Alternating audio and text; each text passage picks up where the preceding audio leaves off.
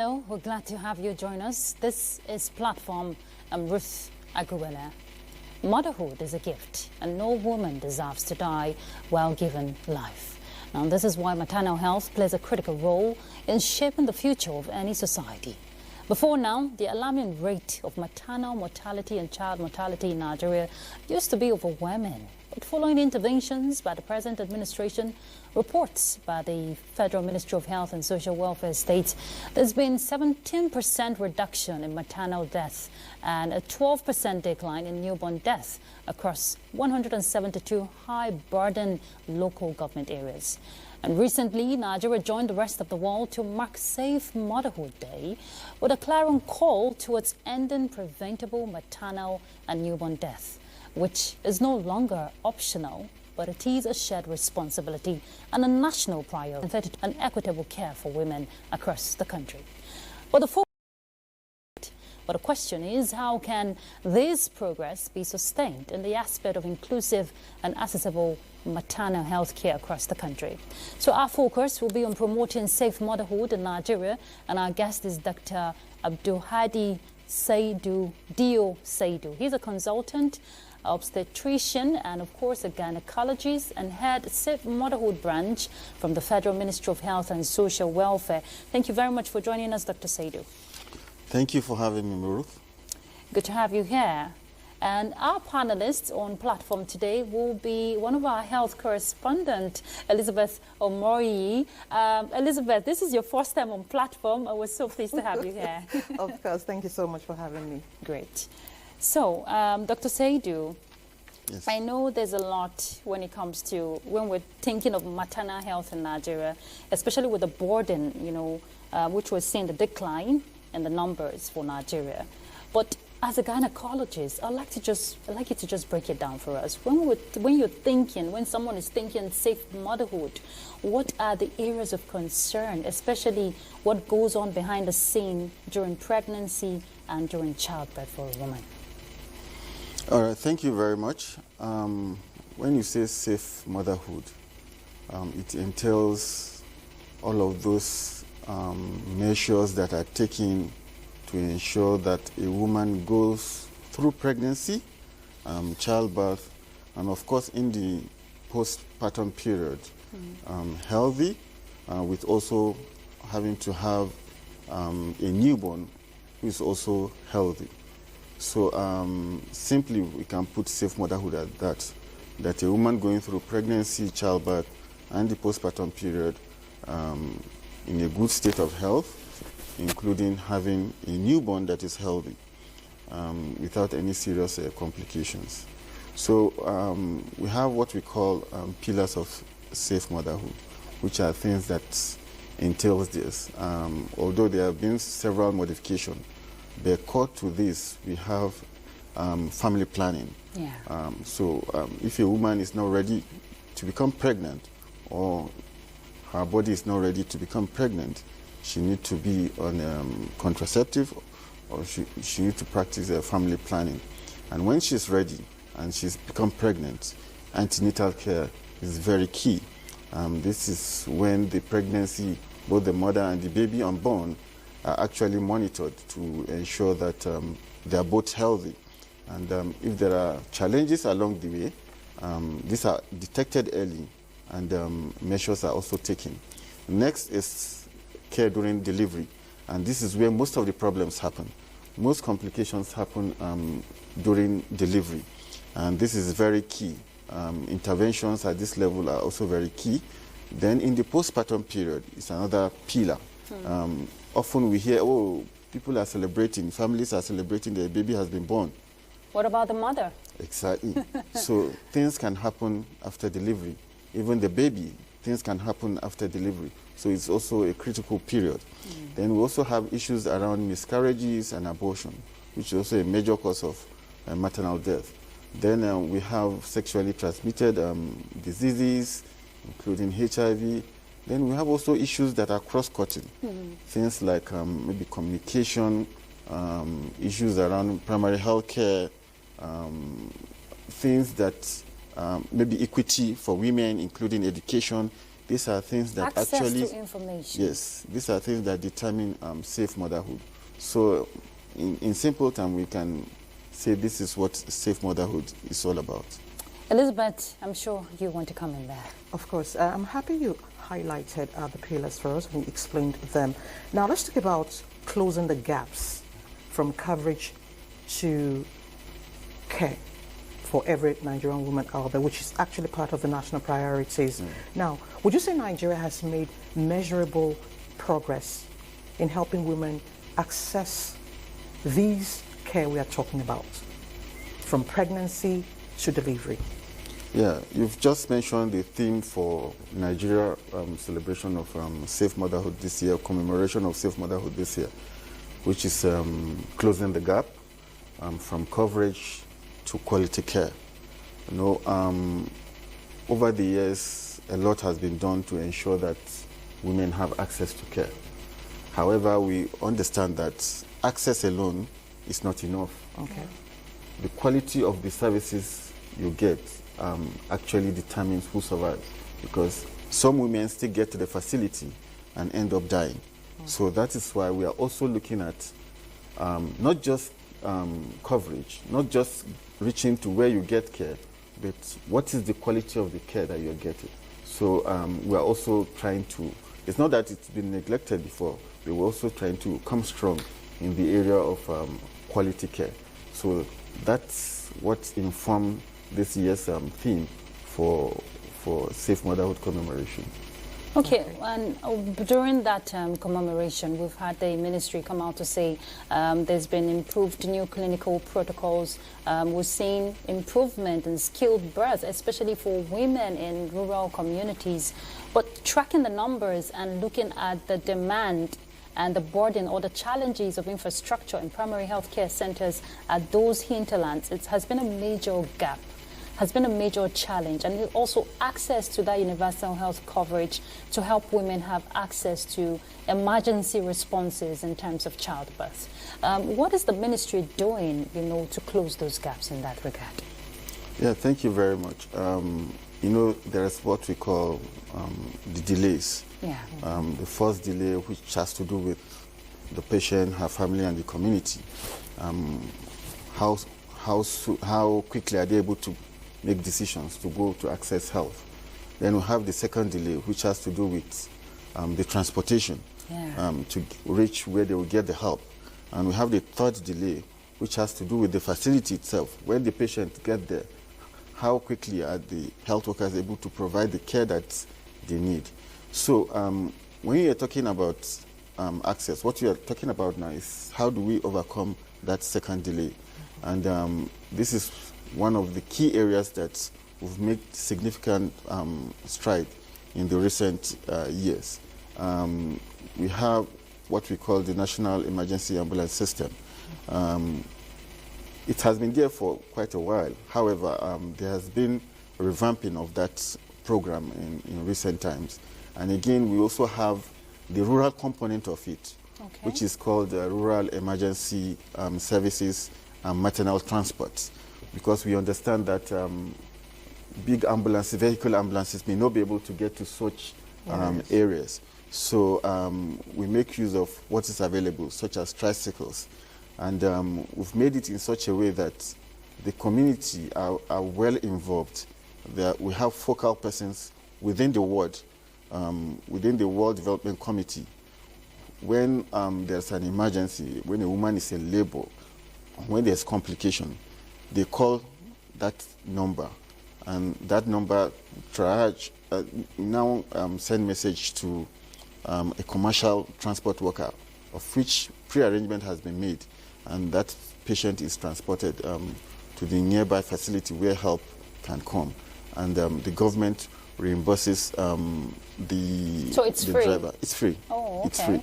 So it has commenced, and I tell you that out of the 172 MAMI LGS, over 162 or so has been, this system is working in those local governments. And you then respond to the part of the infrastructural gap in the primary healthcare centers. Yes. Nigeria is a developing country. So like other developing countries, we have gaps in terms of infrastructure. However, the government is also doing a lot now to fix that. The PHC revitalization is currently ongoing. And as of today, I think over 8,000 PHCs have been revitalized. And the target is to get up to 17,000, having up to 2 PHCs per ward. And that's the target. This is a joint venture between the federal government and the states. So we are in this together, both at the federal level and at the state level. Okay. All right, let me come up with the issue of NEMSES. You mentioned rural areas where these women are. Many of them call for the ambulances and then they get there. Some in good time, some not in good time. But there's a particular issue. Let's debunk the myth. Some persons do not actually use the ambulances when they're supposed to. They do not allow themselves to be taken in an ambulance to the hospital. Why? Because it is believed that corpses are carried with the ambulance. So how do we debunk this myth around ambulances and pregnancy? Because it is believed that a new life is coming. So why should you convey a pregnant woman in an ambulance? So we need you to clear that aspect for us. Especially what the ministry is doing to sensitize the people. You know, we were in Africa, a lot of myth Indeed. is there. And again, in health sector too, it's a lot. A lot of them. So that's why we have a division that is saddled with that responsibility to do that. And even at that, they are not the only one doing it. Any health worker is expected to know how to debunk some of these myths and misconceptions. I think we cannot, when I was talking about pillars of safe motherhood, I talked about communication for behavioral change as one of cross-cutting issues for pillars of safe motherhood. This is very, very, very important. In the MAMI project, we have the advocacy aspect of it, which cut across so many levels. Community gatekeepers, religious leaders, traditional leaders, women group, youth group, it cut across all of this. Then even the health workers, we continue to train them on how to pass information. Even if you are working within a community, even though you're in a facility, you also have responsibility to carry the message to the community that you serve. And again, at state level, radios, televisions, we also do that. But we think it is more effective when we go through stakeholders within the community, and that is what we are doing. And sometimes the main generator of demand is providing quality. If someone is sick and is taken with this ambulance and the person comes back healthy with her baby, I think that's enough conviction. Yeah, exactly, advocacy for you to know that this works. So for those who decide to stay back and something adverse happens, you may not want to do it next time. At all. So I think it's also upon us for us to ensure that this system works. When this system works, it will drive demand on its own because people will see the results. Yes. Okay, I'm sorry, let me just come in there. Recently there was a ministerial briefing on safe motherhood and 6 documents were actually unveiled. I'll just read them out to you. Maternal and Newborn Product Introduction Plan, the Obstetric Clinical and Newborn Service Protocol, the Life-Saving Skills and Expanded Life-Saving Skills document, the MAMI document, and the revised antenatal care guidelines aligning with global best practices. Now, these documents, how do they work? We need you to break it down for the Nigerian woman out there. Okay. Let me say, most of the documents, or all of the documents, the end users are the frontline health workers. Okay. However, there are some that are for decision makers, health managers, and all of that. Let me start with antenatal care. You know, health is a dynamic area. Medicine is a dynamic area that new evidence continue to come out, better ways of doing things continue to come out. Yeah. And that's why we continue to review our guidelines.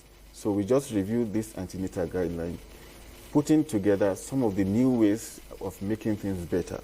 And this guideline is supposed to guide health workers on how to conduct antenatal care, what services to provide. There are certain things we were doing before we thought they were good. Now evidence is telling us that those are not the best ways of doing it. There are certain things we were not doing before. Evidence is now telling us that these are good things that we can do. So those are the things that are contained in the antenatal care guideline. And there's what we call it's for positive pregnancy experience. Okay. It's part of it, meaning women have to be part of their care. The perception of the women is put in the center of this, because often we give women care and we feel we are doing the best for them, they should just accept it. Now we want the women to feel that I'm part of this. They own it. They own it, and they are happy that I'm part of the decision of my care. So that's one key area that is part of this antenatal care guidelines. Then the second one, we have the obstetric and newborn protocol. It's just like a reference document that has the common conditions that a pregnant woman can have, common conditions that newborn can have. It's supposed to be like a reference document there in the facility. When maybe a young doctor, a young nurse is there in the facility and is faced with a case, can quickly go and look at it and say, okay, oh, this is likely what is wrong with this person, and these are the things I'm supposed to do. That is the protocol. Then we have the LSS and the ELSS. Those ones are for management of emergencies. When you are faced with maternal emergencies or newborn emergencies, what are the things you should do? That is what those ones are covering. They have the facilitator's manual and the participant manual. Then the other one is the MNH product introduction plan. Often people or partners bring in drugs, introduce it into the country, and it is not systematic. Sometimes you see certain medications are there, in the next 1 year they are not there, because most of these things are done in pilot formats.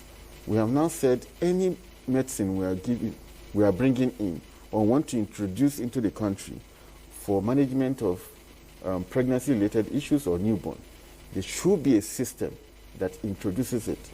This system will look at from beginning till the end. If we start this, we will be able to take it to the end. We'll be able to sustain it, so that it's not something that will come and we just we won't find it again. So how do we ensure that it gets to areas they are needed? It's not bringing it to Abuja City. Meanwhile, there are people in rural communities in Borno State who need this. So we need to look at all of this as a group, both government and partners, before we say, okay, this is how we're going to introduce these drugs. And of course, the MAMI manual is just to also guide both the federal and the state level on how they should go about in implementing MAMI. So, and it's good that states are already picking up with the MAMI initiative. We're seeing that in 32 states. Exactly. So I'd like a clarification for the nationwide expansion, which is part of the improvement we're seeing. The expansion scale of the comprehensive emergency obstetric and newborn care, which provides live treatment for pregnant women going through complications even after birth. Is that been replicated? Because you just talked about not leaving it at the center, but decentralizing such initiatives.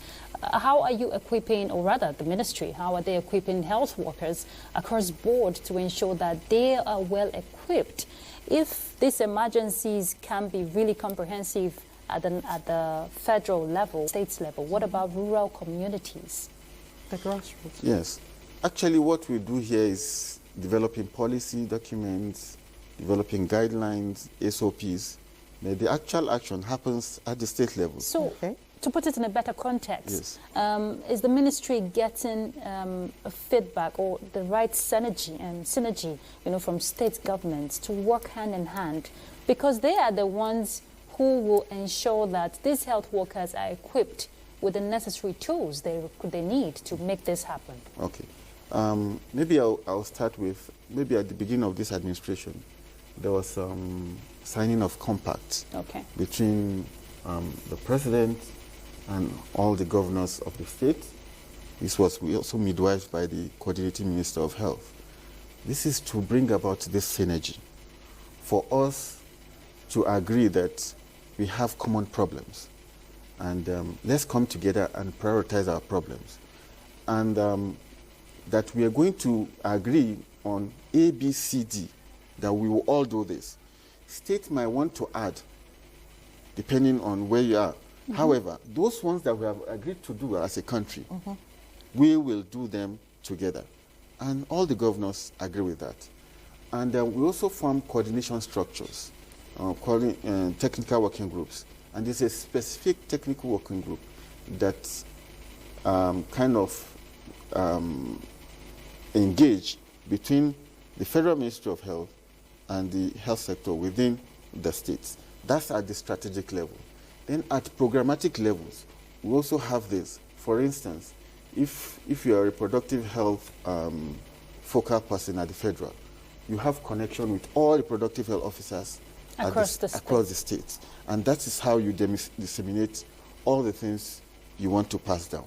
So, like I said, these guidelines, this document, are going to be used at that level. So dissemination, we ensure that we disseminate up to the last mile, and also follow up with a kind of supportive supervision, and to also follow up with, to ensure M&E, to ensure that we are getting feedback from that level, because that's where the documents are going to be very useful. We're good at having fantastic policies documented. Implementation is always difficult. It's always the problem. Absolutely. So, providing if you're giving a health worker a document to work with, and you're not giving the health worker the right tools to make that happen, so are there provision for the necessary tools? Yes. 2, we've been conducting trainings, which is an ongoing thing. And now we're even adopting new ways of training. Usually we call people from different parts of the country to a particular location to conduct training. We have seen that that is not efficient. Now evidence have shown that when you train on site, in the facility, and you are doing it in small bits, they are more useful. And that's what we are adopting now. So we conduct, the initial one can be somewhere, but continuous training continue to happen in the facility. What we want now is for every facility to have what we call learning corner or training corner, where you can come in the morning and just go there and try your hands some of those skills for you to perfect it. That is on the side of training. Secondly, massively equipment have been disbursed to so many PHCs. I can't give you the exact number now, but I think at that press briefing the other day, the ED of NPHCD also spoke about the number of facilities that have been equipped. And when we say revitalization of PHCs, revitalization includes both infrastructure, equipment, and human resource. Yes. And we said we have revitalized over 8,000. It means both equipment, both human resource, and infrastructure have been put in place. Okay, I'm going to check you back on the issue of MAMI guidelines.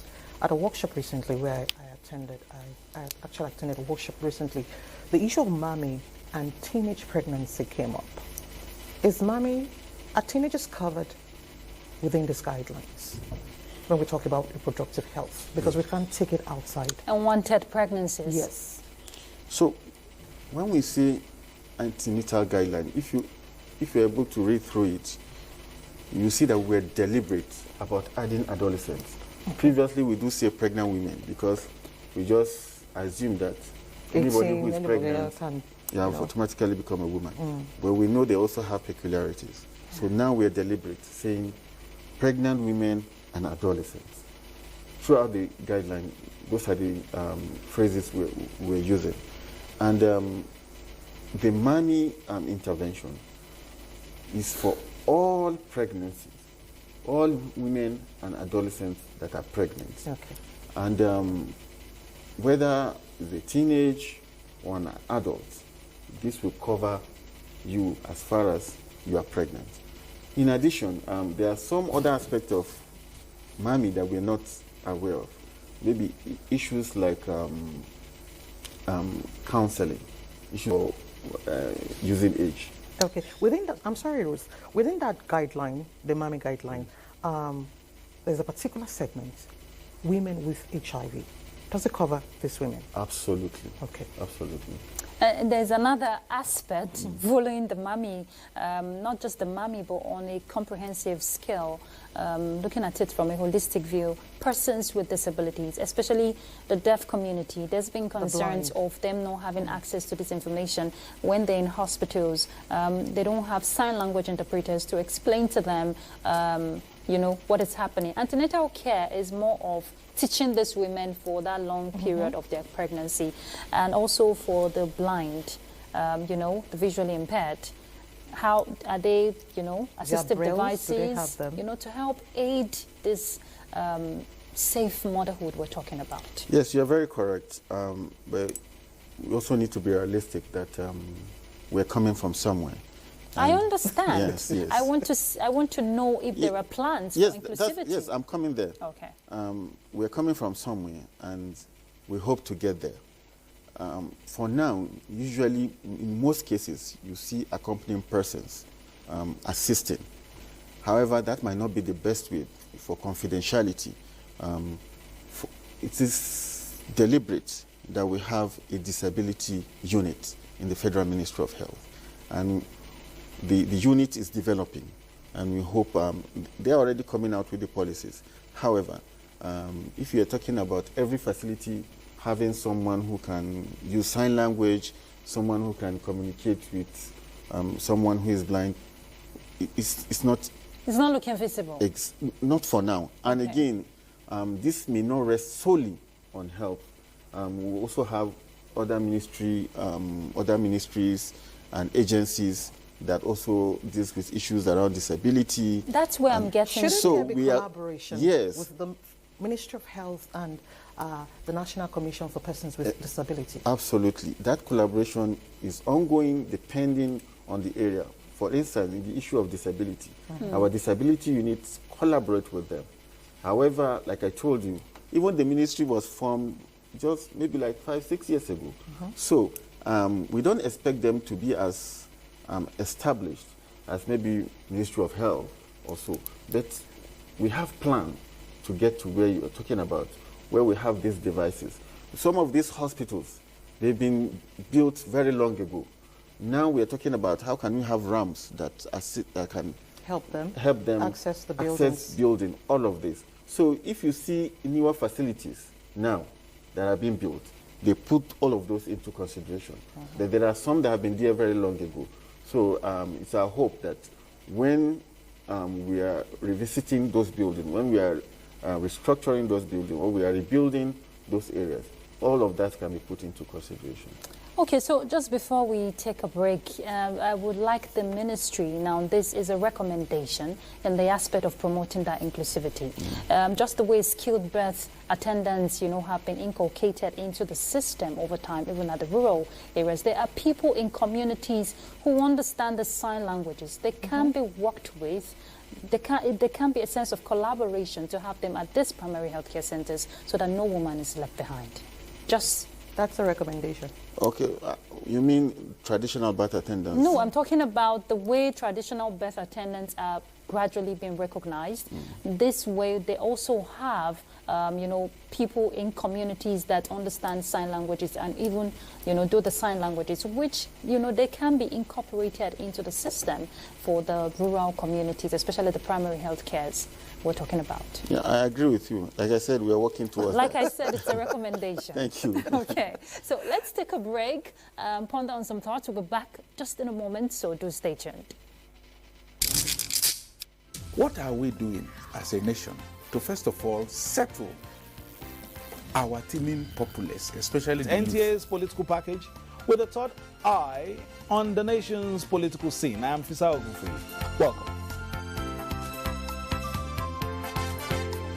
You have to be very careful giving space to people who are obviously sponsored to further the agenda of some other groups. There's a lot of questions. A lot of questions in a closed-door sessions. Some of these issues, some of the problems bedeviling of their... In fact, between June 1st and July 17, 19-point-something billion has left the coffers of the NDDC. I can say my constituency, they need everything because we don't have anything.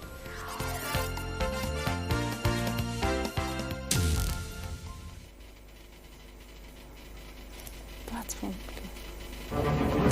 MFA for digital literacy is a bot that you can use, you can interact to learn more about digital literacy. Hello, it's our pleasure to have you join us on Platform. I'm Ruth Aguwele.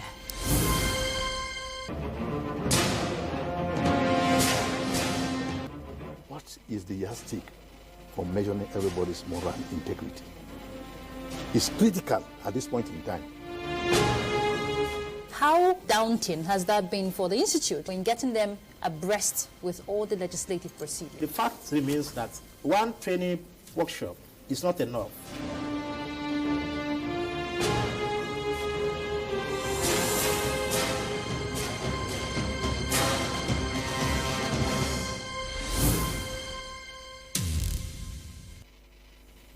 Thank you for staying tuned. The conversation is on ways to promote safe motherhood in Nigeria. And we have Dr. Saidu. He's a gynecologist and, of course, head Safe Motherhood from the Ministry of Health and Social Welfare. Elizabeth, you were going to pick up with a question. Yes, and I'm happy he's a medical practitioner. Now, let's talk about the attitude of your workers, your colleagues in our hospitals. For example, Ruth mentioned earlier, a visually impaired woman walks into the hospital, she's having complications, she can't see. Or someone that can't hear, she can't hear, nobody's interpreting with the fingers. She cannot explain what is happening to her. But the other person is normal. The doctor is normal, the nurse is normal, the midwife is normal, every other person normal. Now, the attitude of our health workers towards persons with disabilities has to change. So how do we correct this narrative? Because many of them are losing their babies, some lose their lives, some just go because they are frustrated. They can't talk, they can't see. Families are not helping them. So how will the society or the government help them if they can't help themselves? So how do we walk out of this narrative? Thank you very much. I would say you're talking about respectful maternity care. Yes. And we don't limit this to dignified care to only persons with disability. Even someone without disability, you want to be treated well. Often you see some persons, you say, oh, I won't go to such facilities again. Because of the attitude. Yes, attitude of person. yeah. So we understand that. So it's not just persons with disability. And let me come back to the theme of this year again, closing the gap from coverage to quality care. When you say quality care, it involves two sides, the provision of care and the experience of care. So what you are talking about is experience of care. The person receiving the care, how has that person perceived that care? And under experience of care, communication is one aspect. Respectful maternity care is one aspect of it. So it is something that we are very deliberate about. So this theme, we're not just using it because we want to use a slogan or a theme. but it's something that we want to deliberately want to close the gap. We understand that such attitudes happen, not just in Nigeria, but if it's only in Nigeria, it won't be a global thing, because respectful maternity care is a global thing. So we have accountability mechanisms that we have put in place to ensure that such issues are detected. I don't know, there's what we call MPCDSR, maternal, perinatal, and child health surveillance system. We also have quality of care programs, and these are accountability mechanisms that have been put in place for us to ensure that we tend to change the attitude of health workers, putting all of this in training so that they understand. Sometimes a patient can do something that you don't feel happy about, but you just have to be happy with it. Absorb it. You have to absorb it, because you are in a position, you are in a position that of advantage over her. So it's important that we're able to tolerate any. It's just like a business person who has a client. Your client is always right. So, and that is what we are also looking at, that as much as possible, we need to treat our women with respect, with dignity, and that is why now, in our current guideline for labor care, companionship is a major issue. In fact, you have a red, in your documentation, you have a red mark if you don't have a companion, because we think it's something that is very important.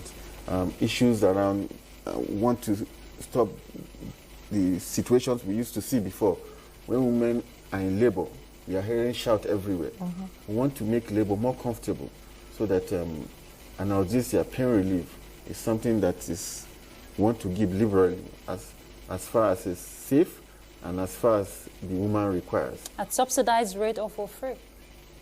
It depends on where you are accessing your care. Okay. If you are accessing your care where the services are free, you get it free. Okay. But you don't expect government. Don't expect to go to a private facility and you expect government to follow you there to come and exactly, which brings me to this question of the universal health coverage, especially for maternal care, the expansion of it. I know there are a lot of gaps in that regard, even for other care, other services. How is the ministry ensuring that it narrows down to ensuring that all areas, no matter the complications, women are covered in that aspect? Sorry, come again with the question. The universal health coverage expansion. Yes. How is the ministry ensuring that for maternal health, it's a comprehensive package? Yes, for maternal health, there are, even though I don't work with NHIA, but there are different ways people can be enrolled into that.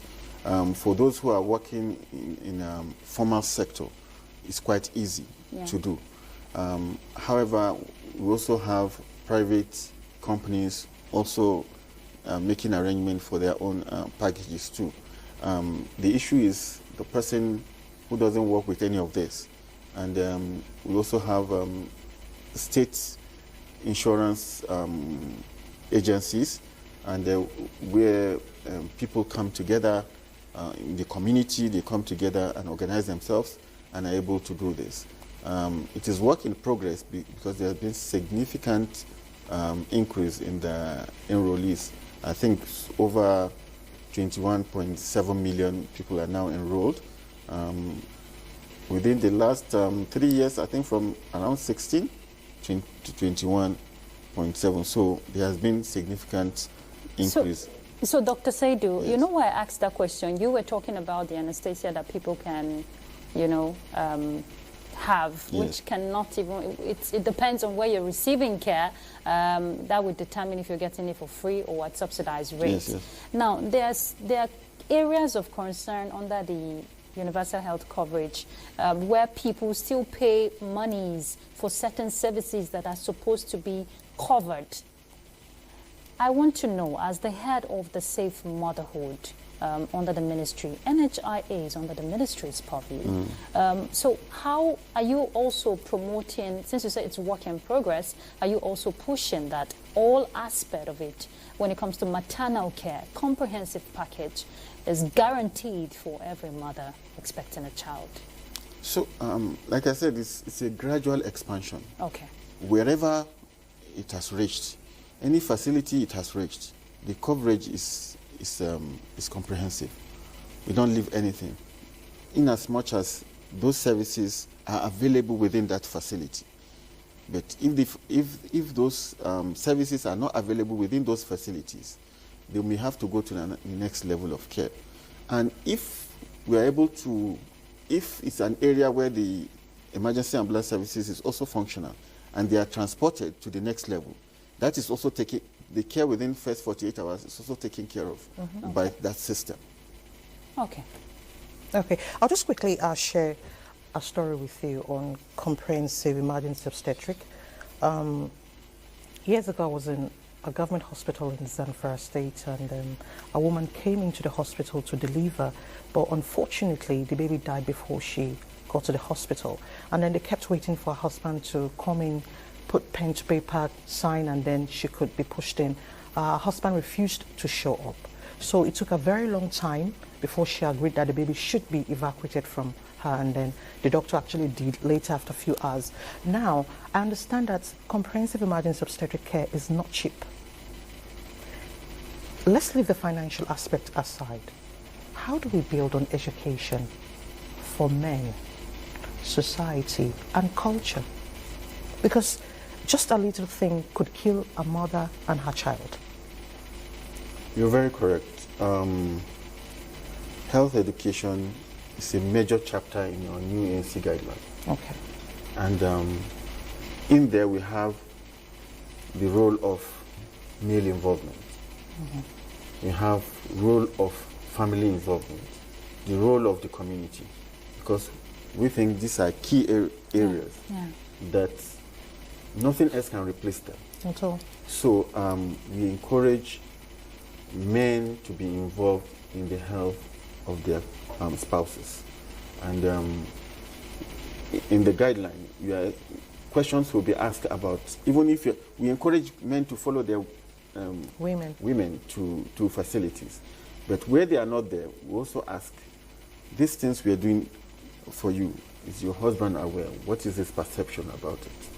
So that if there is need for us to also invite the spouse for us to speak to them, we also do that. We also have support of family. That is also very important. So we also try to know what is the setting within the family and the extended family. Can this family support this woman throughout this period of pregnancy and delivery? And if we sense that there could be something off, we also try to see how we can resolve that. So it goes from just clinical care. We're also moving to social aspect of it, because all this will contribute to the outcome we desire to have. So these are some of the things we are looking at, not just... All right, I'm sorry, this is just on a lighter note. Yeah. Why do men actually shy away from obstetric responsibilities? As a man. As a man. I'm asking because you're a man. No, but he is even a doctor. I'm a doctor. Yes, I am a man, but if you sample different men, you see that our orientations are different. Okay. Yeah. So maybe traditionally, you feel pregnancy is the business of a woman.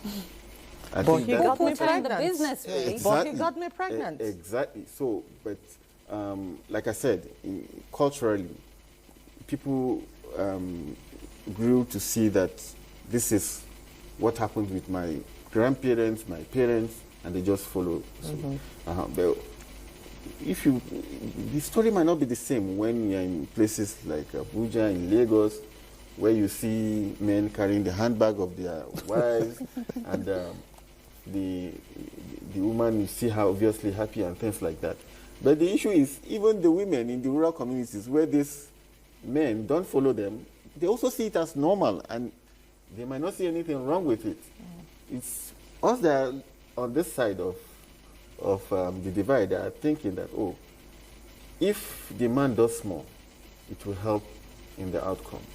Okay, as a gynecologist, Dr. Saidu, I know that skilled birth attendance has improved drastically.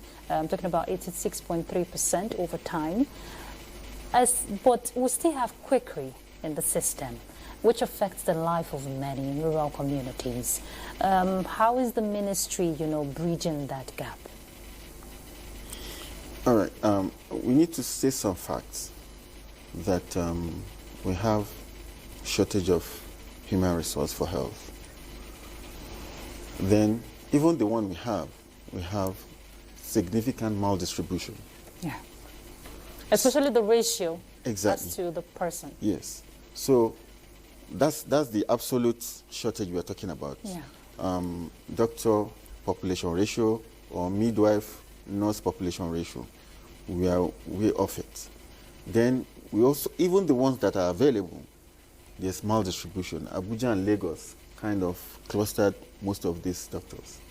And of course, issue of JACPA is something that we're all aware of. On a daily basis, people are moving, both nurses and midwives and doctors.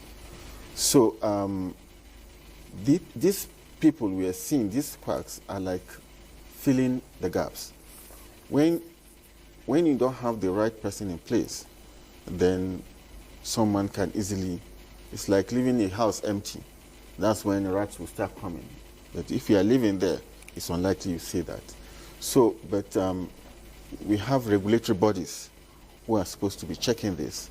And I think they are doing their best.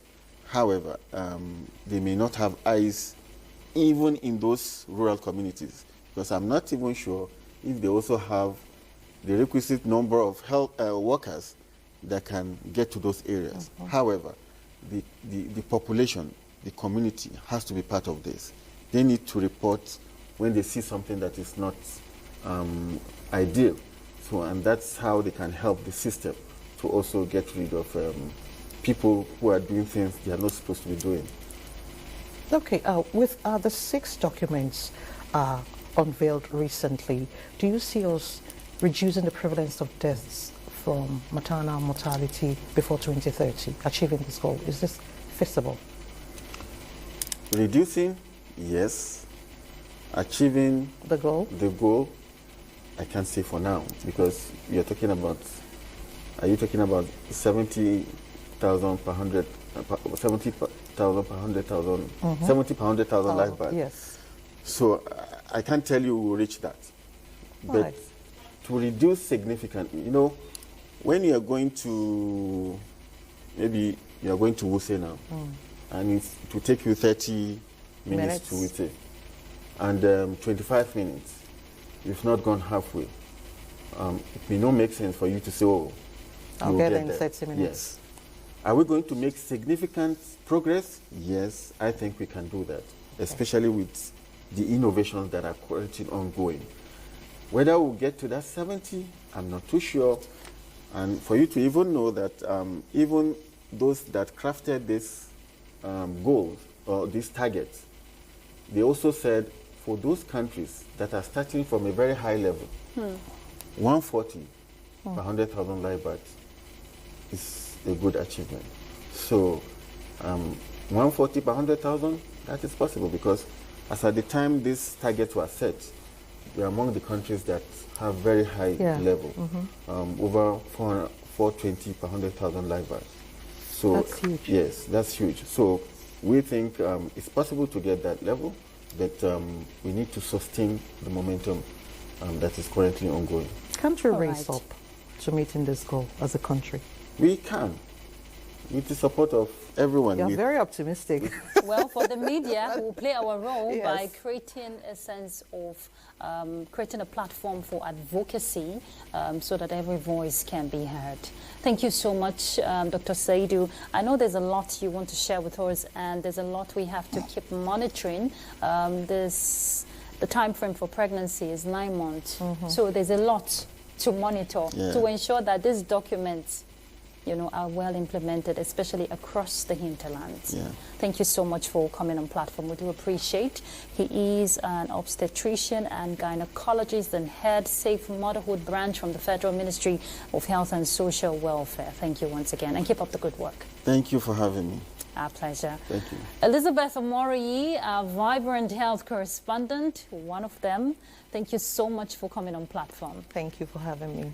All right. And yes, we've been discussing ways to promote safe motherhood in Nigeria. No woman deserves to die while giving birth. And of course, when every aspect and everyone play their role and every aspect is covered and expanded, of course, access to quality maternal health care is guaranteed. And that's Platform. I'm Ruth Aguilera. Bye.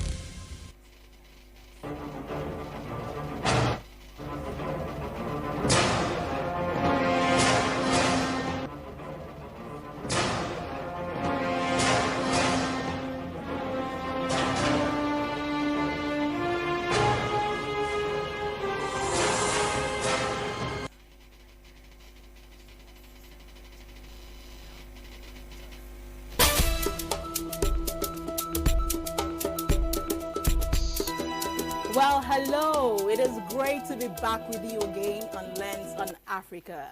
Let's zoom our lens on its political history at this moment. Algeria did not have a centralized political structure prior to its colonization by France.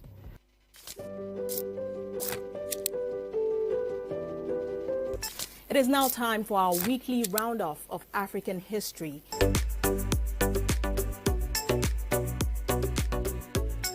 Welcome to the interview segment on Lens on Africa. Examines its relevance, the pathways to achieving it. To sustain productivity, there must be continuity.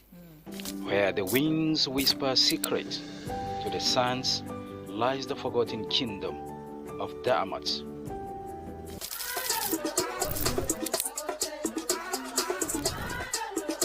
It is on this note that we conclude Lens on Africa today. Thank you for spending your time with us.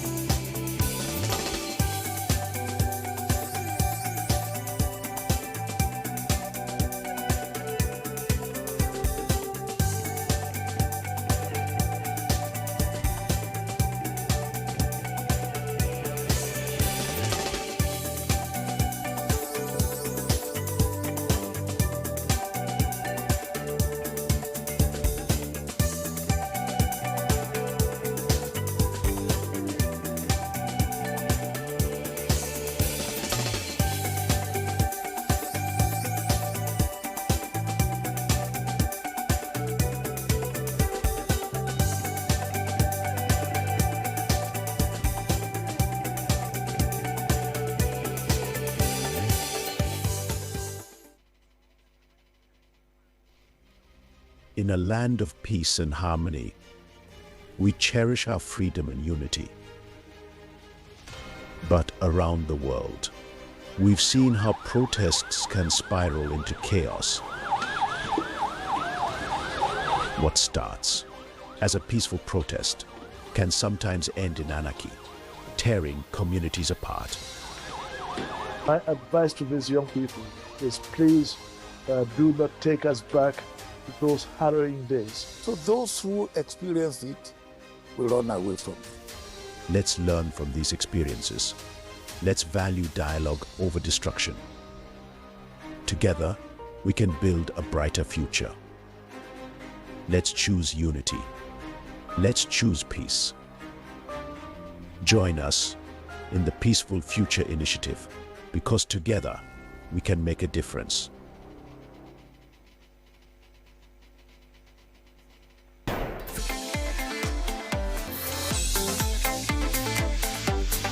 You can also see us on Facebook and YouTube for quality content on the go. NTA International, Africa's window to the world.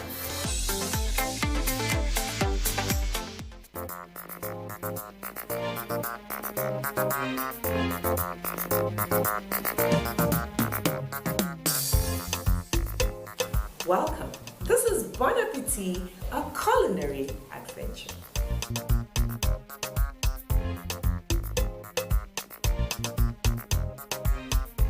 All of them are quite different and unique, especially when it comes to native foods and cultural delicacies. Their food mainly depends on the ingredients that are produced in that particular area.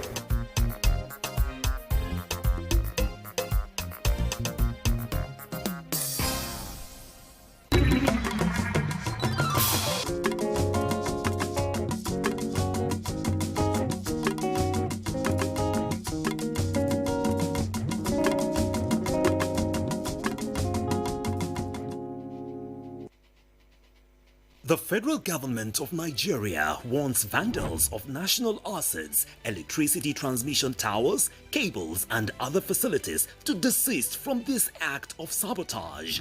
Vandalism is a serious crime punishable under the law. Vandalizing electrical equipment will affect millions of Nigerians, including your loved ones. Remember that national assets belong to all of us, hence the need to protect them.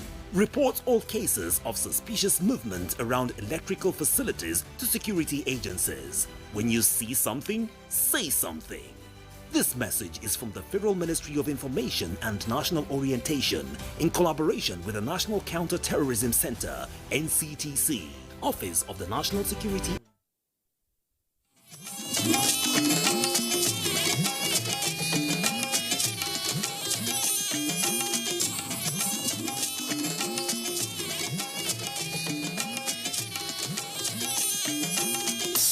This is the network service of the NTA. The 16th of May worldwide, the whole world pauses for an idea.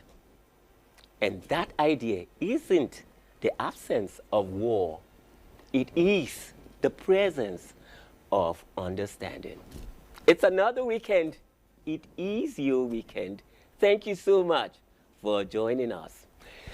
Across borders, languages, beliefs, millions are choosing dialogue over division.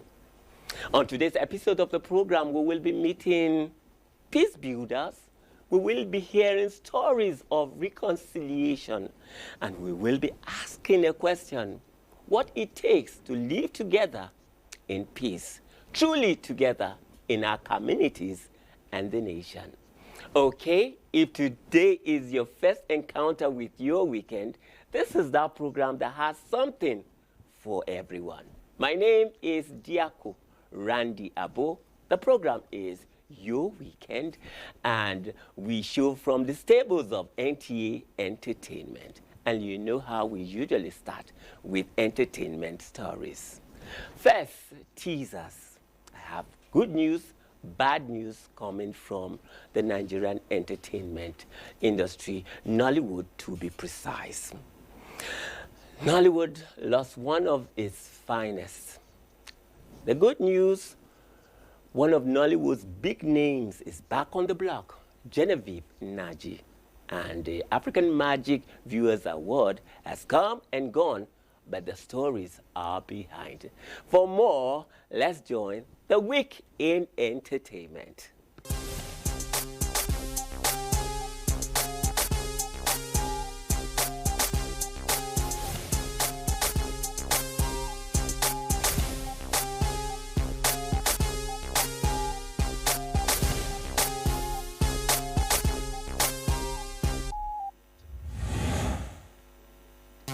Welcome to the Week in Entertainment. Queen Genevieve is back. After 8 years off our screens, Genevieve Nnaji is returning to acting in a BBC drama series called Wahala.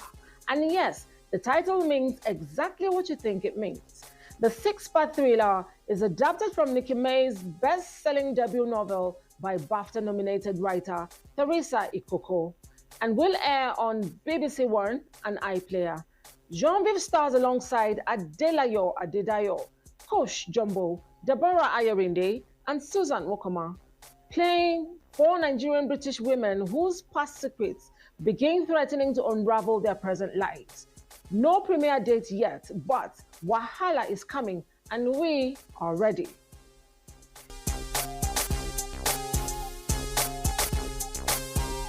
Let's now pause for some difficult news. Nollywood lost one of its own this week. Actor Alex Akubo passed away on Tuesday, May 12th after a battle with cancer. He was 40. Known for films like The Bling Lagosians, Omo Ghetto, The Saga, and A Sunday Affair, Alex was also recognized by the United Nations in 2020 among the most influential people of African descent under 40. His passing has shaken the industry deeply. Rest well, Alex.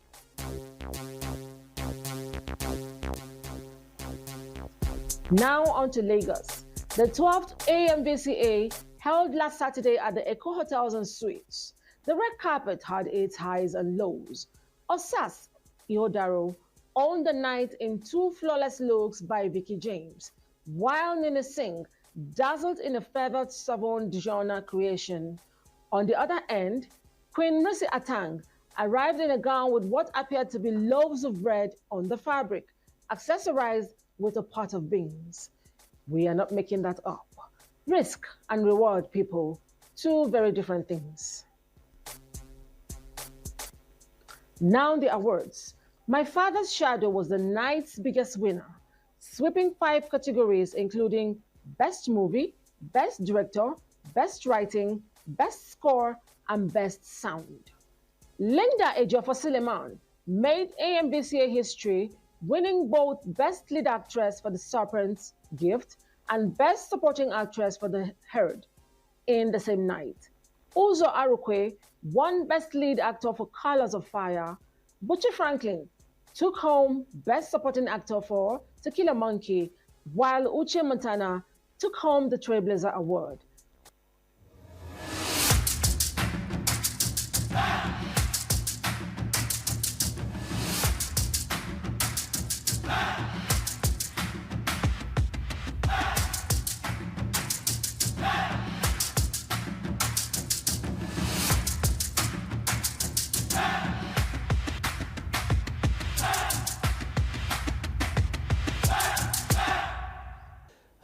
May his soul rest in perfect peace.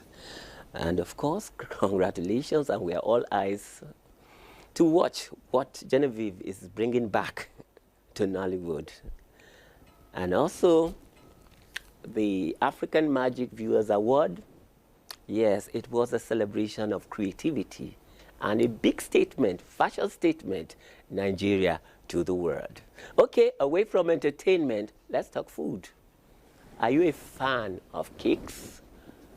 Cupcakes, to be precise.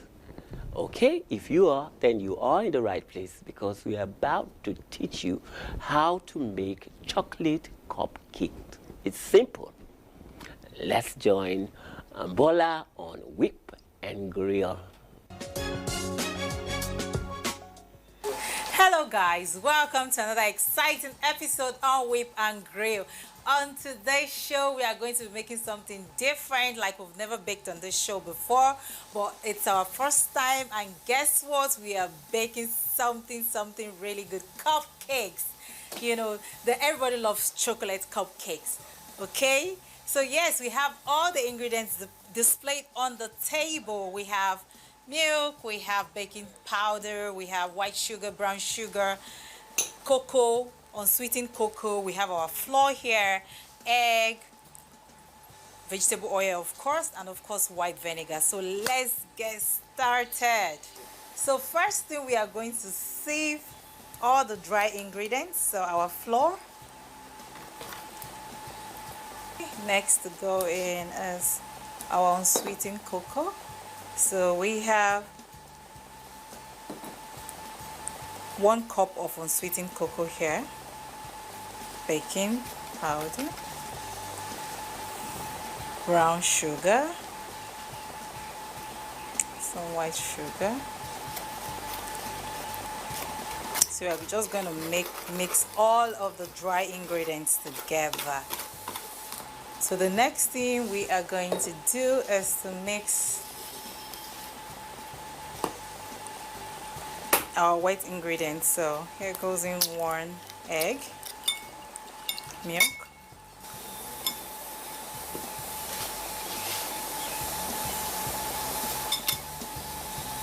so we are just going to create a vacuum for this at the middle and mix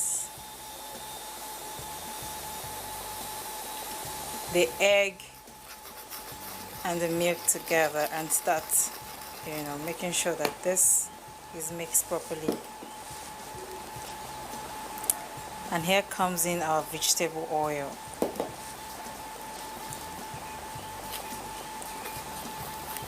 So I think it's high time for us to turn this in a bigger bowl. So we have to turn this into a bigger bowl so that we'll be able to mix properly. So you just want the consistency to be not too,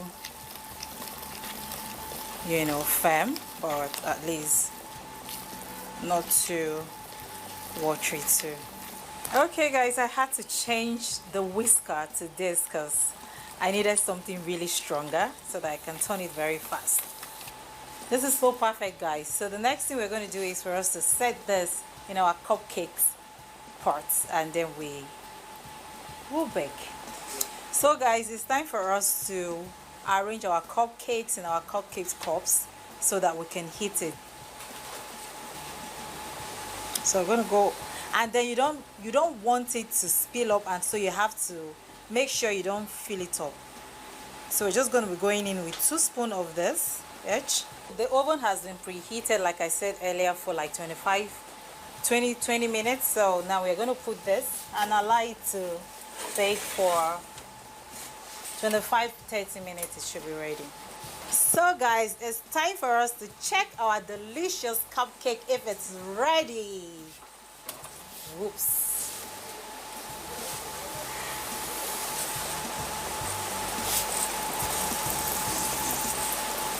So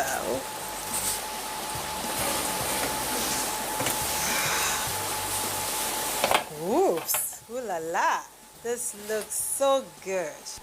We have to allow this to cool down for like 10-15 minutes, and then our cupcakes will be ready to be devoured.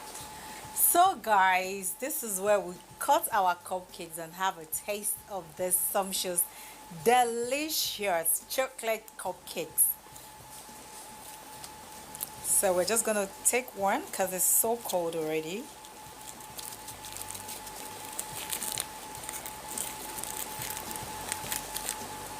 This looks so moist.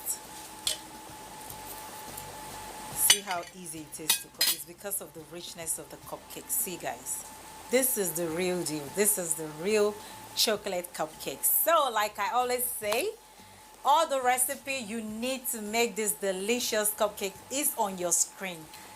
You should not be selfish not to do this and share with your loved ones, And this is as simple as you entering your kitchen and making lunch or dinner for your loved ones on a weekend. So this is where I hate to say goodbye.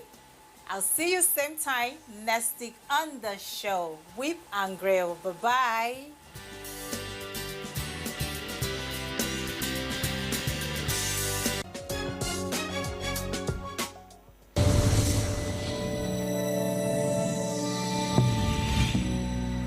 Okay, welcome back. If you're just joining us, it is your weekend, and I told you it is that magazine program that has something for everyone.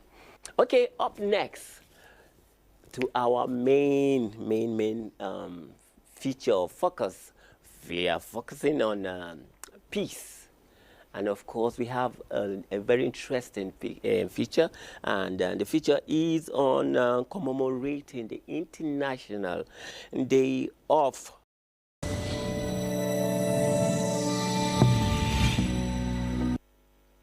Today, as the world marks the International Day of Living Together in Peace, attention turns once again to one of humanity's greatest needs, peace.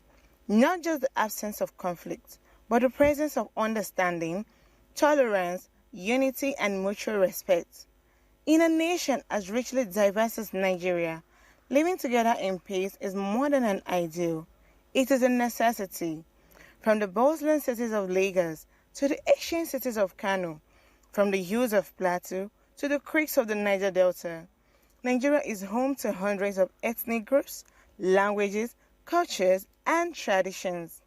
And yet, despite our differences, the dream remains the same, a peaceful society where every citizen can thrive. The International Day of Living Together in Peace serves as a reminder that peace begins with everyday actions. It is found in how we speak to one another, how we respect opposing views, and how we choose dialogue over division. In communities across Nigeria, stories of peaceful coexistence continue to inspire hope. Neighbors of different faiths celebrating together during festive seasons, young people using social media to spread messages of unity instead of hate, communities coming together to support one another in times of hardship. These moments may seem small, but they are powerful signs that peace is possible. At a time where the world faces growing tensions, insecurity, and social division, the role of tolerance and solidarity becomes even more important. Peace is not the responsibility of government alone.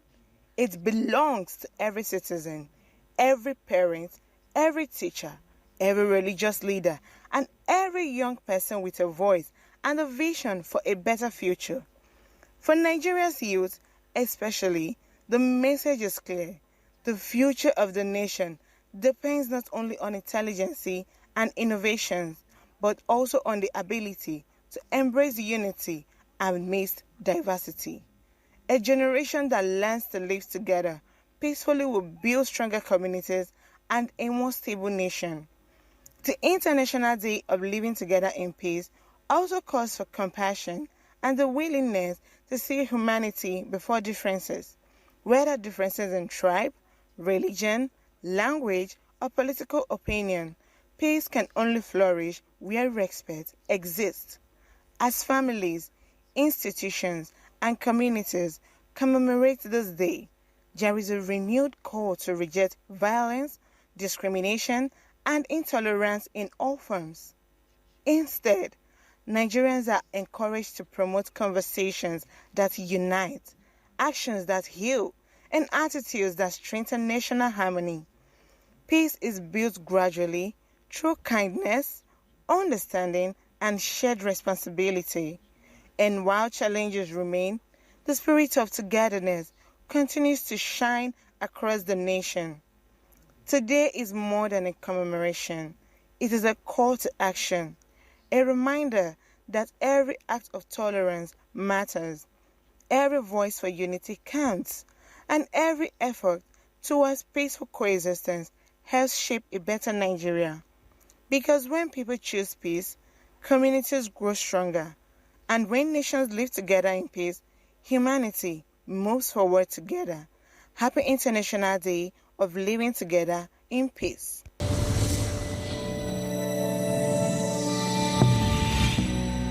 Welcome back. That was a feature on International Day of Living Together in Peace. And right about now, we will be asking questions concerning dialogue and peace in a way that it will move our country forward. And in the studio, I have a man who is passionate. He's an advocate for dialogue and peace. He is also the CEO, MD, AMAC Broadcasting Service here in Abuja. His name is Ibrahim Bam. He's also a journalist. It's good to have you join us. Thank you so much, Randy. It's a pleasure to be here today. Yes, we are talking peace, like you saw in that feature on International Day of Living Together in Peace. And definitely we will be talking about peace, how to make our country more peaceful than it is now. But first, let's start this way. Nigeria is a country that is big, and I think we are the envy of the world because of the diversity. So many, more than 200, 300 languages living together. And but when you hear Nigerians interact, most times, you know, they are not on the same page. So how does dialogue now, you know, set the pace for peaceful coexistence? Well, that's a very wonderful question. Much earlier, we were just rubbing minds on the issue of dialogue. And I recall vividly saying that man himself is a product of dialogue. We're existing today by virtue of the fact that we dialogue to have understanding, you know, amongst ourselves and with one another, without which we wouldn't have been here today. You and I wouldn't be talking here today. Is also as a result of dialogue. What brings about dialogue? We're individuals with differences. We all have our individual differences. The way we were brought up, you know, by our parents, the kind of society that we were raised from, the peer pressure, and then, of course, you know, even in sociology, they will tell you that, you know, in every society, you know, there are influences. You know, you could be influenced for good and you could be influenced the other way. So the essence of dialogue is very, very key, you know, in every human endeavor, because for us to exist, to coexist together, you know, as human beings, there must be dialogue. Okay, now I'm talking about dialogue and peace. In what form will it be more effective? Because we've had so many of it. And you are the MD of a radio station, and you know what's happening in social media. You are competing with the social media. Social media is the in thing, and when you go on social media, there's nothing you will not hear there. So what can your station, you know, what can it do to encourage we talking together, understanding each other for the betterment of our country? A very critical question there to say. Like you rightly said, as a media organization, we have a moral responsibility. Our responsibility is to preach peace, is to preach integration, is to promote national unity and cohesion. That is our primary responsibility as a media organization. And like you rightly asked me, my station, we have various programs that, you know, are tilted towards promoting peace, national dialogue, and of course, coexistence of Nigerians, irrespective of our differences, wherever we're coming from, our backgrounds, our lineages, and then, of course, our either political or religious leanings.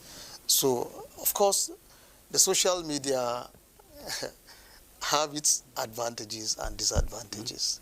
Ordinarily, the social media should have been a platform where we could promote, you know, the issue of, you know, dialogue and then promoting peace. But unfortunately, people who access the social media, a lot of people have used it as a tool to, you know, to spread hate, to spread rumors, to spread disunity, and then when you see the kind of reports on social media, and sometimes you tend to wonder, is this what has become of us? For all now.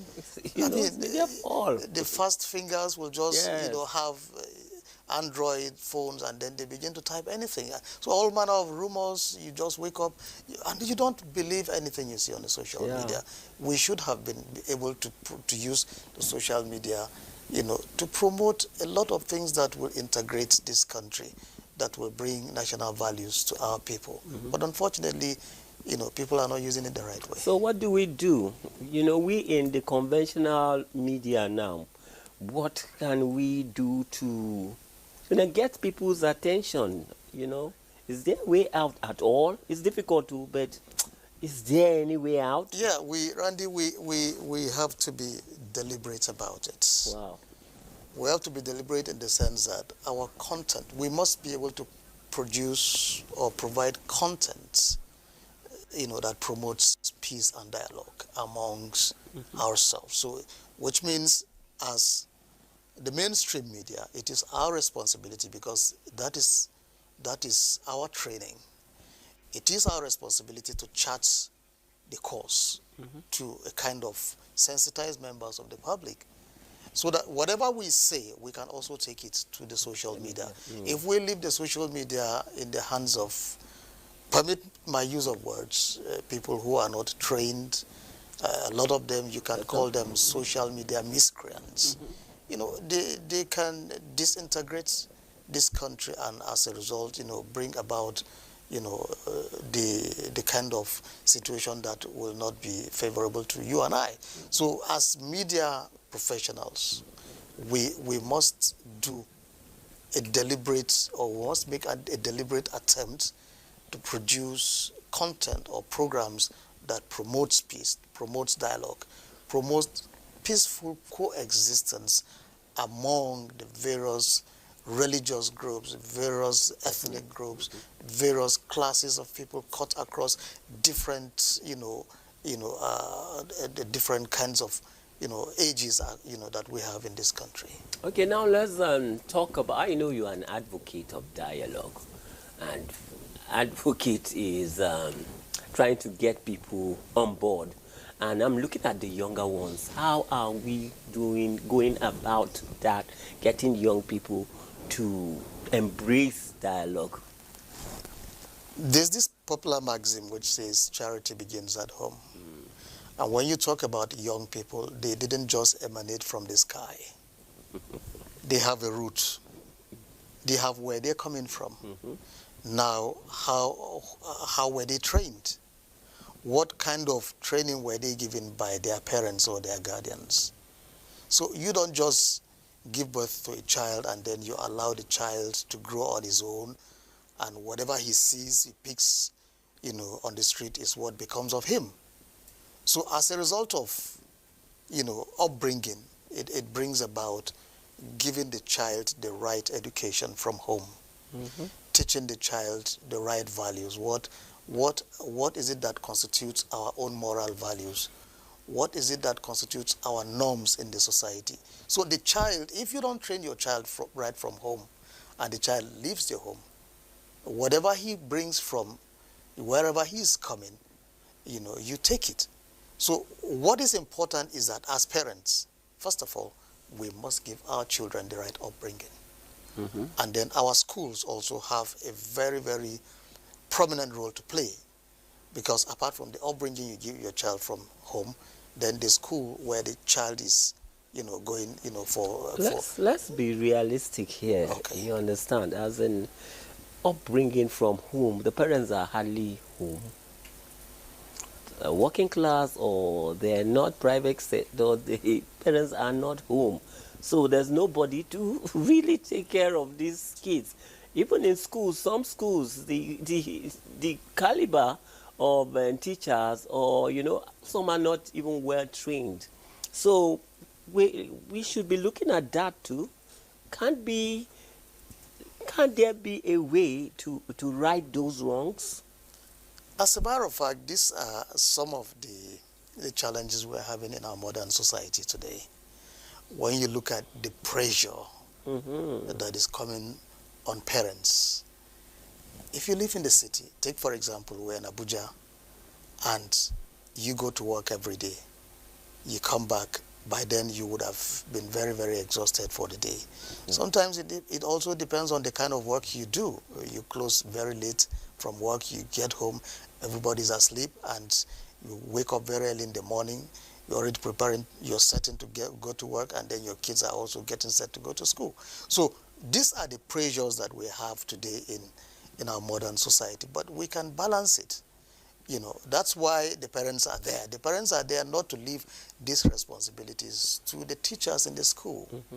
The parents must play their own responsibility. They must play their role as parents to give these children, no matter the little time you have, you can create your own time, your family time, where you have time with your children, sit down with them, listen to them, you know, ask them questions about, you know, their activities during the day, or what were some of the challenges that they went, and you know, it gives you a clue. It gives you a window to the kind of challenges that probably they may have gone through. And then when you chip in a word or two, some of these children may just be staying in school, and from time to time you take time, go visit them, you know, sit down with them, chat with them, you know, listen to them. They may have, as parents, you should be closer to your children, not the teachers. There are things that they may not be able to open up and tell their teachers, but as well, they tell you, and then you'll be able to, you know, to advise them. That's the best way. Not all of them are in school. For those who are not in school, and then for parents who are very, very busy, I would want to advise parents to find time, sit down with their children, sit down with their wives, sit down with their relations, talk to them. You know, devote time, quality time. Talk to your family, talk to your children, and then teach them about the values of, you know, our culture, so that they will learn to Let me cut you there. I know you are an advocate of dialogue. Most times it's good to dialogue, talk, you know, but most times it doesn't lead to what we're looking for, that peace, after talking. So if you are going to involve in dialogue, what should you have in mind? How should you prepare to go to get a result? Because everybody has a strong point. How should we come to that middle point? You know what I'm talking about. When you talk about dialogue, there must be one thing or one reason or the other that leads to dialogue. It could be as a result of disaffection. It could be as a result of someone just feeling he or she is not being carried along in the process of probably the societal life or governance, or, you know, whatever level he or she finds himself. So first and foremost, if you're talking about dialogue, the first thing is you deny yourself of whatever you think are your rights and privileges. And I think it's very, very important that in the process of peace building and dialogue, you must first of all realize the fact that you are human. Before any other thing, you are first of all human. And there's nothing that will ever appease you rather than you have peace within your inner self. So if at any point you feel agitated, you feel shortchanged, you feel the system is not being fair to you, I think the most important thing is, first of all, tell yourself the truth that, look, let me accept the fact that I'm human. Okay. Let me, on the final note anyways, you have been on this, well, quite a long time. Are you encouraged? Are they encouraging signs that people are warming up, people are taking to dialogue more than confrontation? I have seen situations where a lot of people seek for dialogue, because these days people don't want to live in situations where they will be, you know, uneasy. So everybody wants to have peace. I've seen situations where people advocate for dialogue. I'm an advocate of dialogue, like you rightly said, because that's the only way we can live together. You know, if we don't live together, I mean, there won't be any country again. So, like I was saying, first of all, we're humans. Then, number two, we are a nation. So how do we live together as human beings and then as a nation? We must learn to forgive. We must learn to let go of the past.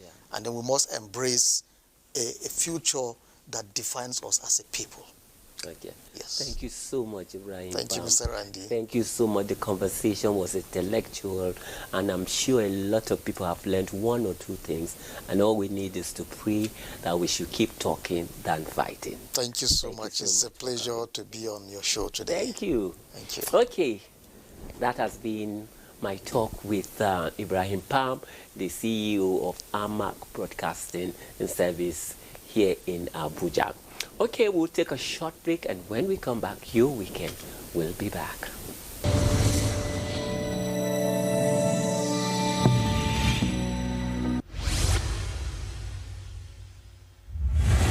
NTA Entertainment, the heartbeat of Nigerian entertainment. Celebrating Nigeria, entertaining the world. Our stories, our culture, our fun. NTA Entertainment, connecting people through culture and creativity.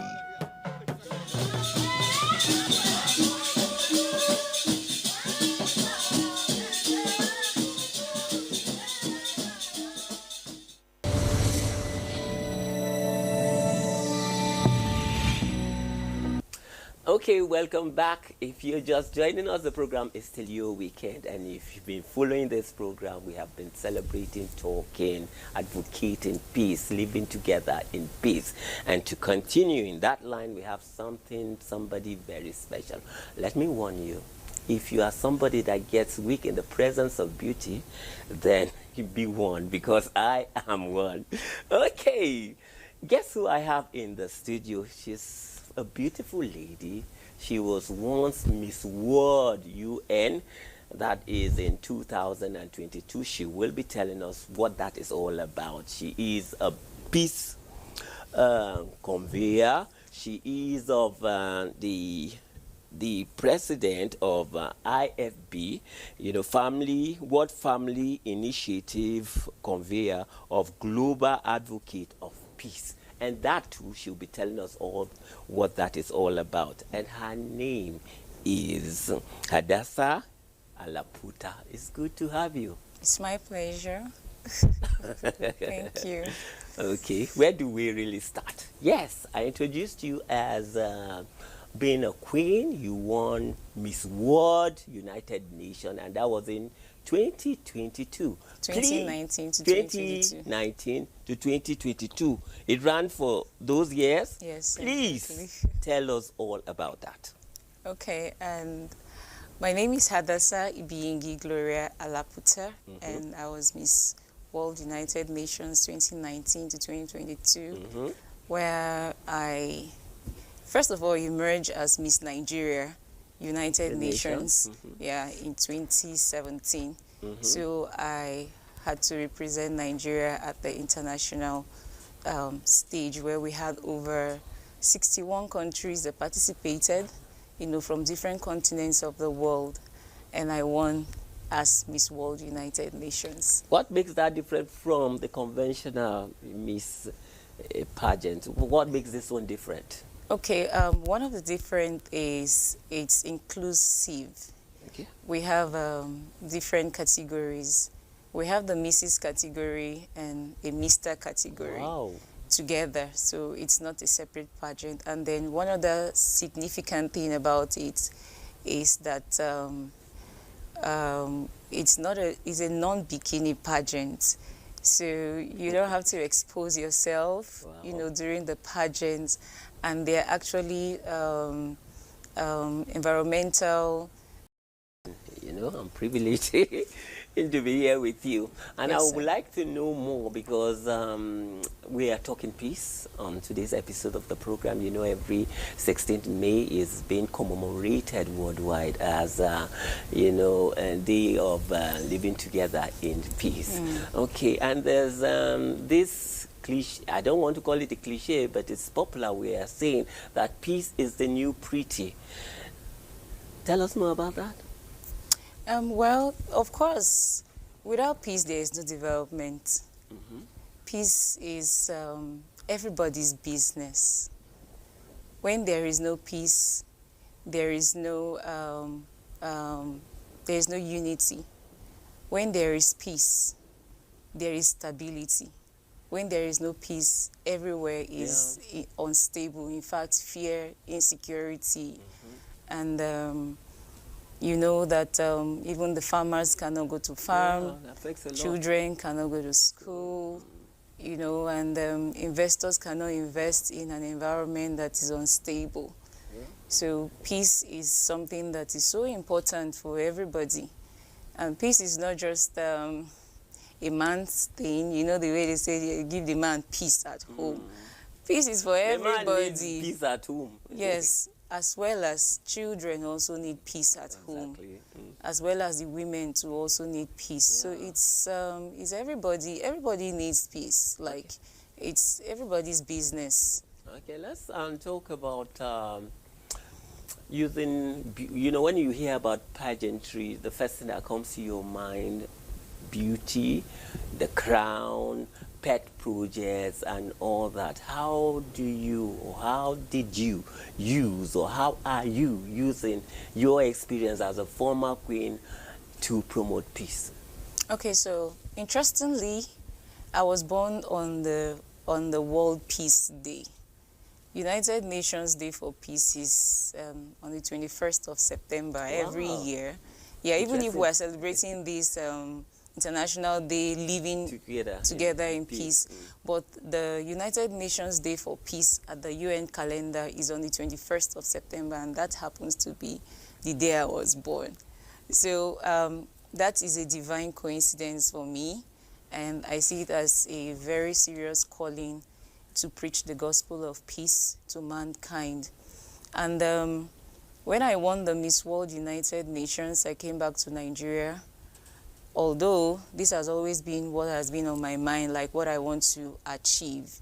But we're looking at peace from the family point of view. Okay. Yeah, so that's why we came up with our own pageant. Our pageant is family-oriented and is family-friendly. So where we have the mother, the father, the teenagers, the children, and then the grandma and grandpa. Have you ever seen a pageant that have grandma and grandpa? I have not seen that. So I would want to see that. Our pageants have that. The reason why we are doing that is because we want to use the pageantry to promote peace. You can't just say peace. It's not abstract. It has to be real. So if you are passing a message, every member of the family needs to be included. Yeah. We've actually talked about women, we've talked about girls, we've talked about as a girl-child empowerment, we've talked about children, but we have not really talked about the family units. Okay. And then the family is the foundation of peace and even conflicts. Exactly. So if there is conflict in the nation, if you trace it very well, it's coming from the home. So where the home is unstable or children are not living in an environment that is peaceful, it will always reflect in the neighborhood, the community, before you start talking about the nation.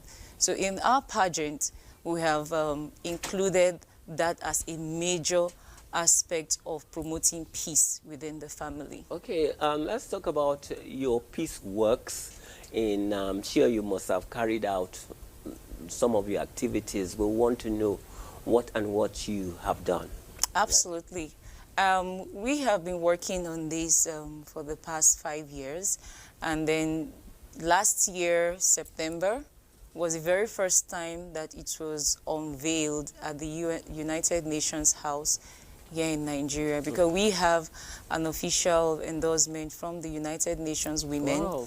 And then for the very first time, our Global Advocate of Peace flag was unveiled at the UN House with other United Nations agency. And then we have the mandate to activate peace clusters across families, beginning from the family to different communities and the nations. So currently, we have over 78 peace cluster coordinators spread across 9 countries.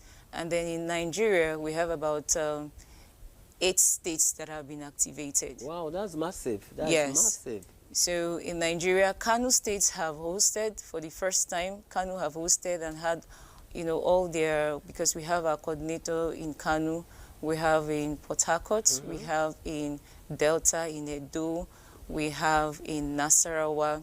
And then for other countries, Kenya have already hosted. Ghana is on the way. And then in the U.S., we have in North Carolina, we have in Maryland, we have in Texas, and also in New York. Wow.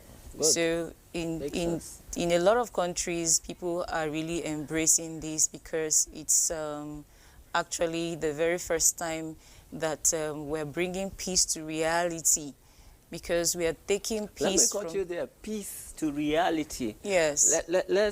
Let's get to see it mentally. Let the viewers see how is that done? How did you do it? Because we are going to the foundation.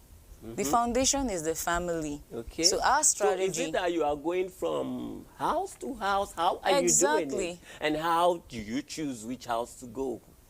No. First of all, you are here, and you are a peace advocate, and you're coming from a family. So the mandate is to raise the peace flag in your home. So when you take the message to your home, your wife, your extended family relation, your children, the teenagers at home will have to. So it's not just, preaching peace as an individual or talking about peace in different conferences. That's where you have different families coming together. Okay. But we are taking the message to the home. Okay. So where all the teenagers and members of the home are being taught, because we have created curriculum around peace-building processes, and every member of the family is involved. Are you succeeding? Exactly, yeah, absolutely. For us to have over that number of coordinators spread across every communities, that's a lot of numbers within the space of 4 months. So every member of the home, in fact, I wanted to bring this because there is one of our coordinators that have been having serious issues with her family member. But because she has been entrusted as a peace cluster coordinator, it has brought about peace in that family. So that's what we're talking about. So we are done talking about peace in conferences, in seminars and all that. Let us bring it within the family, within the church, within the mosques, within even the staff members of an organization or a company. So it's not just an outside thing. And then currently, just to add to how we are succeeding, we have activated about 4 peace cluster clubs in primary and secondary schools in Enugu State. And then 2 is coming up in Abuja here.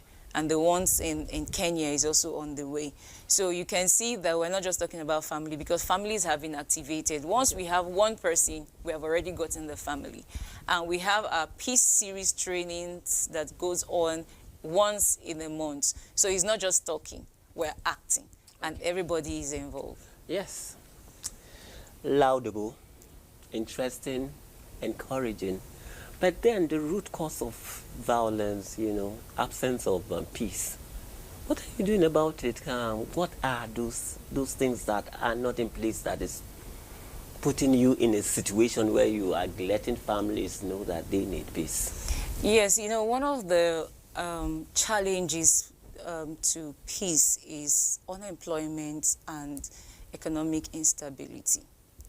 So from our angle, from our strategy, when we talk about peace, there must be some empowerment that goes to the family, because that's where the peace and the conflict come from. So what we have tried to do, we are also calling on organizations, the government, to also start creating policies that affect the family. So when we're having our empowerment, it's not just empowering the women or the children or the youth.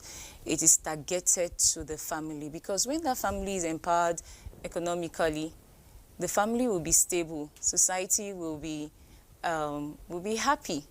So it's our own way of highlighting the challenges of families, what families are going through, to make sure that everybody is involved, not just women separately, not just men, not just the girls, but the family. So when activities or programs or employment is going on, we should also consider the family, because once you're empowering one person, you're also empowering the family. Exactly. There's an interesting question here that's taking you back to pageantry. We don't talk peace now. Let's talk about, the question here is a very interesting one.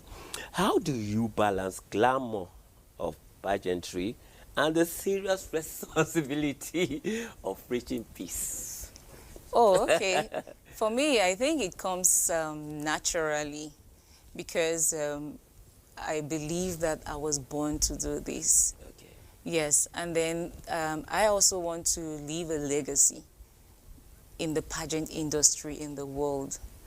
So that responsibility is on my shoulders to make sure that every pageant contestants or winners or pageant organizations to see beyond just physical attributes or physical appearance as far when it has to do with beauty, but the content, who you really are, and your purpose, and what you are called to do in the society. That should be the major focus, because that's where the main responsibility is. Like you were asking earlier, you know, most of our beauty pageant queens that have reigned, you know, some of their pet projects are not coming to light because there is no depth. So it's one of the aspects that I'm also feeling, to make sure that every beauty pageant contestant is actually doing what they are called to do in the area of their strength and their calling. Thank you so much. I appreciate it. It's my pleasure. We've learned a lot. We wish you well, and may your dreams come true for the betterment of our country and the world. Exactly. Do you watch movies? Do you love movies? Yes, I do. Which have you watched recently? I think it's Behind the Scene. Oh, Nigerian movie. That's where we're going to. That's where we're going to now. Okay, the program is Your Weekend. Now it's time for us to talk movies. You know I can. In this job, when mistakes are made, you need insurance. Kids, don't say a word. Follow me. Bronco and Sid will now solve it their way. Love the shirt. It's silk. Of course it is. I just told you, it's silk. This is Salazar's island. The police are on payroll, and he has a reasonably experienced private army. Tick every box. Tick every tuck. Lube every wheel. Lick every step. 3, 2, 1.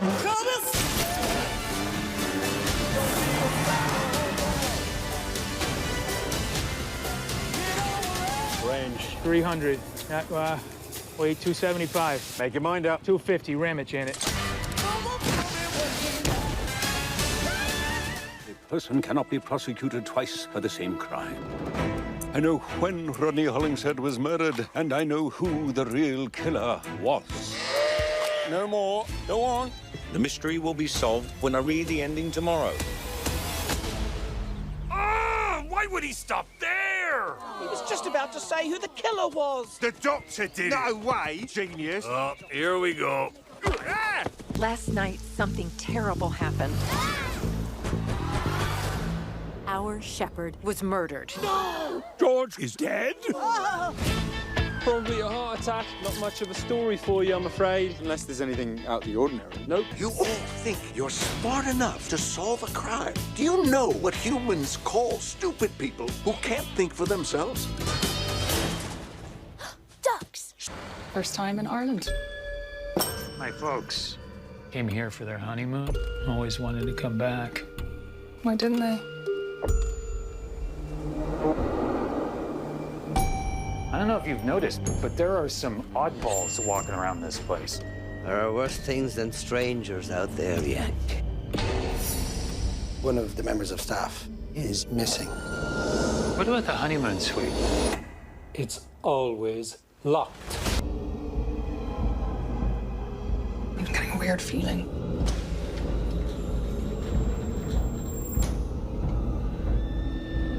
Something feels off.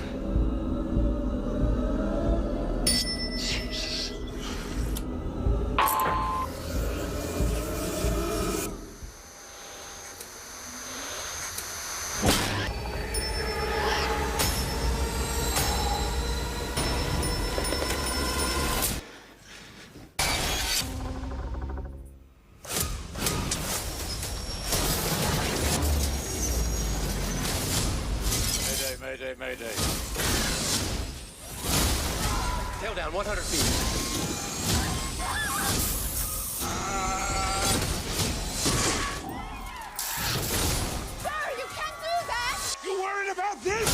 Brace. Falling back.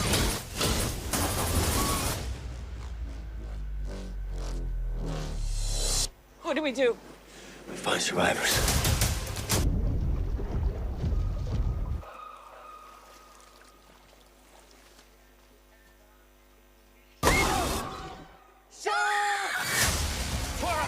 Come on.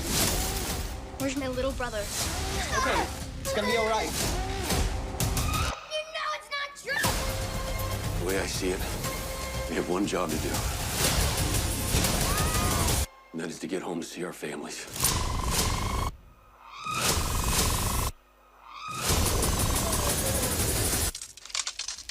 You just gotta hold on.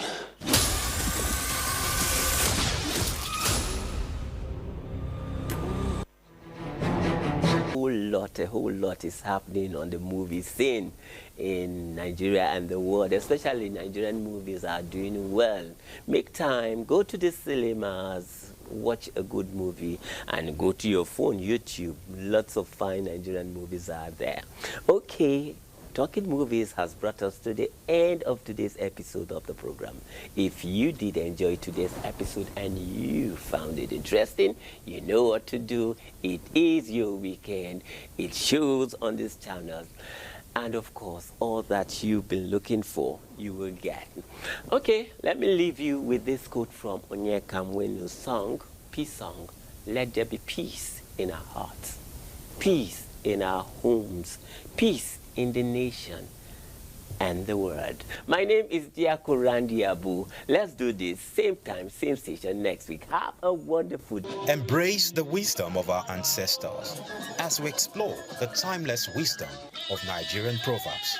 Proverbs are palm oil with which words are eaten. Kola nut, last month.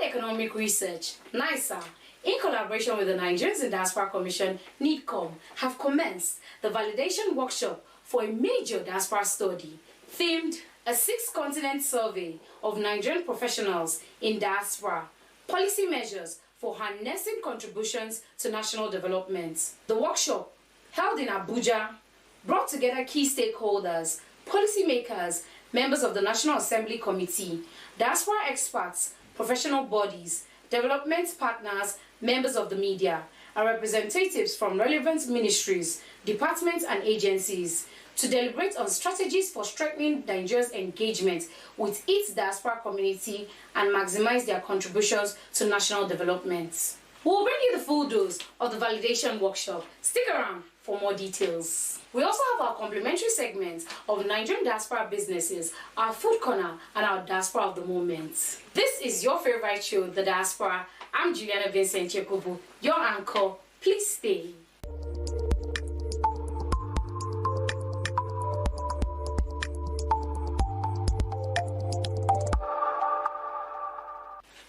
Welcome back. Delivering our welcome address, the Director General NISA, Professor Antonia Taye Simbine, described the study as a critical step towards evidence-based policy making and sustainable diaspora engagement. It is a great pleasure to be here, and I warmly welcome all of us to this validation workshop on the study titled A 6-Continent Survey of Nigerian Professionals in Diaspora. Policy measures for harnessing contributions to national development. I'm particularly delighted to see such a diverse assembly of stakeholders, experts, and partners gathered here, united by a shared commitment to advancing Nigeria's development through informed engagement with our diaspora community. Your presence underscores the importance of this exercise and the value you collectively attach to evidence-driven policy making.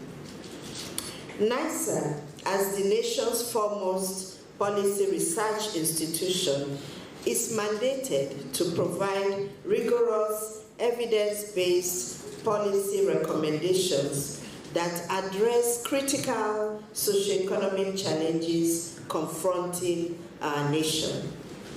In fulfilling this mandate, we have worked collaboratively with relevant ministries, departments, and agencies, as well as national and international partners. It is within this framework that NISA undertook this important study in partnership with the Nigerians in Diaspora Commission, NIDCOM, reflecting our shared commitment to leveraging research for national development. The study that we are validating speaks directly to NISA's core mandate. Nigeria's diaspora community represents a significant asset to the country's development trajectory. With millions of our people spread across 6 continents, this community contributes substantially through remittances, which in recent years has averaged over $20 billion annually, making Nigeria one of the top remittance receiving countries in Africa. Beyond financial flows, the diaspora serves as a vital source of knowledge, skills, innovation, and technology transfer, as well as international networks that can open new frontiers for economic growth and global competitiveness. Speaking at the event, the chairman CEO of NIDCOM, Honorable Abike Daberewa, described the Nigerian diaspora as one of the most vibrant, intelligent, resourceful, and globally exposed communities across Africa, Asia, the Americas, and Oceania. She stated that Nigerians in the diaspora continue to break barriers across medicine, science, and technology, public service, entrepreneurship, as well as the orange and blue economies, making them critical stakeholders in Nigeria's development journey. The diaspora phenomenon represents, as you all know, one of the most vibrant, opulent, intelligent, skillful, resourceful, and globally exposed across Africa, Asia, Americas, Europe, and Oceania.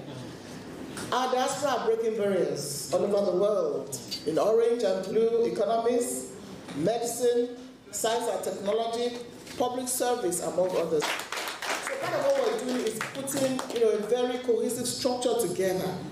This study, this validation workshop.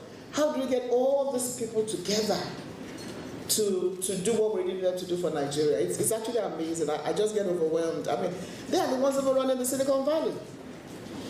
They are the ones in the Waterloo region. There are about 4,000 Nigerians there, and everybody's just doing something amazing. So I'm sure this workshop will go a long way in all this we're doing. So this event will give us the opportunity to assess diaspora contributions. There are challenges, and a lot of them. There are challenges and opportunities for diasporic engagements and investments. For us in NIDCOM, we are looking at remittances beyond consumption to remittances for investment. And that is why I'm also inviting you, NISA, August 13, 14, 15, will be in Canada for the first Diaspora Economic Conference. So we're working with the Nigerian Commission in Canada, with the Canadian government, and that will be the first one we'll be doing. So NISA will invite you to partner with us. So you can even speak about this policy. And of course, Diaspora Day, my brother, Diaspora Day this year is all about health. Yes. All our doctors are coming in, medical practitioners from all over the world, to gather in Abuja, July 24, 25, to look at how they can impact our health care in Nigeria. So it's a huge one for us and for the medical profession. So the thematic underpinning of this workshop is clear. to professionally interrogate the findings of this 6-continent survey, the authenticity, the accuracy, and relevance, and together we'll fine-tune the policy recommendations as a roadmap and framework for engagement with our global diaspora. Why is it taking so long? Yes, it's taking, this is our 7th year as a commission, but the first thing to do was to build the trust in our diaspora community, and I'm glad we're doing that.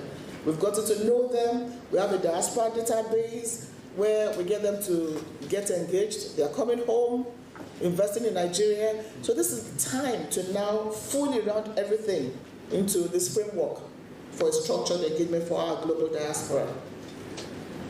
So as we gather to interrogate this matter at hand, let us consider these key issues: structured diaspora engagement, streamlined policy coordination and coherence, investment-friendly ecosystem, technology transfer and innovation, building a comprehensive data-driven policy. And this validation is coming at a time when it's also time for NIDCOM to review the policy, the National Diaspora Policy. There were goodwill messages from professional bodies, policymakers, and other strategic partners. Nigerian Medical Association has a committee on diaspora, and this is to underscore the importance we attach to our colleagues that have either gone out of the country or are still there, and the contributions they are making to developing the healthcare delivery in this country. So that was why when this invitation came about a year and a half ago to the Nigerian Medical Association, the president was very much interested in this study and had asked us to be part of it. It is on record that Nigerian Medical Association and the health industry has not been oblivious of the impact of diasporan colleagues and what had been achieved out, and they have come back. It's for us to really continue these linkages with those who are still there. If they are coming back, they can come back. If they are not coming back now, they can exchange the technicalities with those of us here so that we can start something within this community and the extant activities that we have to get similar thing and then reduce the efflux of Nigerian citizens to outside the shores of this country to obtain most of these services. I want to thank the NISA and NIDCOM for taking the lead and bringing all of us together under this umbrella to do this survey and then, present it. I am sure, I have no doubt that the chairman, NIDCOM, yes, has every reach to really present this and get the buy-in of the federal government on the recommendations that will be coming out from, that will come to that will come to fruition in no distant time, that all of us here that have done this journey will be proud to be part of. I want to thank you all, and then greetings again from Nigerian Medical Association. It gave us a great pleasure to extend our warm goodwill message to all participants at the important diaspora study validation workshop. This workshop marks a significant step towards harnessing the immense potential, expertise, and contributions of the diaspora community toward national development and institutional growth. The validation process demonstrates our collective commitment to ensuring that the study outcomes are credible, inclusive, and reflective of the realities and aspirations of stakeholders. We commend the organizers, facilitators, researchers, and participants for their dedication and collaborative spirit in advancing this important initiative. The diaspora remains a vital partner in knowledge transfer, investment, innovation, and sustainable development. As deliberation continues, we encourage open engagement, constructive dialogue, and practical recommendations that will strengthen the final report and support effective implementation of its outcome. We wish you all a successful and productive workshop. Thank you from ICANN. Thank you. A lot of friends outside the country, when they got information of these things, they actually contacted us, and they promised to open up when the committees get to that place, and I'm sure they did. And then they are ready to come with little they have, both investments and knowledge, to impart on the citizens of this country that are here in Nigeria. I also encourage us that are here to put more to improve the economy of this country. On that note, we in the Association of Engineers, we keep completely with this idea and new vision of this this workshop and the activities I've done so far. My president is so happy to hear about this workshop. He said that you will go there and show that you will present as well. That's why I keep ready to be here to represent my society in every assignment and every contribution possible, able to take this our conditions to the highest level. I believe completely that the two doctors are here in our midst, the NIMCON and the NASA, they have the power and capacity to make their assignment reality. And I pray that God will give you the step, the favor you need. As I present this report at the end of the day, you receive your favor and protocol. Thank you for inviting us. And certainly we are 24/7 ready. If you call upon us, we are there to serve. Thank you very much. This is the next stage of a structured, policy-driven engagement, working with NISA. So this is research-based, it's going to be scientific and data-driven, and we're glad this is happening. From year to year, we've been having this data program. Let's have a little bit of what it has been like. No, data is everything. The Commission has a data portal where we get Nigerians in the diaspora to enroll, and we're doing very well with it.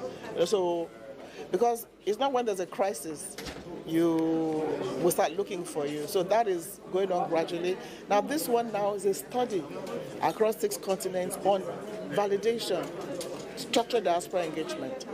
And it's scientific and is research based. So working with NISA, by the time we have this, we have the diaspora policy, we have the outcome of this, I think we'll be on the stronger path to a very, very effective diaspora engagement. We're everywhere and doing so well. And this is about diaspora professionals that we're undertaking in this study. So it's really something that will dramatically improve the way we engage our diaspora. As you know, nothing is stationary. Things are changing. Discoveries are being made. And but when we came here last year, we had an objective to go out to find out more about our professionals and how we can help them to what their issues are and hear from them as to what suggestions they would like to make in terms of how to improve the contribution that they make to the country, even from outside. So we have finished the study, and we are now here to present our findings so that I think we all have an idea what the issues are, but they need to be presented in a more organized and structured manner so that therefrom we can have policy recommendations that really help the process. And the NIDCOM has promised with their access that we can take this up to the very highest levels where actions can really be taken. Yes. Let's take a short break, and when we come back, Marian Hassan will take us on the Nigerian Diaspora Business segment. Keep watching the Diaspora. We carry our roots wherever we roam. Our culture and pride forever our home. Nigerians in diaspora, we're strong and we're bold. Our spirit unbroken, our hearts made of gold. We rise above borders, our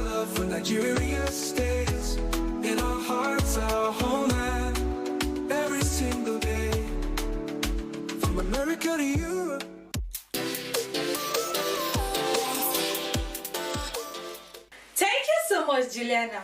Welcome back to another episode of Nigerian Diaspora Business Segment. On today's episode, we'll be looking at a successful business in Waterloo, Canada, where the Chairman CEO of Nigerians in Diaspora Commission, Honorable Dr. Abike Dabiri Erewa, had an engagement with Pizza restaurant in Canada. Enjoy the package. Pizza. Nice to meet you. I'm so happy. So what's it like working with your husband? They always run to daddy.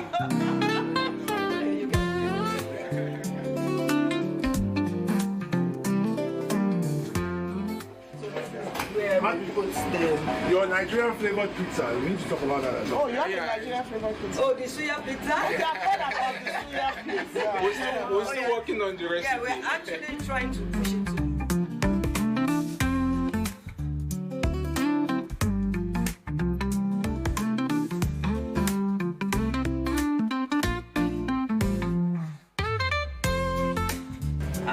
We are 8 number.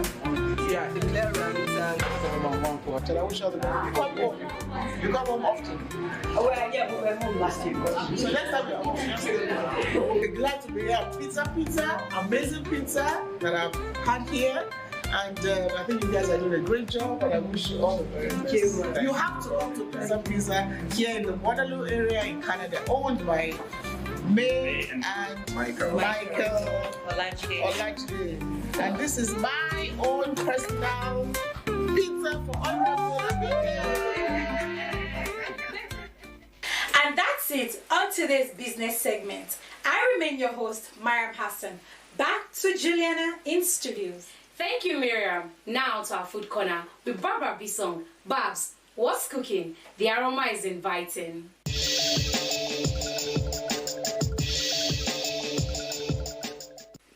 Welcome back to Food Corner with Barbara Bisson.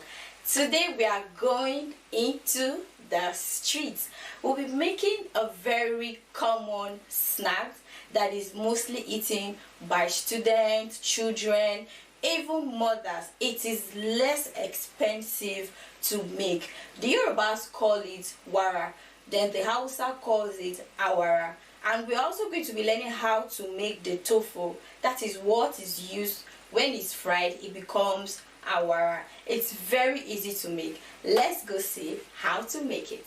In case you're tired of eating chicken, turkey, or fish during the holiday, let me show you how to make tofu that you can use as a replacement for these proteins. So first, you want to wash your soya beans and then soak it overnight. The following day, you want to wash it out and then now go ahead to blend. Blend with water till it is very smooth. Now you want to extract the milk from the shaft, and you can use your cheesecloth or any water sieve like this. Pour the soya milk into a pot and bring to a boil.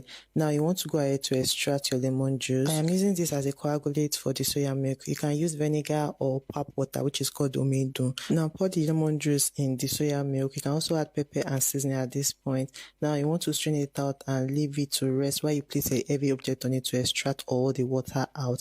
And guys, you just made tofu at home. Now you want to make this for stew or you want to eat it as a snack. Just fry it and add a little bit of salt because I didn't add that earlier or seasoning. And that is just it. Was that simple? Of course it was. Very simple. You can see there on the video, it shows that you can also use it to eat your rice. For those avoiding meat or those that don't like fish, you can also use it as your protein. Thank you so much for watching. See you next week. And now to our diaspora of the moment with Esther Otiotio presenting. Our diaspora of the moment is Emmanuel Esuko. Emmanuel Esuko is a highly regarded financial advisor, author and broadcaster, known for combining lived experience with professional expertise to champion financial empowerment and social mobility. A familiar presence across major UK platforms such as Channel 4, ITV and BBC Radio, he has built a reputation as one of the country's most trusted voices on money, recognized for his engaging style and relatable insights.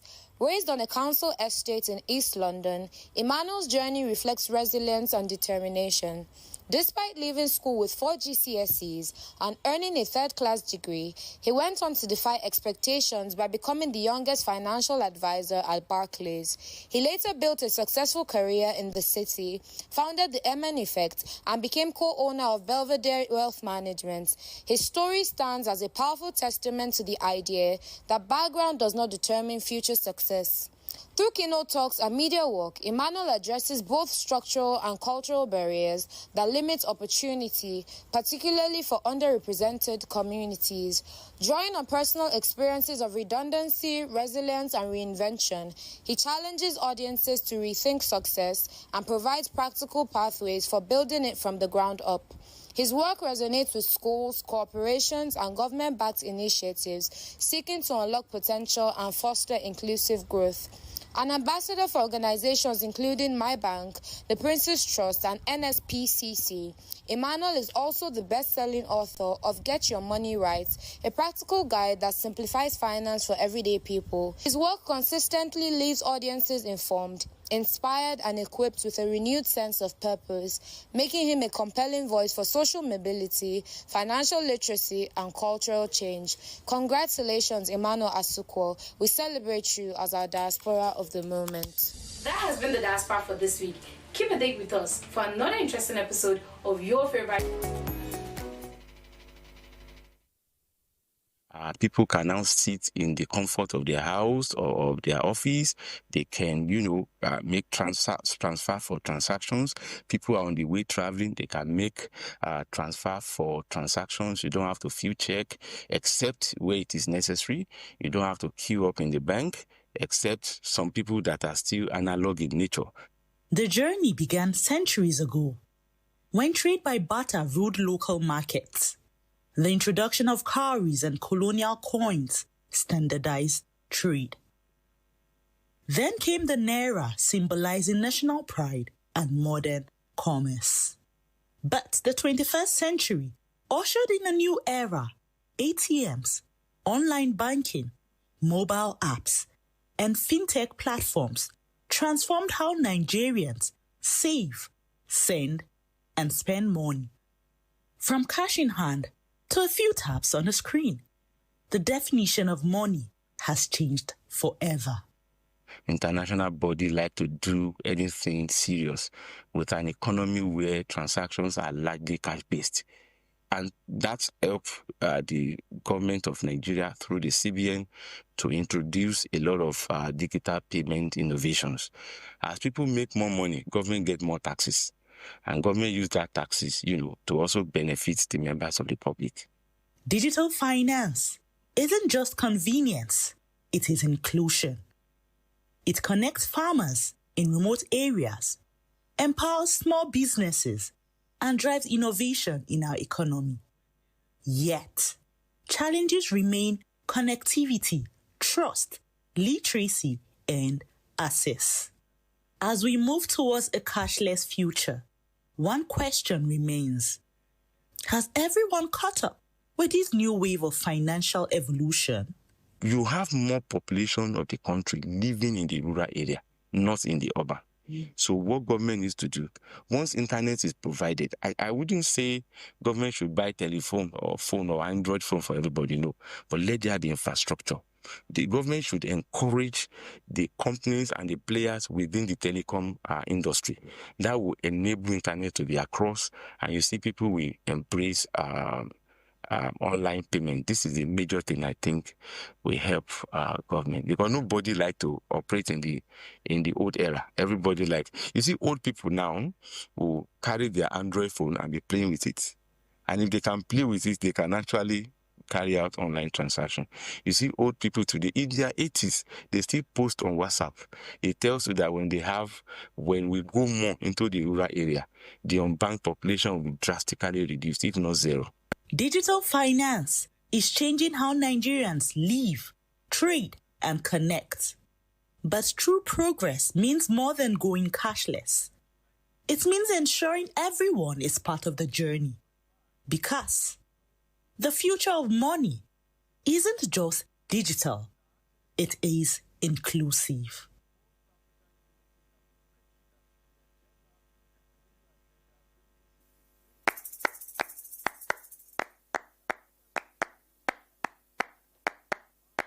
My name is Biko, and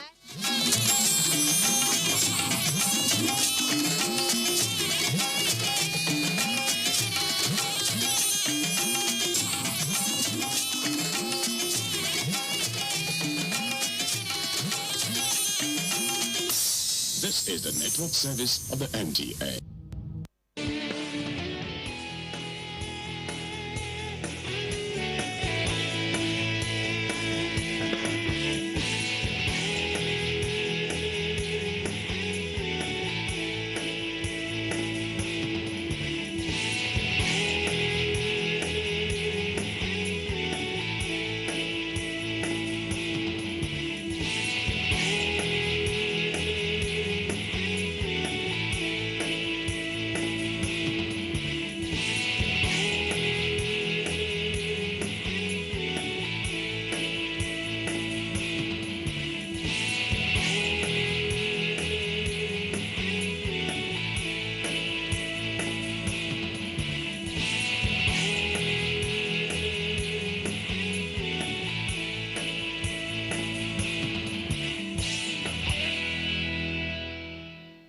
It's a delight to have you join us on the program Nigerian Movies Today on the network service of the NTA. I am Ifoma Odimba. The program is all about the motion picture industry, successes, challenges, and how to move the industry better. Movie of the week is our curtain raiser. Take off your top. Let me see what I'm working with. Business in and out. Our movie of the week is When Moremi Falls, a 2026 Nollywood romantic drama starring Bimbo Akitola, Daniel Etim Efyong, Faye Olumide, Akim Ogara, Jay Blaze, and other notable stars. What's that? For your time. Are you trying to set me up with your hairstyles? Yes, no. So do you always keep things professional? I try to. The film, produced by Stone AZ and directed by Jay Blaze, focuses on the themes of love, vulnerability, and control, revolving around a high-powered businesswoman and her younger, charming employee. Do you trust me? There will be a condition. Guys, I like her. You like it? I never said that. When Moremi Falls explore the challenges of an age-gap relationship, addressing whether Moremi can overcome her past traumas and succumb to her attraction, or if she will let her fear and control dictate her future. It is a must-watch.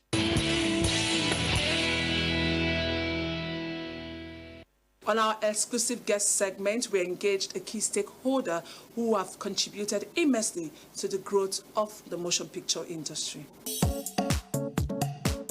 Our exclusive guest this week is Paul Obazele. Born 1966 in Lagos and hails from Esan, South Edo State, Nigeria. Paul Obazele is a veteran Nollywood actor, movie producer, philanthropist, the founder of Legends of Nollywood Awards, and former president, Association of Movie Producers, Nigeria. He had a secondary school at Anglican Grammar School, Ubulu, Uku, Delta State, and later attended Auchi Polytechnic, where he earned a degree in business administration. Paul Obazele began his acting and filmmaking career in theater production at Auchi Polytechnic. Paul Obazele experienced practical resistance to his acting aspiration and had to pause his dreams for a production company job. Through his persistence and resilience, he joined the Nigerian film industry in 1994 and debuted in a movie titled Shadow of Death. He also debuted in directing in 1999. Paul Obazele has featured in well over 200 movies and made an indelible footprint in the Nigerian film industry. His notable movies include, but not limited to, The Legend of Inekbe as Oba Esige, Invasion 1897, Night Bus to Lagos as Oba Izuwe in Yori, Living Dead, Political Control, and as Landlord in If Only. Paul Obazele guided Edo Filmmakers Association to boost local filmmaking, he was awarded City People Movie Special Recognition Awards. Paul Obazele, an advocate against piracy, distribution issues, award biases, ran for Edo State gubernatorial election in 2024 under the African Democratic Congress, ADC. He was trained physically challenged in filmmaking, collaborated with EcoBank and National Institute of Sport for workshops and projects. Make welcome a veteran Nollywood actor and filmmaker, Paul Obazele, to the set of Nigerian movies today on the network service of Nigerian Television Authority, NTA.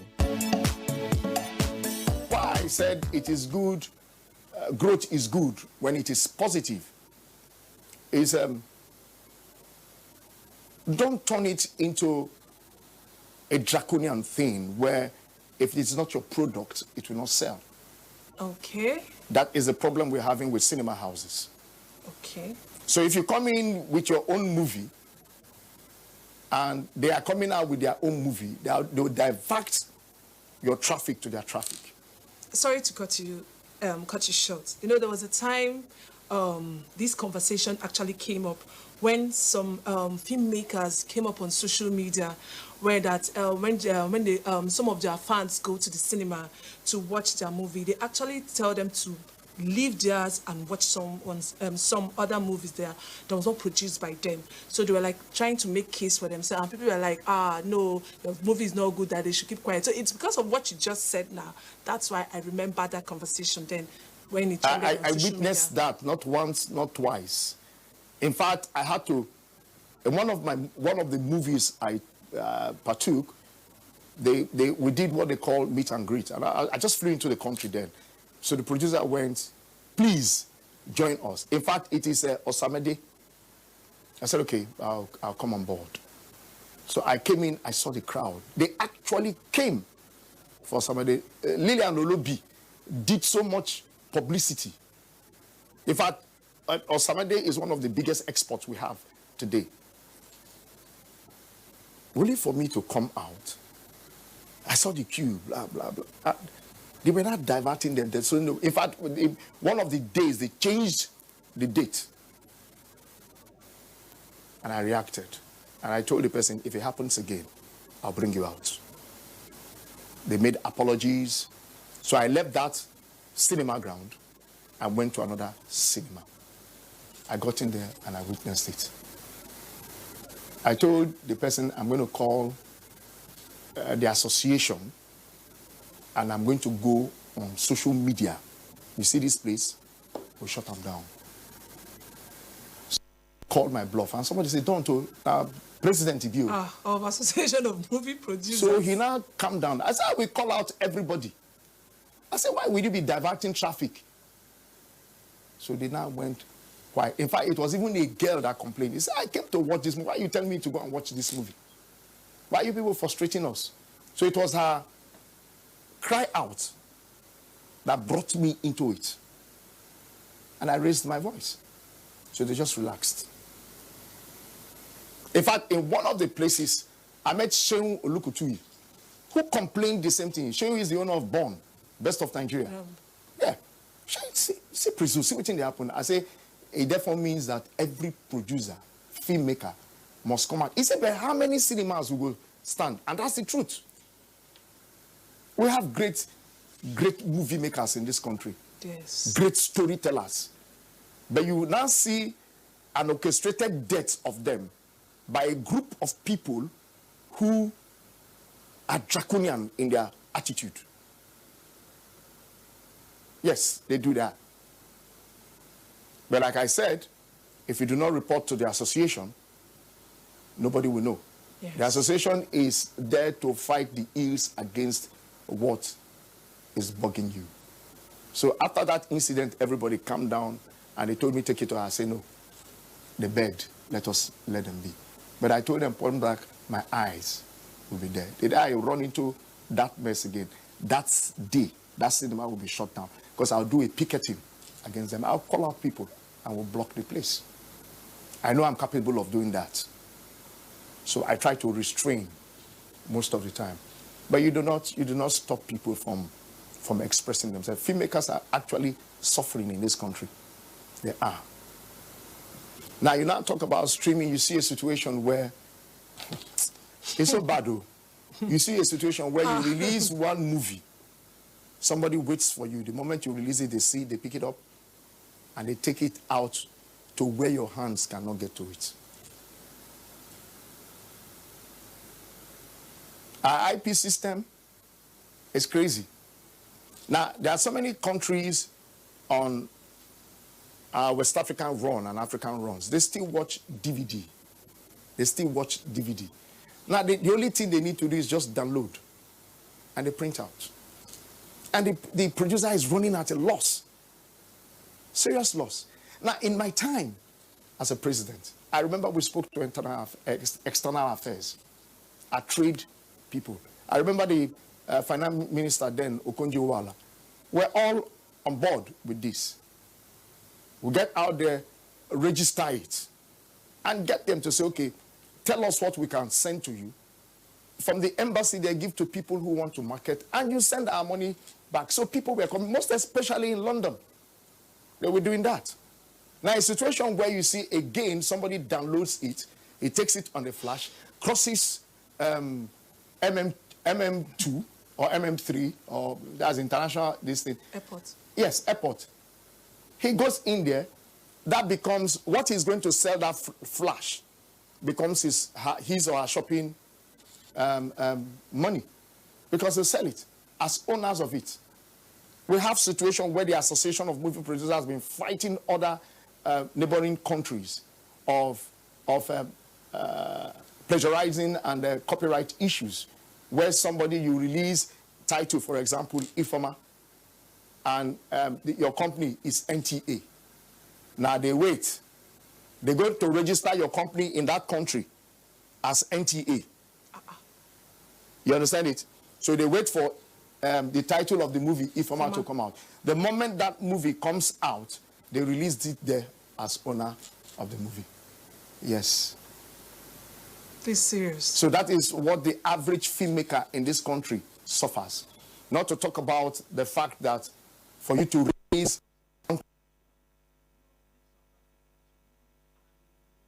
In fact, because of what you just said, let me divert you a little. So there was this conversation on social media about actors getting royalty, being paid royalty. I don't know whether you've... This way you're smiling, definitely you've heard the conversation. Actors getting, being paid royalty. So another school of thought was of the opinion that if actors are being paid royalty, what if the film fails? Would they also be... I'm trying to find the right word to use. Would they also partake in the losses the producer will bear? If it has failed, it has failed. It means that they will not get royalties. Definitely. That's the truth. But the truth still remains that people do what they call equity participation. How many actors or actors are ready to get involved in equity participation? To say, okay, you see this movie, don't give me 100%. Give me 70%. The remaining 30% spread it out for me till death. Okay. Just the way they do pension. You know, they do pension for us. It's the same thing we're talking about. Spread it out. Spread it out.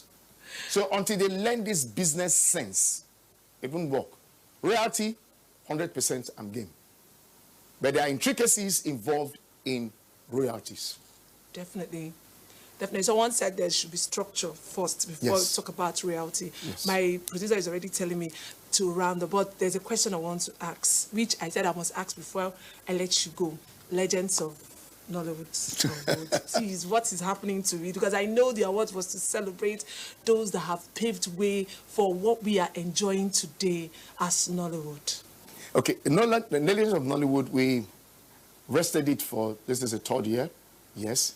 We are coming out again. Why? We are trying to get our logistics right, because people are complaining that we are only in Lagos.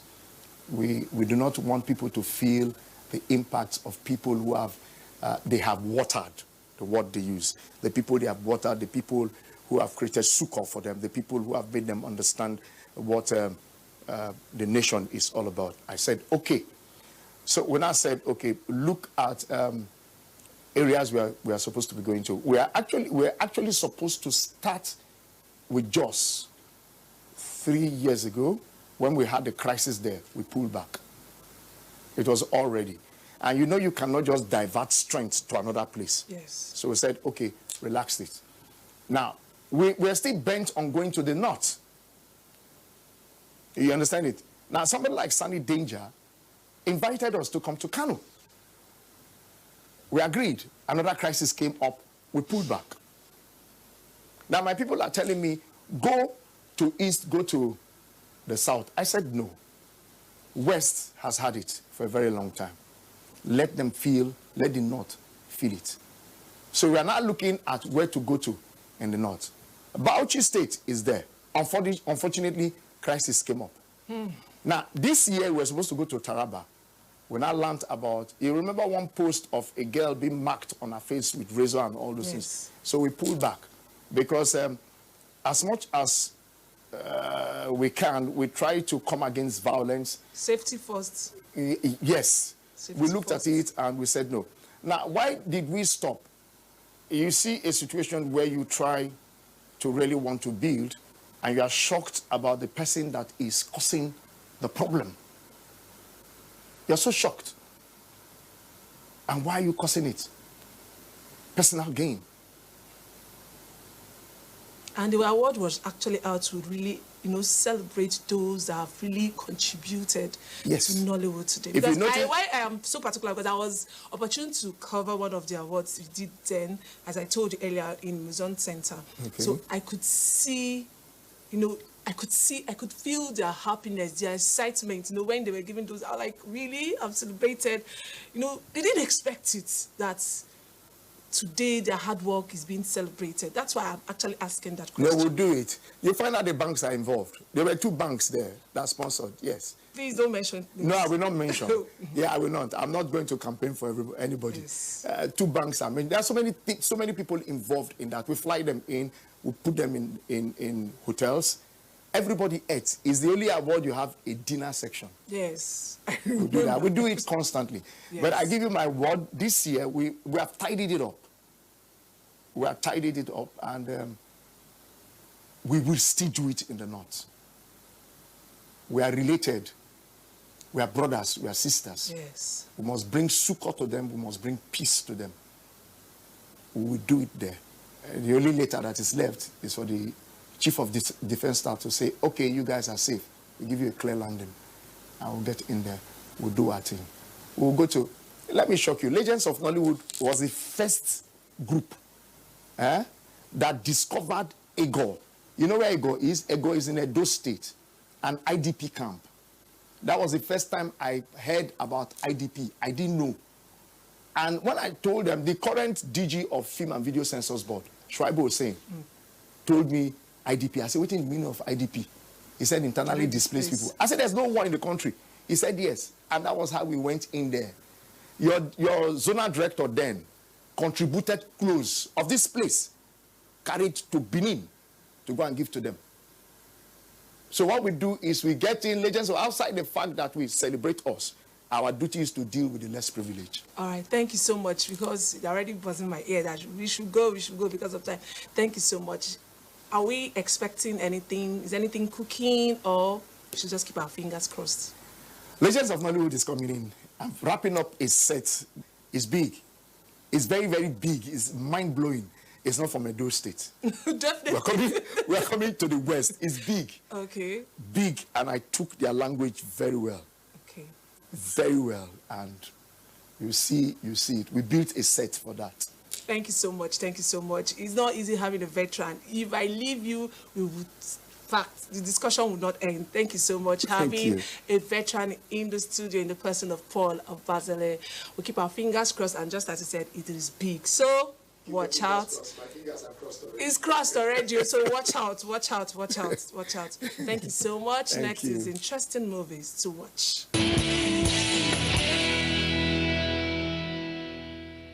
Interesting movies to watch this week are Efunroye, the Unicorn. Efunroye,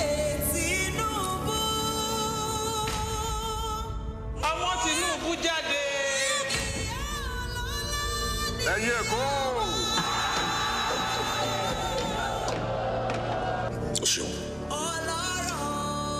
wá bí wọn, ṣé wọ́n ti fẹ́ wá sanwó ẹrú tán mú ni? She want plenty gold for she and me. Ẹ fọ̀rọ̀ yìí, wọ́n dọ̀rọ̀ ẹ̀rọ mọ́ mi lọ́wọ́.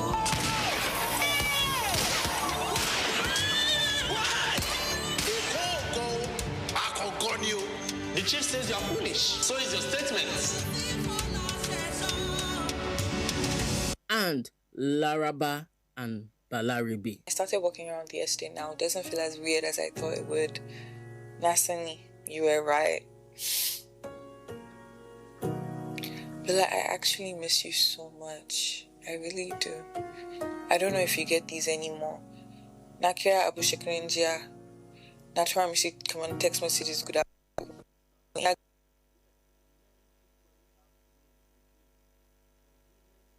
And by the way, I finally made those spicy noodles we would watch on TikTok. Guy, if you see the pepper that nearly finished me.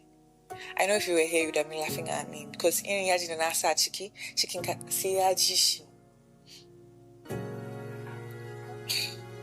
I feel like I'm just rambling and talking off points at this point.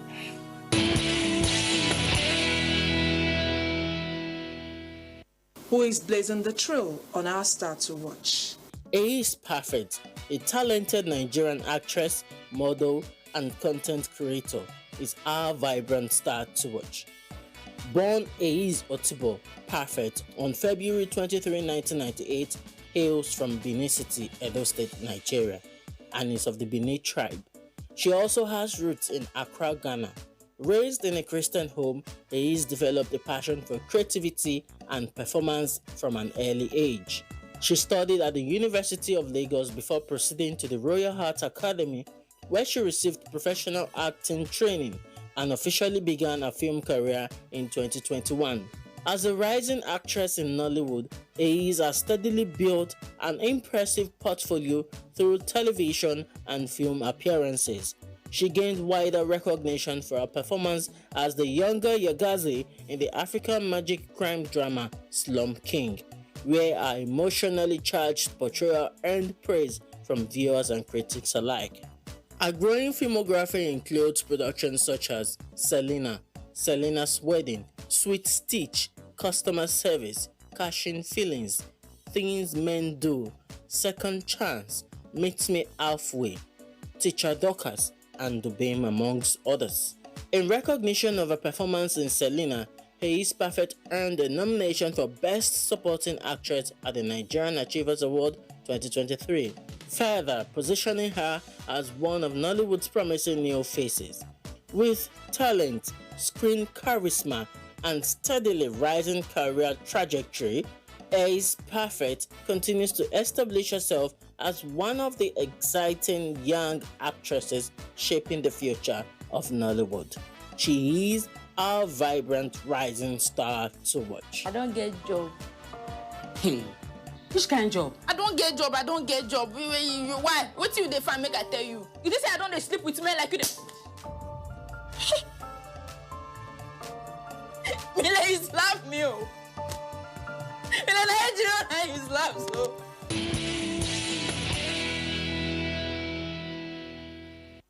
Juicy and trending stories on our moments and events. The African Magic Viewers' Choice Awards, AMVCAs, once again brought together some of Africa's biggest stars and brightest creatives for a glamorous celebration of excellence in film and television.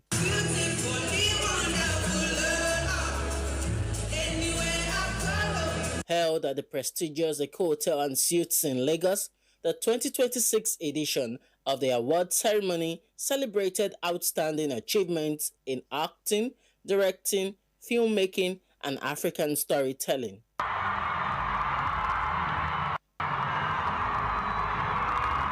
From breathtaking gowns to bold designer statements, celebrities showed up in style, reminding audiences while the AMVCA remains one of the biggest fashion and entertainment events on the African calendar.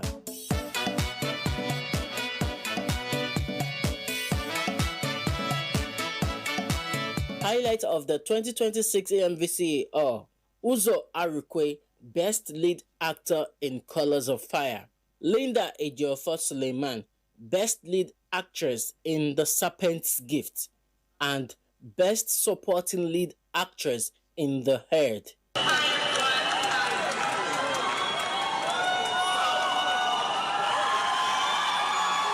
Prestige Award went to Fast Rising Actress Uche Montana in recognition of her growing impact and rapid rise within the industry. God decided to show up.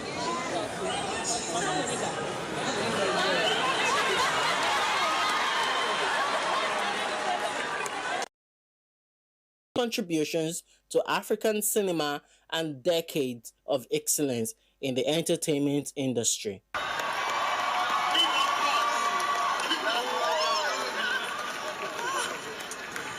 Oh my God. Good evening, everyone. Wow. Yes, I have made a lot of sacrifices. In the next 3 hours, it will be 1 a.m. I'll be somewhere. I want to thank AMVCA for this honor.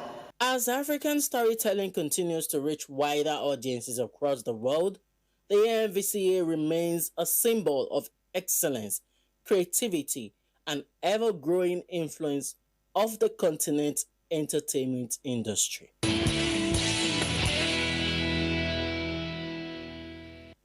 Thank you so much for staying with us on the program Nigerian Movies Today on the network service of the NTA. I am Ifoma Odimba. To keep a date with us for another exciting episode. Bye-bye.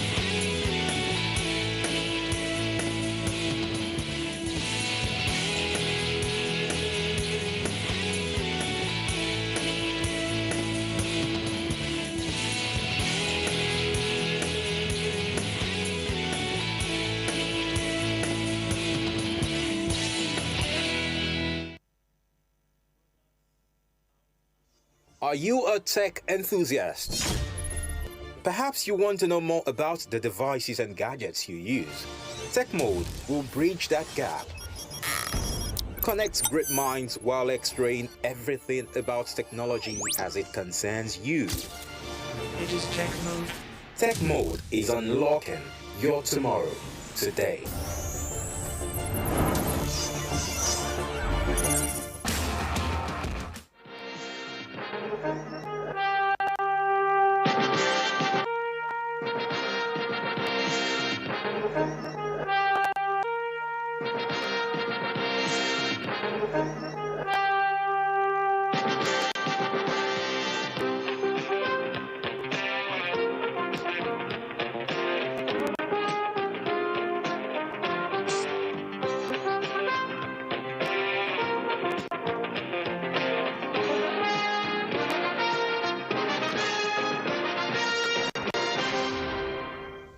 Collation of results for APC primaries, House of Representatives in progress in Plateau State.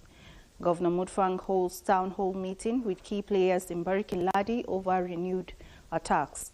Plus, Minister of Humanitarian Affairs donates relief materials to victims of attacks in Basa local government area.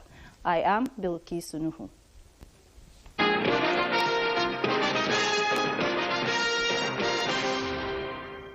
Senate President Godswill Akpabio was among some stakeholders of the All Progressives Congress in Akwa Ibom State who are appreciating the leadership of the party in the state and national levels for initiating steps that led to what they describe as peaceful and transparent House of Representatives primaries. Clement Barrieku reports. The APC primaries in Ukana West Ward 2, where the Senate President Godswill Akpabio participated, the exercise was generally peaceful, as Senator Akpabio applauds party faithful and aspirants for imbibing the spirit of sportsmanship. Akwa Ibom is totally united behind Governor Omano and behind the President, Bola Ahmed Tinubu. Akwa Ibom is APC. At Ibionibom Eastern Ward 2, where the Nigerian ambassador-designate to Germany, Senator Ita Inang, joined other party faithful in the exercise, the major contender in the race stepped down few hours to the primaries after a series of consultation with supporters and party leaders. This, however, did not stop the exercise as party faithful queued behind the only aspirant and current member representing it to Ibionibom Federal Constituency, Ime Okon. The effort is to make sure that there is no division in the party and that we don't have bitterness after the nomination. We give kudos to all the leaders of APC in Akwa Ibom State for accepting this peace, for accepting this unity. Across the state, the APC candidates for the House of Representatives in the 2027 general elections emerged through consensus, a development stakeholders say has further strengthened existing peace and unity in the party. Clement Barikui, NTA News. Speaker of the House of Representatives, Tajuddin Abbas, says the people of Zaria Federal Constituency should expect more dividends of democracy if elected in the 2027 general elections. He stated this after his affirmation as the House of Representative candidate for the All Progressives Congress in Zaria constituency. Haruna Mohammed reports. The affirmation marks the beginning of his candidacy for the Zaria constituency under the platform of the All Progressive Congress as delegates gather to either vote or affirm the party's candidates. Tajuddin Abbas from Korbai B Ward in Zaria was endorsed by more than 1,300 APC members from the 13 wards of the Zaria Federal constituency as their candidate for the 5th consecutive time in the next general election. This is the beginning of his leadership career.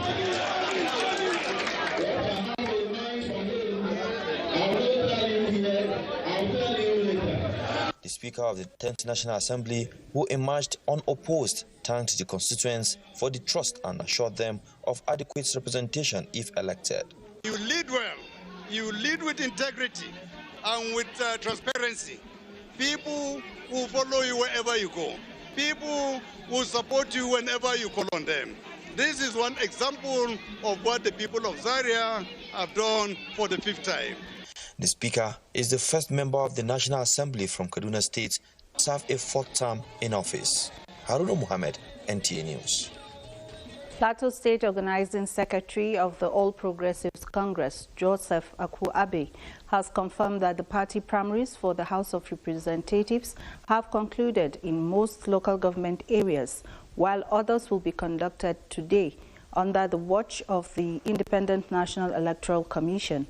He says the delay in voting was largely due to late arrival of electoral materials to the local governments concerned. Results of the elections are expected to start coming in for collation later in the day at the state party office of the APC. Meanwhile, electoral materials for the APC party primaries for House of Representatives have been distributed at the APC party Secretariat, Kalwa House in Jos, for onward delivery to the 17 local government areas of the state. Priscilla Grumnan reports that the late arrival of electoral materials affected the early commencement of the voting exercise. Distribution of the electoral materials began after long hours of waiting by party officials in the presence of election monitors from different states, witnessed by the state's APC chairman, Rufus Baturi.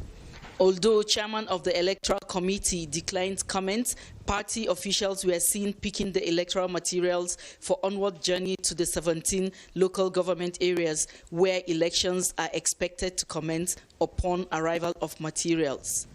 A visit to RCM School, Zarmaganda, under Zawan B Federal Ward in Jos South local government area shows voters who have been anxiously waiting to vote. And everything here is not actually as we expect it to be. So, but we thank God that everybody, in fact, for the massive turnout, you can see from here outside, people are coming and people are still coming. And nobody to come and address us, tell us what is happening here in RCM Zarmaganda Primary School. We expect this thing since from 10 to 12, but up to now there is no anything. We don't know how the thing is going from there to here. we are still expecting to hear something. There was security presence at the voting center to ensure law and order during the exercise. In Jos, Priscilla Grumnan, NTA News. The African Democratic Congress has postponed its presidential and governorship screening exercise, earlier scheduled for Monday, 18th May 2026. The party also announced that due to the security challenges affecting some parts of northern Nigeria, the screening of affected federal lawmakers aspirants will now be conducted in Abuja. In a statement by the National Publicity Secretary of the party, Bolaji Abdullahi, the party says all affected aspirants will be contacted with updated schedules and necessary details. The party expresses regret over any inconvenience caused by the adjustment and appreciates the understanding and cooperation of aspirants and stakeholders. The Defense Headquarters wishes to provide clarification regarding the recent elimination of a high-profile terrorist commander, Abu Bilal al-Muniki, during a joint operation with the United States African Command on 16 May 2026. In a statement, the Director, Defense Information, Major General Samaila Uba says, some media reports in 2024 have reported the elimination of a terrorist commander bearing the same name, stressing that it is important to state that within the Northeast region and across the Lake Chad Basin, the use of similar or identical names is common among ISWAP and Boko Haram terrorists. This is essentially part of their indoctrination program, which is aimed at deliberately obscuring identities, noting this fact has been established over the years in the course of counter-terrorism operations in the northeast of Nigeria. The Abu Bilal al-Muniki, eliminated on 16 May 2026, has been positively identified through human intelligence and technical surveillance as a senior global operative within the Islamic State network with direct links to international terrorist coordination, funding, and operations across the Sahel. Plateau State government has banned night grazing and mining while expressing strong commitment to end the cycle of violence in the state. Governor Caleb Mutfwang says this when he held a town hall meeting with stakeholders in Barikin Ladi local government area over renewed attacks. Grace Akwego-Tip's report is here presented. Expressing immense concern over the incident, Governor Mutfwang says the time has come to end the act of killing innocent people and destruction of properties. The governor gave a marching order that anyone found grazing or mining from 5 o'clock in the evening will be treated as a criminal. The governor also appealed to young persons to stop escalating the attacks by their social media posts, saying the time has come for Plateau people to come together and fight the common enemy of the state. As your representatives of government is to come to reassure you in very clear, unquestionable terms that we are ready to protect this state. We have been receiving these reports. Some of the challenges that have arisen, some came from the issues around mining, where quarrels began. Chairman of Barikin Ladi Local Government Council commended the governor for the visit, saying it is sad how people who live together now carry arms against their neighbors. A committee made up of the chairman of the Local Government Council and other stakeholders had to meet and discuss the way forward and get back to the state government within the week. Similarly, Governor Caleb Mutfwang has visited Kwal in Bassa local government area, where 11 people were killed in a renewed attack. Again, Grace Akwego-Tip's report is here presented. The governor expressed sadness over the unprovoked attack, saying the administration will do all within its power to end the ongoing violence. He assured the people that the access road to the village will soon be reconstructed to ensure that security personnel have access in the event of any danger. The terrain on the plateau is very challenging, and I'm glad the Honorable Minister is here, not only to see a portion of plateau, but his own land, how inaccessible it is. We want to trust God that a lot of these rural dual access roads. We'll do something about them. Minister of Humanitarian Affairs, Dr. Bernard Doro, who is from the area, described the attack as devastating, saying more assistance will come the way of the victims through the National Emergency Management Agency. It has actually reduced the number of casualties, because this is one thing that we don't emphasize that much. Usually we blame security. We know that the community have testified of how the mobile police intervene quickly to ensure that the casualty figure is reduced. So for the security agents, I want to say thank you so much. Chairman of Basa Local Government Council, Sunday Riti, narrated the ordeal and appealed for more assistance for the community. Items donated by the minister include bags of rice, beans, bags of maize, palm oil, groundnut oil and seasoning, among others. The National Human Rights Commission in Plateau State has convened a consultative meeting on the National Action Plan for the Promotion and Protection of Human Rights in Nigeria, bringing together key stakeholders to strengthen implementation strategies. Lucky Jerry Mapak reports. The consultative meeting drew participants from ministries, departments and agencies, civil society groups, media organizations and security agencies towards fostering collaboration for the effective realization of human rights across the state. State coordinator of the commission says the objectives and framework of the National Action Plan is a roadmap for safeguarding fundamental rights and promoting accountability. We can be able to checkmate each other's role and to see how we will sit up to further protect and promote and implement the rights of the citizens of Plateau State. Zonal Director of the Nigerian Television Authority, alongside other participants, reaffirmed their commitment to amplifying the National Action Plan through media advocacy and community outreach, pledging to cascade its principles to the grassroots for wider coverage. Our goal is to educate, inform and entertain the general public. So it's actually part of our jurisdiction, part of our work to ensure that the general public is sensitized enough to know their rights. We ensure that the NAP document is implemented as agreed by stakeholders from this meeting. This collaborative engagement gives a robust approach to the protection of the rights of citizens. So it's an action in the right direction. The meeting, they say, marks a significant step towards strengthening partnerships and deepening the protection of human rights in the state and beyond. In Jos, Lucky Jerry Mapak, NTA. We have in the studio the Director, Legal and State Coordinator, National Human Rights Commission, Plateau State, Dr. Kempia Mafue, to shed more light on the stakeholders' engagement in Jos. You're welcome, Ma. What necessitated the consultative meeting on National Action Plan for the Promotion and Protection of Human Rights? Okay. This same meeting actually held all across the country in every state capital. And Dr. Tony Ojukwu, SAN OFR, the Executive Secretary, felt this was necessary because how well have they been implementing it?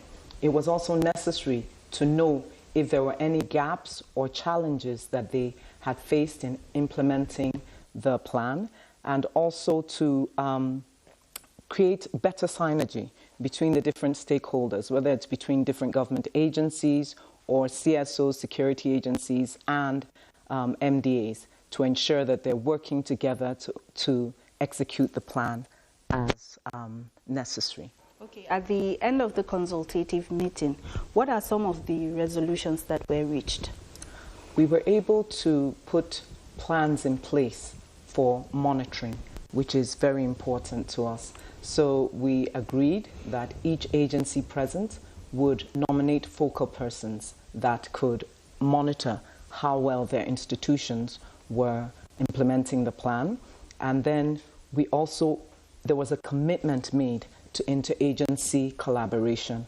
And finally, a commitment made to promoting and protecting human rights, to each of the stakeholders owning the human rights agenda, mainstreaming it and not leaving it to the Commission alone. Okay. How does this awareness help citizens to understand their rights and then how it will defend them? Well, these stakeholders are actually the duty bearers. They're government, they're the ones that are supposed to be ensuring that citizens enjoy these rights. So educating them foremost helps them to play their roles as they should. And then human rights education as a whole, which is a pillar of the National Action Plan, removes ignorance and gives us a literate, human rights literate citizenry that can, once they're aware of their rights, then they're aware when the rights are abused or violated, and they're also educated as where to report such abuses and violations so that action can be taken, they can get remedies to their rights, and of course the appropriate place to report is the National Human Rights Commission, where our services are completely free. So once citizens are aware, they can notify anyone when their rights are abused. Okay, what then is the way forward? The way forward is ensuring this plan is implemented. And we're going to do that through, we're assessing that through distributing questionnaires to all the stakeholders that came, and then using the focal persons to monitor these plans, and then amplifying our voices using the media, who are very well represented at the meeting, to ensure that citizens are educated about their rights. Okay, thank you very much, Dr. Kempia Mafwe, Director, Legal and State Coordinator, National Human Rights Commission, for gracing our studio. Thank you for having me. Panorama will continue shortly after this break.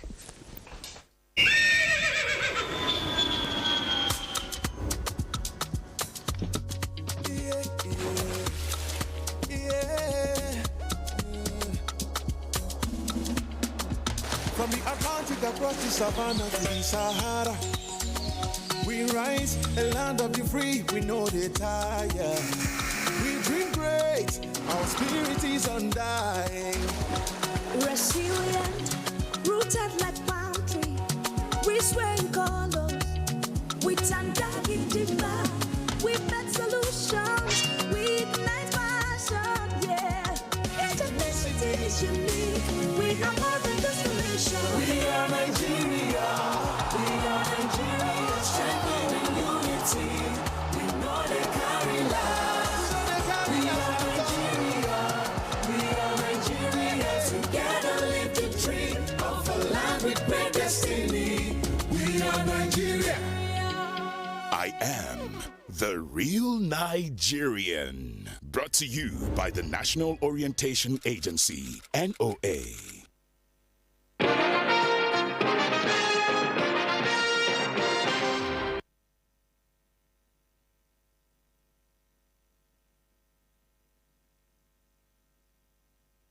For staying tuned. A building under construction has collapsed in Gadua district of Federal Capital Territory, leaving 5 persons feared dead and 10 others injured. Odiri Ogboru Arutere reports that search and rescue operations are ongoing as emergency responders continue efforts to rescue victims trapped beneath the rubble. I am at the site of the collapsed building still under construction along Lokogoma Kudu Road in Gadua district. So far, 10 persons have been rescued alive with minor injury, 5 reportedly dead, and 1 still undergoing treatment in the hospital.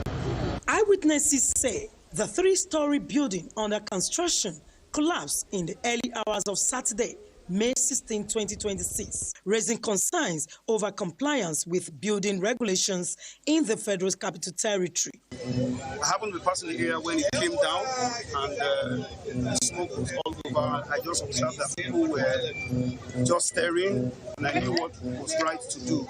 So immediately I put a call through to the police communications unit to let them know this had happened. I had to call NEMA. I also had to call the fire service, and I started putting calls to as many emergency agencies. FCT Mandate Secretary for Health and Environmental Services, Dr. Dolapo Fashawe, described the incident as a result of the developer's failure to conduct the necessary structural and visibility assessments before commencing construction. The Minister of the Federal Capital Territory, Barrister Elsa Moike, has zero tolerance to illegal buildings. And his response to this, we spoke on the phone. He asked us to take care of all emergency cases free of charge, admit patients and give them absolute care. However, the owners of these buildings will have a case to answer. Officials of the National Emergency Management Agency, FCT Emergency Management Department. Here we are coordinating the search and rescue, coordinating other stakeholders to ensure that the search and rescue is seamless. At the moment, the search and rescue is ongoing with all the stakeholders on ground. The collapsed building was earlier marked by the FCD as an illegal structure, demanding that work should stop. However, this directive was allegedly ignored, leading to this unfortunate incident. Diri Ogboru Aruteri, NTA News. Overloading of vehicles is becoming a growing road concern in Plateau State, especially along major highways and commercial transport routes. Authorities say the practice is contributing to rising road crashes, fatalities, traffic violation and damages to road infrastructure. The report. Overloading remains one of the major causes of road accidents in the state, alongside speeding and poor vehicle maintenance.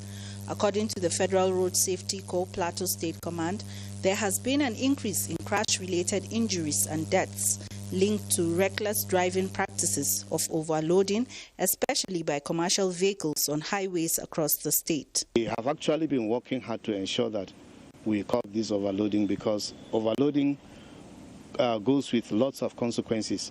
We try to engage them to sensitize them on the importance of loading according to the capacity of the vehicle. On its part, the Vehicle Inspection Office under the Ministry of Transportation is not relenting in ensuring road traffic rules are adhered to so that the menace will be nipped in the bud.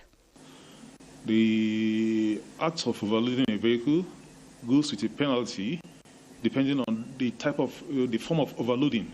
Either you are carrying overloaded goods, overloaded passengers, or both goods and passengers. Road safety experts urge motorists and transport operators to comply with safety regulation to reduce avoidable crashes and protect lives, even as strong enforcement and mobile court operations are enforced to serve as checks for offenders, while calling for installation of weigh stations on highways, regular vehicle inspections, as well as public awareness for drivers and passengers. The penalties are there.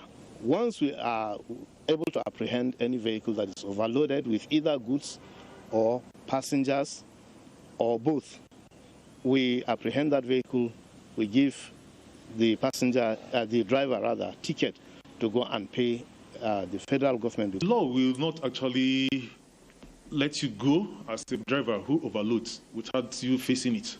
There's always a penalty for every act that is contrary to the law. In Jos. For the latest stories making headlines in the world of sports, let's now join Suleiman Musa for sports update. It promises to be a thrilling finale to the 2025-2026 Nigeria Premier Football League season, as all 20 teams will be in action simultaneously on Sunday from 4 p.m. The title race between Rangers and Rivers United remains wide open. At the bottom, 8 teams are battling to avoid relegation alongside already relegated Wiki Tourists and Bayelsa United, while defending champions Remo Stars are also fighting for survival. Key fixtures include Rangers vs Ikorodu City, Rivers United vs Katsina United, Bendel Insurance vs Remo Stars, and El Kanemi Warriors vs Eyimba. Still on football, with just 2 matches left before the end of the English Premier League season, the title race is expected to go down to the final stretch. On Sunday, Manchester United, who have already secured a UEFA Champions League spot, will host Nottingham Forest, Brentford, Crystal Palace, while Brighton face Leeds United. On Monday, league leaders Arsenal will look to extend their advantage when they host Burnley. Matchday 37 will wrap up on Tuesday, with Bournemouth facing Manchester City, while Chelsea welcome relegation threatening Tottenham Hotspur. In another development, Nigeria striker Kelechi Iheanacho has won the Scottish Premiership title with Celtic FC. Iheanacho joined Celtic last summer from Middlesbrough and played a key role as Scottish Giants claimed a fourth consecutive league title. Celtic came from behind to defeat Hearts 3-1 on the final day of the season to emerge champions. The triumph adds another major trophy to Iheanacho's successful career.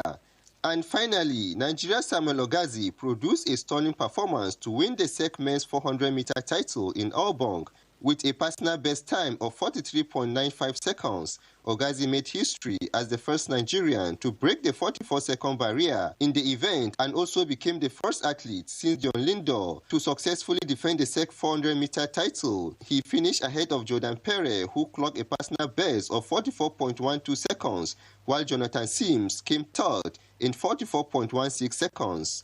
With sports updates, Suleiman Musa, NTA News. Sports wraps up Panorama from Jos. Good afternoon.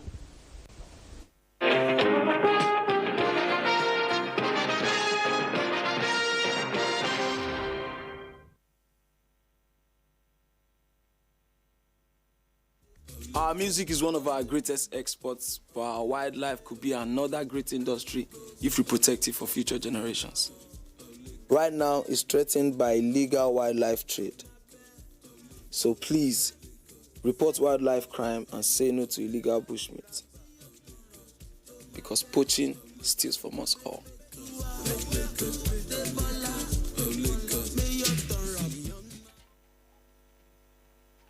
Do you want your school to be known for your achievements or activities? Then look no further. At NTA Knowledge on Star Times Channel 359, we will showcase your school's graduation, excursion, inter-house sports, community service, schools...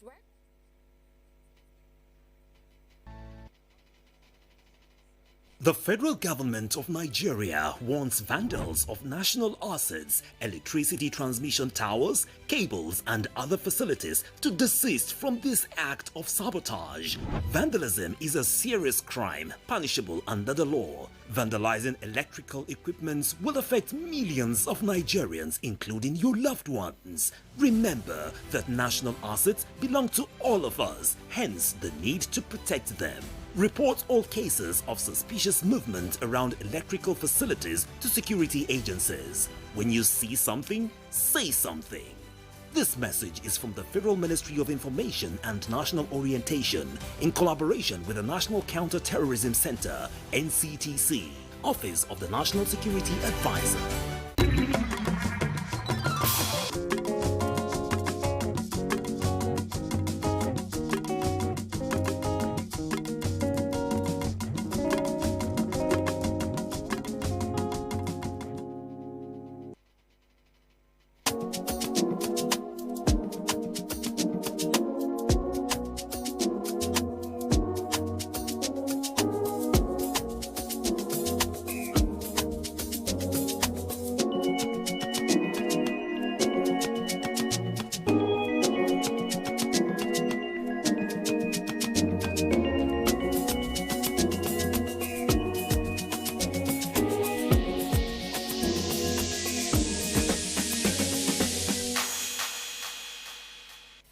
Welcome to Eco Frontline.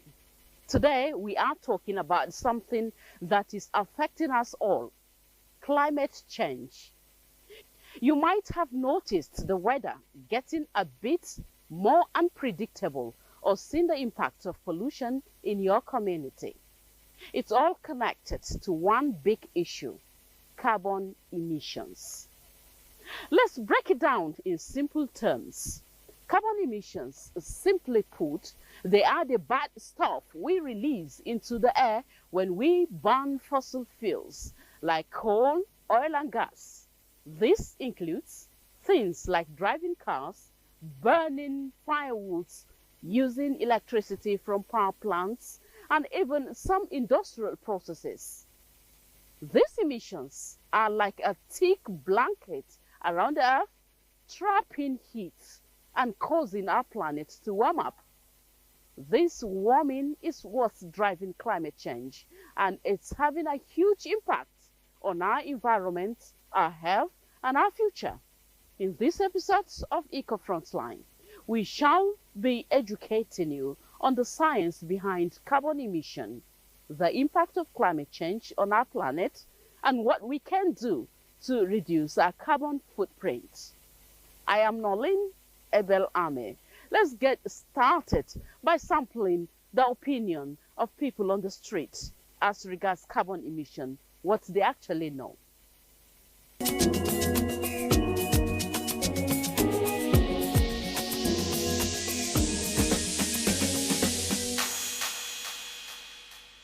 Carbon emission, this is the release of toxic gas from vehicles.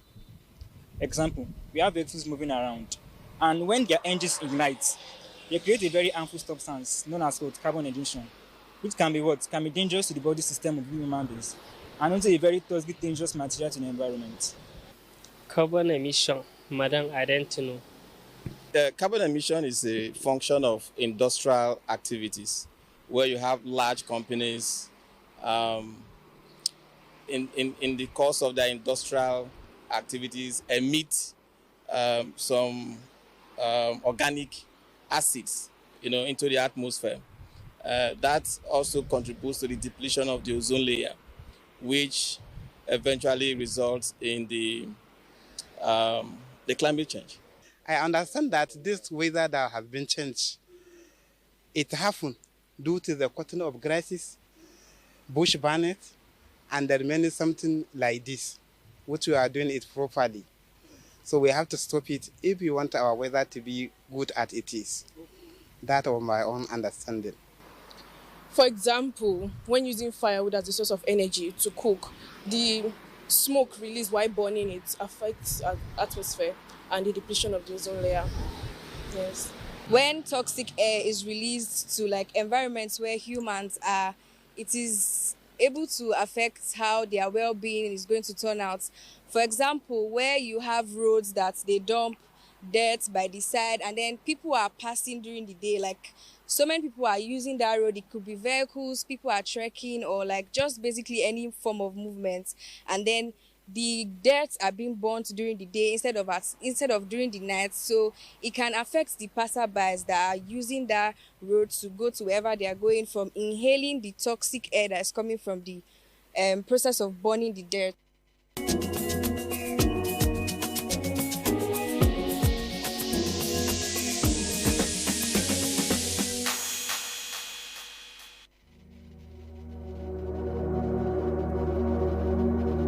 Our planet is wrapped in a natural, life-sustaining blanket of gases. This is called the greenhouse effect. Think of it like a glass greenhouse for plants. It traps some of the sun's heat, keeping Earth warm enough for life to thrive. For centuries, this system stayed in perfect balance, but human activity has tipped the scale. By burning fossil fuels like coal, oil, and natural gas for cars, electricity, and industries, we have released massive amounts of greenhouse gases, especially carbon dioxide, into the atmosphere. Methane from agriculture and gas flaring adds even more. Today, carbon dioxide levels are higher than at any time in the past 800,000 years. And this has thickened the blanket, trapping extra heat. The result? Global warming, a rapid sustained rise in Earth's average temperature. And global warming drives climate change. It's not just about hotter days. It is about a complete disruption of Earth's climate systems. More floods, stronger storms, longer droughts, rising seas, and a direct threat to our food, our homes, and our health. We see the evidence here in Nigeria. The Sahara Desert is creeping south, swallowing farmlands and fueling farmer-herder conflicts. Lake Chad, once a lifeline for millions, has shrunk by over 90%, displacing communities and destroying livelihoods. Coastal erosion is eating away at the south, threatening cities like Lagos and the Niger Delta. And every year, floods sweep through communities across the nation, destroying homes, crops, and lives. Now, let's shift to another critical issue in our atmosphere: ozone layer depletion. The ozone layer is a thin shield high up in the stratosphere. Its job isn't to trap heat, it is to protect us, acting like Earth's sunscreen, absorbing most of the sun's harmful ultraviolet rays. For decades, we were destroying this shield with chemicals we used every day, especially chlorofluorocarbons, or CFCs, found in old aerosol sprays and refrigerators. Once released, these chemicals floated up into the stratosphere, breaking down ozone molecules and creating holes in our shield. The consequences are dangerous. Higher risks of skin cancer, cataracts, and weakened immune systems. Damage to crops, aquatic life, and marine ecosystems. Disruption of the entire food chain. Even shifts in global weather patterns. Chlorofluorocarbons and halogens, once used in fire extinguishers, release chlorine and bromine atoms that destroy ozone far more effectively than nature can repair. Nitrous oxide from agriculture and industries adds to the problem, even causing acid rain. The good news: the Montreal Protocol, a global agreement, has dramatically reduced CFC emissions. But the challenge isn't over. Many ozone-depleting substances are also powerful greenhouse gases, contributing further to global warming. So what does all this mean for Nigeria? It means climate change is not a distant threat. It is already here. It threatens our economy, our food security, and even national security. Rising temperatures spread diseases like malaria, food prices soar as harvests fail, and millions risk displacement from floods and droughts. But there is hope. Nigeria has committed to the Paris Agreement, pledging to cut greenhouse gas emissions and shift towards renewable energy. We have vast solar power potential in the north, strong winds along our coasts, and hydropower resources waiting to be tapped. Communities across Nigeria are planting trees, exploring clean cooking stoves, recycling waste, and finding innovative ways to adapt. Our youth are rising with ideas and technology to build a greener economy and new green jobs. And as individuals, we can play our part using energy wisely.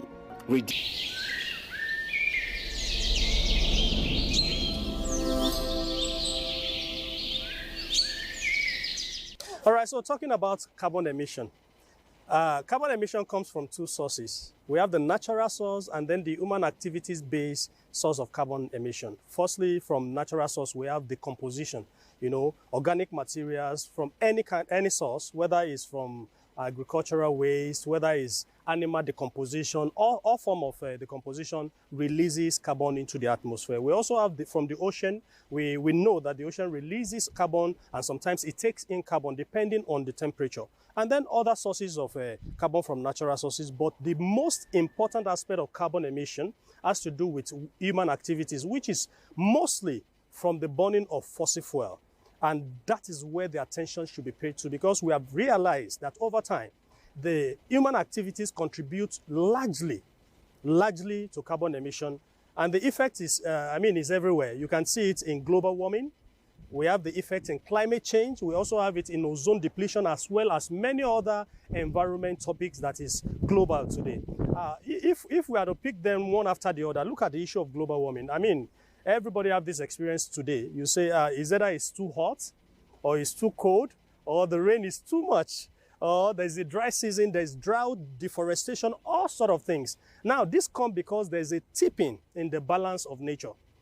From the cycle that we learn in elementary school, we learned about the water cycle. It comes down as rain and it goes back. Nature arranges everything perfectly until some of these activities, especially the discovery of fossil fuel that releases very huge quantity of carbon into the atmosphere. Now, what are the adverse effects of carbon emission? Look at them. Global warming. For instance, let's take agriculture, for instance. It affects the livelihood of the people so much because in places where they are supposed to farm, maybe in the hot season, now the whole climate has already changed. It's changing so rapidly because of global warming. What we need to do, in my opinion, would be that we should adopt more of the renewable solutions. For instance, we have, instead of relying on the maybe hydro electricity or gas-powered engine for electricity, we look at something like the solar system that, has very low global warming potential. Global warming potential in the sense that when you compare it to the potential of global warming from carbon, it has less in comparison. So those are the things that we would suggest. Sometimes let's have renewable energy in different areas of transportation, in shipping. Look at our Nigeria today. If you ask what is the number of vehicles that we have that are moving on our roads, you hear millions of them. And sometimes the idea of a mass transit is very good. Reason is this: we have 10 people in an office, all of them drive their own cars, all of them releasing carbon at the same time. But if they use a mass transit, it is just one vehicle conveying 20 people, and so minimizing the quantity of carbon that is releasing into the atmosphere. Then we also have the issue of these herds moving from one place to another, and as they move along, they drop their kind of waste on the ground, and it releases very huge quantity of methane. So, and that's why the whole idea of ranching has been suggested by so many people across board. And the reason is this: if you put the animals in one place, it's easy for you to manage their waste. Sometimes you even use it for what we call biogas and so many other things, biofertilizer, and you can put it to good use instead of them moving from everywhere, dropping the waste everywhere they go. And so the same thing happened to the release of methane. If I'm to suggest, I would just say that from the point of view, there is the part for government, there is the part for professionals who are stakeholders, and then there is the part for the people, community. On the part of government is just to make a lot of laws, and some of them with incentives. Because if you tell someone who uses an old AC in his house and telling him that he needs to buy a modern class AC, which costs almost 4 times the money, there should be some incentives in some ways. That will encourage the people. So government is to create the law, the frameworks, as well as create some incentive on the part of the stakeholders. I think education is very important because an average person on the street does not understand the balances of the environment at all. Ask an average person, what does global warming mean? What do they understand by it? You will see that, and if majority of these challenges we are having comes because of human activities, and then the humans are not aware. And then every day we say we are creating solutions, but the people that the solution is supposed to target don't know anything. Then I think we need to do more in that area. So the stakeholders have that responsibility, whether they are government agencies, they are non-governmental organizations, multilateral, multinational organizations, and all of that. They need to commit more into awareness when it comes to environment. Obviously, the evidence are here. We have more deforestation, droughts. You can see the issue of flooding. Flooding and erosion. And if we are tying it to gas emission, carbon emission, as well as global warming, there is a correlation. For instance, before, we have our soil is soft. When the rain falls, it quickly sucks it up. Today, if you go to some part of the country, the ground is so hard that when the rain comes, it's like a ladder, it's like a covering. Water just pass and then begin to move into places it's not supposed to move. So some of these things, if you have to explain the science of global warming as well as climate change, as well as ozone depletion, we will take the whole day. All right, but these things have, but how can the people get to know about it? And on the part of the people, I think we should create more of the sensitization, awareness, and people education, especially education. If we are able to do this, I believe that we can begin to reverse some of the adverse effects that we're already seeing and then mitigate against that of the future. And people can adapt behaviors, attitude that can help the country to achieve this goal. And those are my take.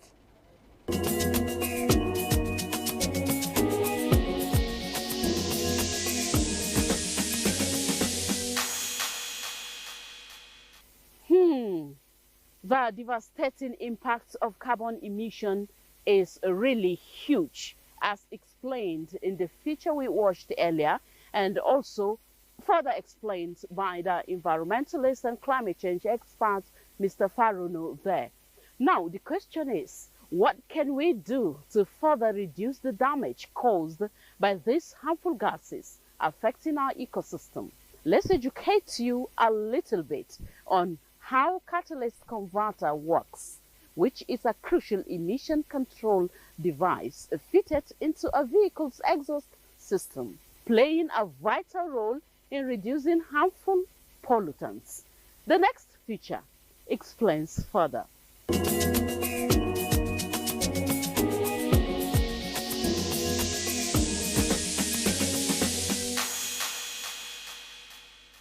What's the biggest pollution source from a car? Most people think of the exhaust pipe. But what if I told you there is a secret superhero working tirelessly under your car to make that air cleaner? We are talking about the catalytic converter. Located in the exhaust system between the engine and the muffler, the catalytic converter is a simple-looking device with a massive job. Its mission: to take the toxic gases that a car engine produces and turn them into something much less harmful. Without it, our air quality would be a lot worse. But how does it work its magic? The name gives us a clue. It uses a catalyst. The inside of a catalytic converter is a ceramic honeycomb structure coated in precious metals: platinum, palladium, and rhodium. These metals are the catalysts that speed up chemical reactions without being used up themselves. As hot exhaust gases containing harmful compounds like carbon... I'm sure you have been educated very well on the role catalyst converter plays in your vehicle, in reducing harmful substances, most especially the pollutants in our cars that are harmful to the environment. Some people have this perception that it is actually meant to reduce fuel consumption, but it's actually protecting the environment from bad gases emitting from the exhaust. All right, from that end, we take you to the global spotlight. Let's have a look.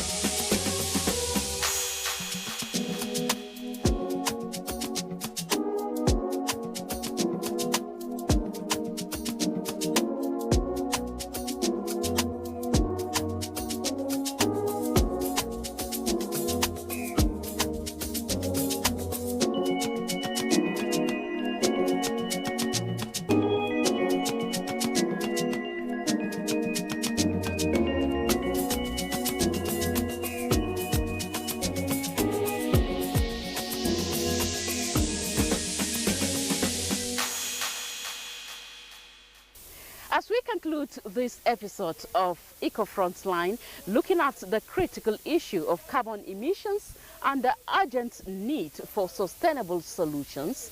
The catalyst converter in our vehicles is one of the alternatives we need to explore to help reduce carbon emissions that poses challenge to our atmosphere and, of course, to our environment. Let's continue to innovate, invest, and advocate for a cleaner, greener future. Join us next time as we tackle more pressing environmental issues. I am Norlene Ebel Ame. On behalf of the crew, I say thank you for watching, and let's keep our environment safe and clean.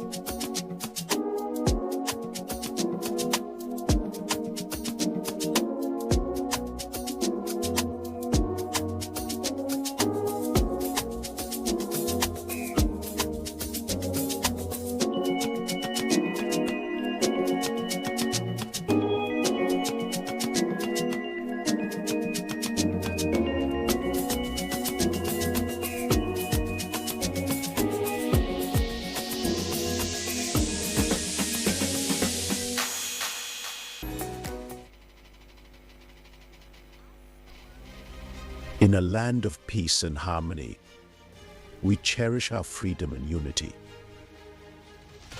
But around the world, we've seen how protests can spiral into chaos.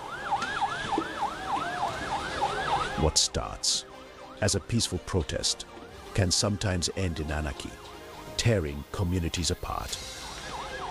My advice to these young people is please do not take us back to those harrowing days. So those who experience it will run away from it. Let's learn from these experiences. Let's value dialogue over destruction. Together, we can build a brighter future. Let's choose unity. Let's choose peace.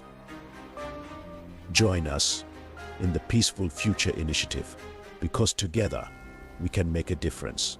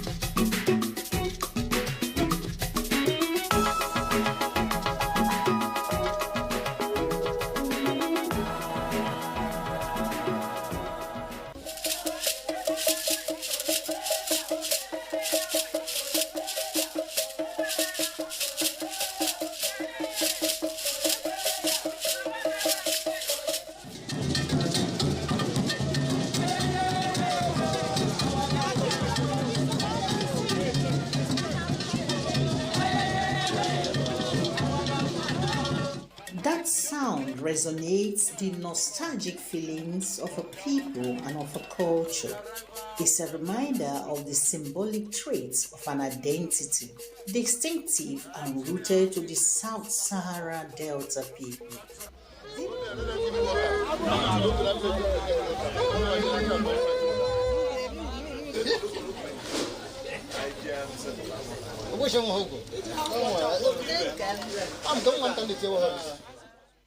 Deep within the rich cultural heritage of Delta states, Anyoma people, lies a treasured tradition that has captivated the imagination of many.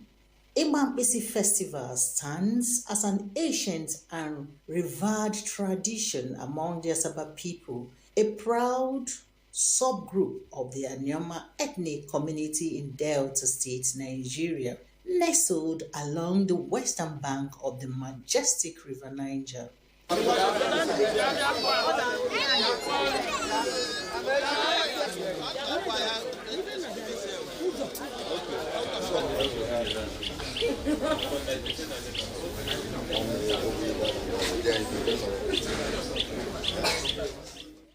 This ancient festival has its roots in the era of the transatlantic slave trade, when the Asaba people sought ways to protect their male children from being sold into slavery.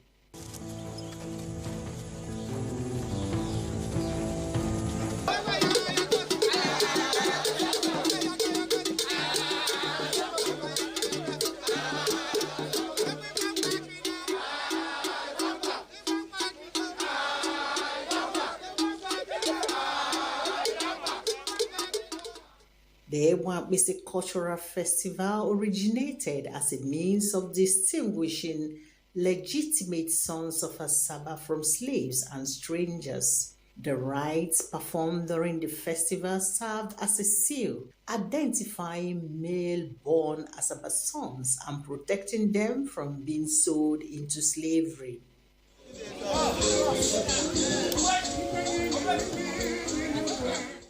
Next person.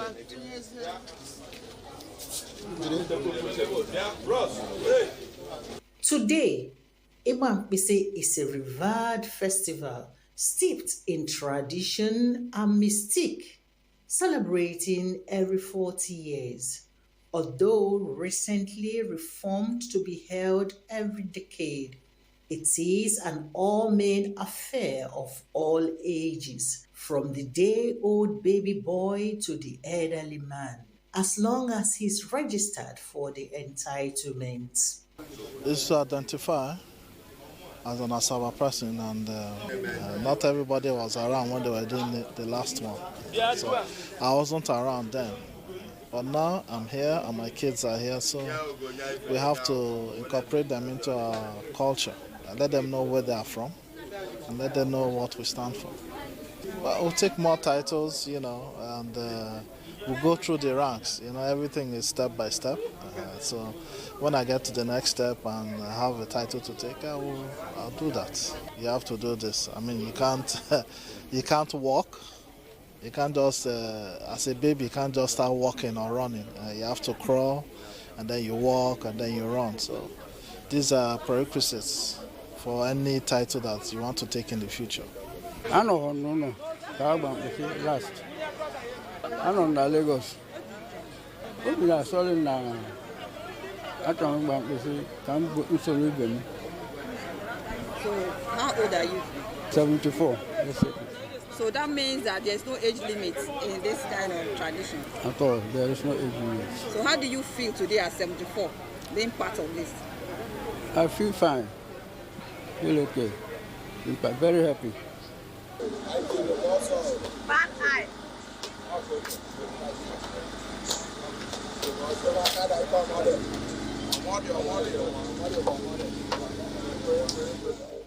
Igbankpisi is said to be free from fetish activities presently, but those who still hold traditions at high esteem performs the prayers and decoration of participants at a deity post. How are you?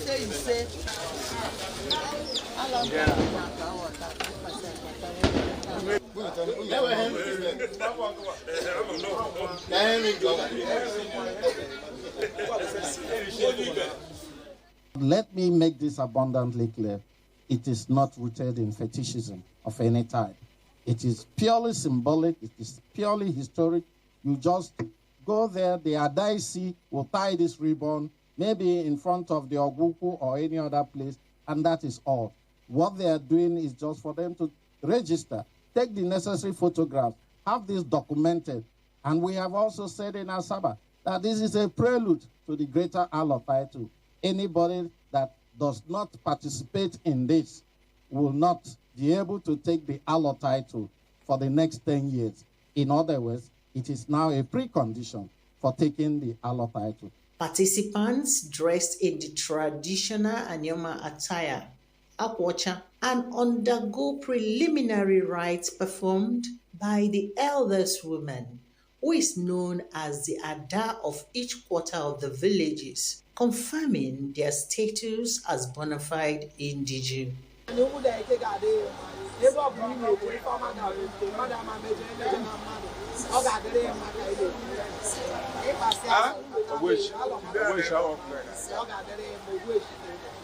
doing it because I'm the Adaisi of this our community, and I'm doing it because I'm dedicated to do it, to give them the blessing as the Adaisi of the village. If I'm still alive, I will be here again. This is a Mba Egbankpese ceremony. This is the first stage you will perform before you get to the age or you arrive to perform Ekpalo. There's one we call Ekpalo. If you don't perform this, you cannot take Alo title in Asaba. The whole Asaba, we are happy that we met this thing before and we are still alive today, still performing it again. We have done our own. I've done my own in year 1986. The complete attire for Egbankpese includes Akwacha, white ribbon, feather, and akpukpo, symbolizing the community's identity and heritage.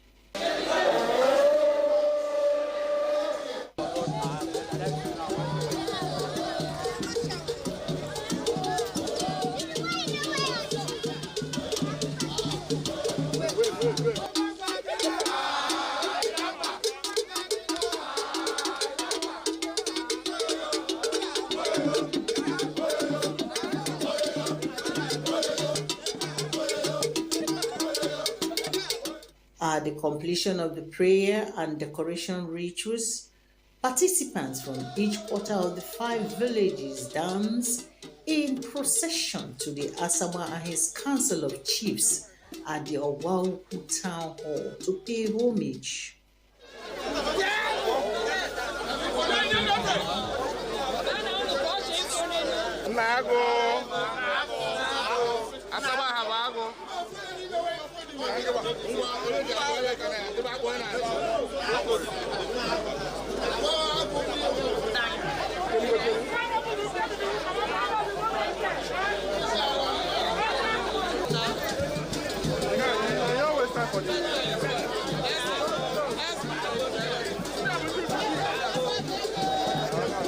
Egbankpese are children. Our children are born by women.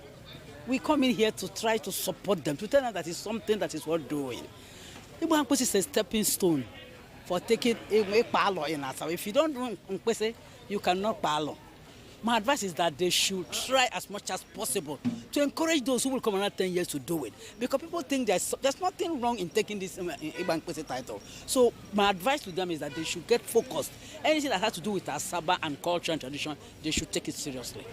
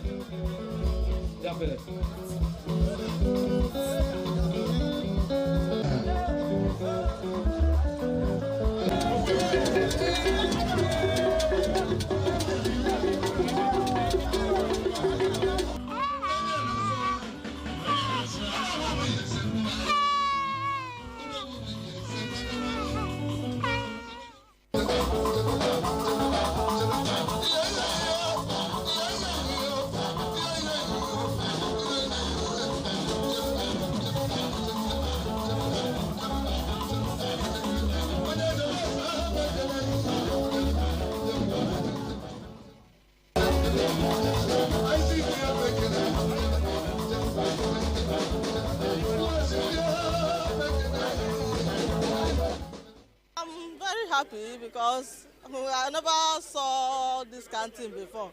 But today now, my children, they are just happy to join their mates in their place. So just only this snapping, that tie the white ribbon and the rest. Nothing, no juju, nothing. It's not expensive. I pray that next time when they want to do the Ibankpese, let them just try to follow their mates, because it's good to follow your mates if they're doing something for your village. There was a group of women, so history says, rich women in the days of slave trade, and they wanted to distinguish their sons from people who were migrants. And so decided to give them something that they will hold to show that they are people who are not supposed to be sold into slavery. So the women formed this group they call Nkpisi group. Nkpisi group. So when they started, there were few women, but the thing started growing in number and in lips. The original people who founded that Nkpisi are called Nwademwo. A precondition for any Asawa person who aspires to become an Nkpalo to take this title of Nkpisi before he can become an Alo title holder. But that aspect was neglected until the coming now of the present Asaba, and he insisted that we must go back to our origins. That is how the Nkpisi was now resurrected. It used to be once in 40 years. Now it has been brought down once in 10 years.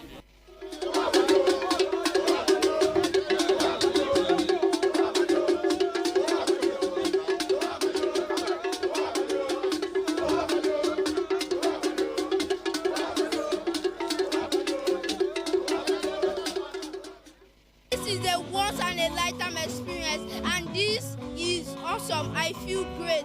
I feel like I could do this one more time. Know that I've been born today till next 10 years, who are under 40, is to symbolize that when they become mature, they are entitled to dress as they have dressed today.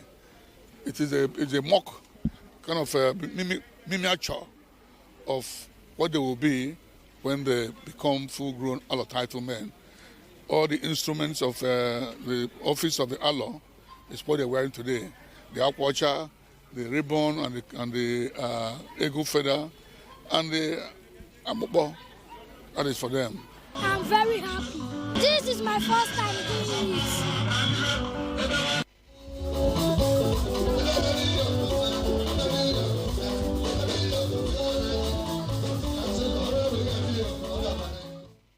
After here, they go back to their village and merrymaking starts. Drinking, eating, Nagu, Asaba. Professor Zenge gave each quarter able one cow to support this merrymaking. We Olinzile have also planned and encouraged them by donation here and there.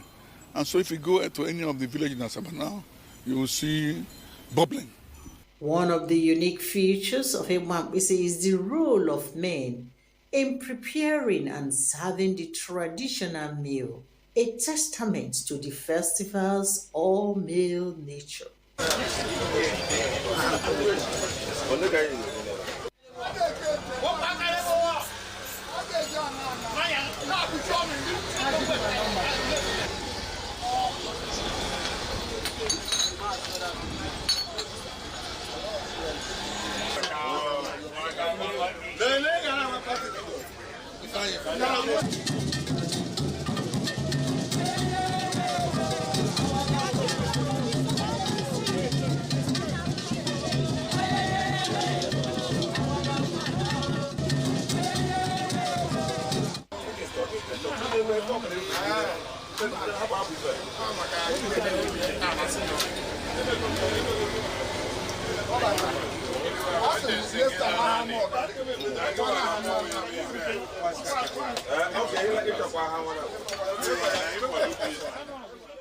I did my own 30 years back. It used to be 30 years, but the 14th Asaba of Asaba, in his magnanimous way, had to reduce it to 10 years. Right now, the people that are doing now, my sons are here. I have 2 sons here. They are here. One of them is 19, the other one is 17. They are here doing it today. In Asaba, we have a very sweet tradition. The men cook. This is a men thing. Today, we are happy. All our kids, you can see all of them here. They are on white, traditional white aquacha with the ribbon and we call it ugo. That's the feather on their head. And this makes them, today they are now recognized as a bona fide child of Asaba. They are now Ahaba children. And when we do things like this, the women here, they stay at home. The men cook. Men cook very well now. If you go there, try and see what they cook and eat it. It's very delicious. In Nigeria today, cooking competition, men win. If you go anywhere, the men are always the first. So I don't see anything that the women will do that the men are not better off.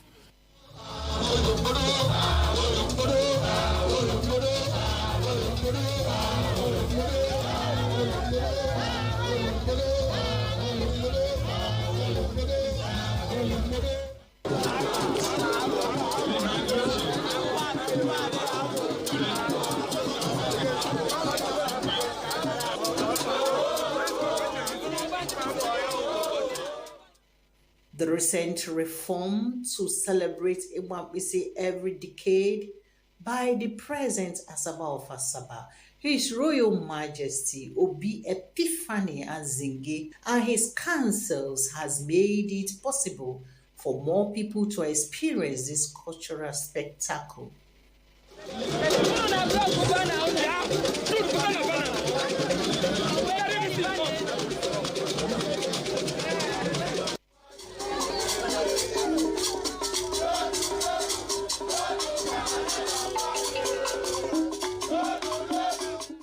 This is very deep and rooted in the tradition of Asaba from time immemorial.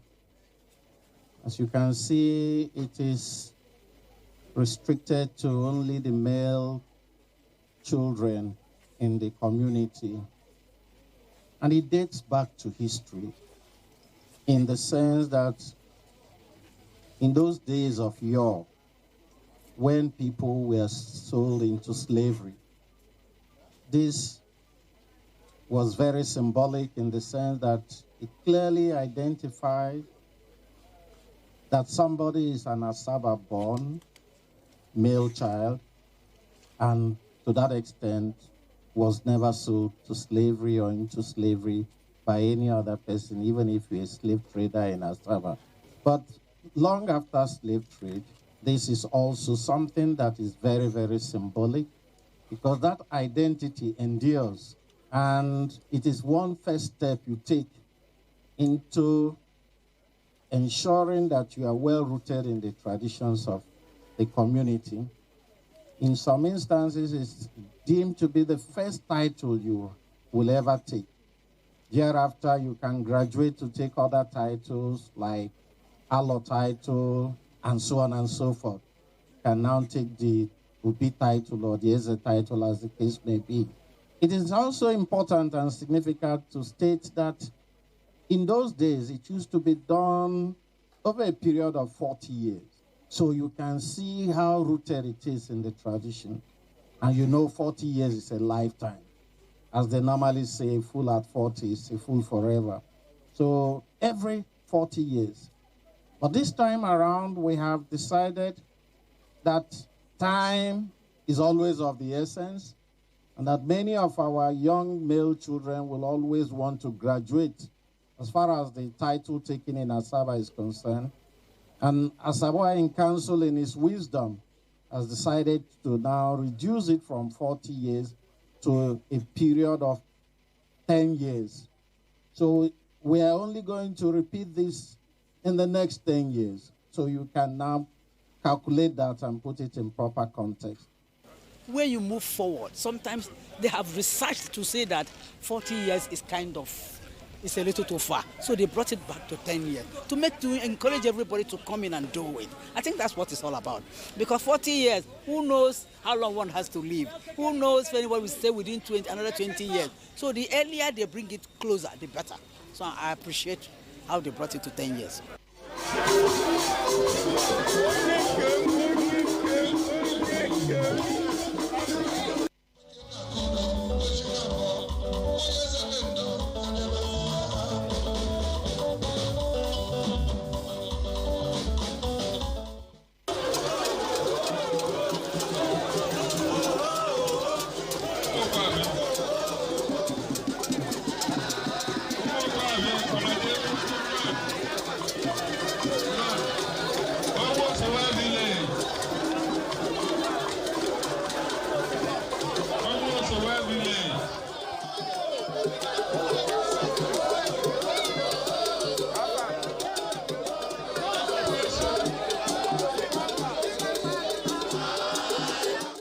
Ewampisi is a testament to the Asaba people's strong traditions and values, meticulously preserved and passed down through generations. Culture is the voice of the people. Culture speaks to the identity of the people. Culture speaks to the history of the people. Culture speaks to the well-being of the people. Speaks to the belief of the people. Speaks to the antecedent of the people. So in many ways and one, culture can say so much about the people. For us as a people steeped in tradition and rooted in our culture, we continue to ensure that we showcase our culture at the shortest possible time. Culture also speaks to the capacity for tourism, so that people will pay their way to come and witness some of the things that happens in a particular locality or community. We also want to believe that our culture, unique in its own way, will become a symbol for tourism. As the world witnesses the grandeur of Ewampisi, it's clear that this ancient festival is more than just a celebration. It's a bridge connecting the past, present, and the future.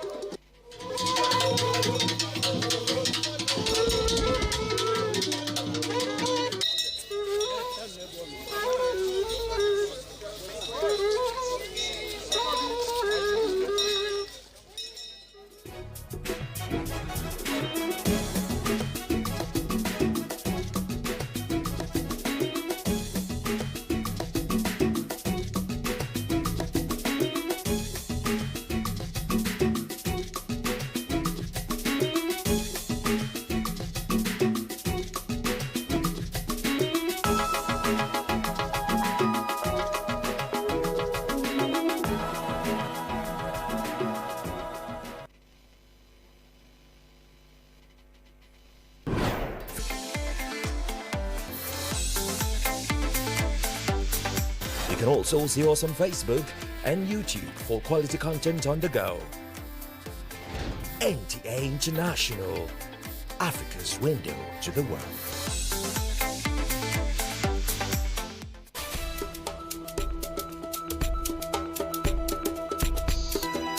Well, hello. It is great to be back with you again on Lens on Africa. Let's zoom our lens on its political history at this moment. Algeria did not have a centralized political structure prior to its colonization by France.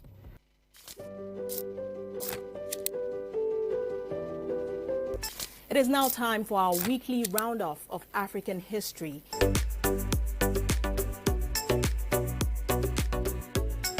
Welcome to the interview segment on Lens on Africa. Examines its relevance, the pathways to achieving it. To sustain productivity, there must be continuity. Where the winds whisper secret, to the sands lies the forgotten kingdom of Damat.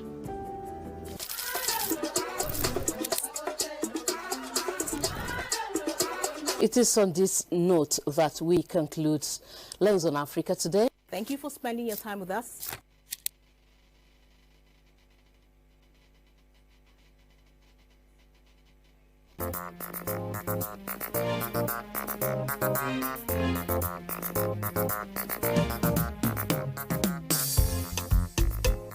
Welcome.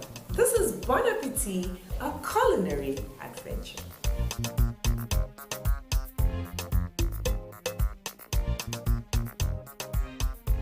All of them are quite different and unique, especially when it comes to native foods and cultural delicacies. Their food mainly depends on the ingredients that are produced in that particular area.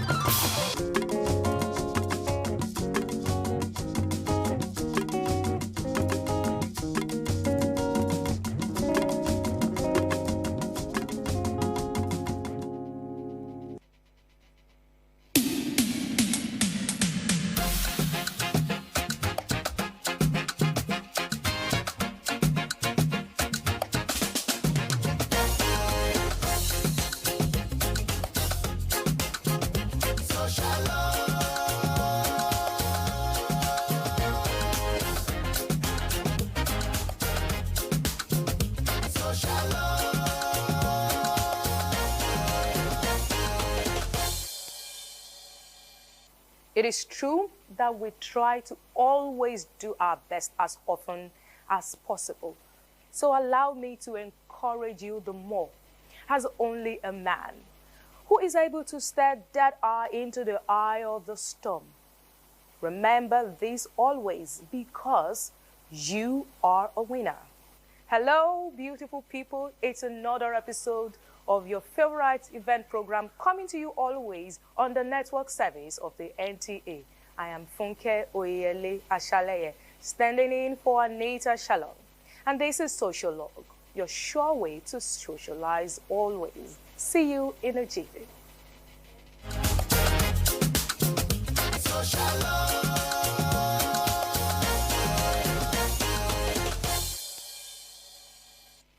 Great moments are not only created in the classrooms, but in the bond that stand the test of time. Now, first there is celebrate friendship, legacy, and the spirit of togetherness. As old classmates of University of Benin alumni reconnect to relive old memories and inspire new dreams.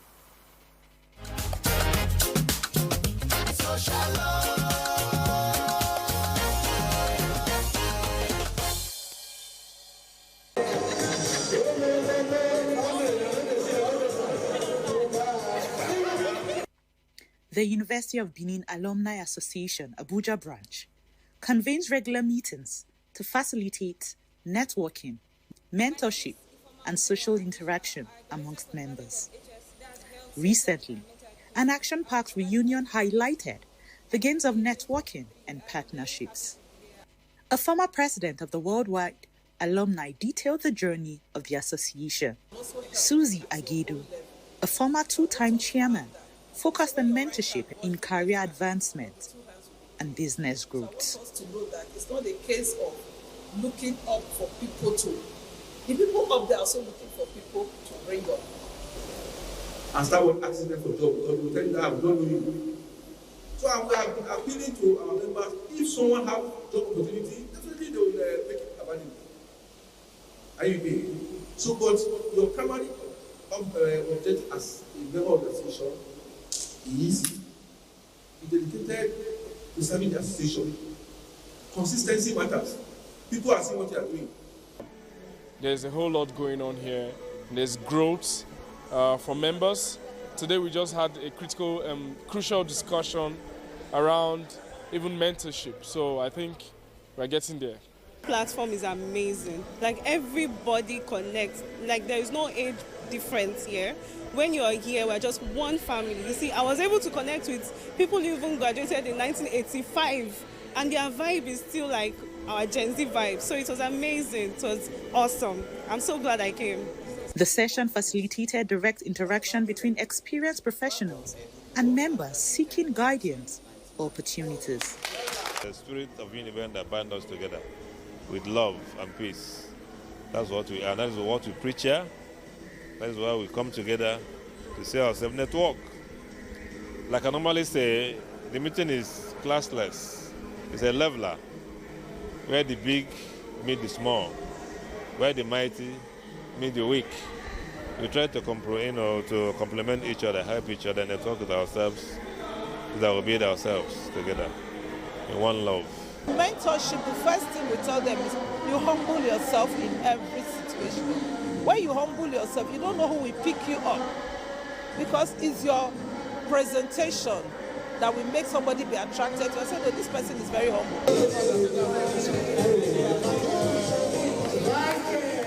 After all the hard talk, there was a gradual switch to light-hearted events. The games created a lively interactive atmosphere with active participation and cheering from the audience throughout. Most times people will ask, what do I stand to gain when I'm a part of University of Benin alumni? A lot. A lot. It's a 50-50 thing, because in as much as you gain, we also want to gain from you. We want to gain that your expertise. We also want to learn from you. And of course, you will give and you will receive. We've had sessions where, we've had times where jobs were given to persons and welfare packages were also given to persons. Yeah, so we see ourselves more or less as a family. The chairman restated the association's commitment to member support, professional collaboration, and periodic engagements.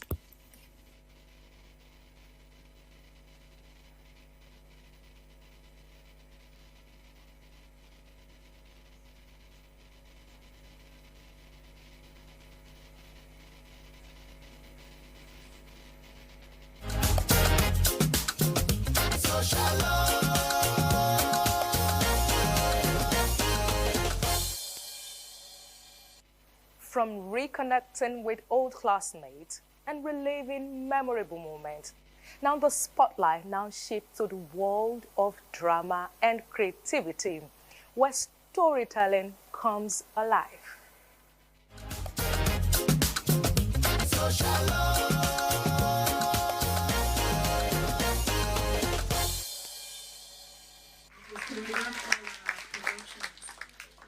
A beautiful evening with C3 Media Theatre House, Abuja, is one that will remain unforgettable as they once again thrilled their audience with another production, this time with the love story echoes of yesterday. I really do.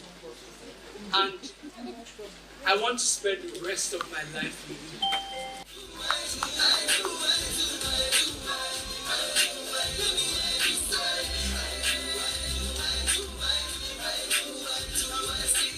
It's different. It's one of life stories, you know. story of love, passion, youth, and of course growing old, and understanding each other. There's a take for everyone, a lesson of life for everybody. The play is real. It represents what happens in life. It's not fiction. It is today's reality, and it talks about the commitment of love and family. I was really impressed. And I learned a lot from the show. We shouldn't give up on love. It's quite a long journey, and it's ups and downs. So there's so many lessons to be taken into. I enjoyed every bit. You can see how we are all brimming with excitement, and that should tell you how exciting this is, both in terms of the artistic, expression, in terms of the messaging, in terms of everything. Take it easy, man. We really have come a long way, haven't we? Yes, we have. And I am glad we're here, babe. This stage play delves into the lives of Dolapo and Osas, a retired couple enjoying each other's company as they reminisce about their past, surrounded by miscommunication and emotional retreats as secrets unravel. Miss Dina, oh, welcome. I sat at La Maison restaurant for 2 hours, Osas. 2 long hours. The waiter kept refilling my glass of water like I was some pathetic desperado. And you have the guts to come here and tell me, babe, I know I missed dinner. Look, babe. Abeg.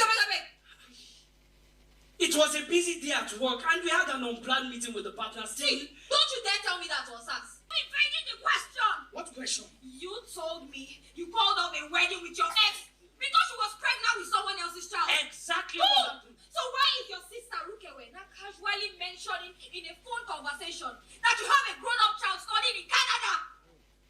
This emotional journey prompts the audience to contemplate the complexities of self-preservation, lies, and avoidant behavior in a relationship. A love story about the trials and tribulations of relationships and marriages, and secrets and lies, and what that can do to a relationship, but how relationships endure with good communication. And I have to say the dance was also wonderful this evening. It was a lot.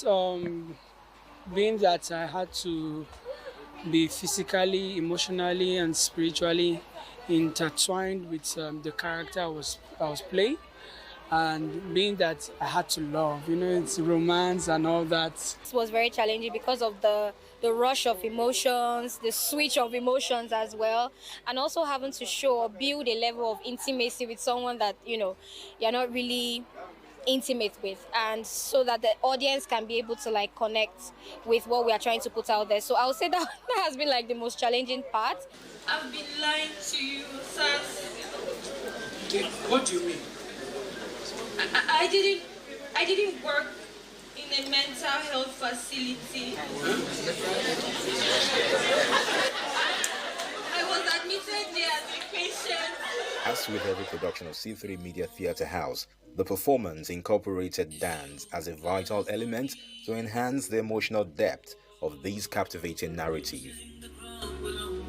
Keep me grounded, I know the vocal only, keep me humble.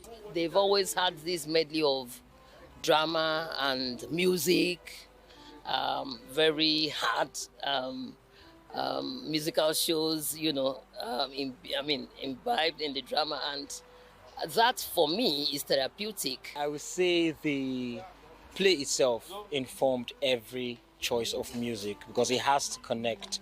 We can't go out and just pick any song and then use. It has to connect. So the song has to connect with the dance as well as the play, and then the acting, of course, that comes up next should flow all together. That's what happened. The tough one, I won't lie to you, because we had to look for people that understood the character. We had a whole retinue of actors, so we had to really dig deep to look for those 2 actors that we know could fit in. And by the time we got the 2 actors, they were actually not friends, so we had to build chemistry for them to understand what they were doing. So it was really tough, but I'm glad to see what we just saw. I wrote the play with Mr. Shola, my director. He co-wrote it with me.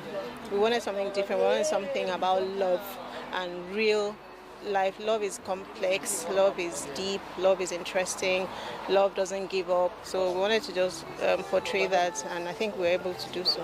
Homeless With standout performance, poetic dialogue, and a raw emotional pulse, Echoes of Yesterday is a gripping meditation on the cost of silence and the courage it takes to confront the truth, not just in others, but in ourselves.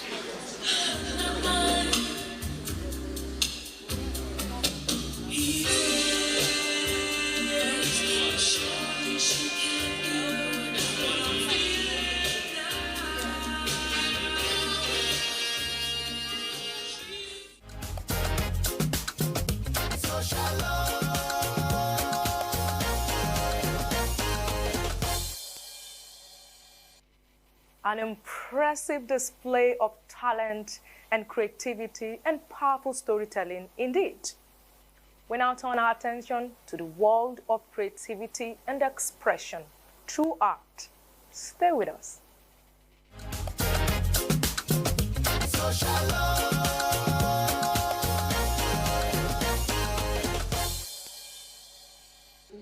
I just wanted to share my works. Nelly Idagba stands at a unique crossroads between the courtroom and the canvas.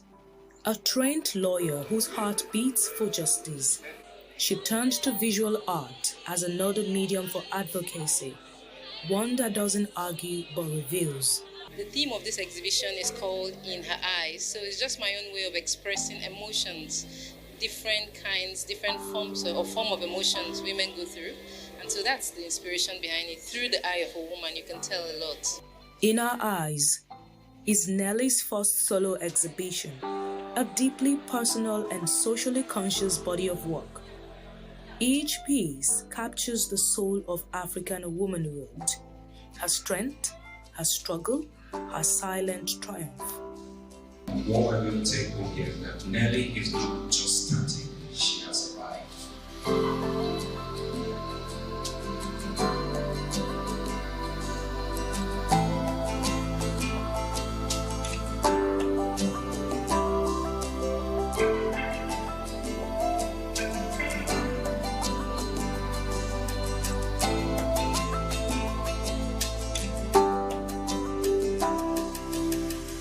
This is called The Widow. Some of the cultures in Nigeria, when a woman loses her husband, she has to cut off her hair, she has to, go through a lot of rigorous, styles and ways to prove that she's not behind her husband's death and all of that. That caught my eye in one of these cultures I saw, one of these traditions I saw. So I thought I should put it down in my piece because it was really emotional. And obviously, as you can see, I am an emotional painter, so I had to express myself through that. So this title is called The Widow. I found her art most intriguing because there's many female portraits, and they all come with a very intriguing looks. So these portraits interrogate you a lot, and they seem to have lots of layers to uncover, also about the condition, the living condition of women in this country. And these paintings don't quite give away the mystery at first glance, and you really need to take some time to unpeel those mysteries. In a world that often demands women to be seen but not heard, Nelly paints a different truth, that silence does not mean weakness, and struggle does not steal elegance. Her work honors the millions of women whose stories live in the details, in folded hands, tired shoulders, and eyes that have seen too much but say very little. Nelly decided to stay away from legal practice or from everything about law, but don't forget, law is into everything. And creative economy is something that satisfies the mind. What will satisfy her, what will give her comfort, happiness, is what she's into now. And I think she's deriving joy from what she's doing. And with what I'm seeing here, I'm happy that she decided to veer away from legal practice to do what she's doing. So long as there's happiness, she's deriving from it.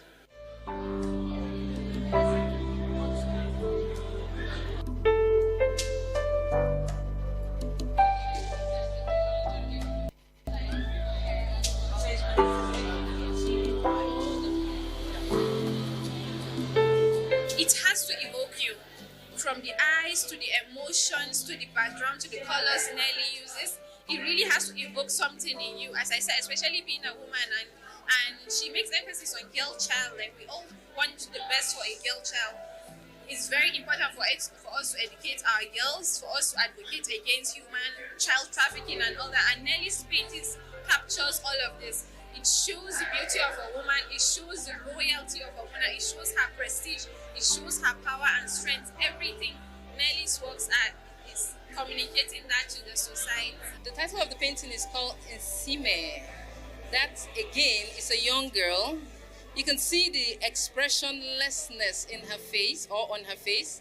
You can see how lost she looks, but you can still see the beauty, the green shows growth in her and all of that. That piece is a great piece. In our eyes, we see ourselves, our mothers, our daughters.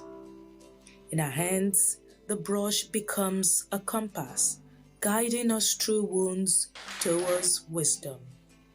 Nelly Idawa is not just painting women, she's preserving them, their truth, their beauty, their becoming.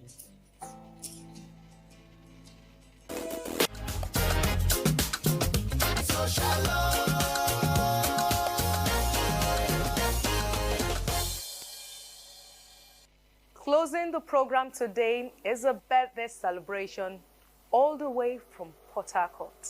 Let's say it.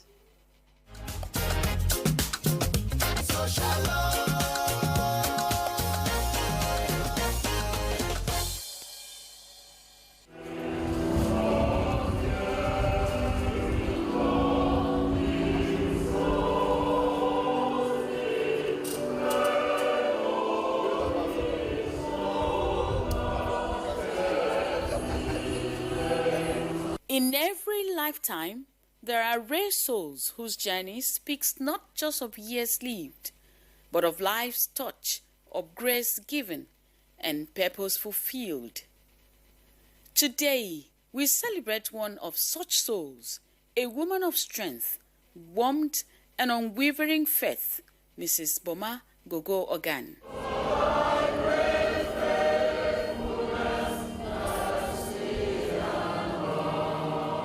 A woman of noble heritage, she is the first daughter of a former Rivers State Governor, Rufus Ada George. But one thing I do know that this is my first black man.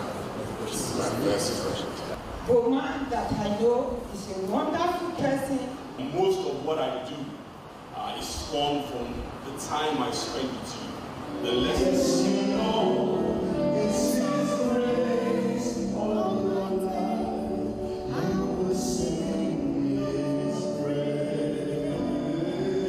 Her life reflects grace, not the absence of challenges, but the strength to rise above them. Standing beside her is her husband, Mr. Idare Gogo Ogan, a distinguished figure and a leading voice in commerce and development through the Niger Delta Chambers of Commerce, Industry, Trade, Mines and Agriculture.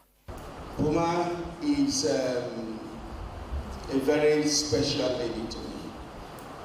I love her dearly. I pray that this new decade, God will introduce new blessings into your life. I wish you 60 more and even longer. At 60, her heart overflows, not with pride, but with gratitude. A life surrendered to God, a journey guided by divine grace. Today, we gather in thanksgiving.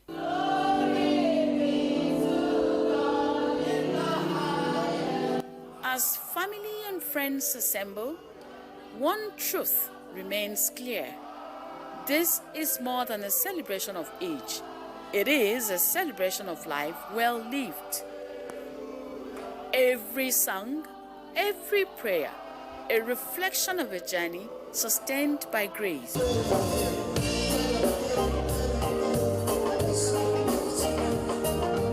And now, the celebration continues.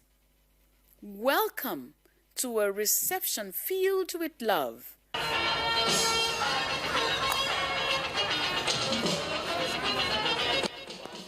And then, the moment everyone awaits.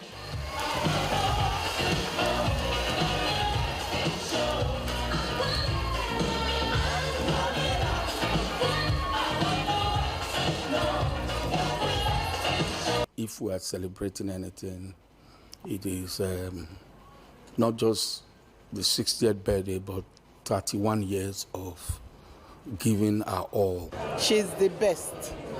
I wish her long life, peace, and prosperity. Our appreciation of her is stemmed to the fact that she has given all the support the husband needs to chair the Niger Delta Chambers of Commerce. From the dance floor to heartfelt embraces, every moment echoes one message.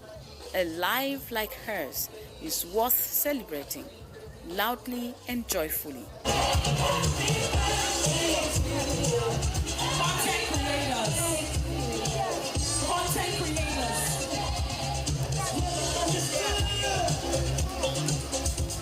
I love life. I love people. I love cooking. I love hosting. So I always have people in my home. I'm very grateful to be 60. I'm thankful to God. 60 years of grace. 60 years of resilience. Happy 60th birthday, Mrs. Boma Ogan. Your story is still being beautifully written.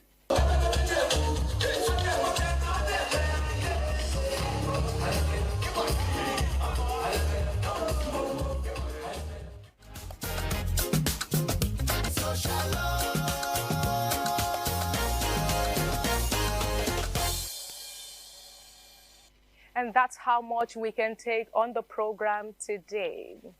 Remember, no matter where you are, never stop believing in your dreams. See you again next week. Stay safe and God bless.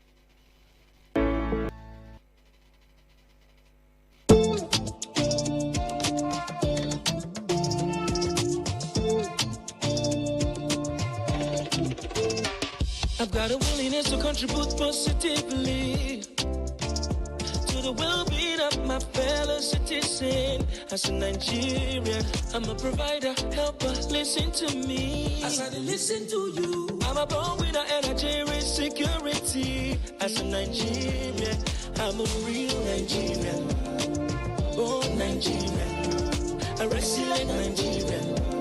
I live by the citizens' code. I'm a real Nigerian, accountable Nigerian, a caring Nigerian. I live by the citizens' code. Green, white, green, oh, I pledge my dear country.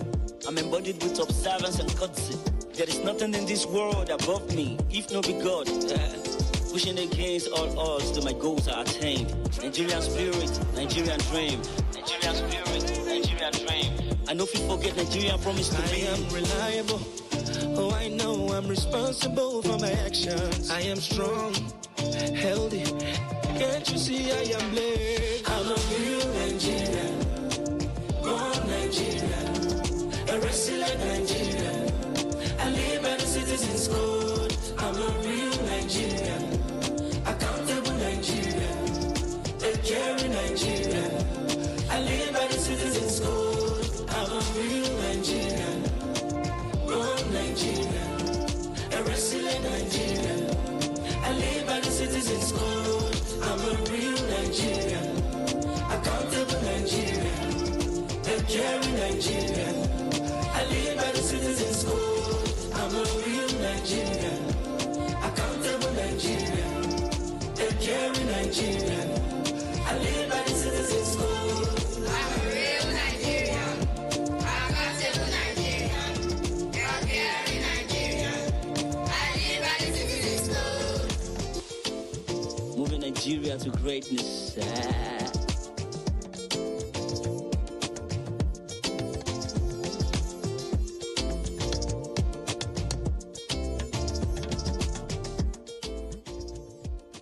Brought to you by the National Orientation Agency, NOA. In Africa.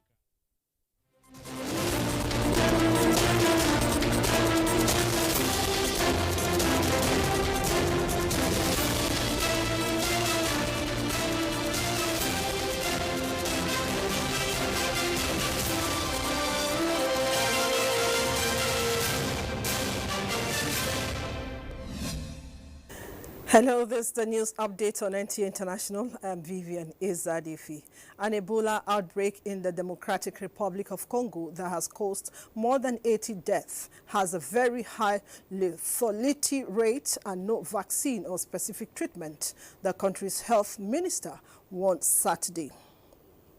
A total of 88 deaths and 336 suspected cases of the highly contagious hemorrhagic fever have been reported. The African Centers for Disease Control and Prevention, CDC Africa, said in an update on Saturday. Medical aid group Doctors Without Borders said it was preparing a large-scale response, calling the rapid spread of the outbreak extremely concerning. The Bundibugyo strain has no vaccine, no specific treatment, DR Congo's health minister Samuel Roger Kamba said Saturday. The World Health Organization has declared the Ebola outbreak in the Democratic Republic of the Congo a public health emergency of international concern, warning that the virus could spread rapidly across the region. The outbreak, centered in Ituri province in eastern DR Congo, has recorded about 246 suspected cases and 80 deaths. Although the WHO said the situation does not yet meet the threshold of a pandemic, it cautioned that the true scale of infections may be far greater than currently reported.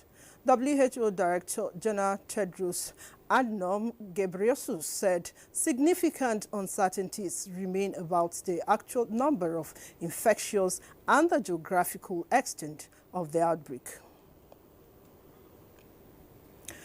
The head of the ECOWAS election observation mission to the legislative elections in Cape Verde, Babuka Blazer Ismail Jana, former Minister of Foreign Affairs of the Republic of the Gambia, has arrived in Praia ahead of the polls scheduled for 17 May 2026. His arrival marks an important phase in ECOWAS electoral accompaniment, reinforcing the Commission's commitment to supporting peaceful, credible, and transparent elections in Cabo Verde, in line with its mandate to promote democracy, constitutional order, and stability across the region.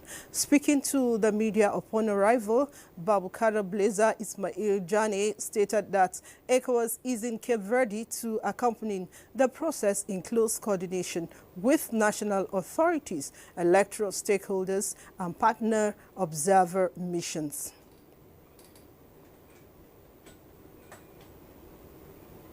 And those are the stories trending at this time. Thank you for watching. I'm Vivian Izadifi.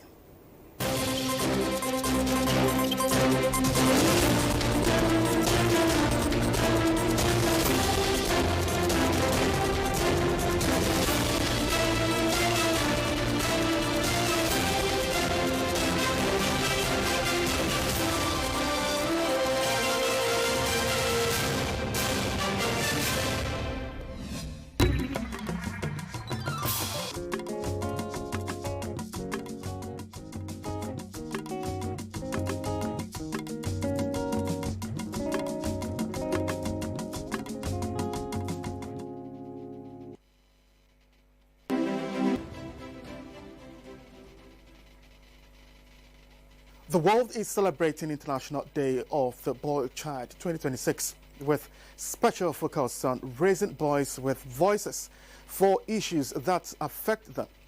In Africa, the responsibilities before the boy child or his way to becoming the man who cares for family and society are enormous. So how are we preparing them for this future? We have answers in this package of Africa Weekly. And also, African CEO Summit in Kigali, Rwanda is in the package. I am Charles Alpha, welcoming you to this week's edition of Africa Weekly.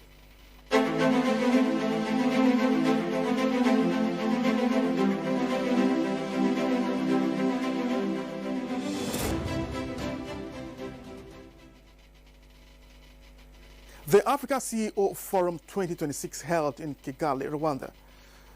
And there, President Tinubu joined other leaders at the annual forum of private community with the theme Scale or Fail. This year's Africa CEO Forum is projected to be the largest gathering of African private sector leaders.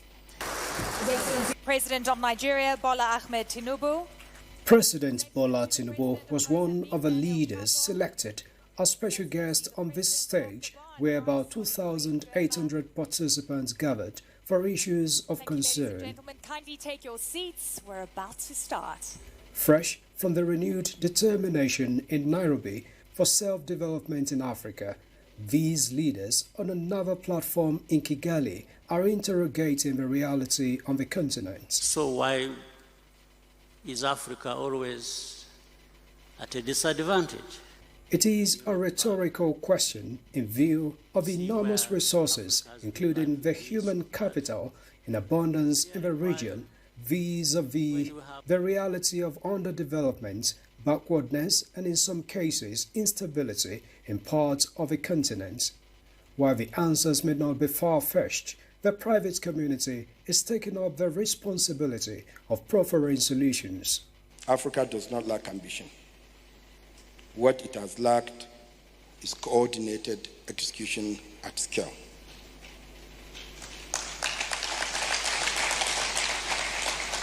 The next decade will not be defined by detached progress, but by system-level transformation. The question is no longer whether Africa can grow. It is whether Africa can grow as one integrated economic system. Going forward, the Africa CEOs are suggesting scaling up investment and intention to rewrite failures of the past and avoid the future ones. The talent is here, the capital exists, the ambition in this room is undeniable. What has been missing is execution at scale. The kind of scale that turned energy into factories, factories into jobs, and local enterprises into continental champions. This decade must be the one where Africa stops exporting its potential and starts delivering its performance. They believe Africa must rise with determination to turn around the situation with right policies, aggressive infrastructural development, and purposeful value addition to its resources for the benefit of the people of the continent and the world. CEOs and other Africans, I think we need to give ourselves value of some kind. We can't just be people who are waiting to be ripped off by somebody who is shrewd enough and has the power to come. No, we must be able to say no. The key word is to leverage the potential and capacity on the continent for its advantage.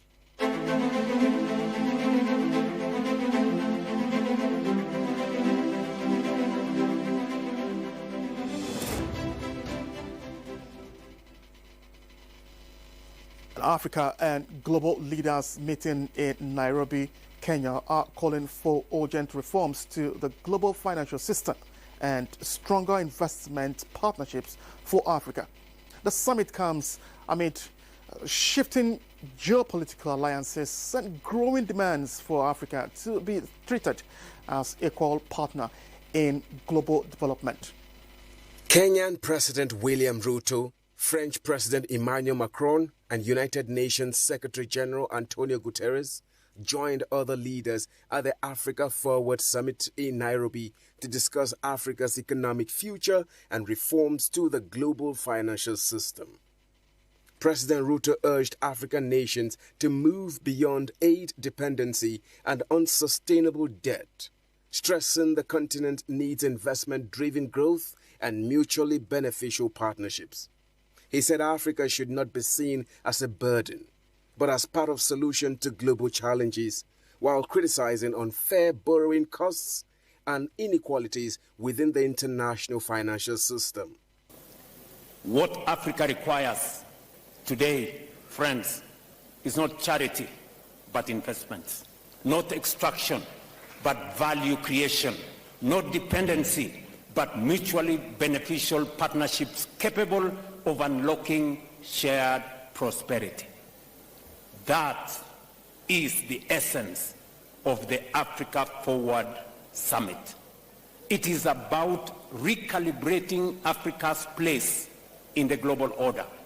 It is about redefining engagements with Africa, including with long-standing partners such as France, away from outdated models of aid and asymmetrical dependency towards a framework anchored on investment, enterprise, innovation, industrialization, and mutually beneficial cooperation.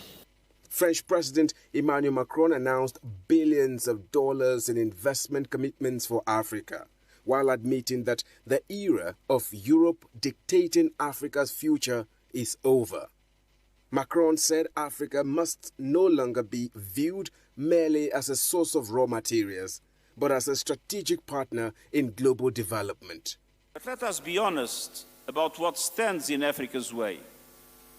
A global system designed without Africa and still largely operating without Africa, perpetuating century-old injustices.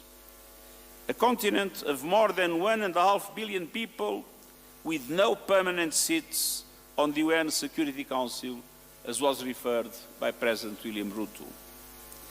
Without the voice, the representation and decision-making power it deserves inside the international financial institutions that shape this economy, it's not Africa that loses, it's the world that loses the fact that the voice of Africa is not conveniently taken into account.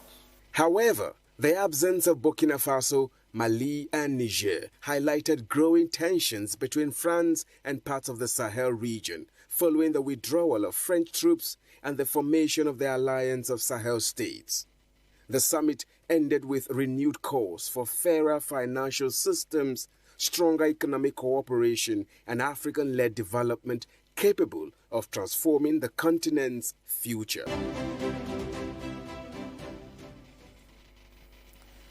The high attrition rates of health workers from the continent is of immense concern to the World Health Organization as it further deepens global inequities. It reports that Africa in a year lost over $100 million in training doctors and nurses who could not be retained on the continent due to reported poor conditions of services and infrastructure. Now, at the Second Africa Health Workforce Investment Forum, WHO Regional Director for Africa, Professor Mohamed Yakub Yanabi, now admonished national leaders to transform words into action by investing in their health workforce as strategic assets. And now the president of the Economic Community of West African States, ECOWAS Commission, Omar Aliou Toure, is urging parliamentarians in the region to exercise robust oversight on the implementation of the organization's work program. He was speaking while presenting a community report under review at the ongoing 2026 first ordinary session of the Economic ECOWAS Parliament in Abuja.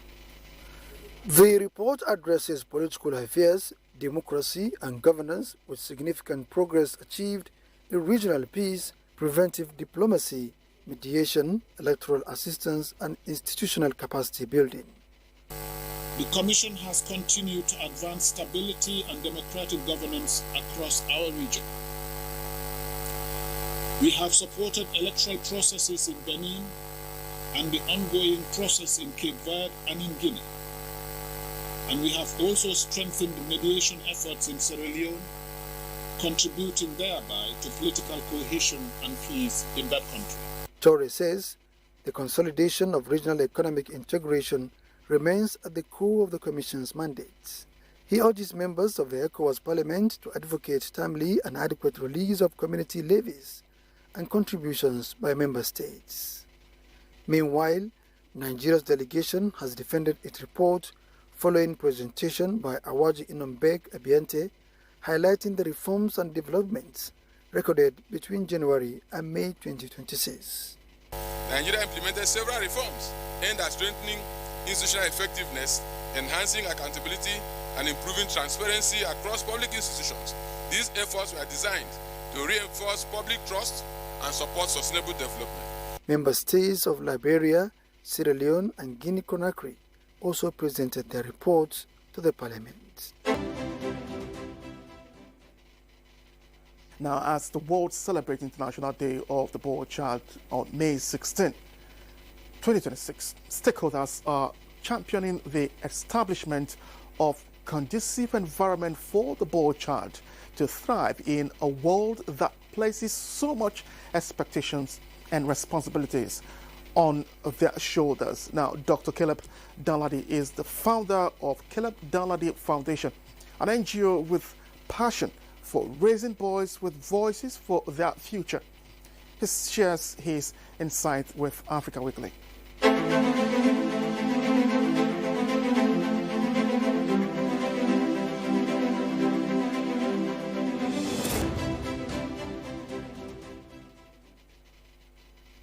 The International Day of Boy Child is a very important and unique day that is being celebrated annually every 16th day of May.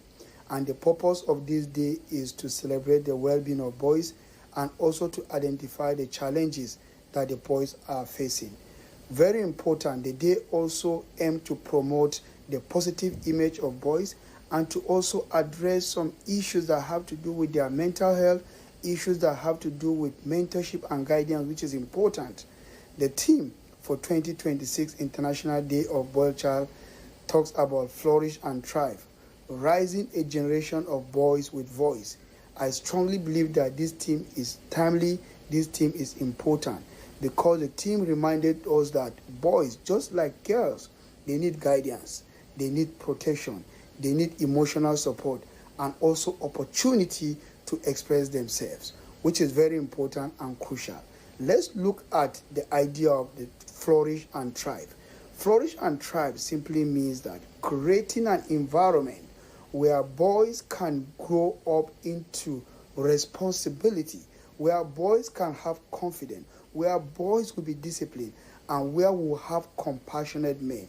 Raising men, boys with voice, means that we have to teach them how to express their opinion, to treat them that also every opinion matter, to treat them that every emotion are valid and they can be able to control meaningfully to the society without being violent, without being aggressive, and without being harmful to other people.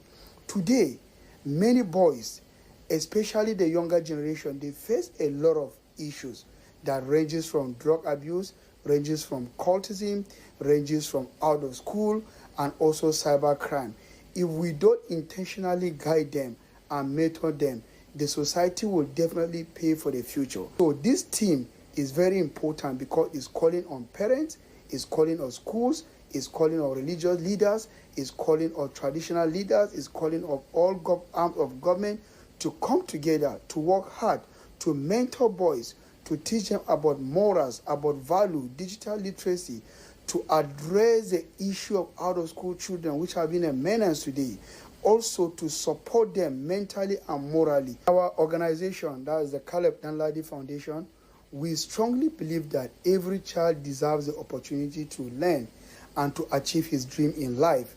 We also believe that every child deserves to succeed, regardless of their background or socio-economic status. So our intervention has mostly focused on education, it has focused on health, it has focused on mentorship, it has also focused on protection of vulnerable children and young people. So let me give you some example of some of our intervention. We have what we call educational support and advocacy under the educational support and advocacy, what we do is we promote access to education for the vulnerable children and out-of-school children. We raise awareness about the importance of education. We carry out campaigns, we engage community leaders, we raise awareness about education. And part of that, we also have a program under the educational support and advocacy that have to do with STEM, science, technology, engineering, and mathematics, where we expose young children into digital literacy and also science and technology at an early age, which is very important. We also have a program where we train the trainers. What do I mean? We start to train the teachers so that when the teachers have the basic digital literacy level, they can be able to pass that skills on to the student. And also, we also have a program where we have also impacted over 300 young people every year. Annually, we sponsor about 300 young people under our sponsorship for JAM. So every year, we support them with JAM, we mentor them, we guide them, and we have seen a successful story through our impact assessment. The next program that we have is called Health and Medical Outreach. Through our health and medical outreach, we will be able to reach the underserved communities, especially women and children, because we believe that a healthy child today is in better position to learn and thrive, which is important. We also have a program known as a mentorship and leadership program. We engage young people, we sensitize them about the importance of education, we sensitize them about the importance of school, we raise awareness about careers, which help them to thrive, which helps them to plan ahead for the next generation. We also have a support program for young girls that we call Dignity and Hygiene. What we do is, through our partnership, we will be able to distribute sanitary pad and sanitary hygiene to young girls in primary and secondary school. By doing that, we also raise awareness about the importance of sanitary hygiene, because we find out that one of the reasons why we have out-of-school girls is because of lack of sanitary hygiene. So we try to bridge that gap to ensure that every child, irrespective of their background, have access to quality education. Then we have what we call community-based protection. What we do is we have ambassadors around. They look into children in the community and they feed us back. If there's a child that is not going to school, they report to us. What are the challenges? We look at what are the challenges that makes this child not to go to school. How can we be able to support this child so that he can return back to school? Is it school uniform? Is it school fees? Is it a common stereotype? So we look into that to see how we can be able to reach out to these children, which is important. And lastly, we also have a program called Youth and Women Entrepreneurship Program, where we trained young people on skill acquisition ranging from tailoring, carpentry, and also we give startup grant for women to go into entrepreneurship. My message to all the stakeholders, especially the parents, the government agencies, schools, traditional rulers, religious institutions, media houses, and development partners, is that the future for every nation depends on how we raise and protect our children today. We must be intentional. We must listen to our children. We must mentor them. We must invest when it comes to education. We must protect their rights. And we must create an environment where they can have their reach to reach their full potential. We must create an environment, we must create a level playing ground where they can reach their full potential, which is important. The parents themselves has a crucial role to play. Parents should not only provide for the children materially, but also they have to also look at the emotional and moral aspect of the children, which is important. Schools must go beyond academics, and they must help to build character and leadership, which I strongly believe today we have the citizenship education, which is bridging that gap. The government also must strengthen its policies to protect children and improve access to quality education and healthcare system. And the good news today that we have different interventions from government that is helping to bridge this gap. We have the UBEC are there, but we also need to do more. And together we can ensure that every child, irrespective of their background, has good quality to education. We must also remember that no child should be left behind because poverty, disability, conflict, or social status is not a barrier to education.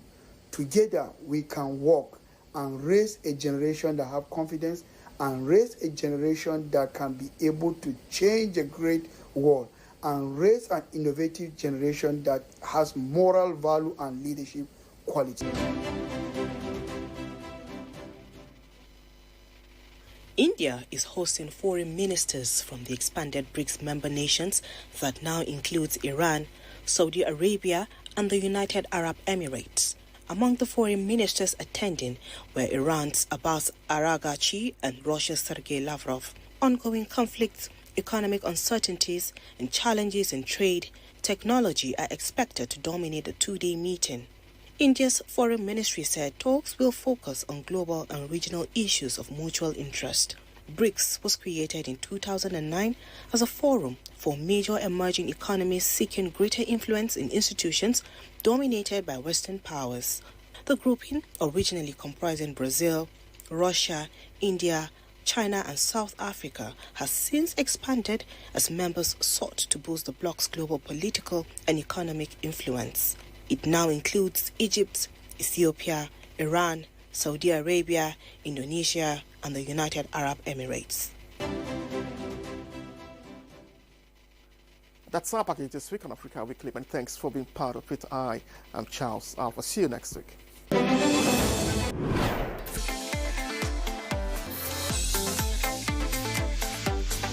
You can also see us on Facebook and YouTube for quality content on the go.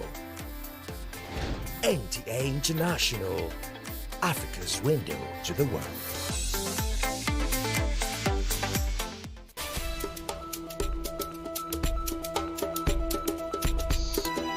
Well, hello. It is great to be back with you again on Lens on Africa. Let's zoom our lens on its political history at this moment. Algeria did not have a centralized political structure prior to its colonization by France.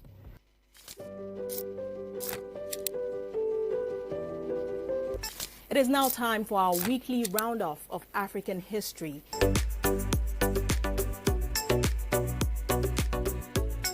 Welcome to the interview segment on Lens on Africa. Examines its relevance, the pathways to achieving it. To sustain productivity, there must be continuity. Where the winds whisper secret, to the sands lies the forgotten kingdom of Damat.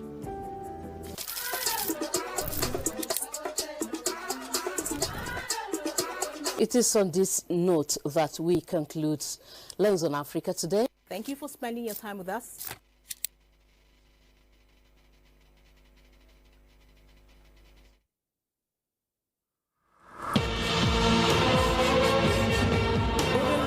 Drive in the rain. It depends on the velocity of the rain.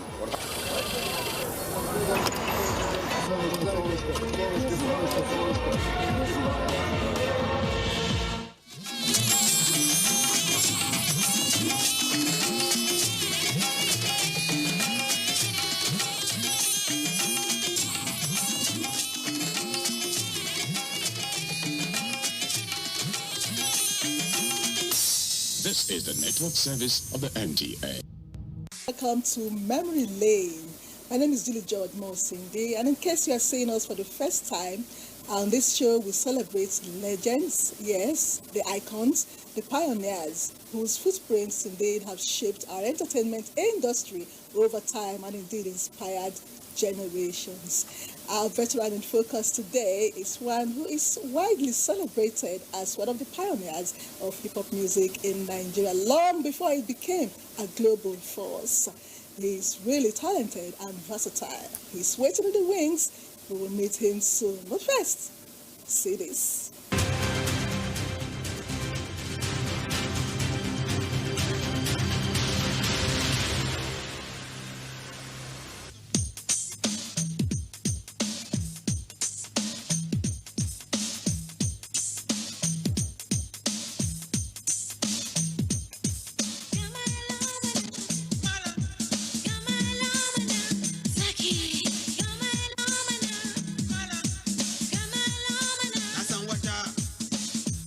batasuna ama nasonta.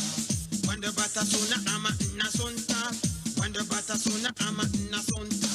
Wanda batasuna ama nasonta. Tukematan dunia aise kwengila. Iritachin dana jishuwa kama. Inkina sona pati kibar kuka. Duka harka mudeke da gargada. Naroge idun ala. Fatima se tache bana songa. Bekamu bana songa.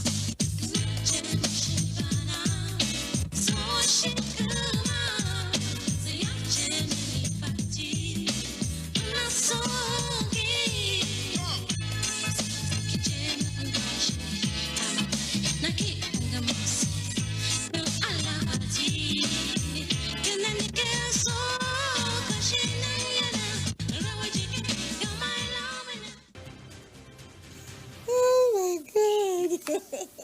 Okay. Not in this world would you know if you don't know. Let me put it, if you know, like we always say. That doesn't give it away if you do not know. But then you will meet him soon because the change is like he's even asking himself, is that me?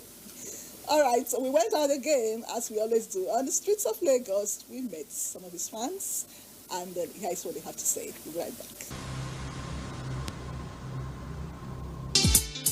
Right from the very start, I wanna marry you. Sometimes I feel ashamed. Baby, I know you're mine. How can I let you go? That's why I feel like something's going on. Watch me now. Now me go marry you. I supposed to marry you. Yeah, of course, it sounds familiar. You mean the Torchlight guy? He's popularly known for his Torchlight when he's doing video, when he sings. And I know him, I know him. His voice is quite different.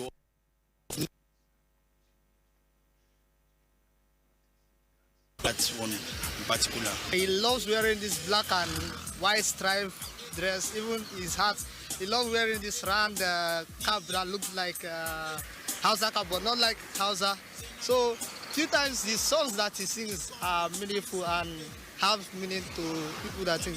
But some people, the thing that I like about it is if he comes to a place, he's always cooperating with people, speaking with people. It's not like some people that just like their own is just when I come, I just stay alone. But he's just unique in his own part. Well, he need to mentor because he has been out there before others are there. So the young ones that are coming to this profession, he still need to mentor them, let them to be able to know that yes, that these are the things that they need to do, because most of his music are passing informations. It's not just about the music, the bows and bars of the song, but it's about the content, what is in it, the lyrics that is in it. So he needs to guide the young ones that are coming so that they'll be able to follow his footsteps and become more better and move the Nigeria music industry to a greater height. Consistency. He's a consistent person. It's not about whether me liking him or not, or whether whoever likes him or not. It's about consistency and believing in whatever you want to achieve or want to do. And I'm 100% sure that a lot of people too will like his style and say, this man, I like his consistent nature.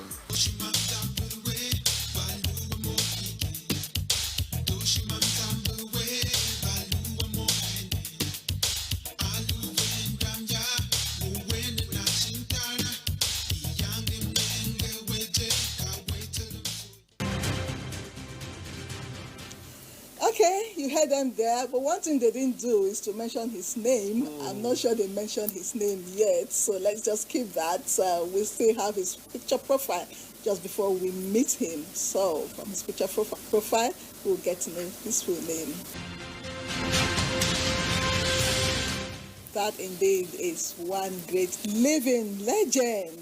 Our guest today is indeed a gifted performer, a songwriter, a producer, an executive producer, a TV host. He's going to give me a run for my money there. And indeed, a nation builder. Need I say more?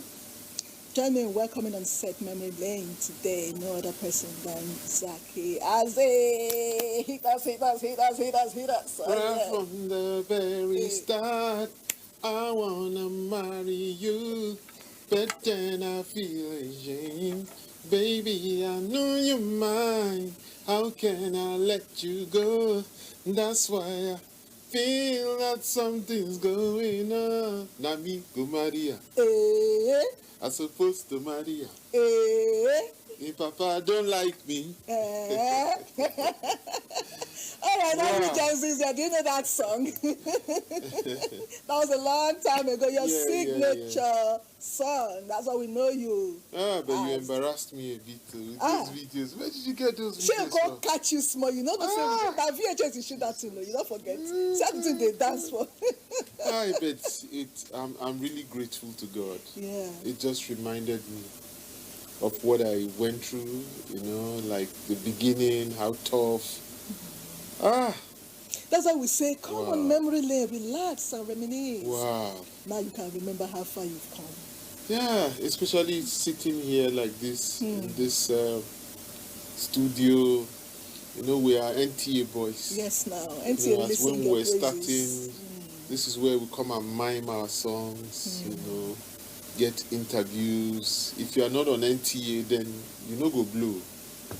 You understand? NTA has made a lot of us, so I'm just reminiscing on the morning rides, on the different programs, the children programs that we all use here to promote our songs and all that. Oh, wow, you owe NTA a lot too. Yeah. You not come out too. I owe NTA a lot. Growing up, like you said in that video, you were in your teens. Then that's first video we played. Then it showed someone who was really enthusiastic, who you really want to explore and find out yourself. Was it really in the area of music, or you just said, "Let me just see what I can do to make ends meet"? No. Of recent, I said, if you stop me from doing music, it's like bringing a fish out of water. Oh, really? Yeah, it's not possible. Music is my life. I love music. I have so many things I'm doing now. But I still love, I'm about to release a new song. Yes, I know. in 2 We'll get days. there. Yeah, understand? So music is not what I can never stop. You can't, no matter what you do in life. Yes, it gives me joy. And then I'm happier when I see how much people appreciate it. There was a time I was off for like 2-3 years, and people were complaining, come back, there's nobody that can fill that gap. You are unique, you are this. Yeah. So when you hear such encouragement, it kind of encourages you too. Nobody that can fill that gap, because yes, it's quite a unique one, unique role you play in society. And from what you just said, you've known from day one, this is what you want to do. You are cut out for this. Yes. For the money. Growing up, being an indigenous of Benue State, I can't pronounce your local government. Pardon me. Bandikia. Bandikia. But you were born. You were raised in Kaduna. Born and brought up in Kaduna. Also, in that environment, why didn't you think you could make this happen? You could thrive, pursuing your musical career. What made you say no? I got to move. In Kaduna, in the north, in those days, our kind of music, what we listened to as Gen Zs at that time, or as young people, is rap music, hip hop. That's all we know how to do best. Even when in the south and west it was reggae, dancehall, it was hip hop. And then we have these territorial battles. Understand? I was king in Kaduna, it's my territory. Understand? So when other rappers come from Jos, in Jos we used to have LD the Don. He was the territorial king. So you have to battle him to win that territory. That's how hip hop was. Then in Kano, there was Mr. T, who went on to become Idris Abdul Karim. But in Kano, he was the Don in Kano. All these territories that defined you all knew with them. No. Are you kidding me? In those me? days, yes. So it used to be like that. But one day, then I also used to mime on TV. You see, even in Kaduna at that time, it was NTA Kaduna. Yeah. I was going to mime to Michael Jackson, Casey and the Sunshine Band. Wow. So I became a bit popular. If I'm passing in Kaduna, children will be following me, So, but one day I was watching TV and I saw King Sonny Ade performing abroad. Wow. So I was like, wow. So I'm a local champion. You know, why can't I be like him? You know, that was how it all started. So I kind of, against my parents' wish, sneaked and came to Lagos, you know, and stayed with my uncle then, who was a military officer in Dodam Barracks, and started pursuing my music career in Lagos. Then you still had it at the back of your mind that it was going to be music. Music, nothing but music. Wow. I got admission into NTA before I even actually ran out of Kaduna and came to Lagos to do music. But Okay, what you just said now hit me. Let me get us some momentum. Let's go on this quick break. We are going on another break. Let's feel our guest in this music clip. We'll be right back. Please stay with us. We're still watching Memory Lane.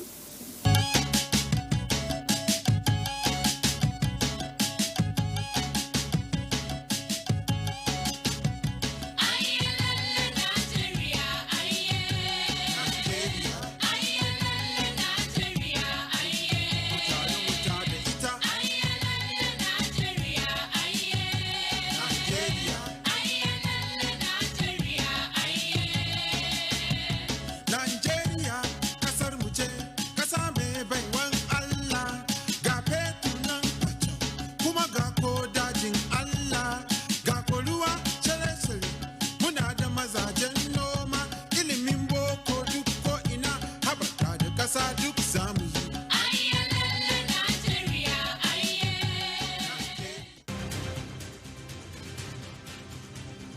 All right, thank you for staying with us. Are you just joining in? This is Memory Lane on your recharge station NTA2. Our veteran, another person than the iconic Zaki Aze. Yes, we're just talking. Yes, of course. There's so many things about this. I've heard so many things about this torchlight too. You want to share with us? Like what? Okay, let me even hear from the horse's mouth. What is this? What's the significance of this torchlight? well, it's a long story, but let me just summarize it. When I was starting, there was no hip-hop music in Nigeria. Most of the music was people who were the biggest stars then was Daniel Wilson, Blackie, Majek Fashek, Mandatos. All these people are mentioned, you know, it's reggae, raga, you know. But I was doing hip-hop. So I could not get a recording deal anywhere. There was EMI, there was Premier Music, there was Salt Music. Those were the major recording companies, and they were international at that time. But nobody would take me in because I was doing hip-hop. So eventually I did a remix of Onyeka Onwenu. And to cut the long story short, EMI now gave me some. When they had that, they were like, okay, let's try rap music since this thing may work. Since he's using Onyeka Onwenu's One Love chorus. And so I went to the studio, Clink Studio then, in Surulere, Kingsley Ogoro Studio.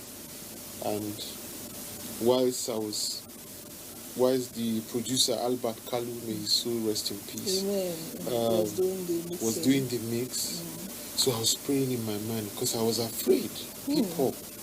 Nobody likes hip-hop. So I was like, God, please help me. Make me famous. Make me rich. Let them accept this music. So while I was praying, I saw the security man's torchlight. It was an ash color. I will not forget. Oh, wow. Those olden days torchlight, there is silver color, battery. Metal, Yes. So it was on the floor. So I walked to it and carried it and said, God, this torchlight will be my covenant with you. With this torchlight, I am making a covenant with you that if you make me rich and popular, make me succeed, I promise never to derail from your ways. I will constantly and permanently acknowledge you all the days of my life. And I will hold this torchlight forever to remind me of this covenant that we are making. So you will not derail. So everybody thinks it's just there is more to it. Identity, you understand? Some people even say it's in the cult. Yes, I heard a lot. But between me and God, He Wow. knows. That's And I good. know. And then there's no way I can stop carrying this torchlight. Oh, Because it wow. actually reminds me of that covenant. Wow, that's great. Now see how far it has brought you. Yeah. And you will say again, thank you, God. Right? Thank you, God. All right. In the same vein, it's your signature look. Do you really have to wear the black and white for you to really The black and know white that too you has are a from story. Benue? Yeah, it has a story. Okay, what's the story? The story is, if you check my first video, first hit, like the one you just showed Yes. now, you know you did not see I any didn't black like- and white. Yes, I asked that. If you check the Yara Meganga Sunga, my name is Zaki. I said Zaki. Yeah. Please give us more of that. Let's play that right. Let's play that right. Are you I forgot sure? to. I forgot I to will verify. scatter it. No, scatter. Now you get today. You remember this? Were you born then? Excuse me, I was very much around then. Okay. What are you saying? I sing it now. That's that rap. Yes, that is what we want to hear. Okay.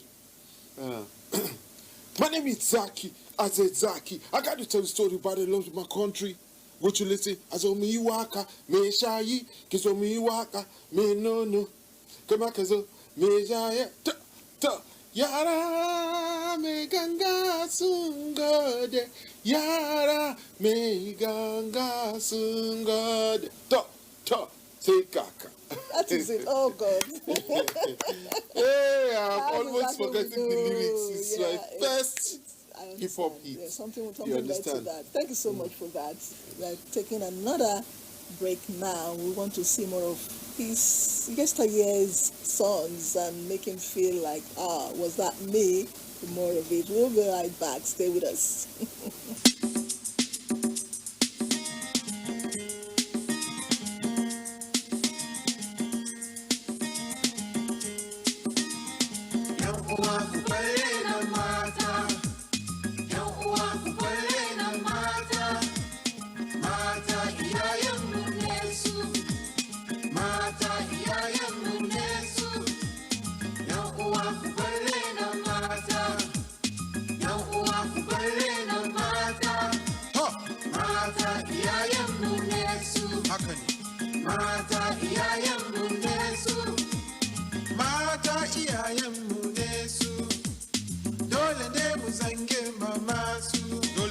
Wata guda so tara daidai, ku dubi yunkurin haifa ‘ya'ya, kun ga su suke haifa ‘ya'ya, suke wanke ‘ya'ya, suke runguma ‘ya'ya, suke goyon ‘ya'ya, har yara su girma. Ba shakka.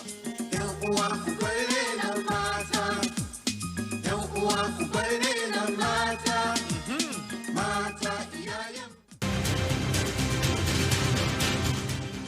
Obviously, it's a song done in the Hausa language. I don't speak, but I try to understand. Guest is still Zaki as a great veteran on memory lane today. Maybe you want to tell us what Mata, I know is a woman or Women. wife. It's a song on women. I Okay. actually did that song for my mom because she taught me everything. For your mom. Yeah. Great. She taught me very short lessons. Work very hard. Put your total trust in God. And that's what I've been using. So the song is, don't disrespect women, respect women. Women are our mothers. Women are our first teachers. You know, and on and on. Oh, that's what great. the song is all about. That's a good one. I know you like it. Of course, why would I not? Even if I don't understand, I can. It's danceable. All right, so let's talk a bit about your awards. I'm sure with all you have gathered so far, I would like to say it beats your imagination that you can get all of this because you never knew it was going to be this big. So which out of all of this do you hold so dear to your heart? I've won some international awards from the United Nations. And that is big for me because it's international and then it's United Nations. Then some from Nigeria. I can't mention, but there are so many. But that particular one made a lot of sense to me because I wasn't expecting it. I didn't know that I was recognized I thought it's just within the shores of Nigeria. And then the citation that was read and the reason for the award. You felt so good. Really, I felt so good. Oh, that's great. So what would you say is the greatest challenge fame has brought to you? Freedom. It took my freedom away entirely. Freedom, freedom to stop and buy bole when I want. You understand? Freedom to price things very well. Freedom to just go wherever I want. To say, madam, why this tomato be 15 naira? Make I give you. You know that kind of thing. Freedom to climb Okada. Oh my God. Or Keke Marwa. You know, there's no, everything now has to be. It's one thing that baffles me on this show is that before you say Jack, time don't go. They are giving me signs now to wind up the show, but I was enjoying it. Me too. You see what I'm saying? Can we extend this more? You can imagine now. I don't know. You are just maybe anointed to be pioneer of so many things. I don't know. We do it behind the scenes after the show. That's what we do to our legends. So our way of appreciating them. Okay. Yeah. At NTA. And today we want to begin with you by doing it on set, and it's what's celebrating. Latifa, just pioneer. Yeah. The pioneer of hip hop. Oh boy, this my intern get height too. You know, sir. Wow. Her height's not being here. Thank you. Okay, this. Thank you so very much. Yeah, you're welcome. So we want to do this, just a little way of appreciation. We could say as a director, and all of us here at the NTA, we want to present this side pillow to you to say, indeed, you are a true legend, living one. We see what you do. You are a great nation builder. Please keep inspiring us, keep inspiring the younger generations, and your name will be written in gold. Amen. Amen. We'll not in forget Jesus you. Christ's name. So, congratulations. Thank you so much. Isn't it lovely? So fluffy. Oh my God. Thank you. On behalf of true Nigerians, I want to thank NTA, especially the zonal director, Evelyn, for what you have done. You are indeed a true Nigerian and hero of our time.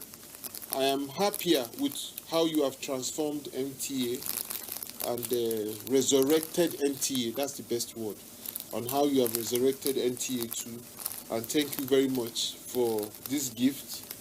I will use this to also remind myself of the campaign on how to have you on my program, True Nigerians, Heroes of Our Time. That's Thank great. you very much. Thank you so much, and we wish you all the best. We know you are doing something too on your latest release, the album coming out soon. Yes, and featuring Atela. Against all odds. Against all odds. We can't wait to see that. We are not expecting anything less, and we know it's going to be a great hit. Thank you. So on behalf of the ever hard-working crew here, and as zonal director by extension, we want to say thank you for being here. Zaki Aze, it's been a wonderful time with you on set today. Thank you. We'll have a part 2 of this. There are so many things to talk I can't about. wait. Maybe after the album drops. Thank you. Yes, we'll do a whole lot of that. So Thank that's been our show today on Memory Lane. Of course, it was an interesting one as always with our guest Zaki Aze, and we do know that you've learned 1 or 2 things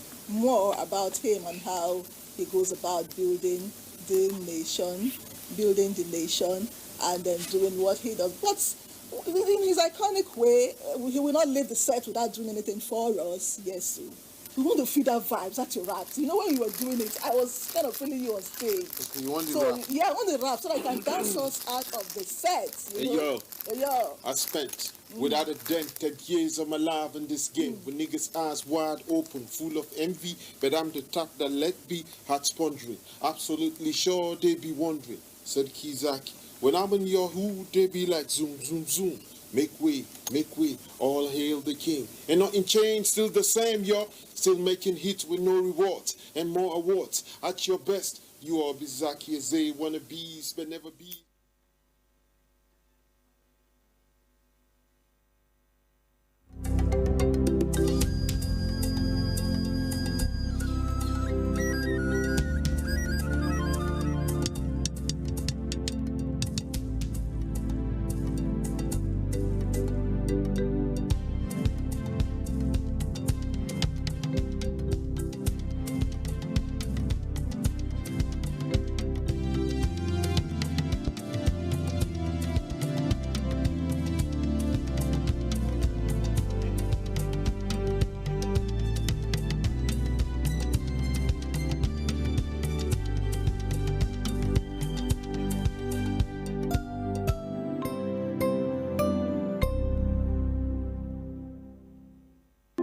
Nigeria is a country of many cultures, languages, and beliefs. But despite our differences, there is one thing that unites us all: our love for this great nation. Sometimes we may feel that we need to go fast and go alone, but when we come together and work as a team, we can go far beyond what we ever thought was possible. United, we can create thriving businesses that benefit our communities and in turn our nation. It is said that if you want to go fast, go alone. If you want to go far, go together. Let's understand our differences and come together to build a better Nigeria. When we work together, there is nothing we can't achieve. Nigeria, better together.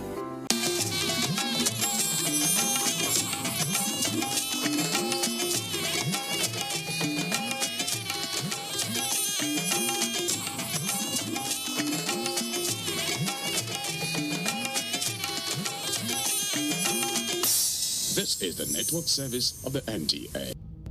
Welcome on Entertainment Gist with Eboti Belisha, also known as Diary of a Media Girl. Today we bring you very exciting gist from all of the platforms. Today, do not go off the dial. Stay true as to take you from one interesting story to the other. You could as well say, I'm here to give you small apropos. But let's see what it has to do on today's entertainment gist. First off, let's start with the FIFA World Cup 2026. Who else remembers? Shakira. After Waka Waka, Shakira is back here again on another one. This time with the Afrobeat artist, our A-list giant of Africa. Guess who it is? Just take a guess. Yes, you're correct. Odogu. Odogu this time is here with a collaboration with Shakira on this new anthem for FIFA World Cup 2026. And it's titled Dia Dia, which has been scheduled to be released on May 14. We cannot wait for the vibes, guys. We can't wait. The last time we had an Afrobeat artist on the FIFA World Cup, that was in 2022, which happened to be Davido. Also with Shakira herself, who has the global and international highlights, she also did one of the anthem in 2010, which is Waka Waka. But this time, let's see what Burna Boy has for us. We trust Odogu already now.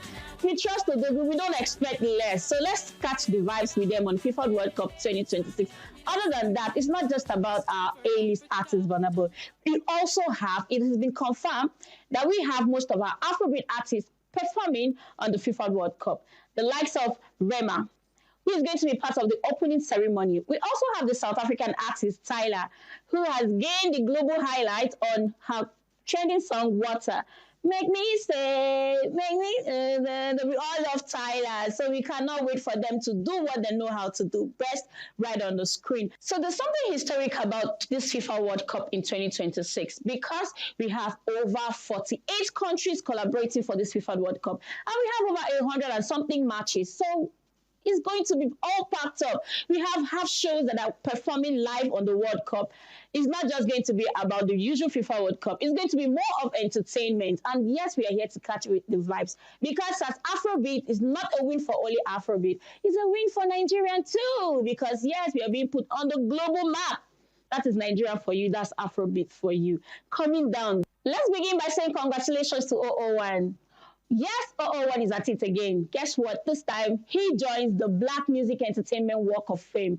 Congratulations, as he's been mentioned as part of the inductees to the Black Music Walk of Fame. It's not just that. Like we all know, for the first time in a long while, Davido is more like the first Afrobeat artist to join the Black Music Entertainment Walk of Fame.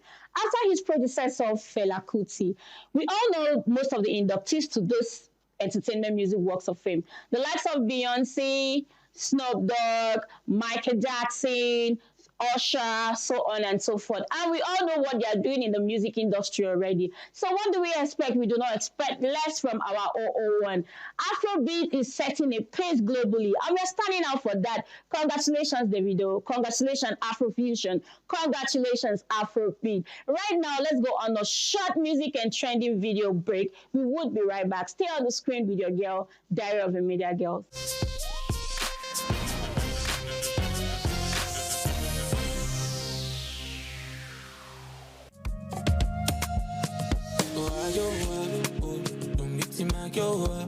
Your body too sad, past that Kirika. Money can't take it, I know. Oh, Adama. Now your views I go cover. Oh, they say super was sweet in the money kill. I'm so chop on my money. Oh, baby, me come cool. Don't call me your brother. Kenya, baby, oh, shit, baby. Swing, keep it and kill over. Oh, man, you, I want another. Want to pay, you can me like. Baby, don't waste time. Oh, bullshit, don't miss it, tapioca.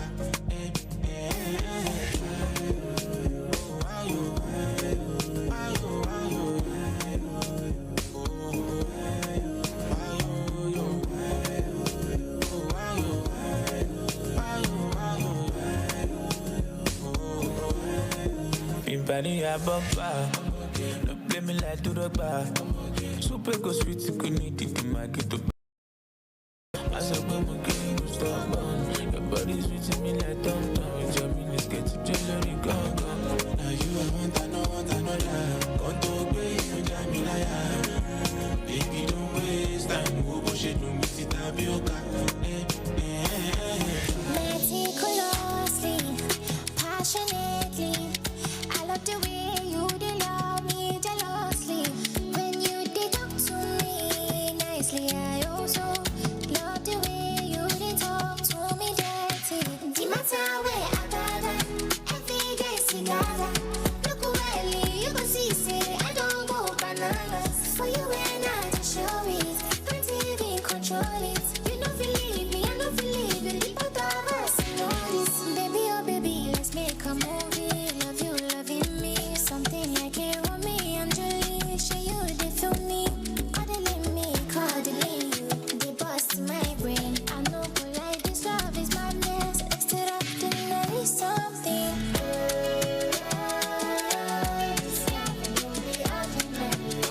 No be ordinary.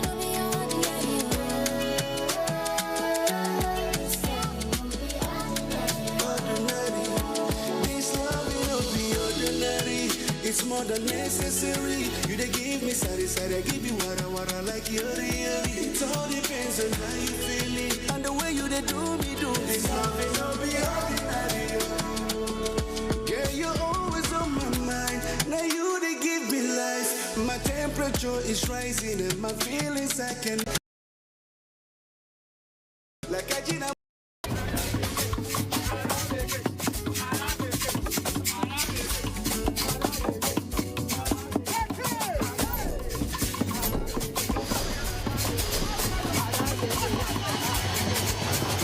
What a beautiful fine lady. What a beautiful mommy.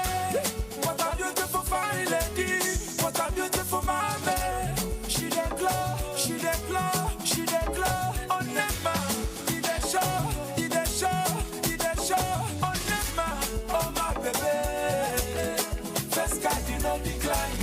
I do go more. Very classy, very demure, my baby.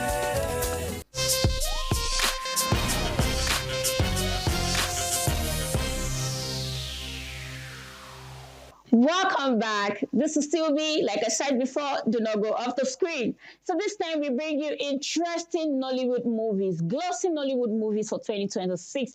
Like we all know, lately we've been stuck on the screen. Me too. I must admit that. Because tell me, why not? We have beautiful Nollywood cinema movies, from cinema to the usual YouTube. There's one thing about Nollywood. I like the fact that they're ready to progress, they're ready to grow, they're ready to exploit. We are doing real magic. Let's say the truth, because from January till this time, we've had top-notch movies that are even meant to be on cinema, but yet we could still find them on YouTube. So I like how they've been able to find the balance between cinema movies, YouTube movies, and keep all their audience glued to their screen. At least, if you cannot afford to go to the cinema, you can see from YouTube. So let's say highlights of most of the movies trending in 2026.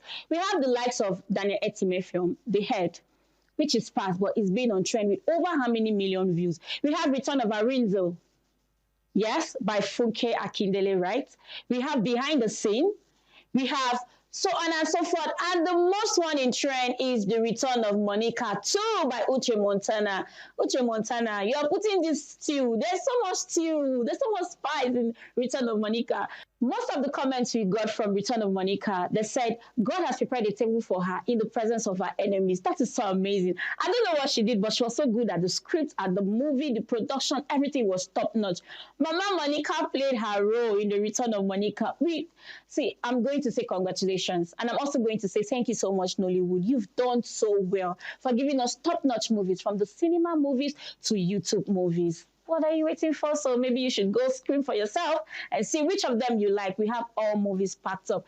Coming down to Met Gala 2026, I feel like the Met Gala should take days, not just now. It should just keep going, because tell me why.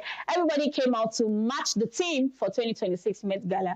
The likes of Beyonce, Rihanna, A$AP Rocky, Caesar. Yeah, so much. They were all over the red carpet. Now let's talk about Beyonce. For the fact that Beyonce returned back after 10 years, you see her looking all beautiful, astonishing, outstanding. I don't know the perfect word for it, but her skeleton dress, the silver-plated skeleton dress, stood out for me. The craft, the cape feather on her shoulders, everything was so beautiful. After 10 years, she said, this time I'm not just coming to Met Gala. I'm coming to leave a statement. And exactly, that was what she did. She made a statement at Met Gala 2026. Also, in appearance, she showed up with her husband, Jay-Z, after a very long time, and her daughter, Blue Ivy Carter. So let's talk about Rihanna and A$AP Rocky. We all know now.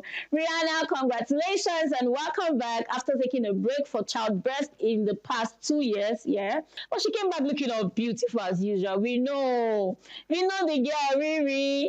Actually, you were looking really beautiful on your gold-plated dress, the style and everything. The craft was astonishing. Her husband, I would always be there to match up the energy, A$AP Rocky. He wore a pink suit. See, A$AP, there's much about A$AP Rocky. His fashion sense is top-notch. 100. We give that to you, A$AP. Thank you so much. Met Gala was quite interesting. And if we want to go for on and on and on, we had different styles that stood out for us. Astonishing and beautiful. Shout out to Caesar too. Caesar, you're not snoozing on it as usual. Congratulations, you did well. Your appearance was beautiful. Let's come down to Nigeria. No, the Carillas. Who else is ready for AMVCA? You needed to see how I was anticipating for AMVCA 2026. Bobby, you promised us that you were going to be serious. What happened? I'm not trying to say you were not serious, but what happened? Why did you pick up that joke? Well, let me not even go to comment section, because most people are like, that was such a dry joke. For me, I don't know what it was, but that joke was just too intense, Bobby. I leave you to Auntie Funke and Auntie Toyin to sort yourself. This time on AMVCA 2026, it was a movie. It was a movie. Thank you, Osas. Osas, that we all know, she would always come to slay. Osas did not just make an appearance. Osas appeared in about 2 different outfits that stood out. Shout out to Mercy Eke. Shout out to Bisola. Shout out to Uche Montana. Categorically, shout out to one of the best lead actors of 2026, Lilian Ejiofor. Shout out to you. You all did very well. One of it that stood out for me that is still trending till now is Standing on Business. Guess who was standing on business? Guess. Yes, you're correct, Mercy Atang. Mercy Atang appearance, she had over 500 loaves of bread on her dress. She needed to tell us that, see, if you see me, you see the business. When you see me, you see the bread. She did not just say, okay, I'm coming to AMVCA 2026. I am coming to make a statement because I need a contract. It's more like you saying, I'm open for partnership, I'm open for contract, can you sign? Queen Mercy Atang, we saw what you did there. That was beautiful. Your feet was beautiful, everything about it. We love the fact that you appeared on the bread, and you didn't just appear on the loaves of bread on your body. You came with some slice of bread on your hand, some loaves. You added the spice on it, and you made us. I really wish I could take a bite from it, because that was beautiful. I don't know what you did on AMVCA 2026, but let's go through and see the highlight from AMVCA 2026. At least you will understand what I'm talking about.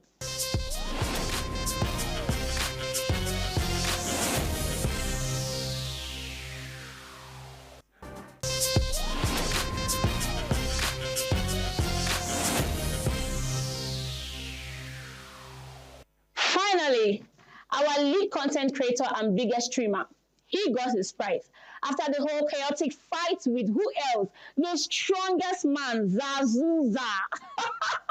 This time somebody wants Zazu on the ring fight. Like it was really, really funny.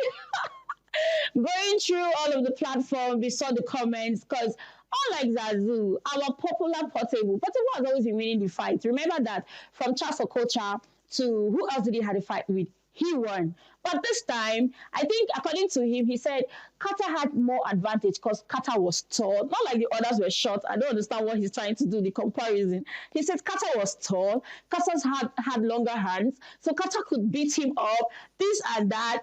Anyway, I don't know, but congratulations to Kata. Kata won. And that's not the point here. The point is that Kata won the sum of 50 million naira. It's not 50,000, no, not 500, 50 million. Guess who gave him this prize? E-Money. Shout out to E-Money. He kept on his word. He stood on his promises. He gave Kata the sum of 50 million naira after he won the ring fight with Portable. Yeah, Portable has been grieving. He said he's also celebrating his childbirth, I think on the same day while he had the fight. He said that's even worth more than the belts, that he doesn't really care about the belts. Why this time, Portable? You that we know. After telling us that you're going to deal with Kata FM, so what happened? Kata FM, congratulations to you. At least you owe your fans some bit of that money because that's a lot of money. 50 million naira. E-Money, you did well. You stood on your word. So Bacon, all of you did so well. Congratulations. Now let's go on a short comedy break. So let's see some few comedy skits. We would be right back. Stay true with me at Diary of a Media Girl.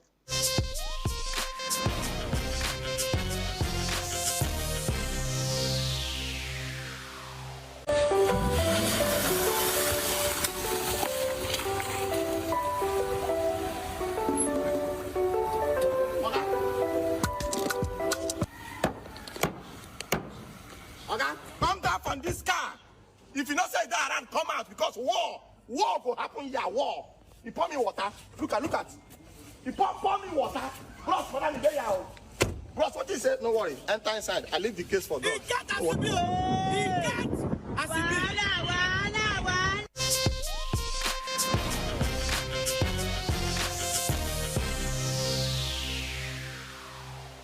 Welcome back on the screen again with Diary of a Media Girl. This time, Dua Lipa just slammed Samsung TV with a sum of $15 million. Because guess what? They used her face to sell their TV without her own consent. It's not even done anywhere. Because tell me why. Why would you just endorse me on the show when it's not officially being endorsed? I didn't agree to it, zero consent, and you're using me to sell or promote your product. No, that's copyright infringement. And yes, she has every right to slam them in lawsuit, which she already did. Because we had similar cases in Nigeria from the likes of Very Dark Man and B-Lord. We all knew what their fight was. So B-Lord took Very Dark Man portrait on a billboard to advertise or sell his product, which is not done. So whatever it is, I think that I'm solely behind Dua Lipa because, yes, she needs to be compensated from her likeness and all of it because, like she said, a lot of people left that review that, oh, I actually bought this product because of Dua Lipa's picture on it. I actually trusted to get this product because I saw her on it. So why not? I think she needs to be compensated. Let's see how it goes after the 15 million suit that has been slammed. We'll be right back on that again. And also, there's just a little bit of something on our popular Gen Z body. What's happening? Like, this is quite sad. We don't know exactly if it's true. Her dad has come out to say that he had his reason why he reacted the way he did. We are talking about Ilebaye. So this time, Ilebaye came out on live, crying and screaming that, oh, she's been held hostage somewhere, she needs help, Nigeria should come to her aid. A lot of people offered to help her, and eventually they did. She said she has been abused by her dad and her brother. But yeah, the dad has been out to make his own point on it, that he didn't mean to abuse her the way he did. He was just angry, and he did not know how to control his reaction. Possibly that his anger is solely on the fact that he supported her when she decided to go for Big Brother Niger. But what happened? His expectations after her return is just not what he expected. It's the other way around.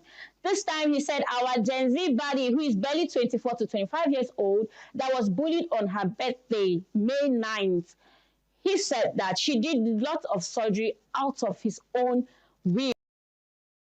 parent, yes, he needed to give his consent. But then again, our Gen Z body, she's an adult, so probably she's at the stage of making her own personal decisions. We don't know exactly what it is, but this looks like more of family chaos. So let's see how it goes, and then we wish them well. Hopefully that they get to resolve this from the dad to the mom, because there've been series of rumors all about the place. But whatever it is, we wish our Gen Z body quick recovery from that emotional trauma, because that's a whole lot. With all of the aproko that I gathered for you, me, I'm still open to more aproko. So if you say you have aproko, you can just reach out to me at Diary of a Media Girl. Thank you so much for staying tuned with us on this interesting segment and gist. We are here to see you next time. Catch up with us again on Entertainment Gist Channel 5 NTA. Thank you, guys. See you. I'm losing composure. I really tell me if you did like I really did for you. Oh, like I did for you. I'm more young, I did for you. I feel the risk for your sake, so make you know they carry do. I'm a no every fool. Wait till I get my hands on you, because I need your body closer. I love you when you bend over. Telling me make I come over. For your sake I pull over. I need your body closer. I love you when you bend over. Telling me make I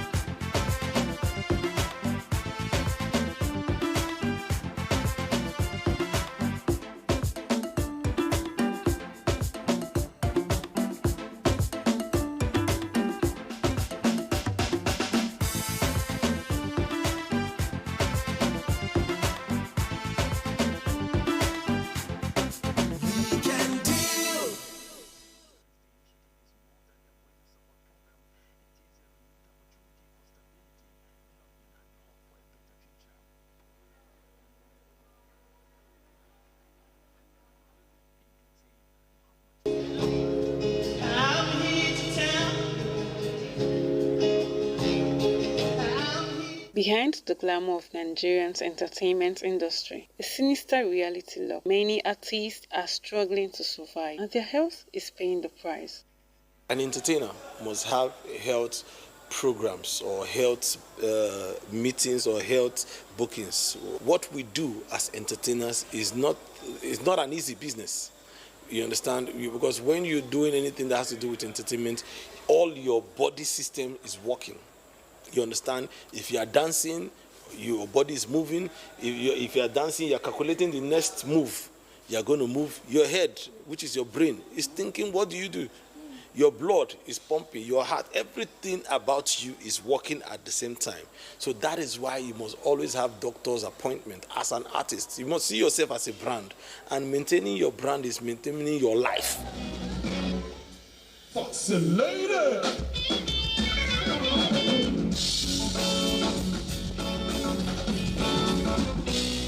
The record label is an organization or a company set up with business modification for music management.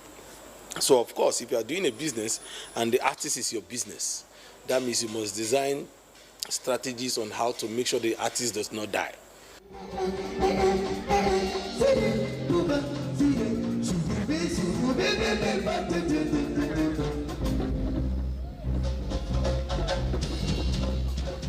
So if you are in an association, what you're always looking for is to look for how do we improve on our standard?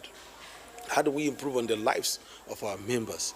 It's the job of the executives of those unions and organizations to keep looking for how they can improve the health benefits of or the health standard of their members. So if you are in a union, and normally if you're in an organization and you're not seeing benefits of that organization in your life, you move out.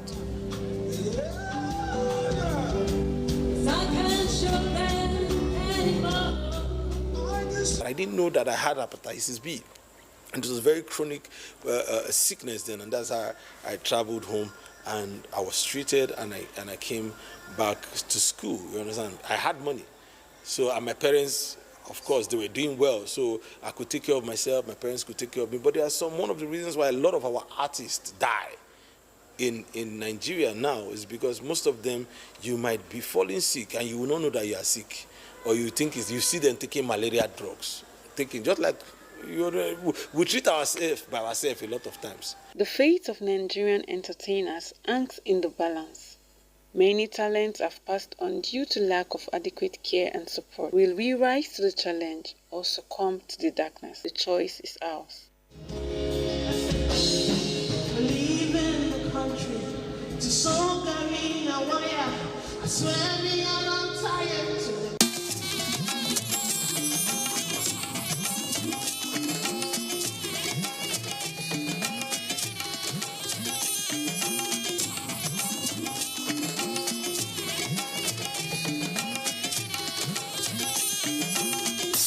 This is the network service of the NTA. Yesterday is gone forever. Tomorrow is yet to come. And all I have today to put seed in the ground, 'cause what I sow is what I reap. But train up a child in the way that you should go, 'cause tomorrow depends on it. So mama, papa, think of my tomorrow.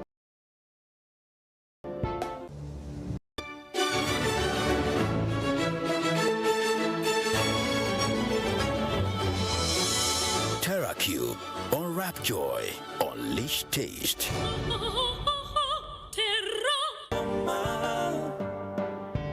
Papa, think of my tomorrow. I met someone after we went our separate ways.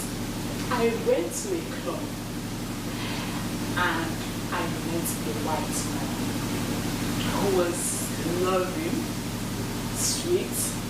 He proposed to me and we got married.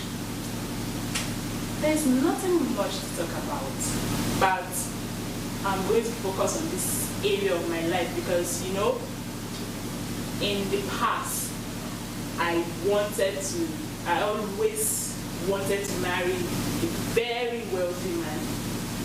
I wanted flashy things, good things of life, cars, private jets, the clothes, the expensive trips and stuff.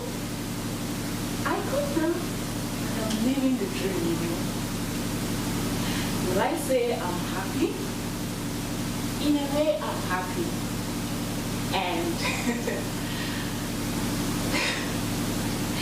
I'm happy in a way, you know. My husband is rich.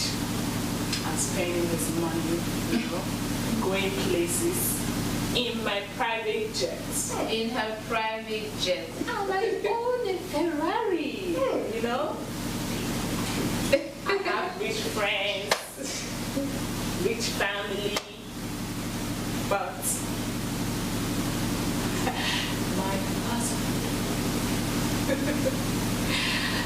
my husband, he's very old. When I say old, he's very, very old. Look at me. He's 95 years old. Nobody wants that, do you? Buddy, you know, the awful thing about this marriage, this thing called marriage, that I always wanted. See, I don't want to break down, I don't know if he's watching this because right now I am scared.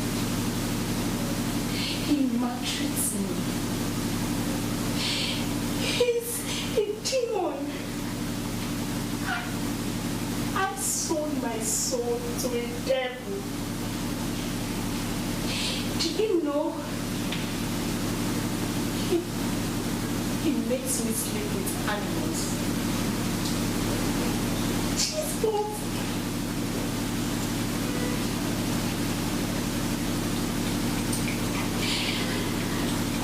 He's not always around, Gives me money. Anything I want, he will give me. To the extent that my parents disowned me. I have no family. I have no friends. I just have him. He locks me in the house. He beats me every day. He comes home with prostitutes. He will beat me and sleep with me.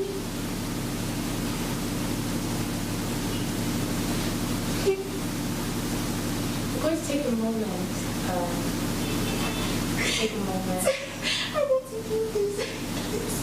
Who knows if that's the only opportunity I have? Because he threatened me that if I tell anyone he's a strong cooperative man that's going to kill me. I am tired. I can't live marriage. My soul is with him. I don't have kids. All I have is money. Money and then. That's like with that. It's evil. Life is wicked. Karma is wicked. I am reaping what I have sown over the years,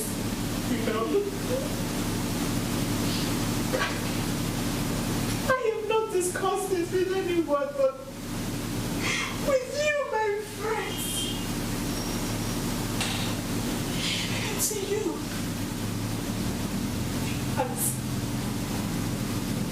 I wanted a flamboyant life. I wanted everything. Look at me. I am beautiful. I am rich. Yet I'm not happy. I am advising all the young girls there. You should know your purpose in life.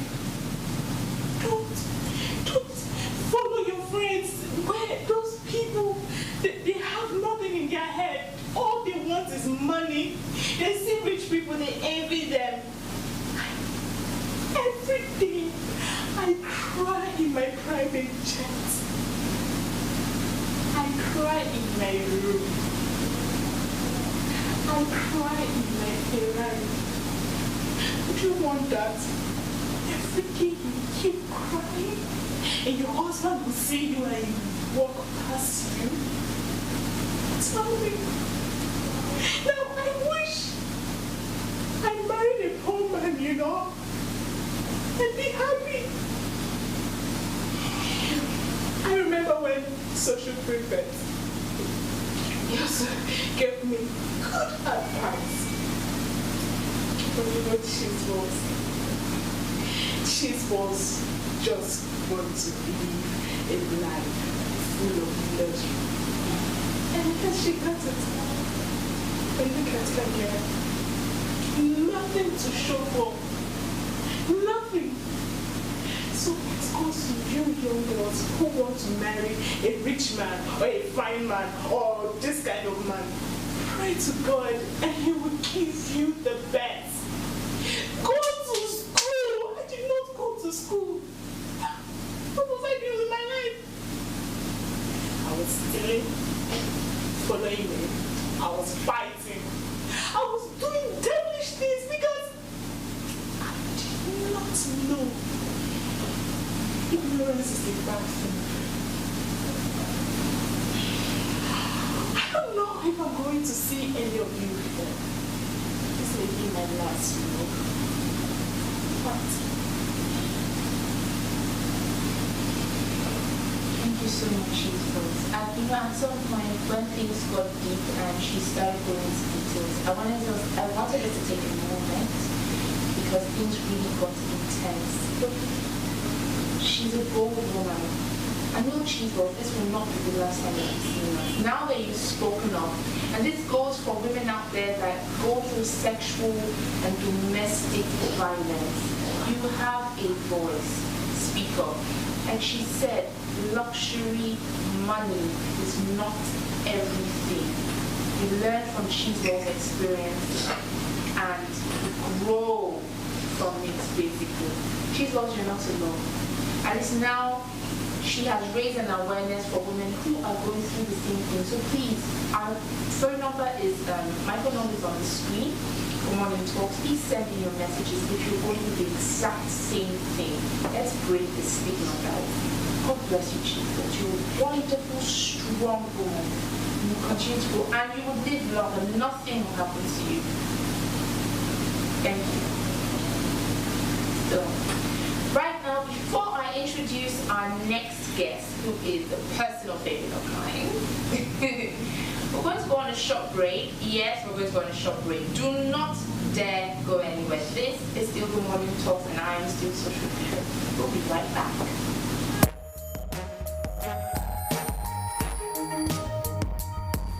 Welcome back to the Morning Talks show. As you all know, I am still your lovely social prefect, also known as SP.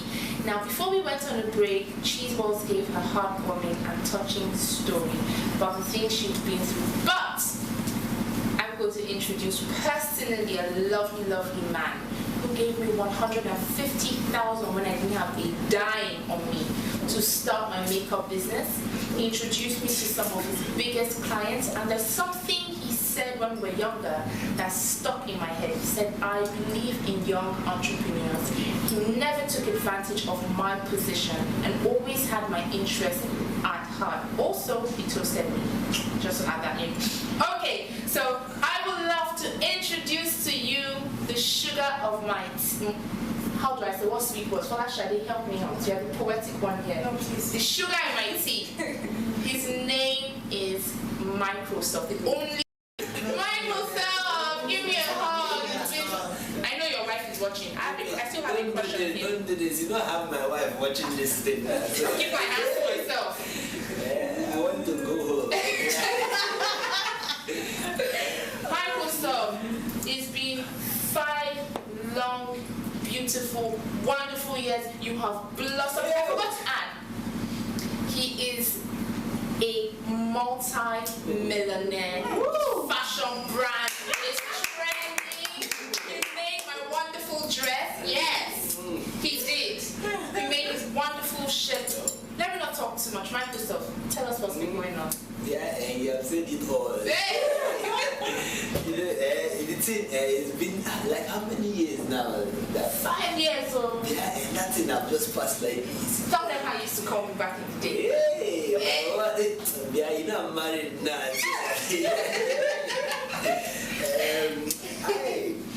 It's just so emotional. When I just listen to all these people's story, I wish I would not say my own. Right? You see this God,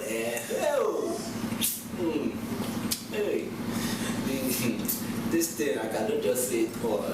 You have to look at me and know this something. Hey, money is now speaking in my life. I want to thank you all. Starting from Brandy, yeah, wonderful somebody. You know, boss. Okay. Hey, I'm beautiful. Forget that something. Jeremy. Hey, my one and only somebody. Yeah, we'll reach your turn later.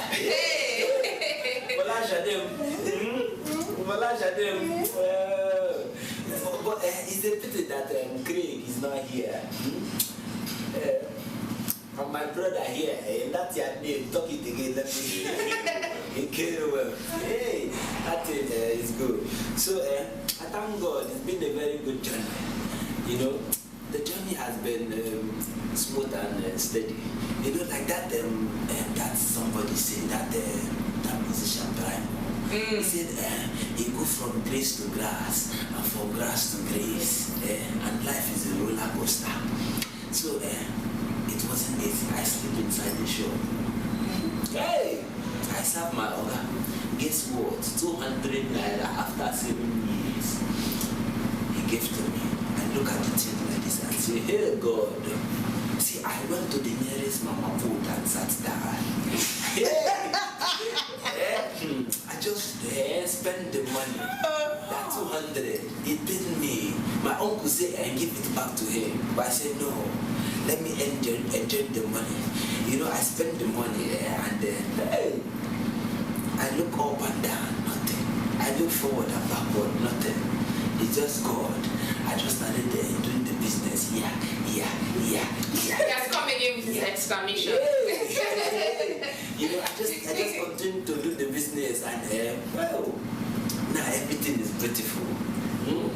I have 2, 3 children. Hey, those 2 boys, they are my carbon copies. If you see them running around the house, hey, and then that beautiful girl, she look like hey, if you see my them now, you know, and I have everything. Is it the private jet? I have go around the world international. Remember that time I will be saying international. That time I will not got India. But now and the international is yeah. You know the visa is just coming. All the banks now they are coming to meet me and say, yeah, Microsoft. We want a stake in your ventures. You know, all this thing is just God. So right now I have all the private jets. I have all the I quite good. The thing is just flowing. Tell us about your beautiful wife. Oh, baby. You know, one of my business trip like this, as I got to the place, I said I want to relax. I didn't even know that in that place their team is world. And I said, what is happening here? When Microsoft is here, where is the Nigerian somebody? And they show me that baby like this. Once she just fall in love with me, I don't give the money. The money is just you know, but she's beautiful. I'm very loving. She didn't even mind how I talk, you know. You know, she knows me just, man. You know, she just like me for me. You know, so that's how everything is. See, my sister, don't worry. Don't worry, I will take care of you. Don't worry, that thing is small thing. I will take care of you, my brother, forget that thing. You have lived your life. You are now back in Nigeria. It's not more in prison. Don't worry, I will come to the company, and we start up something. And you see that your NGO like this, bam. I will just, hey, to just go to the heaven. See me now. I'm a big fashion designer. Like, made my dress. You know, see, look at her. Yeah, show them. Oh, supermodel. Hey! Oh my goodness, you know now. You know, so you look at my dress now. It's me that make it. Microsoft Designers Ventures. Hey! All international. The Ventures. You know, hey! Give me the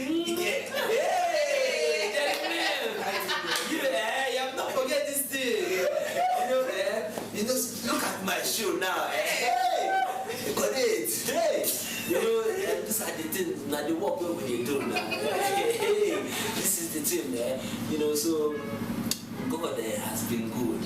And now that I'm here like this, everybody is going to be wearing Microsoft Designers. Please don't forget my daughter. don't worry, everything is covered. You, everybody, you are covered. Everybody, and see, we'll do this thing. The first 10 people to watch your show, we'll give them Microsoft Designers Venture. Let me say what you said again. Microsoft said the first 10 people to watch my show, also to send in your comments, will get free clothing items from the special luxurious fashion Microsoft fashion venture. Designers Venture. Microsoft Designer Venture. Microsoft, you are a wonderful man. Yeah, it's God. I also forgot to add one thing. He was the one who paid for my first complimentary cards that we printed. Remember? Nah, don't do this thing. See, now that you're talking this thing, you're just making my mind to be say, you know, I used to tell you, if you're talking this thing now, money, here go. Fear. See, and this show, we need to change this thing and put more money inside. Hey! We need to put more money inside. Yeah, come to the office and we'll put more money inside the show. We'll set the date. You know, hey, baby. Sponsor, new sponsor. Set it live. Agreed. Hey. Set it live, folks. Yes, new sponsor on the show. Everything, oh, Microsoft, continue, baby. Thank you so much, Microsoft. God bless you. God bless your wonderful heart. Microsoft has always been a giver. And because he's always been a giver and a wonderful person, a lot has been given back to him. He held on to God, he held on to his business, and he refused to go down the line of anything fraudulent. Yeah, don't forget to visit Microsoft Designer Ventures. It's in everywhere. Okay. Oh, Alaba, even in what's that market in Dubai? It's there. Everywhere. You're supposed to get my face there, man, bro. I'm supposed to. Ambassador, Yeah, I don't know what you're waiting for. Hey! I know you've been doing exhibition for this your clothes. I'll be helping you to do opening prayer. Yeah, don't worry. All these things we'll be talking this behind the camera. So that the show will just end. I have a meeting. You have to do something. Okay, Microsoft, the businessman, has a meeting, so he needs to go. Unfortunately, we have come to the end of the morning talk show with my wonderful friends. Craig, we love you. So unfortunate that you're not here with us, but we expect him to be out very soon, right? Yeah. Pray for you, we support you. We should visit him actually. Yeah, that is something. I will take care of it. Don't worry. Let's go. Visit him. Also, don't forget to visit Microsoft's clothing line, www.microsoftfashionventures.com. You can visit him on IG, Twitter, IG. Yeah, I have somebody working on these things. Facebook also. Yeah. So, thank you guys. Brandy. You're strong. I'm fine. You're strong. I'm excited. I'm so blessed to see you again. You've been a source of inspiration to so many young girls out there, telling them that prostitution is not the way. Go to school, lean on your God. Cheese balls. You have given, you've let young girls know that money is not everything. The luxurious life is not everything. And you have broken some form of stigma, for domestic violence, sexual violence also.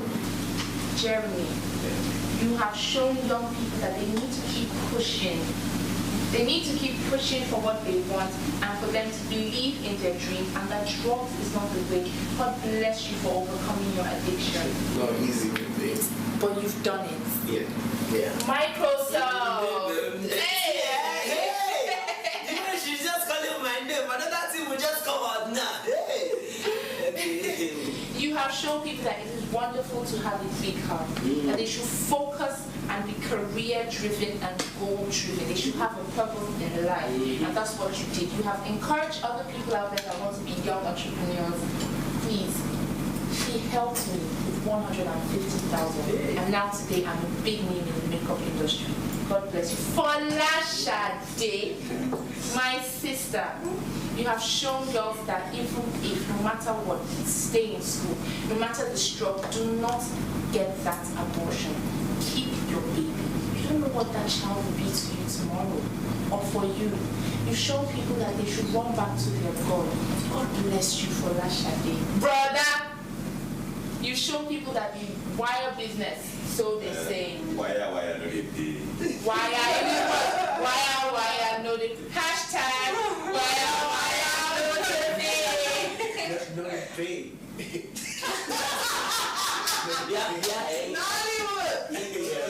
He has a new job now in Microsoft Designer Venture.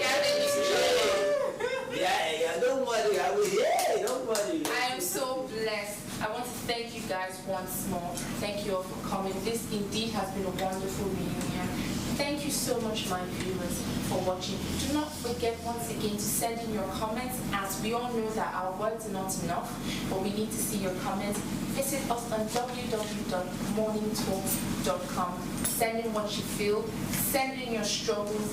Let's help you also. Thank you guys. Thank you guys. Thank you guys so much. I'm so delighted. I'm so excited. We have come to the end of Morning Talks. God bless you. God bless you. And God bless you. Keep watching Morning Talks. Keep watching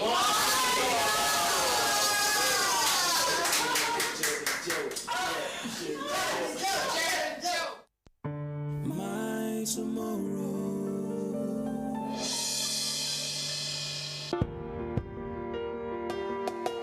Yesterday is gone forever. Tomorrow is yet to come, and all I have is here and now, and I don't know if I'm doing alright. Oh, I have today to put seed in the ground, 'cause what I sow is what I reap. But train up a child in the way that he should go, 'cause tomorrow depends on it. So mama, papa, think of my tomorrow. Oh, mama,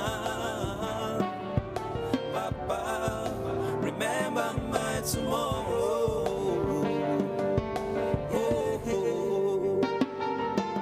Don't let me end up wishing I never leave. Think of my tomorrow. Yeah, mama, papa, remember my tomorrow. Yeah. Oh, yesterday is gone forever. Are you a tech enthusiast? Perhaps you want to know more about the devices and gadgets you use. Tech Mode will bridge that gap. Connect great minds while extraying everything about technology as it concerns you. It is Tech Mode. Tech Mode is unlocking your tomorrow today. Commander, what's going on here? Why do you have your things scattered all over the place? Your slippers on my bed? How much would I give you for a night? Are you mad? Esther, you know they even they lock your door. Okay! You're a thief. Mother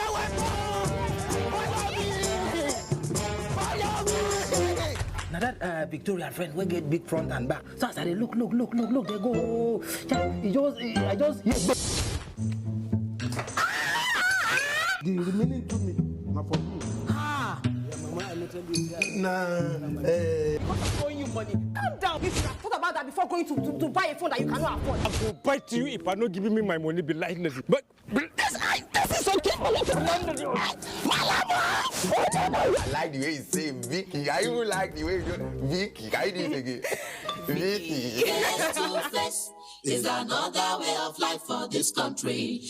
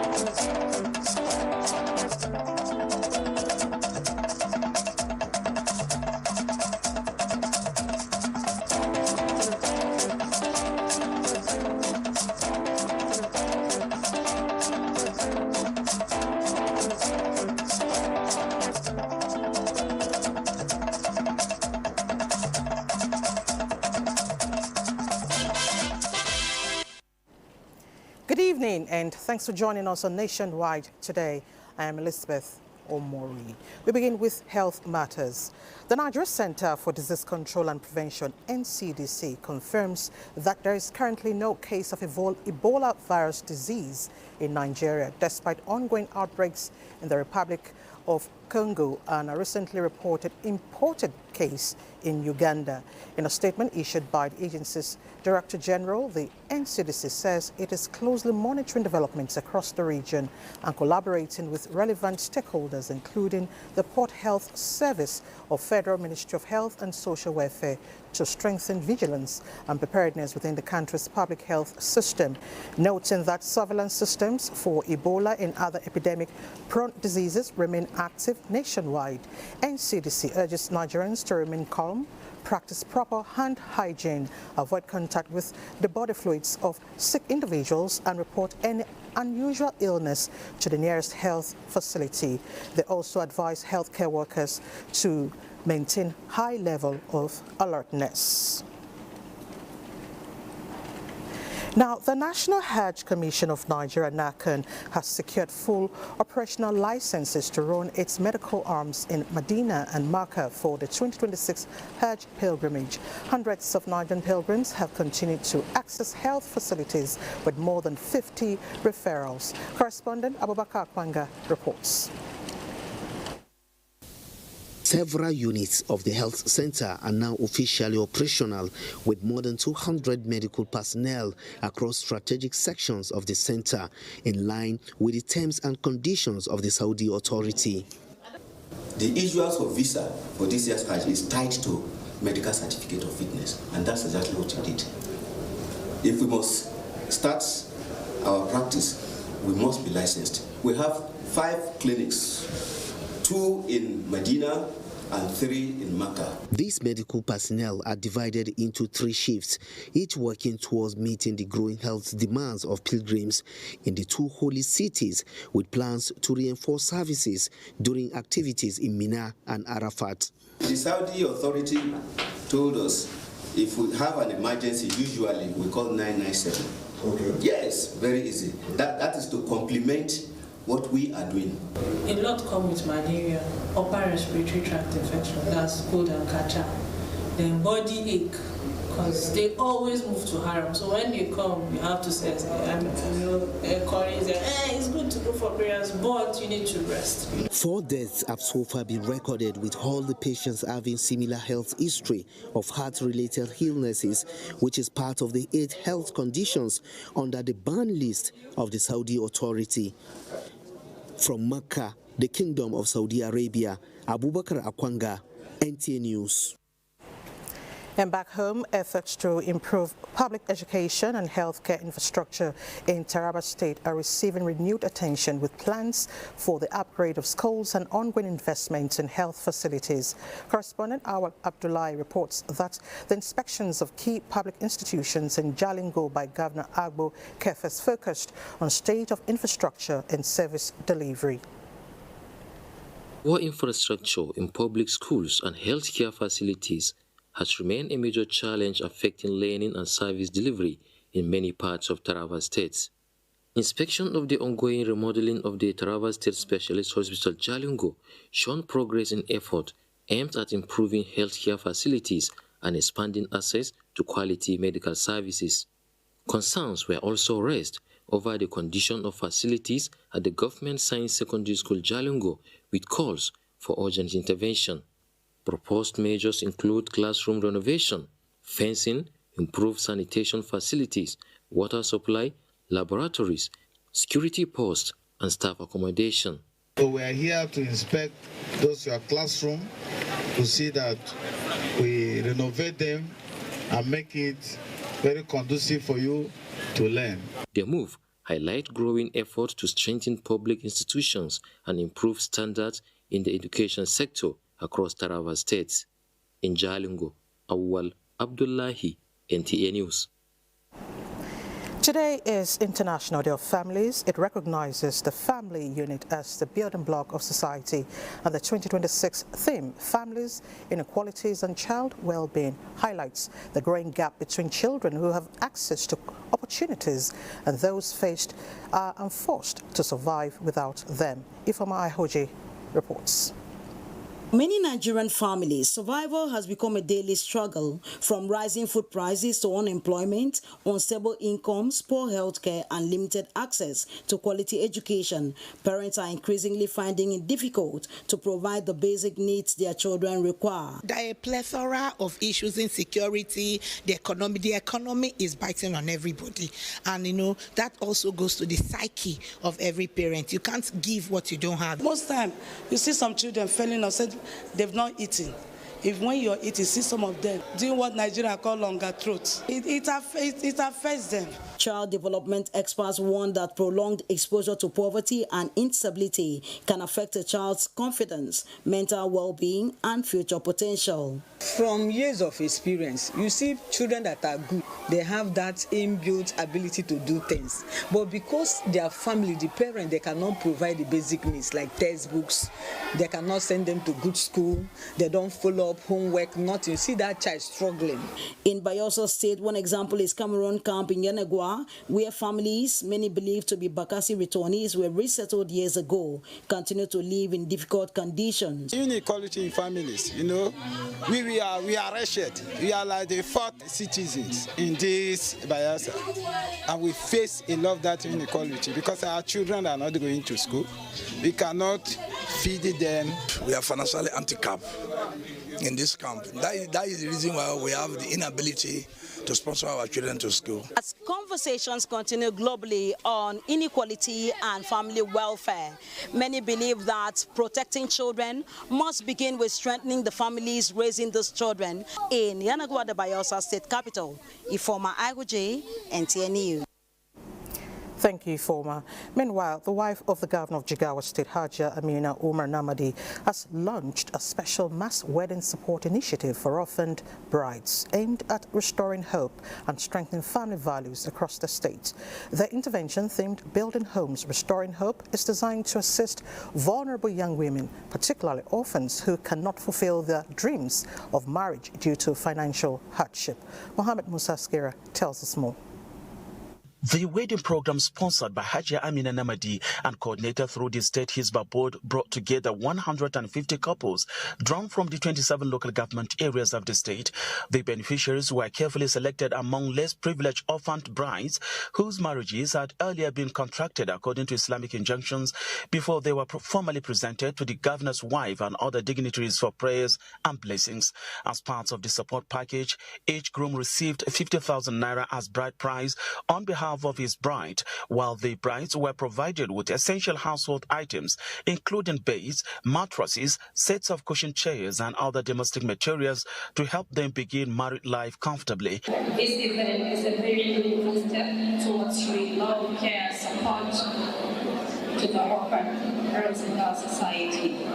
Our goal is giving them the opportunity to begin marriage life with dignity, hope, and stability. For the beneficiaries, the initiative is more than a wedding support program. It is a renewed opportunity for stability, belonging, and hope for a better future. In Dutse, Muhammad Musa Askira, NTA News. Now to flood mitigation. Cross River State Governor Bassi Otto says unfinished flood control projects are making the flood crisis worse as he appeals to the federal government and intervention agencies to speed up flood control and ecological remediation works to protect communities from recurring floods. Otto made the appeal when the Director General, National Emergency Management Agency, and her delegation paid him a courtesy visit. Justina Aiton reports. The 2026 flood outlook by the Nigeria Hydrological Services Agency lists Cross River as a high-risk state. That's why the National Emergency Management Agency is in the states, stepping up sensitization to reduce the impacts of flooding in vulnerable communities. So in the moment, we are partnering with the government on speed. It's actually to be agri-village. There's something in education. We believe that since that, this can help us in channeling and making sure that we direct the water that come from there to actually be concerned. Never created a document which is more of a preparedness and mitigation document, which we have handed over to the state, and we also have soft copies. And this will serve as a guide to assist in further preventing the losses that we normally experience. With technical teams already on the ground in high-risk areas, NEMA is optimistic that improved coordination will help protect lives, livelihoods and farmlands as the rainy season peaks. In Calabar, Justina Etam, NTA News. Meanwhile, the National Emergency Management Agency has flagged off the direct distribution of relief materials to persons affected by fire disaster in Moba, Idosi and Ilejemije local government areas of Ekiti State. Tayo Osho reports that the flag-off was done at Ikosi, Ekiti. Having enumerated the households affected by fire disaster in Moba, Idosi and Ilejemeje local government areas of the state, the direct distribution of relief materials by the federal government through the National Emergency Management Agency is to cushion the effect of the disaster on victims. Earlier this year, we had a report of fire incidences around here, and we came for assessment. And today we are here to flag off this distribution of the relief materials to those people who were enumerated during our exercise. We've already lost our hope, but the federal government come to our aid for providing all these measures to prevent fire incidents and other disasters like flooding, especially with the rainy season in full swing. In Ado-Ekiti, Tayo Osho, NTA News. You're watching Nationwide on NTA. Let's head to Lagos, where Awal is standing by with some reports. Awal? And welcome to Lagos. Firefighters and other emergency responders are charged with the task of protecting lives and property. But many a time, these unsung heroes are faced with public skepticism and negative perceptions from the citizens they assist in distress situations. Joel Popola took time to examine the systemic limitations, challenges in their operations, and how to sustain job motivation.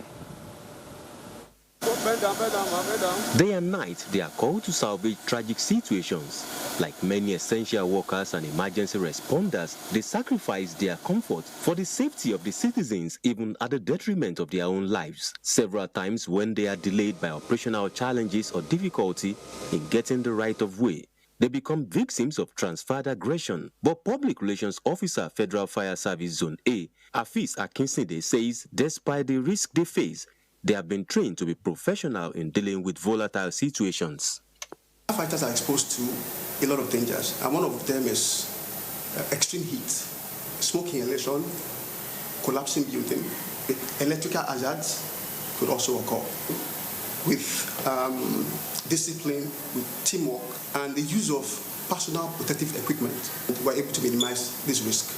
Apart from responding to emergency, the firefighters are also adopting proactive measures by enlightening members of the public on safety measures to curtail fire outbreaks before it spirals out of control. Opportunity for advocate to people to please ensure that they take fire safety as a priority. Members of the public say emergency responders should be better equipped to improve their efficiency. Very disturbing for one to see his property get burning.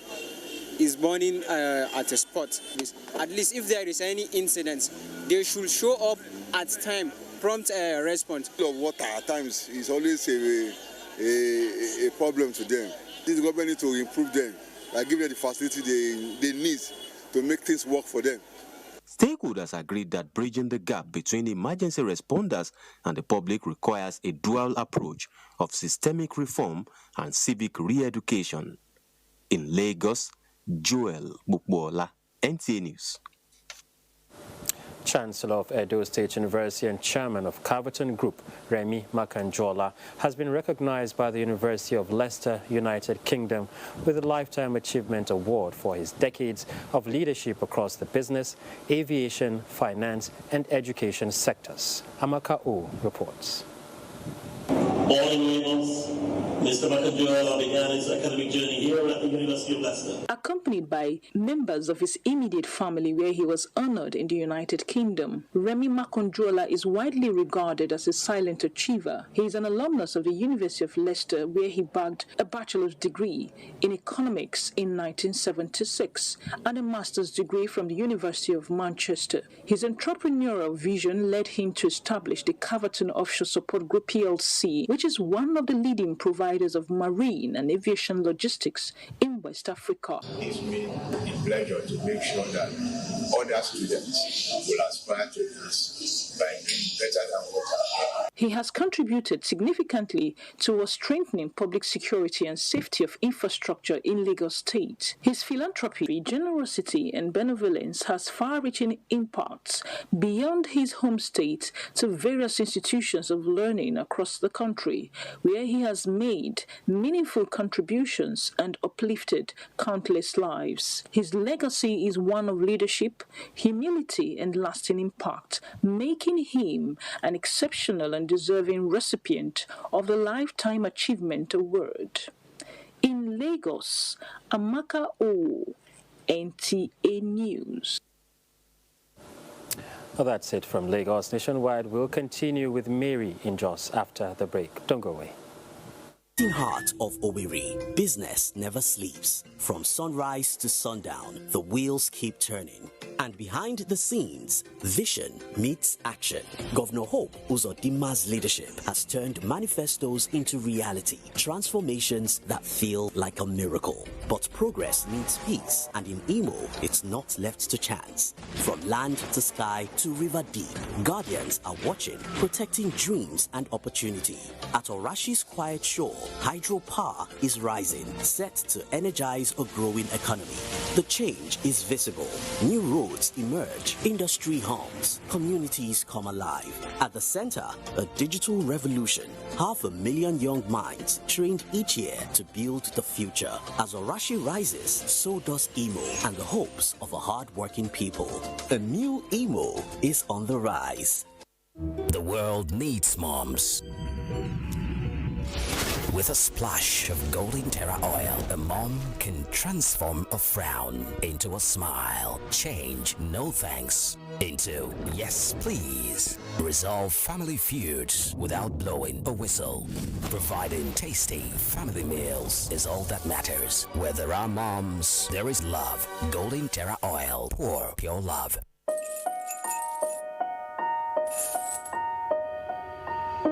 Super Malt Multivitamin Active Teens.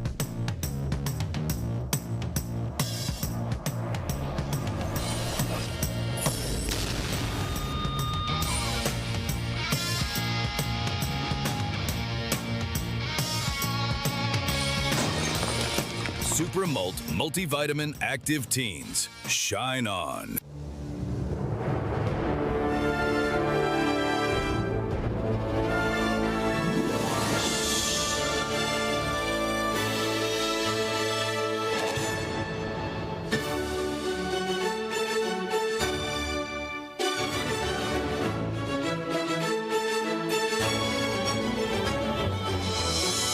TerraCube.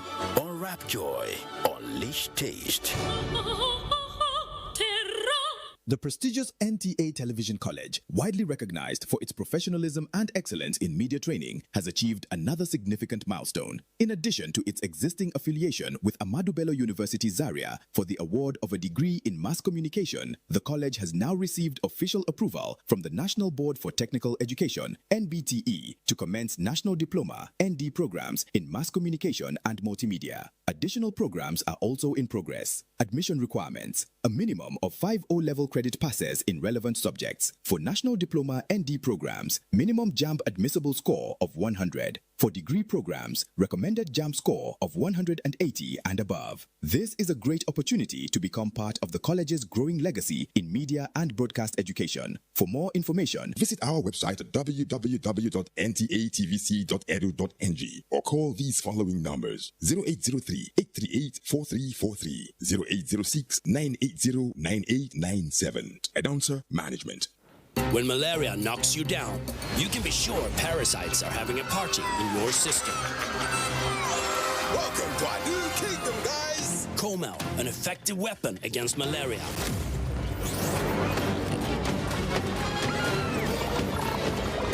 Comel! Attacking the parasite army directly to give you express relief and get you back on your feet effectively. Comel on. Malaria gone.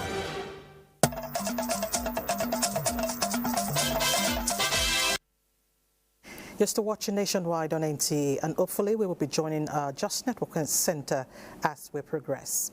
Now let's talk security. The Defense Headquarters has issued a statement clarifying the recent elimination of a high-profile terrorist commander, Abu Bilal al-Minouki, during a joint operation with the United States Africa Command on the 16th of May 2026. The statement concerns another terrorist bearing the same title who was eliminated in 2024.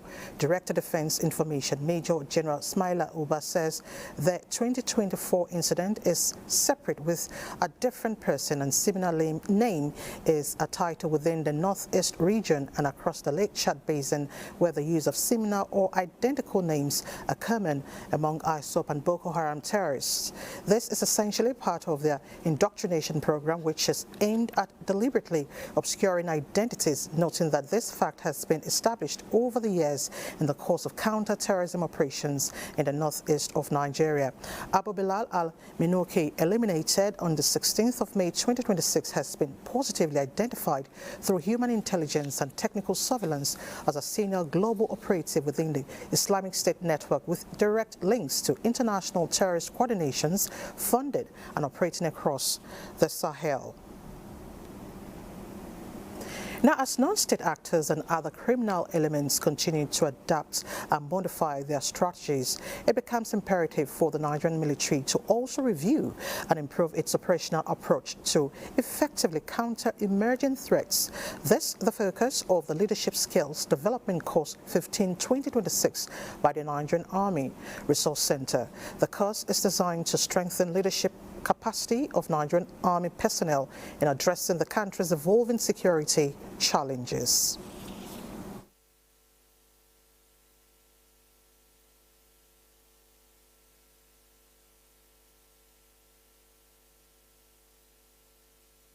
Basically, this course is for personnel of the Nigerian Army, rank of lieutenant colonels and below.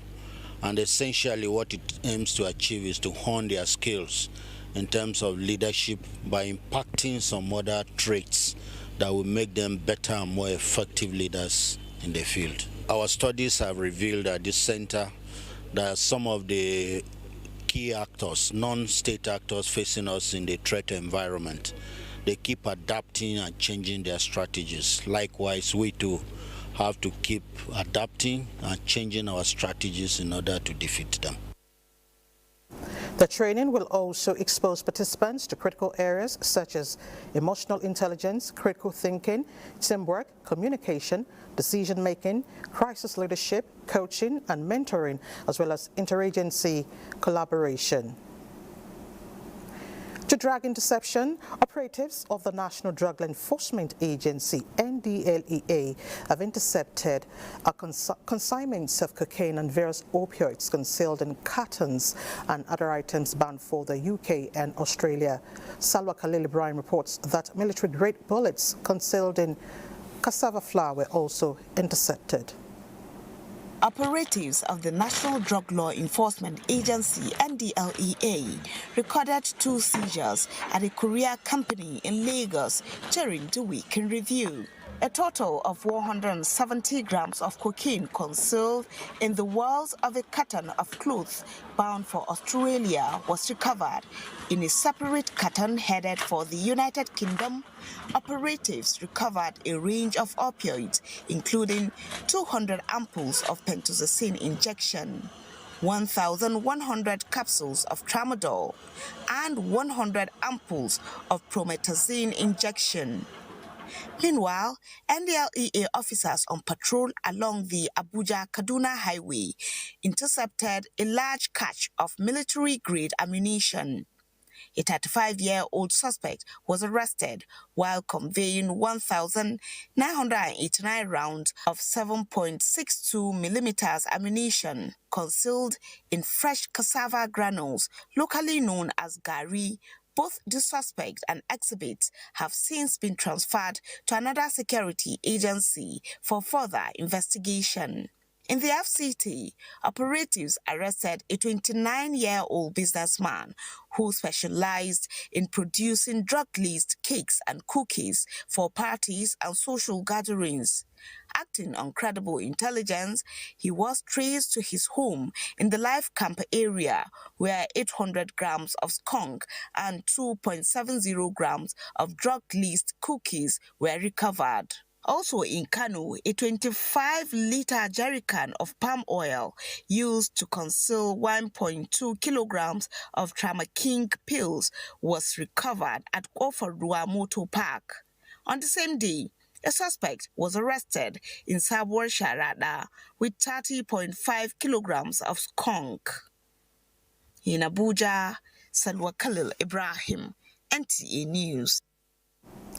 It's time to join Mary in Jos for more reports. Mary?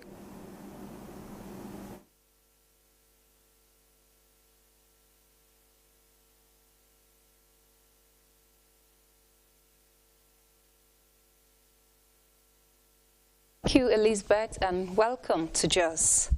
Plateau State government has banned night mining and night grazing. Grace Akwego Tips Report is here presented. Expressing immense concern over the incident, Governor Mutfan says the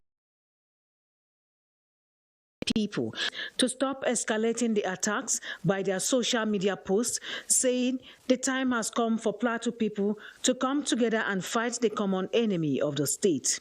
As your representatives of government is to come to reassure you in very clear, unquestionable terms that we are ready to protect the state. We have been receiving these reports. Some of the challenges that have arisen, some came from the issues around mining, where quarrels began. Chairman of Barkin Ladi Local Government Council commended the governor for the visit, saying it is sad how people who live together now carry arms against their neighbors. A committee made up of the chairman of the local government council and other stakeholders are to meet and discuss the way forward and get back to the state government within the week.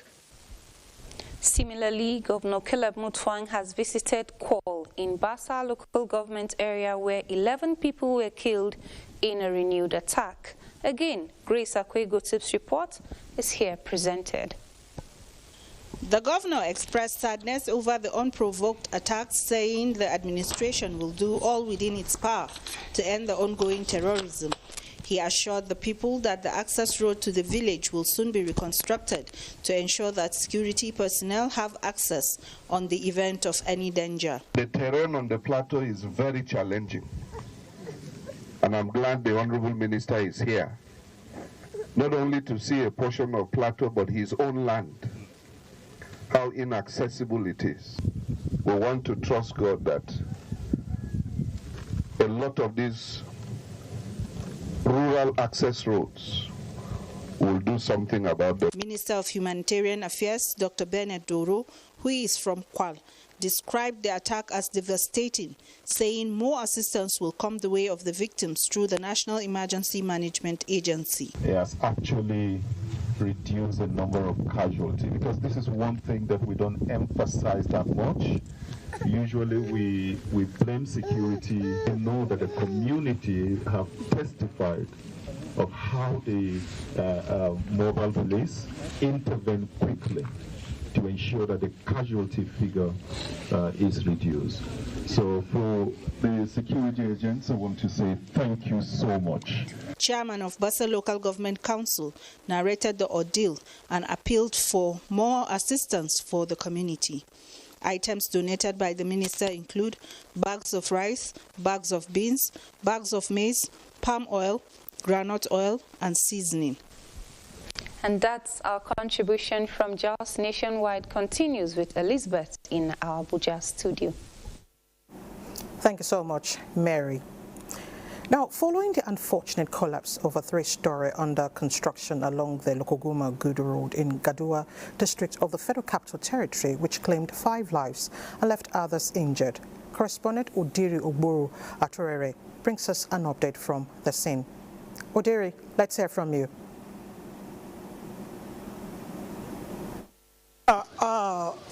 Good evening, Elizabeth, and thanks for... I'm right at the site of the collapsed 3-story building, which was under construction. As a matter of fact, this building went down. The 3-story building structure went down when work was ongoing and the place was filled with people that early hour of Saturday morning, and the building went down all of a sudden. At this moment, we are yet to ascertain the cause, the reason for the collapse. Yet, we discovered that the officials who were here yesterday carrying out the search and rescue operations are no more here at the site at this moment. From all indications, it shows that search and rescue mission is over right here in the site. Although some of the workers in the site right here who spoke to me laments the short period used in the search and rescue exercise. They say that before, with the amount of the persons rescued earlier yesterday, does not match the amount of them that usually stay in this site during the working hours. And they therefore call on the relevant authorities to come and continue in the search to see if there are other persons still beneath the rubble. All right, Otiri, do we have any information on those at the hospital, the injured? As a matter of fact, yesterday we saw a few of them who came out. They came back to the site with minor injuries. They did not sustain much injuries, and so they were treated, and the FCT minister instructed the mandate secretary for Health and Environmental Services to give them maximum treatment and all for free. And they were here at the site still lamenting, looking for their friends and colleagues who are yet to be seen. All right, Odiri, thank you so much for the update. Hopefully, search and rescue operation will continue in the earliest. Thank you very much. Moving on, the Budget Office of the Federation has issued a statement clarifying the reason for the delay in publishing quarterly budget implementation reports. It says the fiscal year is not the same as the calendar year, which is determined by laws and appropriation frameworks enacted by the National Assembly. This means the fiscal year can be extended beyond 12 months, just like what's happening with the 2025 budget, which now runs till June 2026. The office explains that Nigerian law and international practice support the idea that fiscal years are flexible and can be adjusted in Nigeria. The Constitution allows the National Assembly to extend budget implementation periods, and courts have backed this approach. The Budget Office is finalizing reports and will release them soon. The delay is due to reconciliations and adjustments following the extension of the 2025 budget. The office is also improving its reporting systems to ensure more accurate and timely fiscal reporting following global best practices. We now join Obey in Benin for more news. Obey, nice to see you. Elizabeth, welcome to Benin. The National Human Rights Commission is taking steps to create awareness on the protection of human rights under the nation's constitution. To achieve this, the Ekiti State Office of the Commission is engaging stakeholders on the 2026 implementation of the National Action Plans for the Promotion and Protection of Human Rights. Tayo Osho reports. The forum provides opportunities to explain various human rights as well as the civil and political rights covered by the National Action Plans, need to protect them, and how people can seek redress when these rights are infringed upon. The state coordinator, Oluwapamile Shodende, enumerated the key objectives of the National Action Plans to include identification of gaps, challenges, assessment, implementation, and opportunities based on stakeholders' inputs. Their responsibility and what we want them to take home is for everybody to know their duties as duty bearer and to know their responsibility and obligations, so that it takes two to play, it takes two to work.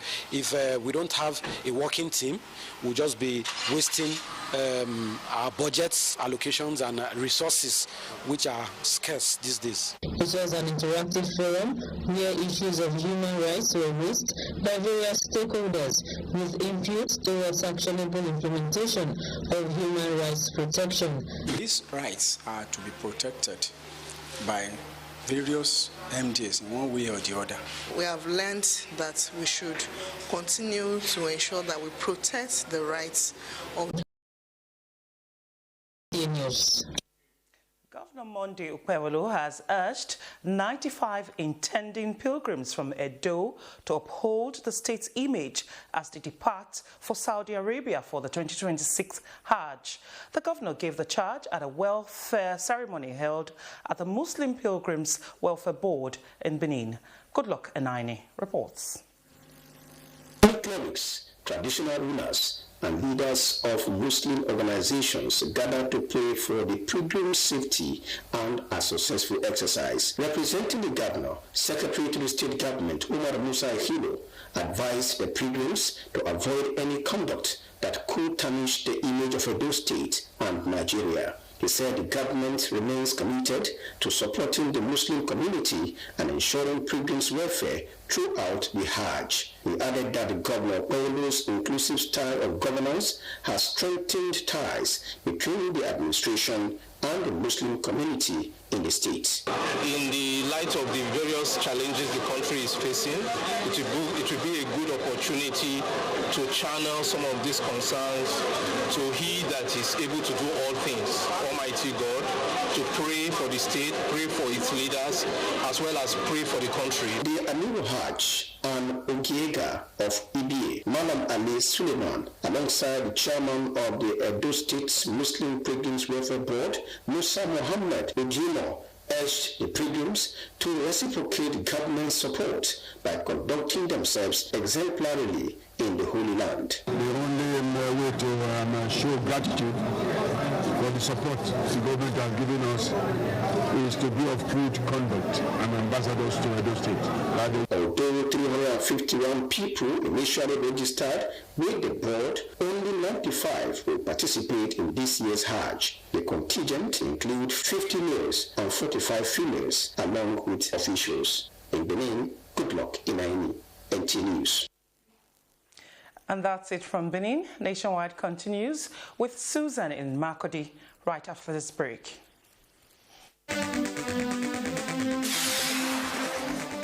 Strengthening the communications and digital economy sector. Experts examine the implications and concerns following the leak of about 281,500 emails on NTA Tuesday Live on 19th May 2026. What is the role of the regulatory body in guarding against such slips? Why are email leaks a common entry point for bigger cyber attacks? These and more on the program. NTA Tuesday Live airs every Tuesday at 10:30 p.m. Incisive and educative. Don't miss it. Welcome to Skill Up Nigeria, Industrial Training Fund's television program celebrating innovation, craftsmanship, and the skilled hands shaping our nation's future. Join us and share in our over 50-year journey of empowering Nigeria's workforce and impacting the nation's human resources. Tune in and connect with experts and skilled workers sharing real stories that inspire. Every Saturday at 10 p.m. on the Nigerian Television Authority, NTA. Skill Up Nigeria, powered by ITF. Are you ready? Join us on Reshaping Democracy, a groundbreaking program on the network service of the NTA, where citizens get the chance to ask ministers, heads of ministerial departments, agencies, and other top government officials questions on their performance and delivery of mandates. With no sector of limits, conversations build around bridging communication gaps for feedback and effect as our guests engage with the people they serve. How does ND foster partnerships with organizations, government agencies, NGOs, among others? As our leaders give account to citizens' inquiries on good governance, tune in to Reshaping Democracy, a creative concept coming up every Tuesday evening at 10:05 p.m. This is Reshaping Democracy.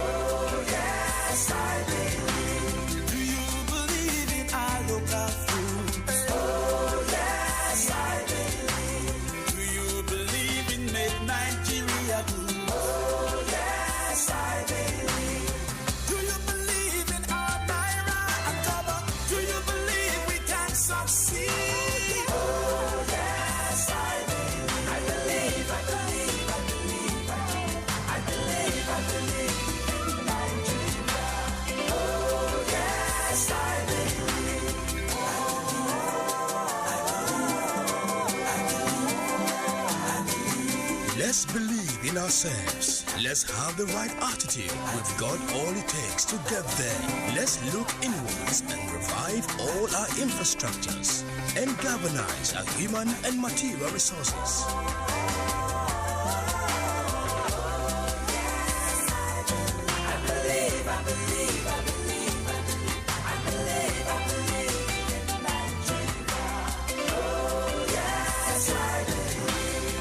Nigerians, believe in yourselves. Believe we can succeed. Nigeria, believe. Powered by National Orientation Agency.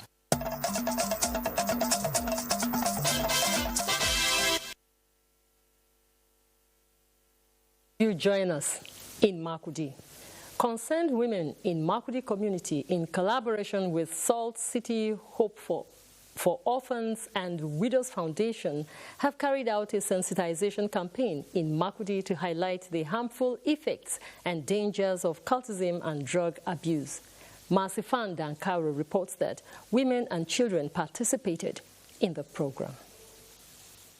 The sensitization campaign, which is aimed at educating residents on the social and health implications associated with substance abuse and involvement in cult groups, championed by Concerned Women and Salt City Hope for Orphans, is targeted at women and children, especially youth groups in Makurdi.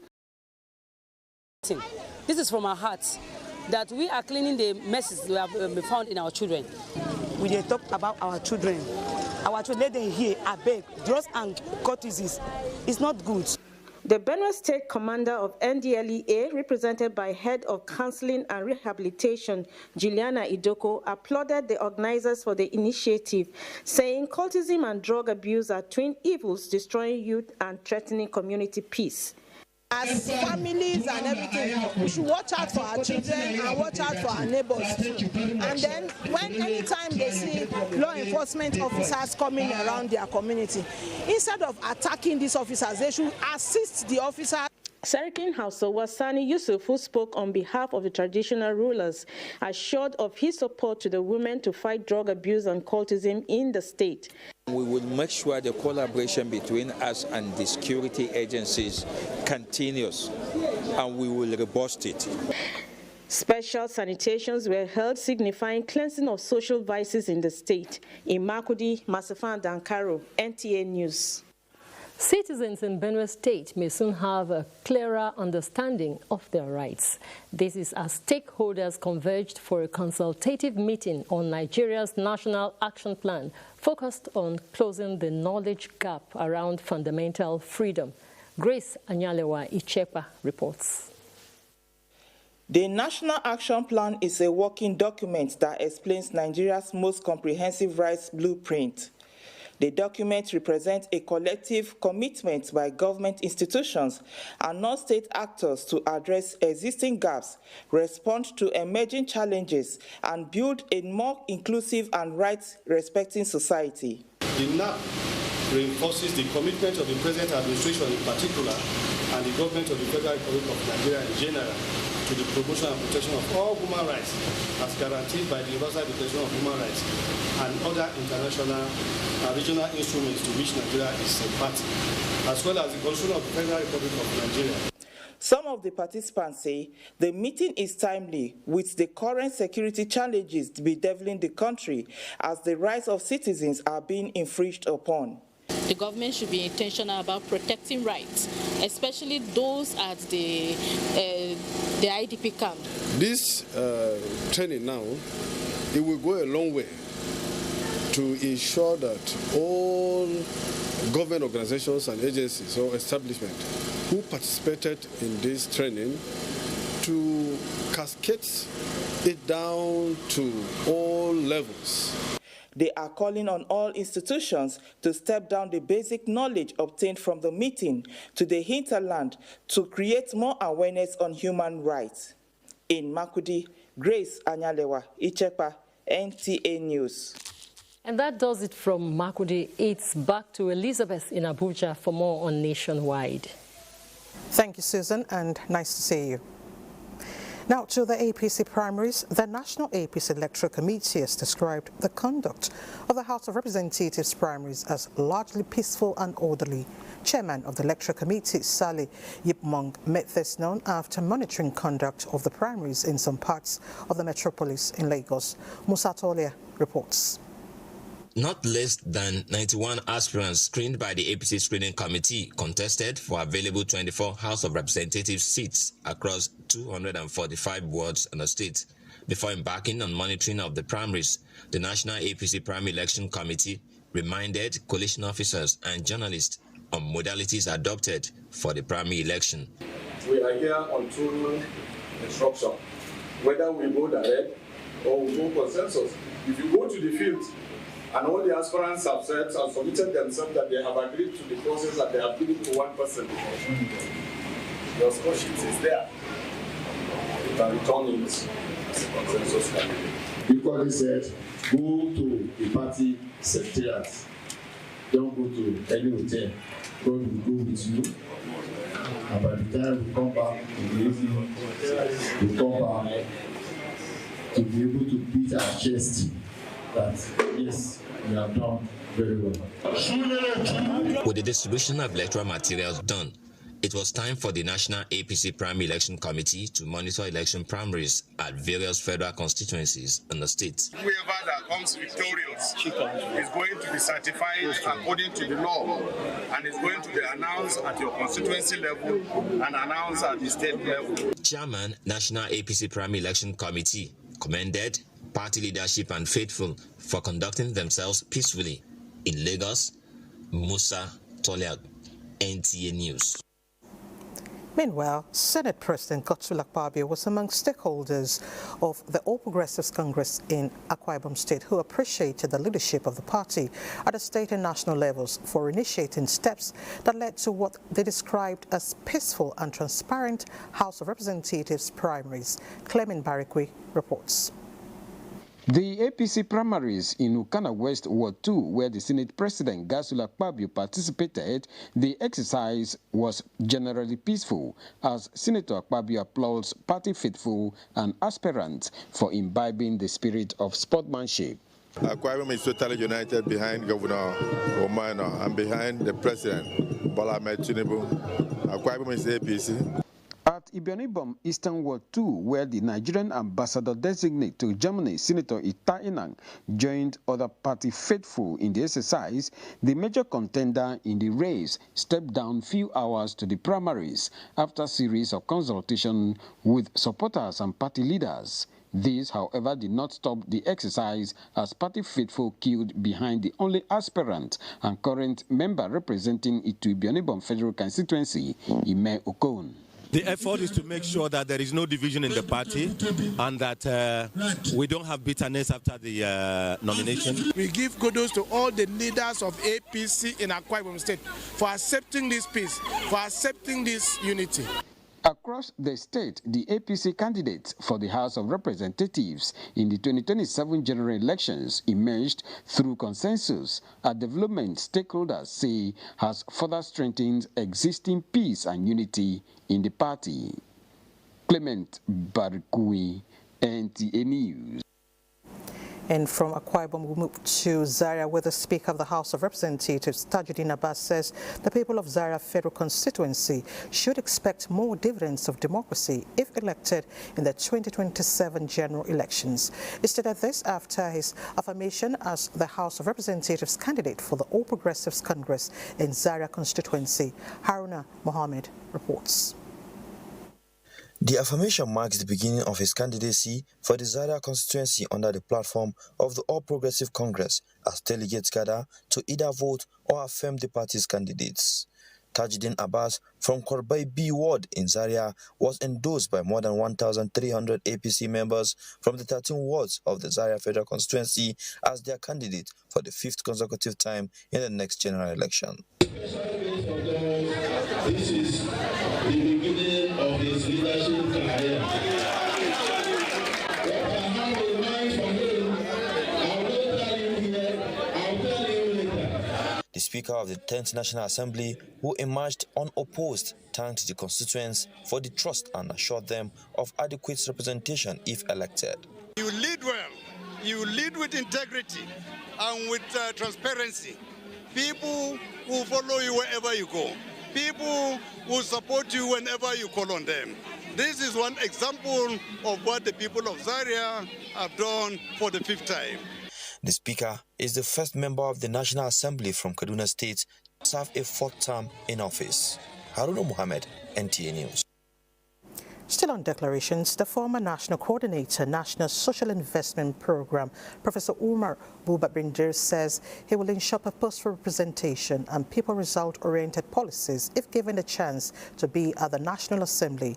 He stated this while declaring his ambition to contest for Adamawa Central Senatorial seat at the Red Chamber on the platform of the All Progressives Congress. Rayanu Bala reports. Supporters, family and friends gather in solidarity and support of senatorial ambition of Professor Umar Buba-Bindir for Adamawa Central.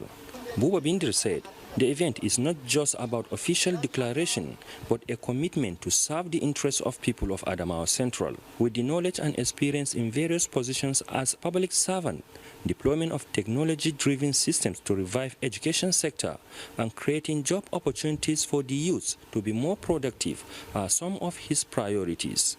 I will ensure that I use my experience to deploy synergy, cooperation and partnership from the level of His Excellency to governor down to the level of the elected councillors and even development areas, so that we have a uniform focus. The aspirant therefore called on people of Adamawa Central to give him the required support as he promised purposeful representation. Speakers at the event acknowledged the qualities of Professor Umar Buba-Bindir and promised him grassroots mobilization for victory at all levels. In Iola, Rayanu Bala, NTA News. Next is sports updates. Nigeria's Samuel Ogazi produced a stunning performance to win the segment's 400-meter title in Obong with a personal best of 43.95 seconds. Ogazi made history as the first Nigerian to break the 44-second barrier in the event and also became the first athlete since John Lindo to successfully defend the SEC 400-meter title. He finished ahead of Jordan Perry, who clocked a personal best of 44.12 seconds, while Jonathan Sims came third in 44.16 seconds. To football, USM Algiers won the CAF Confederation Cup after defeating Zamalek 8-7 on penalties in a dramatic final at the Cairo International Stadium on Saturday. Zamalek had won the second leg 1-0 in regulation time, but the tie ended 1-1 on aggregate following USM Algiers' first leg victory in Algiers. The Algerian side kept their composure during the shutout to secure their second CAF Confederation Cup title, adding to their maiden triumph in 2023. The victory further underlined USM Algiers' resilience on the continental stage. In another development, Nigeria striker Kelechi Iheanacho has won the Scottish Premiership title with Celtic FC. Iheanacho joined Celtic last summer from Middlesbrough and played a key role as Scottish Giants claimed a fourth consecutive league title. Celtic came from behind to defeat Hearts 3-1 on the final day of the season to emerge champion. The triumph adds another major trophy to Iheanacho's successful career. And finally, Ukraine's Elina Svitolina claimed a third Italian Open title after a thrilling 3-set victory over Kokogov in the final. The 31-year-old rallied from 4-2 down to win the opening set, and despite losing the second set in a tie-break, bounced back strongly to take the decider for a 6-4, 6-7, 6-2 victory. Svitolina, who previously won the tournament in 2017 and 2018, appears to be in strong form ahead of the French Open. With Sport Update, Suleiman Musa, NTA News. And Sports Update ends nationwide this evening. Thank you so much for your time. I'm Elizabeth Omori. Good evening.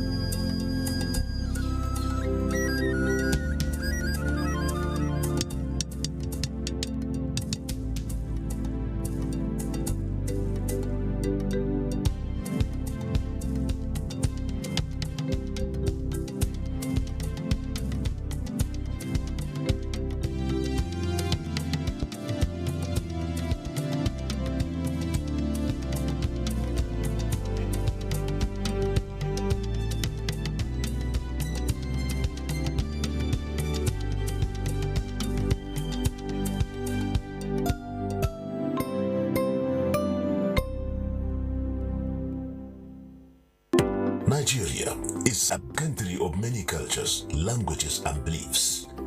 But despite our differences, there is one thing that unites us all: our love for this great nation.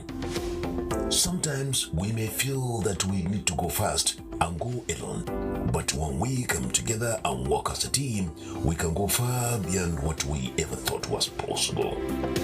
United, we can create thriving businesses that benefit our communities and in turn our nation. It is said that if you want to go fast, go alone. If you want to go far, go together. Let's understand our differences and come together to build a better Nigeria. When we work together, there is nothing we can't achieve. Nigeria, better together.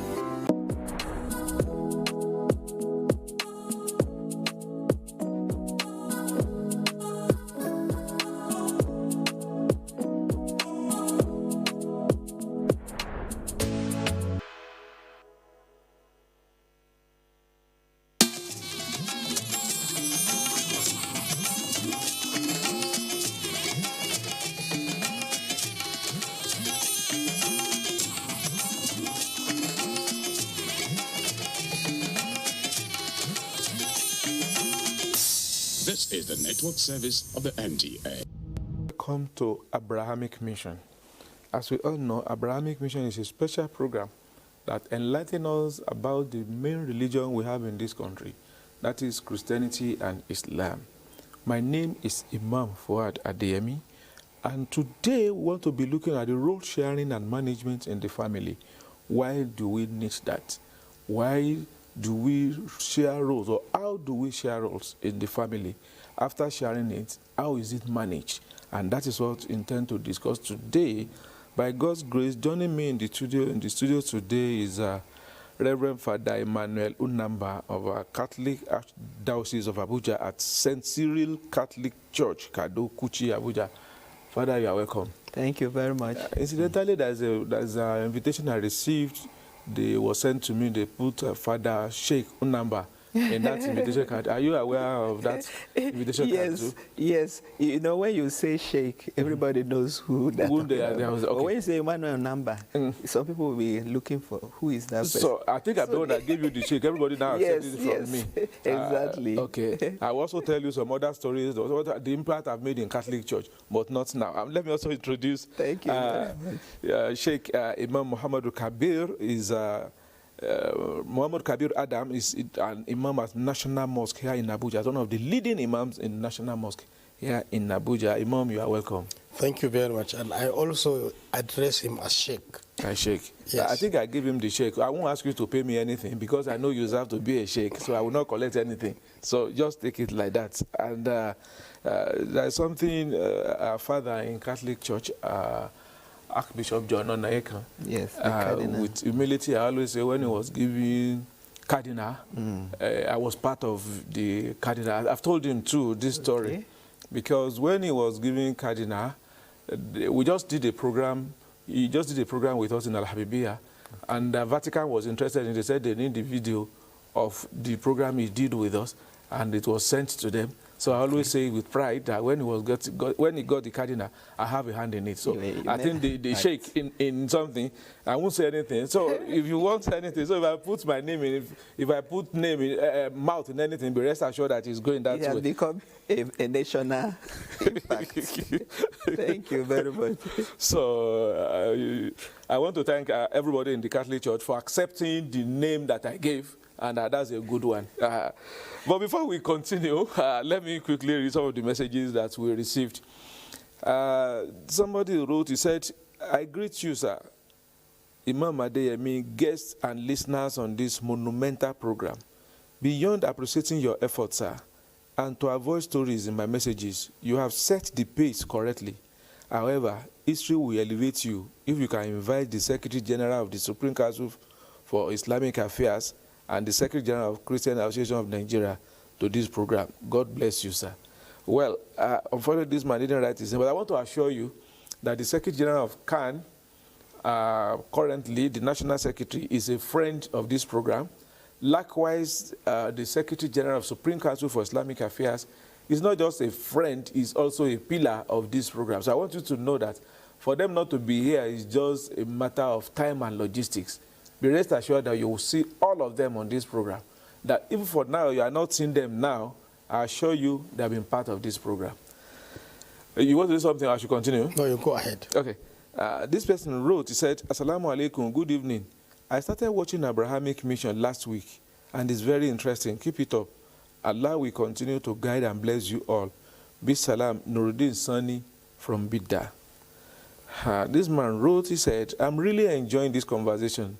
And in summary, I think we must all be deliberate in changing the narratives as people, especially the religious and educational sectors. Simon Abu, FCT. I don't know whether I'm correct with that. I can agree with him, because our job here to educate and enlighten people on the existence of these two religions in Nigeria, that we can live together and peace and bring progress to the nation.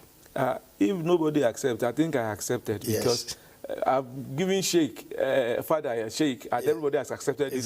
So what else do we want us to see us do it together? I mean, Sheikh, am I lying? Just to support his point, let's leave that subject.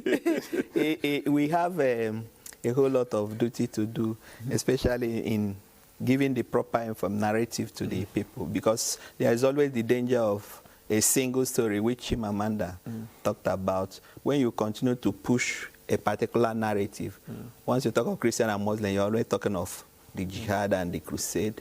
When that continues to ring in our mind, then we continue to see each other as enemies. But when we begin to see that there are a whole lot of common grounds, a whole lot of things, whenever we come on this program, we discuss one subject from Christian and the Islamic perspective, and we see a whole lot of common ground. I think let us push out that narrative. So I was in a program recently. Somebody asked a question. It's like an interfaith program. Somebody asked a question, why is it that Muslims are killers? And the person who answered was actually a Christian. He said, when you are sitting in one place, you think you know it all. Until when you move from one place to another. He now told us a story. He's from Edo, I think the Catholic. He said he had to do something in Zamfara. And that place where they want to sleep in Zamfara, there was no hotel. He said the house he slept, the room that he used to sleep with his wife, he moved out for him, and he only him slept in the room. But he was asking them, how can you do this? He said, no, please do it. And he said they did it with joy. You can see the joy, the happiness in their faces. He said, supposing he didn't go out of his own village, he wouldn't have known that Muslims are not what they used to tell them. That was the answer he gave. He said, we need to have experience, we need to go out to really know much about ourselves. You know, a while ago, I was telling you I went to Kanu. So when I came back, I told one of my friends that I was in Kanu. He said, that anything from Abuja going upwards, he will never go. That they will cut off his head. You know, is a prejudice that we have, which, you know, he see me going to Kanu and coming back alive. We help it to understand that it's not as he always thinks. So thank you. This man wrote, he said, God bless you all. Unhealthy competition in all aspects of careers is a major cause of corruption today, unless we change our thinking and look up to God. From Kim in Najaokuta, Kogi State. And then he was talking about corruption. This man wrote, he said, my fathers in the Lord, may the blessings of Allah be unto you people. I like this program. And with the topic you are teaching today, Ibrahim Aladu from Nigeria Embassy in Guinea-Conakry. Okay. That's good. So I was interested in that message because the way he wrote it, you know, where he was watching the program was actually from Guinea-Conakry. Yes. But although in the Nigerian embassy there, we want to appreciate the Nigerian embassies all over the world where they are also watching this program. I remember I was in Saudi Arabia 1 year like that, and we were in a meeting. It was on a Sunday, and they just put it, everybody was watching the Abrahamic program. Nobody can ask me, how did you come here? But everybody became interested. Since that day, people are actually watching. But let me continue. This man wrote, said, what an excellent program. This is the best program I've ever watched in recent times on national TV. I believe that this program will bring about good morals in the society. I wish that other TV channels follow suit in this moral pact program because it reduces religious unrest and moral decadence. This will bring about love among Nigerians. And I admire you people's ideas and wisdom. May the Almighty bring about continuity in this moral pact program. Kudos to the 3 wise men from Ugu S. Sango Ota, Ogun State. And for me, I would say kudos to the NTA. Okay. Yes. Because they are the one who, for now, exactly, are championing it. You know, that point always come out almost every time. People talking about let it go wider, not just NTA. And I've always been telling people, every radio in Nigeria, in every state in Nigeria, the program is being broadcasted every Sunday by 5 p.m. And there's also a radio station in FCT here. It is called Citizen FM. Yep. In fact, they rebroadcast it 2 or 3 times in a week.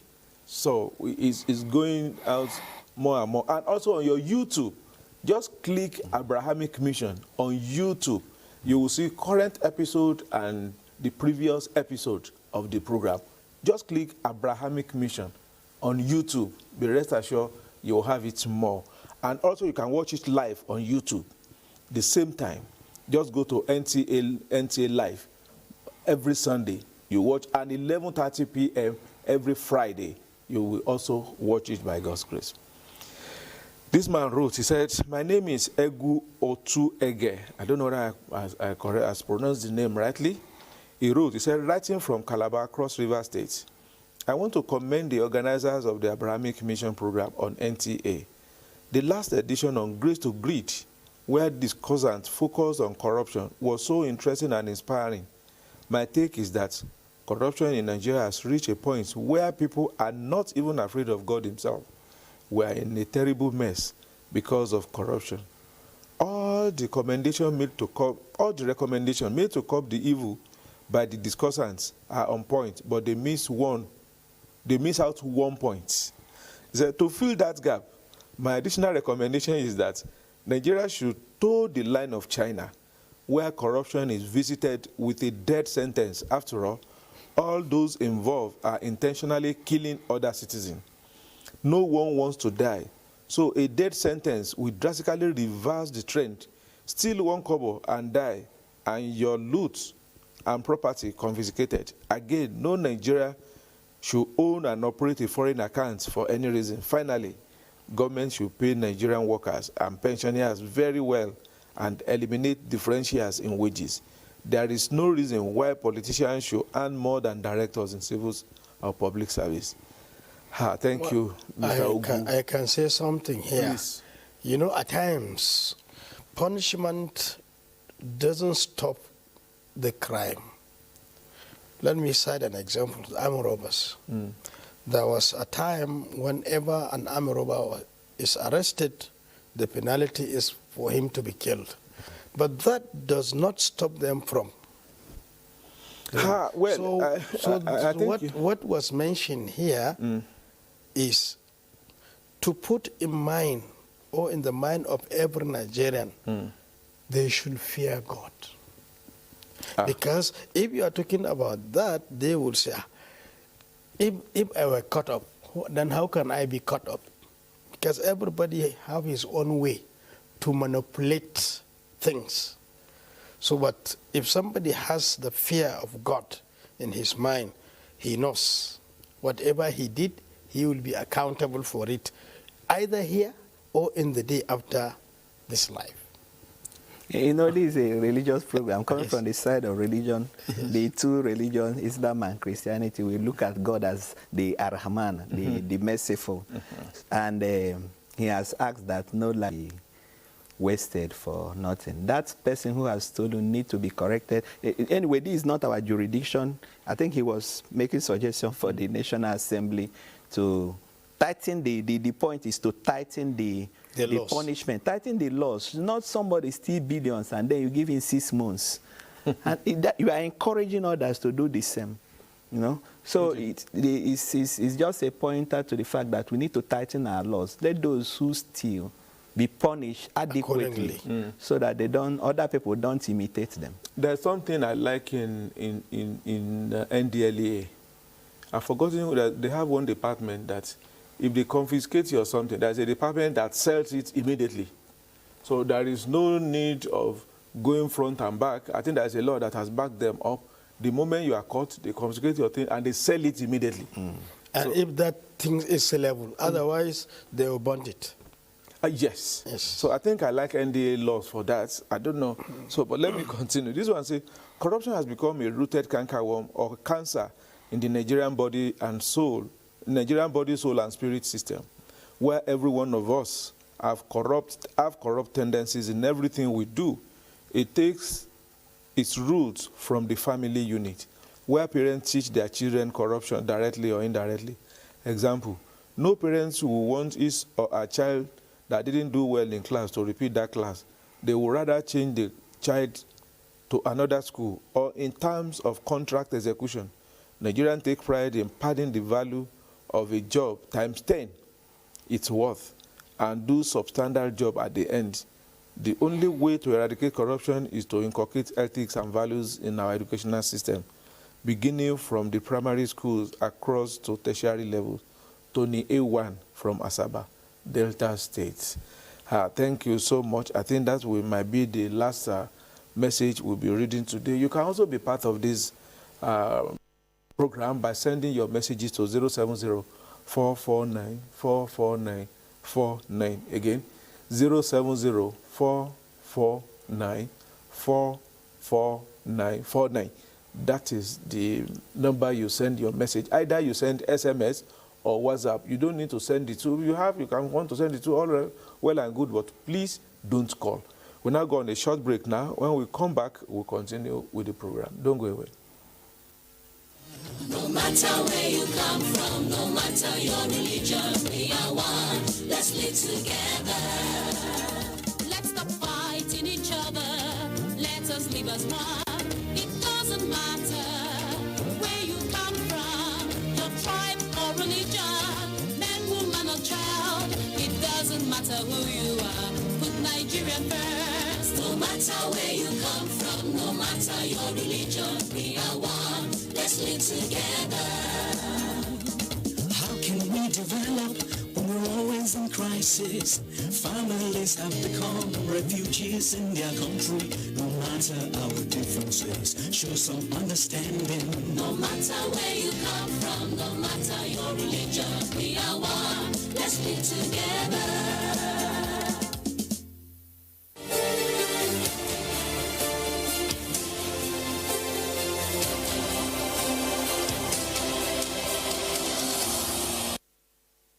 Yeah, welcome back.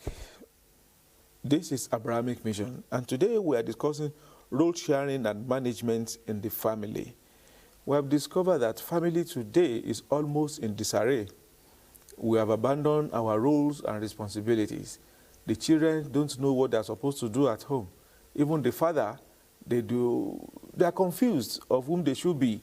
Even mothers, perhaps we are swapping roles some of the time.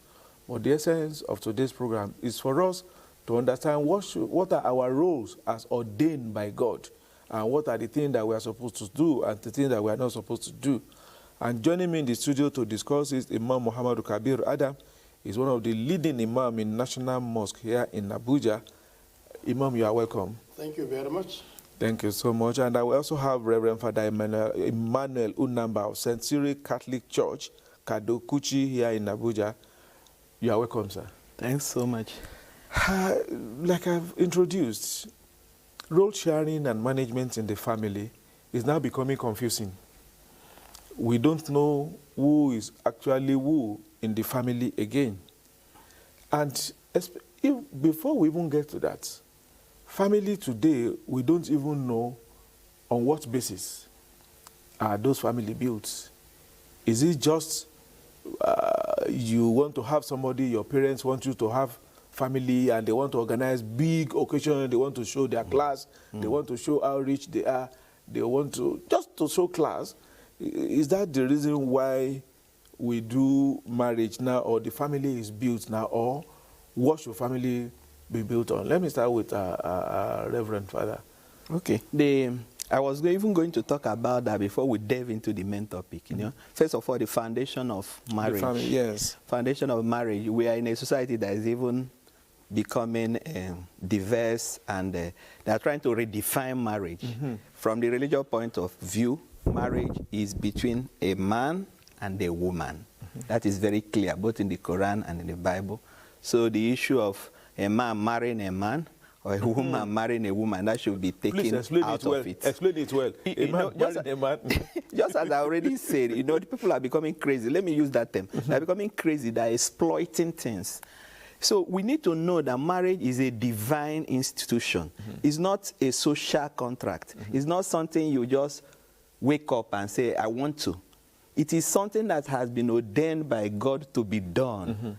And in it, we find mercy and relaxation. I know you want to quote the verse of the Quran. Exactly. I can see what you want to say. I know. It's a Surah to Rum. Surah to Rum. I mean, ayati an khalaqalakum min anfusikum azwajan litaskunu ilayha. So marriage is God who has, it is his sign. He is the one who has made it. So what happened is that the beginning of the destruction is that people think that is their own thing.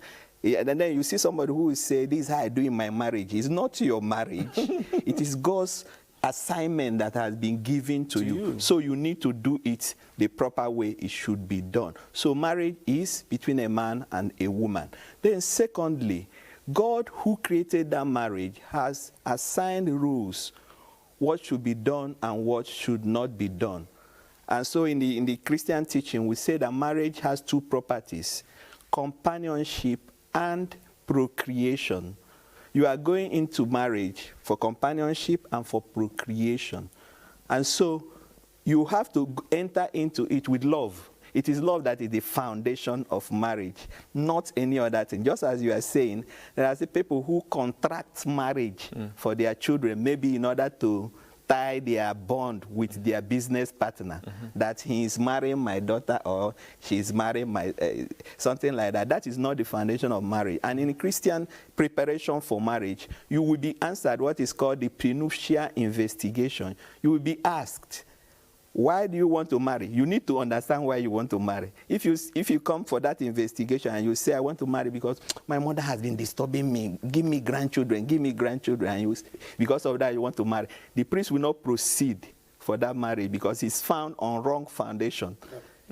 So what would the priest do when he finds it that way? He doesn't proceed. He tells him that you are not ready for marriage. He should go back and relax. When he or she is convinced that she wants to marry for the proper purpose of marriage, not because the parents are pushing her, then him or her, then he or her should come for that marriage. And then the second one is that the marriage is built on love, just as I mentioned.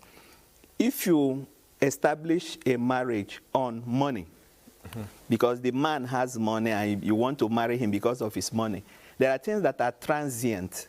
The money can disappear. If you're a man, you are marrying a woman because of her beautiful face. Tomorrow, after some years, it becomes wrinkled. And then, what are you going to do? So you need to establish it on a solid foundation so that it doesn't crumble. And so what the church does is it doesn't start what it knows that will collapse. So it makes sure that the marriage is found on a solid foundation of love. And it's that love that will take you all through.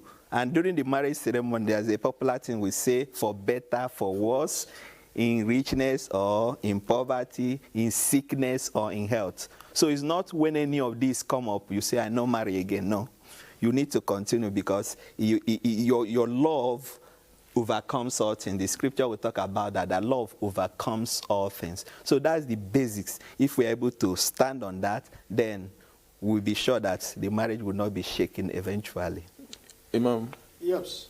God in his infinite mercy ordained us as human beings to marry.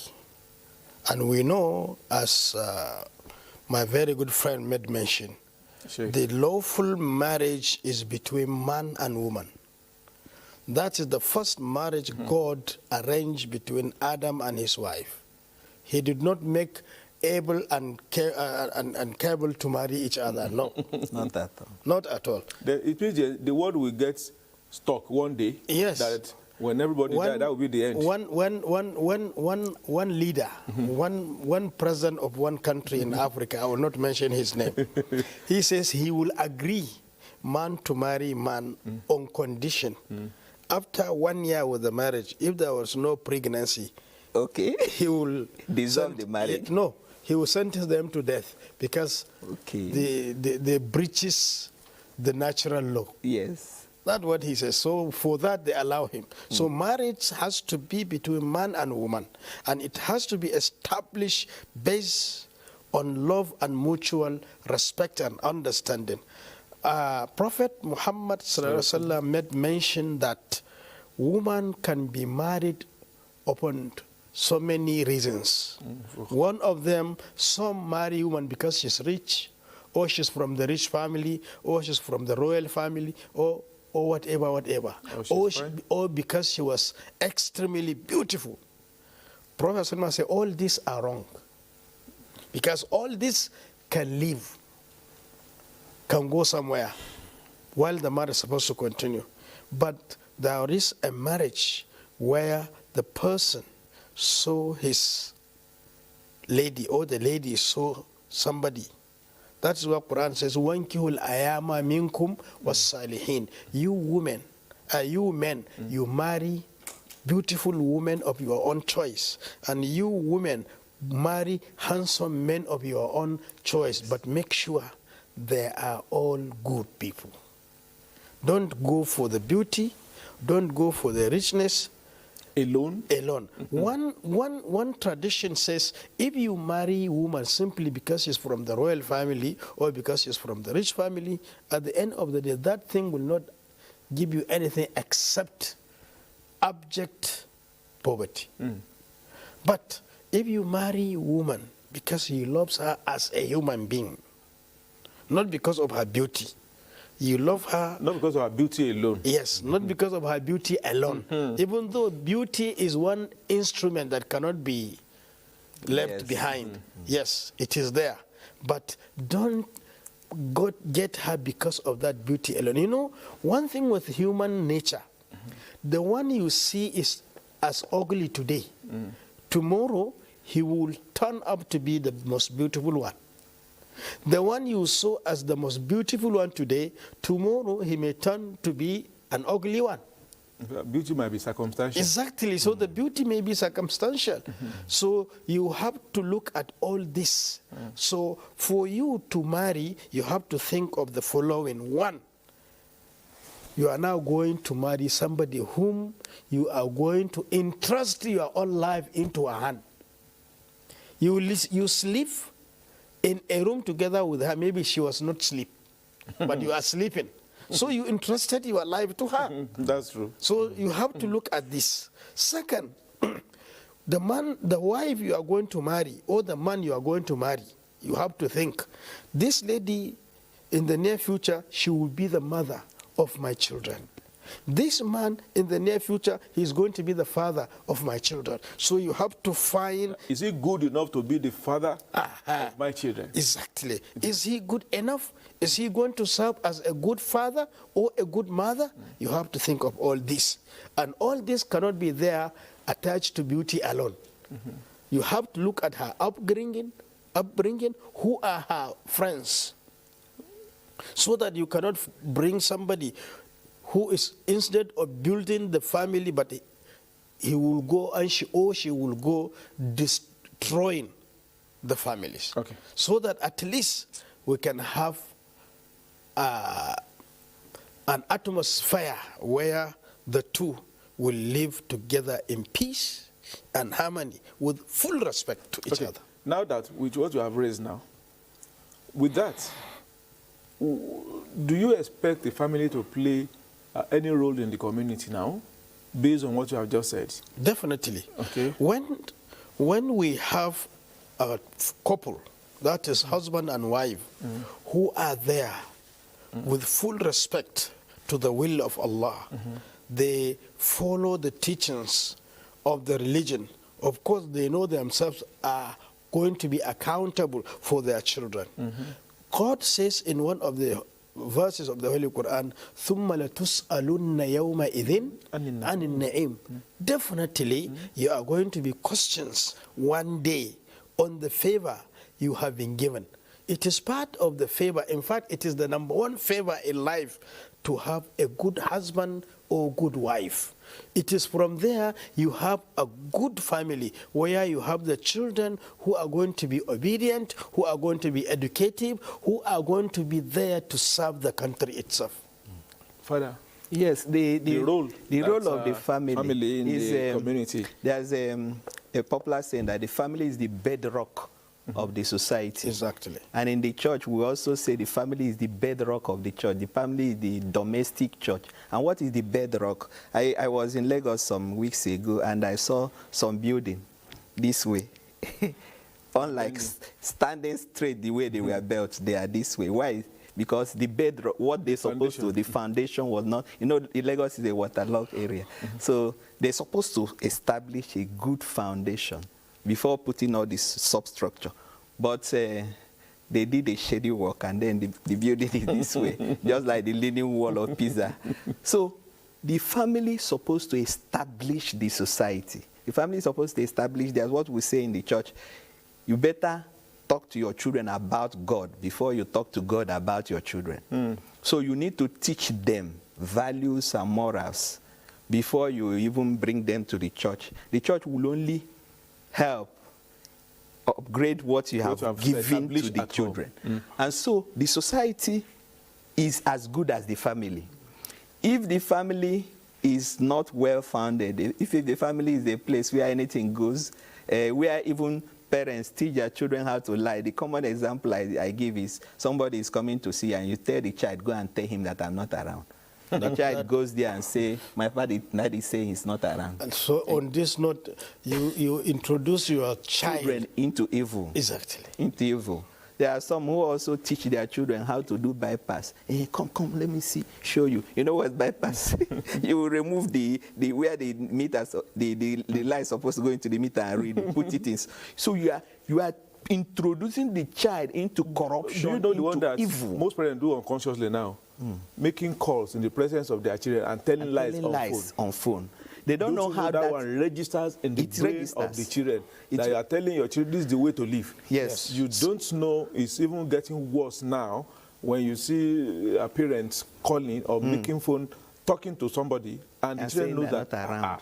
I'm in Lagos. Mommy, this is not correct. I think we have to be very, very careful about that. Because the children learn from what they see. Exactly. It's not from what you tell them. They just copy exactly what they see. But I think we need more people to help in teaching children. And that is in one area that we're having challenge now as a nation. I've always been saying it. The issue of extended family and nuclear family. Most of us now want to live like our colonial masters. Myself, my wife, and my children. That's all. They want to give the impression that nobody is more important again. And I think religious group, there are also problems into this because some religious leader will tell you your mother is a witch. She wants to kill you. Your uncle is doing something. He doesn't want to. progress. You see to this? Because taking care. I remember there is one man where I come from. His father was an headmaster. When this man was going to school, it was the first headmaster in our village then. His son, the entire village, contributed to send him to school. He became one of the best men on earth before he died. Because this I'm telling you is not more than 70 to 90 years ago. And the man came, he lived for almost like 85 years before he died about 2 years ago. Those who know Odeomo will know the person I'm talking about. And the entire village took care of this man, and they didn't kill him. Why is it that today it is religious houses that I have identified that are the main problem that we're having in our community? That the one that will say your father is a witch, your mother is a wizard, don't go to your family house, don't eat food with your them. What is happening? I should ask you just to help you it is you people. Just to expatiate the point. You know, I know of many families, all the children are born in Abuja or wherever they live, and they don't go home. I say, what is the problem? The parents have put it into the mind of the children that everybody outside there everybody in the village is a witch. You know the common saying, anything that happens to you, they say, village people are after me. So they give that impression to the children that everybody is a witch, and so they shouldn't even be thinking of going home. You know, sometimes the children want to go to their village where there are plenty of space to play around and all that, but the parents will refuse. So it's a problem that we are entering into, and I would link it to the economy. The economy has made a whole lot of people become messengers of God who are not sent. You know, there is one thing to be called by God. It's another thing to tell God, God, you must call me. You have to call me. And so some of these people assume a prophetic role without, and just very clear, just as the way you put it, they instill that into their, and cause family to break down. A family that was very harmonious, your auntie, your uncles, you go around, play around. Then they will tell you one day, oh, it's so dirty. They will come and tell you that your auntie, do you know somebody, she's the one that is holding your progress.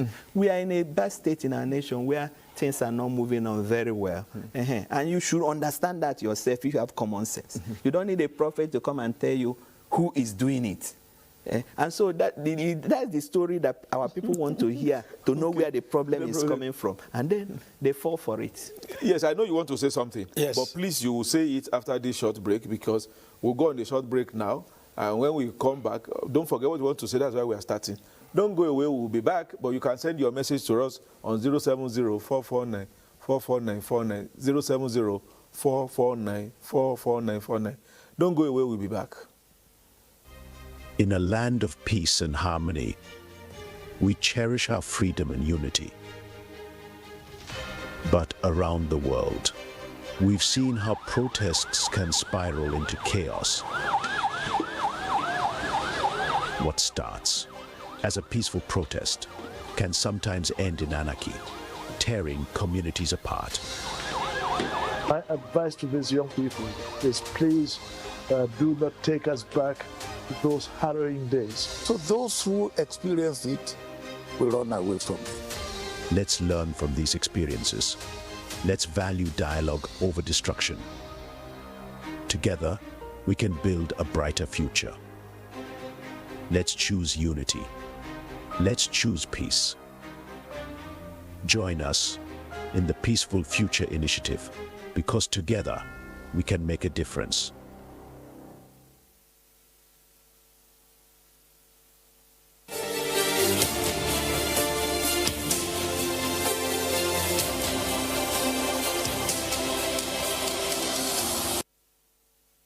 Yeah, welcome back. If you are just joining us, we are discussing role sharing and management in the family.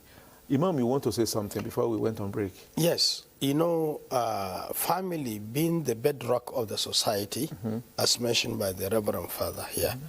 Yes. You know, Quran chapter 2 and chapter 4 made mention some component of the family, which involve the father, the mother, the children, that is in the Quran chapter 4. And the same chapter 4 made mention the aunties, the uncles, the brothers, the sisters, all the members of the household. They were all being addressed as one family. Why? Because family considered as one body. Whenever one of the parts of the body is sick, you are all sick. Your finger here, if it is sick, or the whole your body will suffer the consequences of that. Yes. In fact, you may have one boiled inside your throat. You cannot drink water. You cannot eat food, which means you cannot live. Some small portion of your body. So that is family. So for us to make sure that our family remain an entity, remain intact, God in his infinite mercy ordained all of us to maintain our relationship as family members. Everybody should know his position as a member of that particular family, so that the entire people will benefit. That is even my next question. Yes. Everybody should know their role and responsibility. Yes. Let me start from father. And I want to start with the role of the father, but not your own type of father. But this is the father in the family now. Yes, even not spiritual father. Yes, I play the role of a father. There is a verse in the Bible that talks about that clearly. Ephesians chapter 5, from verse 23 and following, that talks about the different parts of the family and their roles. So please, the fathers, the husband. The husband is the head of the family. Okay. So being the head of the family is that you are responsible for everything that is happening in the family. You should be the one to mobilize, shepherd, guard, and direct the family. There can be two captains in a boat.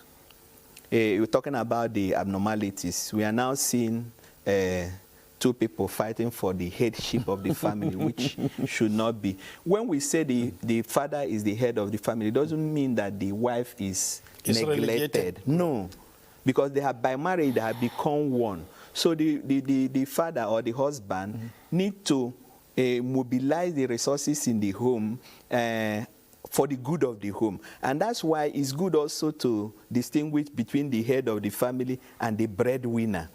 What has happened in our society is that because of the economic situation, the man may no longer be the breadwinner. the woman may become the breadwinner. And because of that, she thinks that she's now the head of the family. I like that analysis. You are not supposed to take up the, we call it usurpation of role. You are not supposed to usurp the role of the husband simply because you are now the breadwinner. There are so many families where the children are the one who are breadwinners of the home. That does not make the child the head of the family. No. You are still a child. Should be where subject I come from, to your my family, father. If you are the richest, you want to give your senior money, you will need them to give them. You will need them to give them. Okay. So if you don't need that, anything can happen. And those who know will testify what I'm saying. That you are the child of the family and you are the richest. If you want to give people who are older than you money, you are the one who wants to. You must need them to give them. So it's a privilege to give it to them. Yes. So the father mobilizes, is in control of the family. And if for any reason, like what we are saying now, you lack the resources, you should know how to talk to your wife or talk to the children, those who have the money, so that they will bring it. Do not, I always say in my church, if you stand up and say, I'm the head of this family, it means that something is wrong. It means that you have gotten it wrong. You don't need to assert your authority. No, you need to let the people obey you naturally. Yes. You should earn that authority. Yes. They obey you naturally. It will flow because you are performing your role, and the child cannot just get up and challenge you. Because things are falling apart, then the child can come and look at your face and say certain things he's not supposed to say. So if the responsibility of the family is the man, the husband, so let him do that. Even when the situation is not too good, he should be able to know how to mobilize. And when there is crisis in the home, he is still responsible. He is the one to, if the wife is angry with him, he is the one who should know how to solve the problem. If the children are angry, he should know how to, so he's responsible. What should be the role of the father? Due to that, the father, that relationship between the family members, let me cite an example of what happened between Israel and his brother. When I say Israel, I mean the father of the Israelite. Okay, that's Jacob. That is Jacob, the son of Isaac. That's Jacob. Yes. So Jacob has a senior brother. We call him in Arabic Aus or Aish. Esau. In Hebrew language, Esau. So Esau was the senior. But, you know, mothers loves the young ones over or above the senior ones. So due to that, disagreement happened between the two. So Jacob left them on the advice of the mother. He went, and that journey took him about years. On his way coming back, he wanted to reconcile with his brother. Younger brother. The senior one. So he arranged very, very big gift. You know, you are living at Arabian area like or Middle East. In those days, their world is most of camel, sheep, goat, whatever. So he gathered thousands of them. He now had some slaves people. He tell them, please take good all these items. Go and meet my senior brother. Tell him that his junior brother is seeking for his forgiveness and permission to come to reunite with the family. Esau knows what his brother means. He said, go and tell him that I have forgiven him. Because they are the children of one messenger. That is Isaac. Imam, I still want you to go back to what should be the role of a father in the family. So the role of the father in the family, we can find it on how this man, Israel, gather his children. Okay. That is the children of Israel. Include Joseph and his brothers. Benjamin, whatever, yes. He put them all together. He says, my children, come, listen to me. If I left you today, who is going to be your deity worthy of worship? They say, God. He said, don't forget that. Don't forget that. Which means, now he's an old man. He's afraid he might have he may leave them in any moment, and he don't want to leave them in dispute or misunderstanding. He now put them together and said, don't forget, you are brothers. You are all brothers. So you have to live in peace. You have to emulate from what I left you on. And don't forget what your grandfather did, that is Abraham himself. He now teach them to live together, to respect each other, and they should know that they are one family. And he informed them that it is only that they can earn the respect from the outside world. So you can see the father himself, he is supposed to be the teacher to his children. He's supposed to be the guide, and he's supposed to be the role model to his children.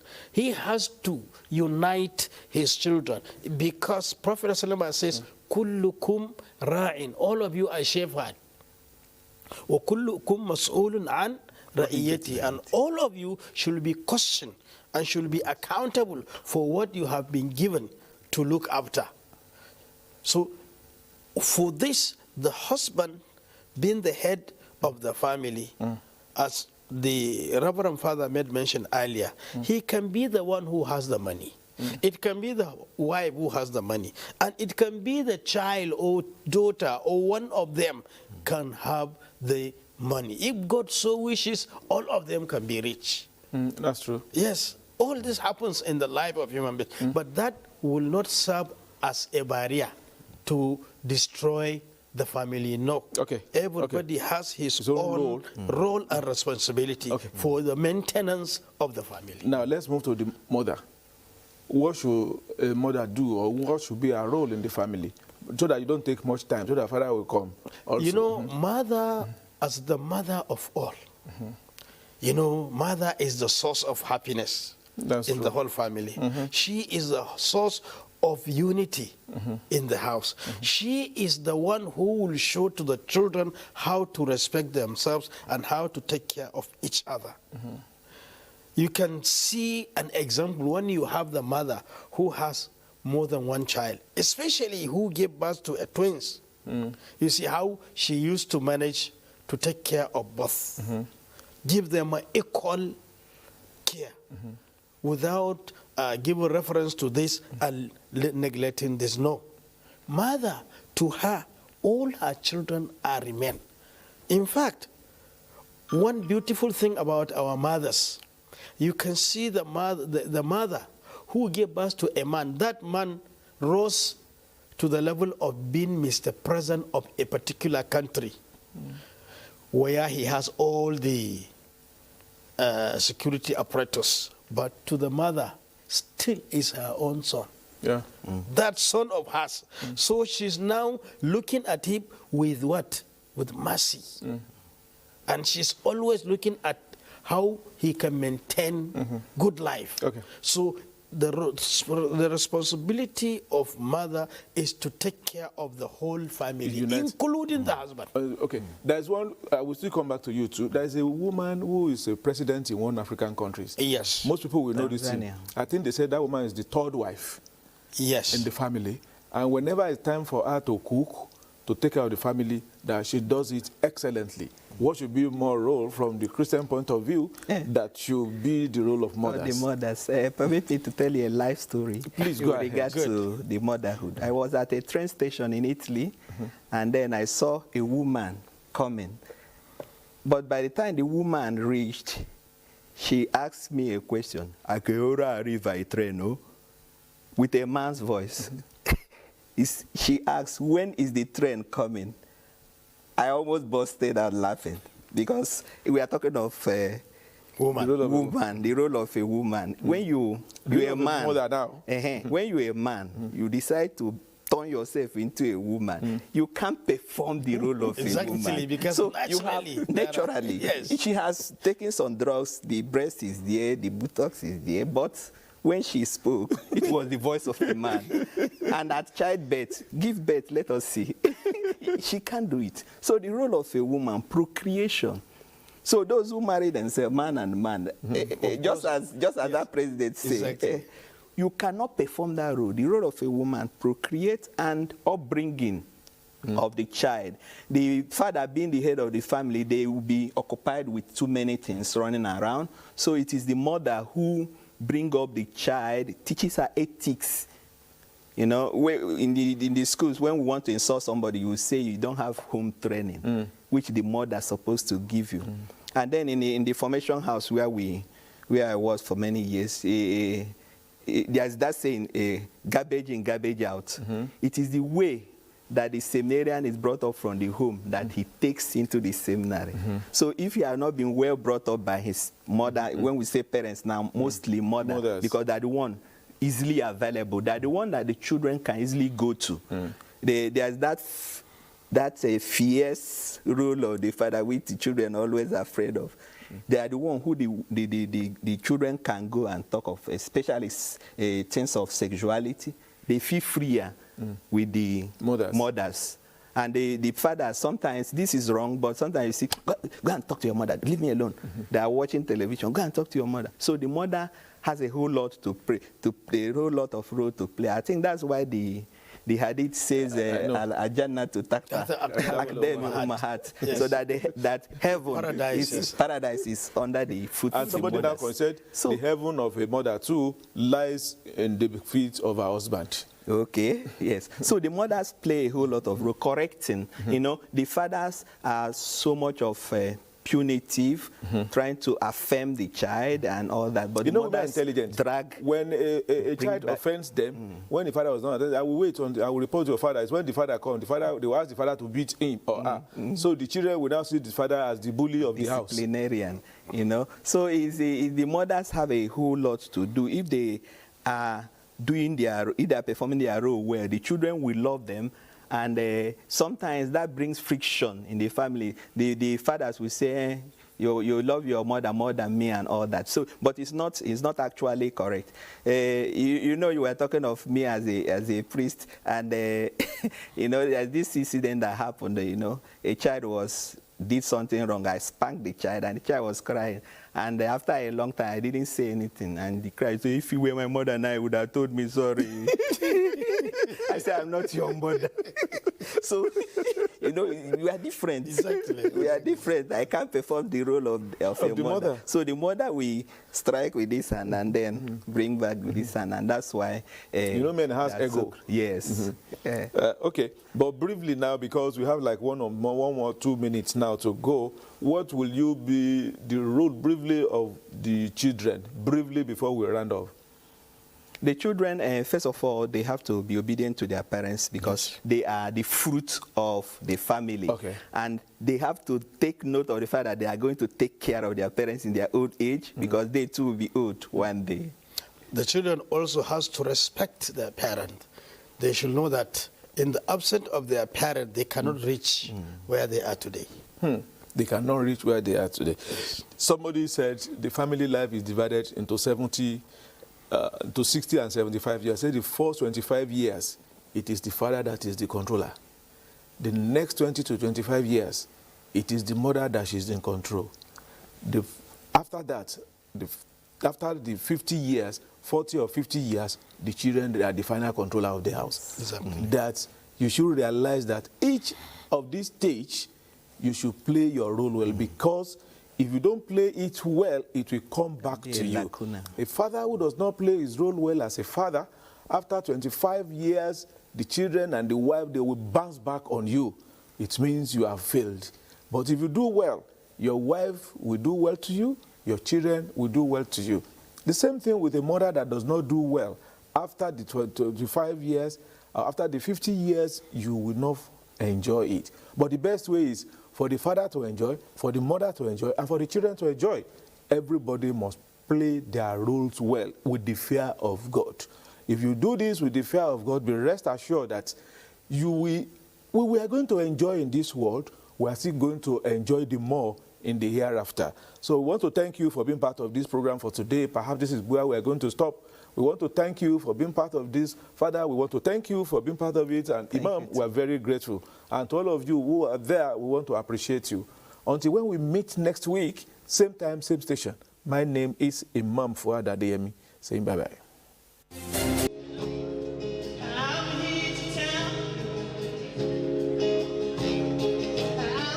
Behind the glamour of Nigerian's entertainment industry, a sinister reality lurks. Many artists are struggling to survive, and their health is paying the price. An entertainer must have health programs or health meetings or health bookings. What we do as entertainers is not an easy business. You understand? Because when you're doing anything that has to do with entertainment, all your body system is working. You understand? If you are dancing, your body is moving. If you are dancing, you're calculating the next move. You're going to move. Your head, which is your brain, is thinking, what do you do? Your blood is pumping, your heart, everything about you is working at the same time. So that is why you must always have doctor's appointment as an artist. You must see yourself as a brand. And maintaining your brand is maintaining your life. Vaccinated!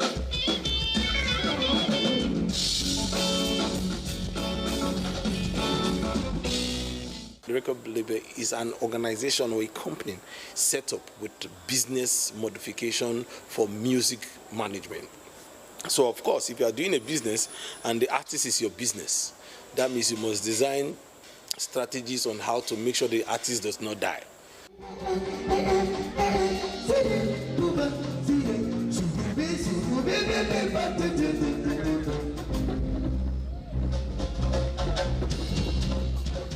So if you are in an association, what you're always looking for is to look for how do we improve on our standard? How do we improve on the lives of our members? It's the job of the executives of those unions and organizations to keep looking for how they can improve the health benefits of or the health standard of their members. So if you are in a union, and normally if you're in an organization and you're not seeing benefits of that organization in your life, you move out.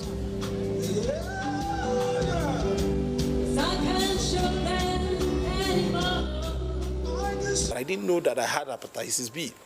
And it was a very chronic sickness then, and that's how I traveled home and I was treated, and I came back to school. You understand? I had money. So and my parents, of course, they were doing well, so I could take care of myself, my parents could take care of me. But there are one of the reasons why a lot of our artists die in Nigeria now is because most of them, you might be falling sick and you will not know that you are sick. Or you think you see them taking malaria drugs, just like we treat ourselves by ourselves a lot of times. The fate of Nigerian entertainers hangs in the balance. Many talents have passed on due to lack of adequate care and support. Will we rise to the challenge or succumb to the darkness? The choice is ours.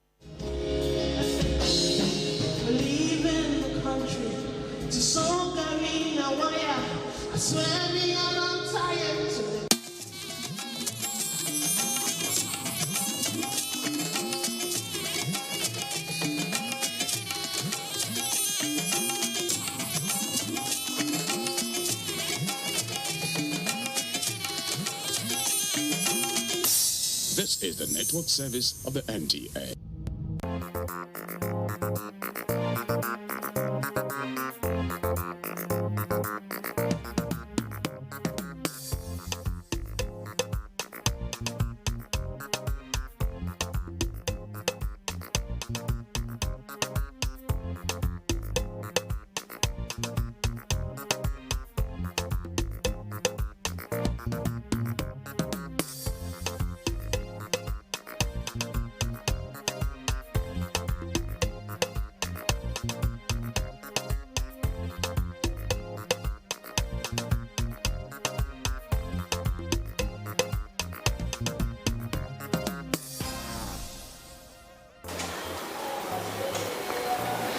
Hasn't left work late with a growling stomach but very little energy to stop and cook?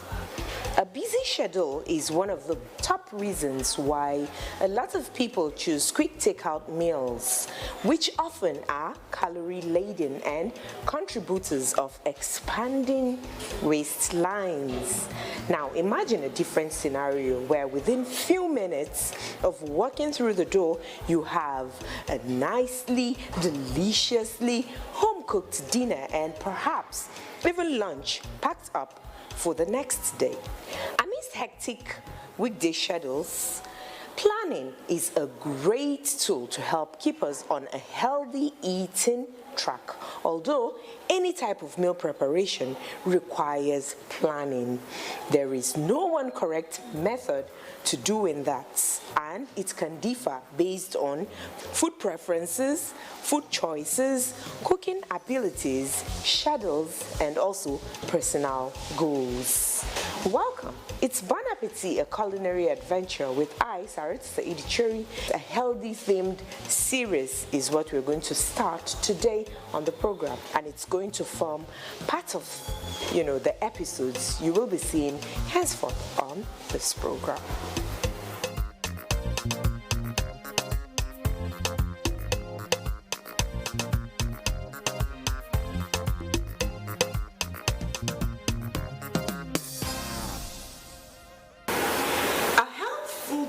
Among other things, includes a variety of fruits, vegetables of many colors, whole grains, and starches, good fats, and lean protein.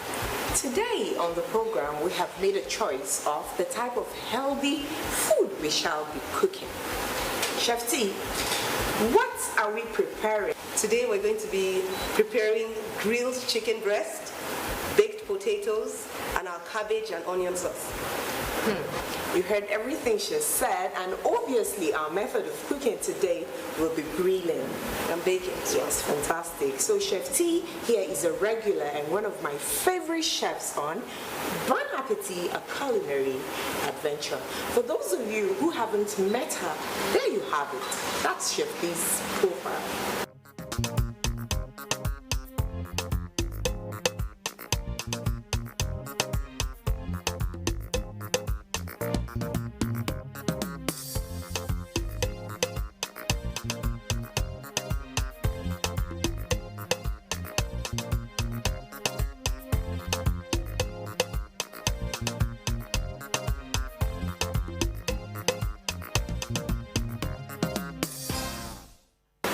We're going to start by boiling our potatoes. We have our peeled Irish potatoes, halved and washed. So we're going to get that going.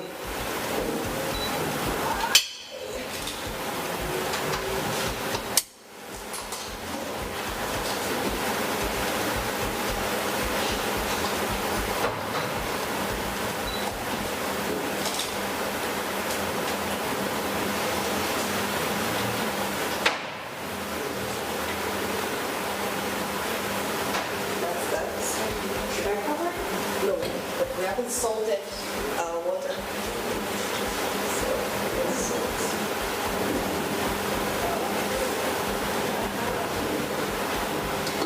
I need to let that go for about 5 minutes because we're just parboiling the potatoes before we send them into the oven.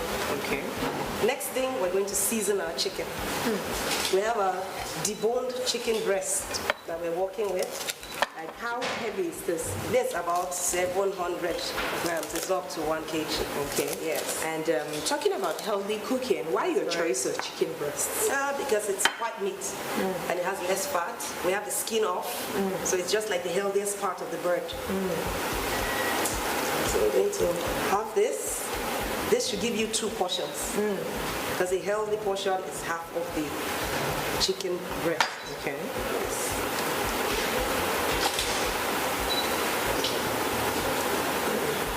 Now, we're going to season the chicken, like I said. Let's put on our gloves. Okay. Hygiene first. So first thing, we have salt. Not too much of it. And kosher salt is always preferable. We have black pepper.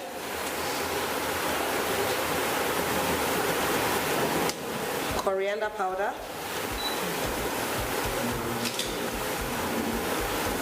Our paprika. This gives it a little smoky flavor.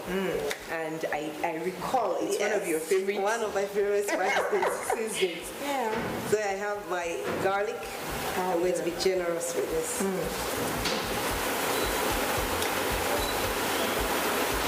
Little more black pepper, white pepper.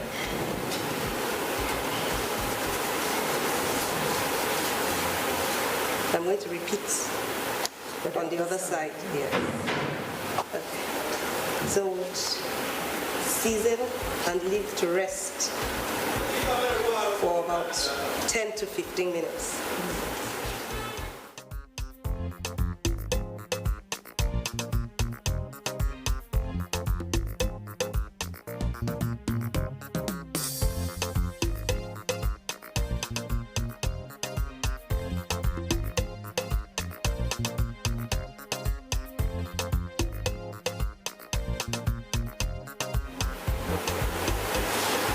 So we have our strained potatoes, our canola oil spray first.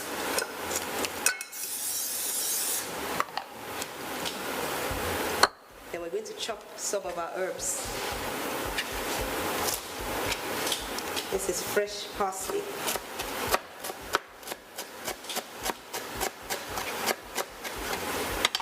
I think I'm going to come and take a special course on how to use the chef's knife. Yes, very important.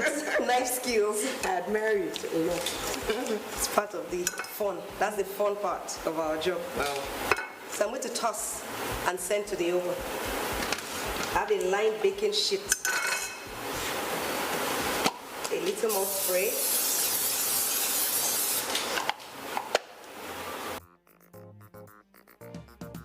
So we're taking this to the oven at 180 for 15 minutes. And that's 180 degrees centigrade.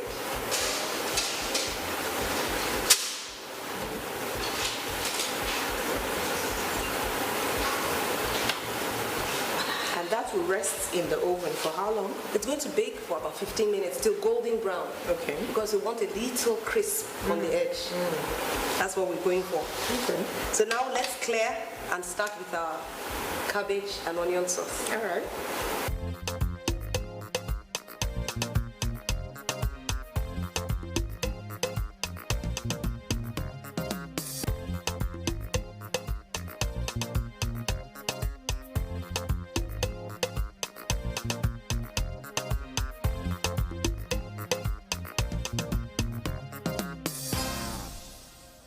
Okay, we're going to clean our onions. We're using a mixture of red and white onions. I was waiting for you to ask why. Why? We have the flavor from the red onions, and we have the sweet from the white onions. Okay. Yeah. White onions are usually sweeter and have a different flavor. So we're going to peel, wash, and slice.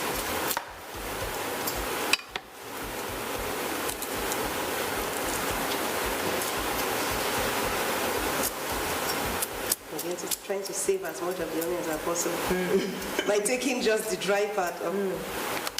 So that's that.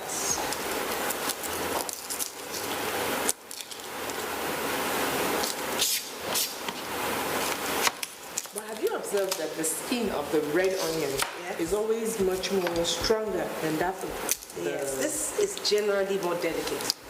Yeah, and doesn't dry out as fast as the red onions. More of it. It has a richer flavor. That's correct. So I'm going to wash and come back to chop. We're going to slice. Then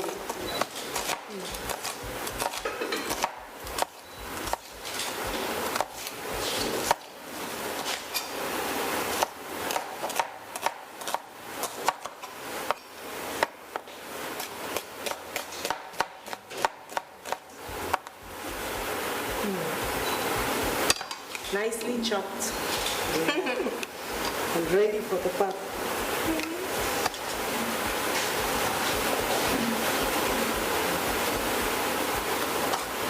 It looks like we're going to see a lot of the onions. Yes. Considering the name of the sauce. That's correct. It's just about cabbage and onions. No peppers, no tomatoes. Not at all. So now we're going to chop our cabbage, but we have to wash as well. So we'll take this back to the sink, wash, and chop.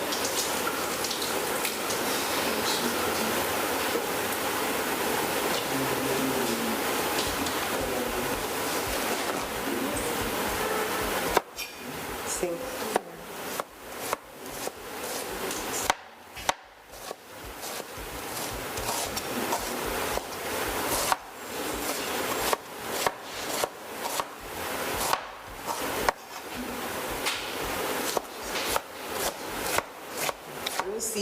much usage of fat here?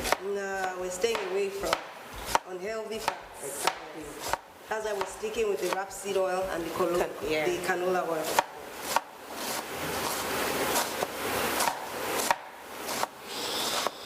So that's that. So we're ready to cook. Okay. We need our fresh garlic. Are you going to slice that too? Now we're going to actually press. Oh, okay. And we're going to, yes. And we're going to grate. And where is your treasure? It's there. It is one kitchen equipment that every woman should have.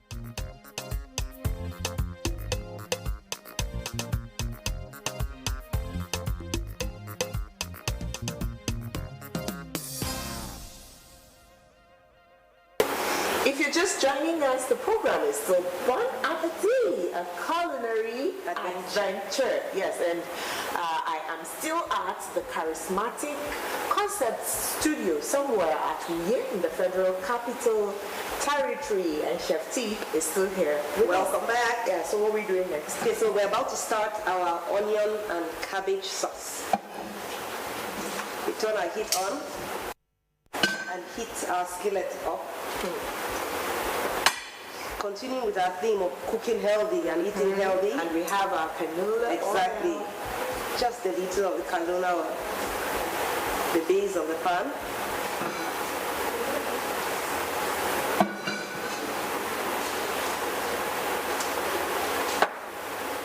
Our sliced onions. We didn't let it heat up. Nah, there's no need. You don't want the sizzling sound today? No, that's for meat. And canola oil has a lower heat threshold. Yes. So we don't want our oil to burn. We're going to cook this down for about 3 to 5 minutes till it's translucent. Then we'll add our cabbage and season. So now we're grating our fresh ginger.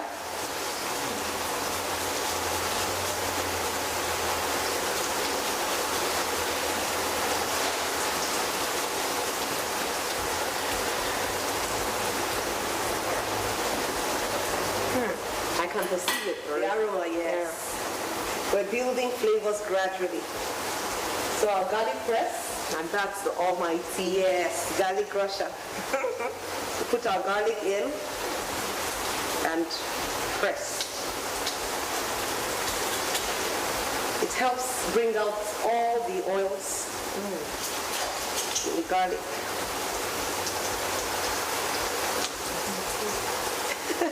You don't want to waste it. As much as possible. It makes the job faster and easier. That's why I said every woman should have it. Yeah. The aroma is amazing. Amazing. There's not the combination of onions, garlic, and ginger is always a winner. And it will, you know, it helps in whetting one's appetite. That's correct. You get eager to want to taste what's cooking. You can see it. Okay.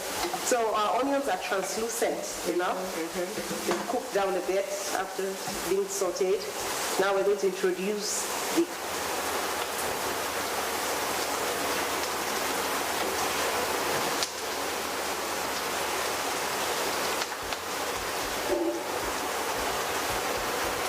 Can I stir? Sure.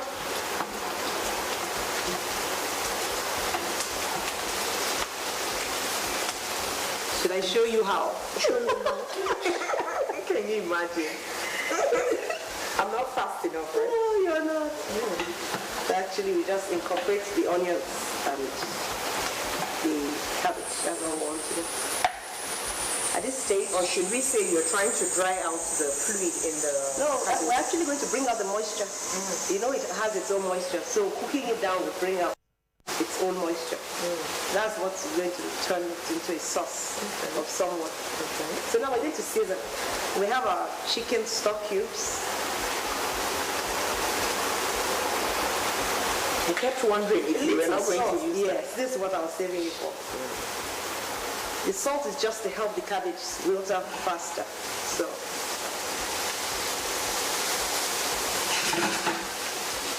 we're going to cover our skillet, reduce our heat, and cook for another 10 minutes. And what method of cooking is that? Steaming. We're actually steaming. We sauteed. This is a combination of two types. Yeah, we sauteed. Now we're just going to let steam on low heat. Yeah. So, even the cabbage looks translucent. Yes, it's cooked all the way out. Our onions are caramelized, so it will have a little sweet right now. So we're going to take it off the heat. Get ready to serve. Would you cover it? Won't it continue the cooking process? Yes, we're still going to steam, but it's not going to be burning or caramelizing anymore, but there's no more heat.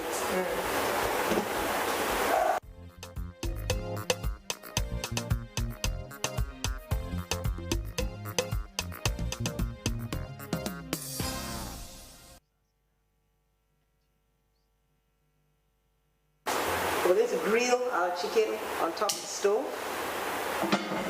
We have our grill pan and our marinated chicken. Okay, so we're going to heat our grill pan and zest our lemon. I see you're zesting it. It means you're going to use the juice. Yes, that as well. So, just the yellow hue. We don't want the white part. That part gets bitter.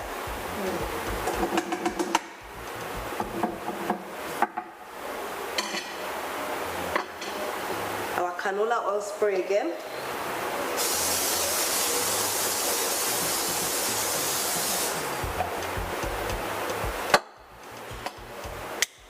Then we're going to place our chicken.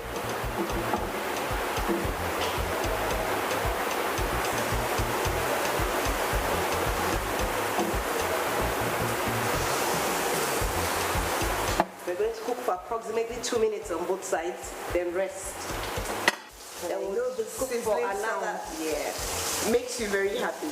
We're going to cook for another 2 minutes, then rest.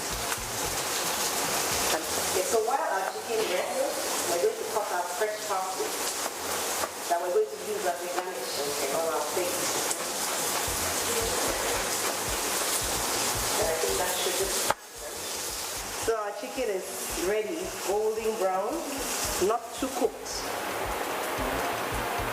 We're going to rest it for about 2 minutes. We don't want to cut into it immediately so we don't lose the natural juices that comes with it. So let's cover that with foil paper. Why do you need to cover it foil paper? To keep it warm. Oh, okay. Yes. While they rest.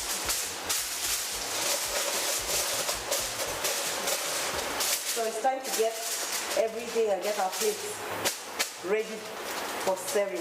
It's almost time to taste. It's time to taste. I can't wait. It's time to taste. So not almost.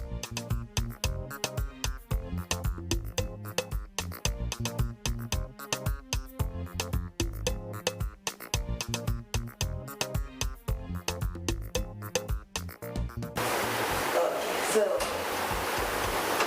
our potatoes are ready.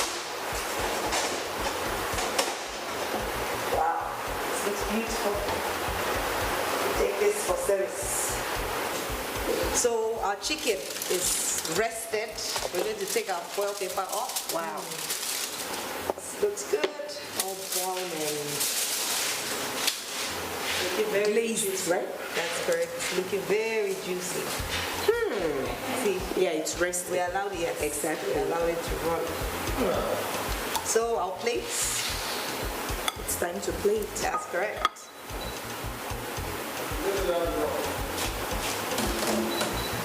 First, our sauce. So that goes in first. Yes.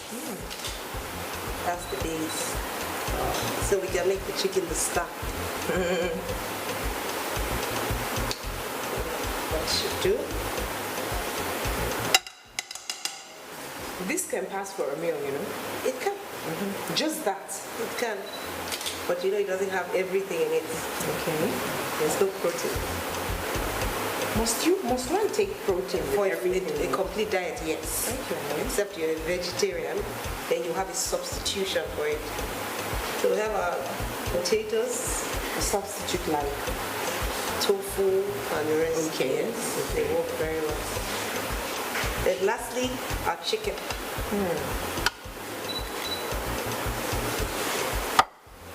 We're going to carve our chicken to make it easier to eat. I don't want to give you too much work, so I'll do half of it for you. That's fine, thank you. So we're going to cut into our chicken. Good. It's not overcooked. And it's soft all the way through. All the way through. How thick do you think this is? This is about half an inch. As in the slices? Yes. That's correct.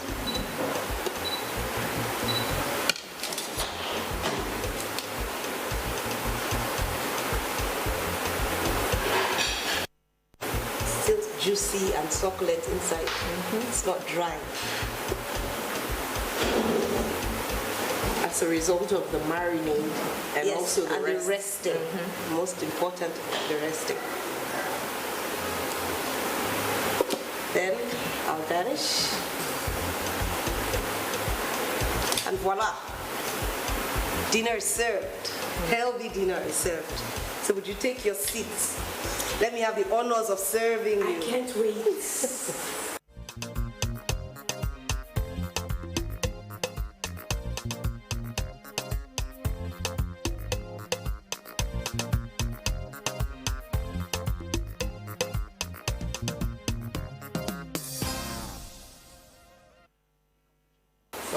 So you take a bit of everything. That's how you enjoy a meal. But I really would want to taste it one separately. Yes. But eventually you put them together. Yeah. Everything together. That's the potatoes. There goes my big potato. As healthy as possible. Really nice. Not oily. And not salty. Because you're going to get that salt from the sauce. And the chicken breast? Chicken breast. Grilled. Grilled chicken breast. Wow. Okay, I like that wow. You always do. And now your cabbage and onion sauce. All of this is resting on the cabbage and onion. You should taste a little sweet from the caramelization of the onions. The red and the white onions.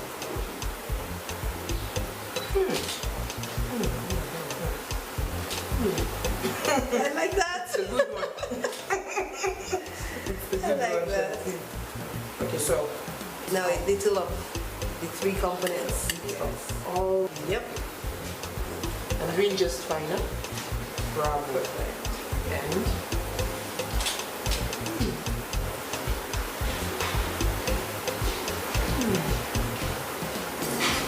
don't stop. I like that sound. So you get the marriage. I'll add a bit more. Yes. This is simply fantastic. Well done, Chef. Thanks so much. Everything here is soft. You know, this is succulent, and it's really soaked in the marinade. You know, and then the potatoes nicely baked. You know, it's still soft inside. Yes, and then the bed of vegetables underneath. That's the cabbage and the onions. Yes, it's translucent. It's nicely cooked. It tastes the crunchiness in the mouth. You need to try this. I hope when next we come around, you'll still be willing. You're always welcome. Always welcome. Because in my kitchen. we already have an agreement. We've started this healthy. Yes. Many more recipes come. Beautiful. So you heard it from her. The great chef here tells you that you should expect more from this series. Thank you very much, Chef T.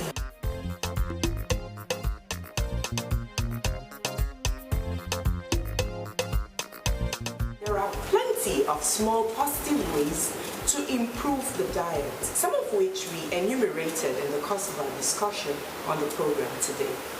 A person may also benefit from taking a cooking class and learning how to incorporate more vegetables into their various meals. And most importantly, depending on your health need of a healthy diet, a doctor or a dietitian might just be the best person you need to get across to give you more tips on dieting. Thanks for watching. See you next week.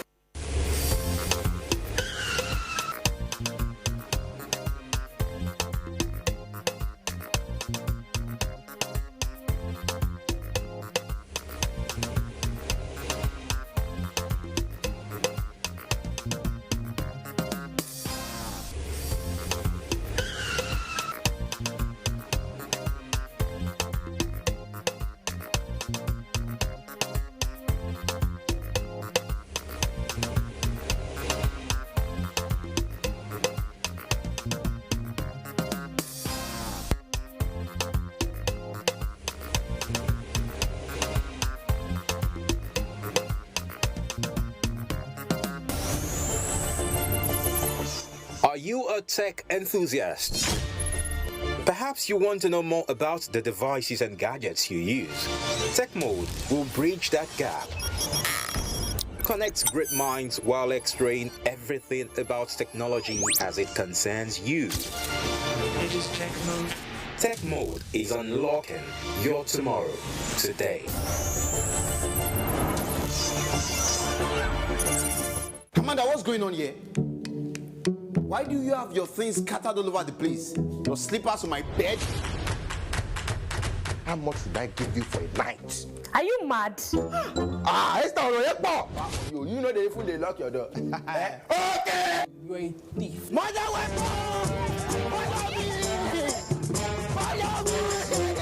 Now that Victoria friend will get big front and back. So I said, look, they go. I just the remaining 2 minutes, not for me. Mama, I let you. Nah, Owing you money. Calm down. You should have thought about that before going to buy a phone that you cannot afford. I will bite you if I not giving me my money be lightness. But this is okay. I like the way you say Vicky. I even like the way you do Vicky. I did it again. Vicky. Face to face is another way of life for this country.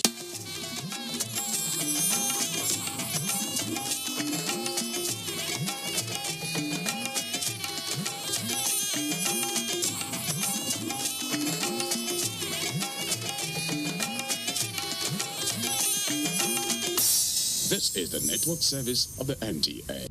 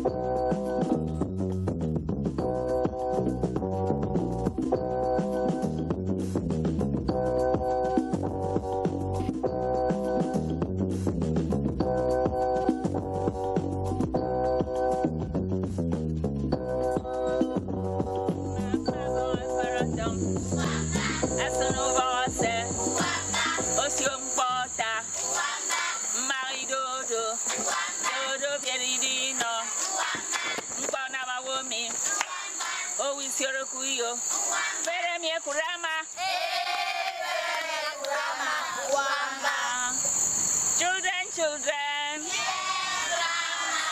Story.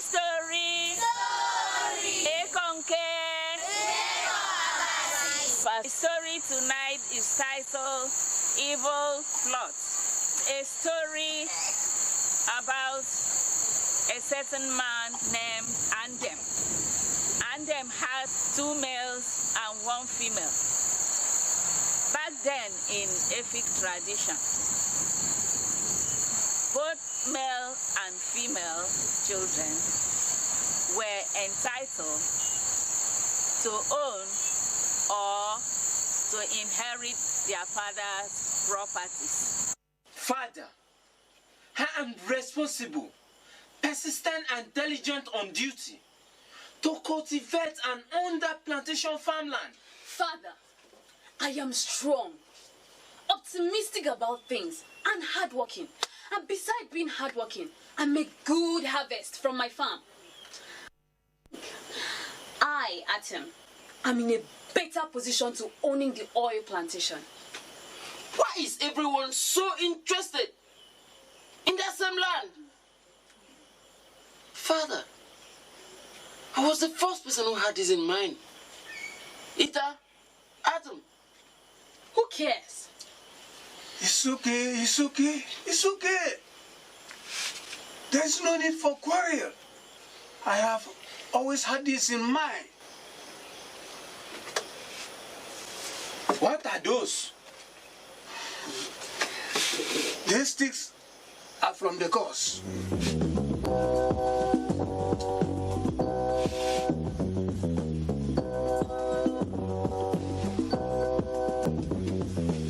By this time tomorrow, whosoever stick we grow shorter, we own the land.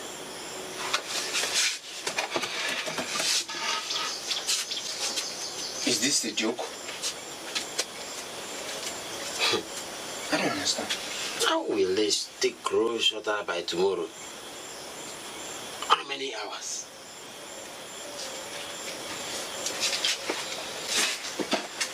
Maybe it will be a miracle. I'm going with my stick. Is this a trick? Are you thinking what I'm thinking? I don't know what you're doing. Your father is not trying to.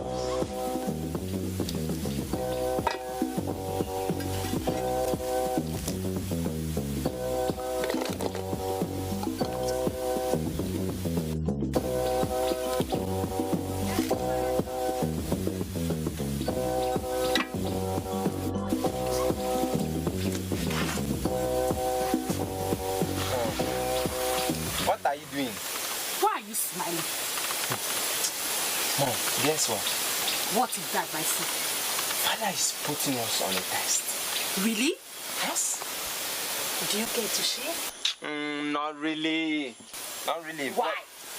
But, Mom, don't worry. I have to go. Okay. See you later. All right, Mom.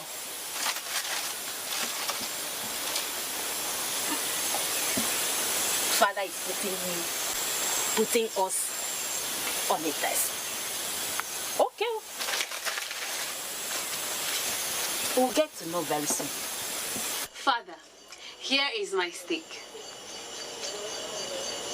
Was it the stick that I gave to you? Yes, Father.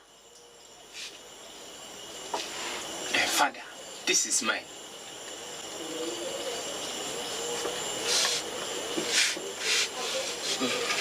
I'm sorry, Father. My stick did not grow shorter. Maybe the gods don't like me. Yes, you're very correct. The gods do not like you.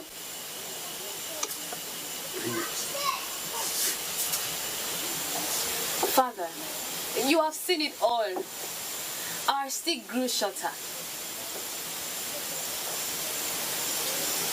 Well done. Yes! My children.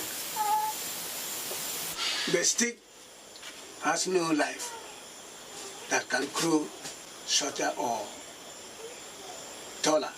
But Father, you said the gods will make it grow shorter. Exactly. But the gods did not do the cutting, did they? Which means both of you cheated.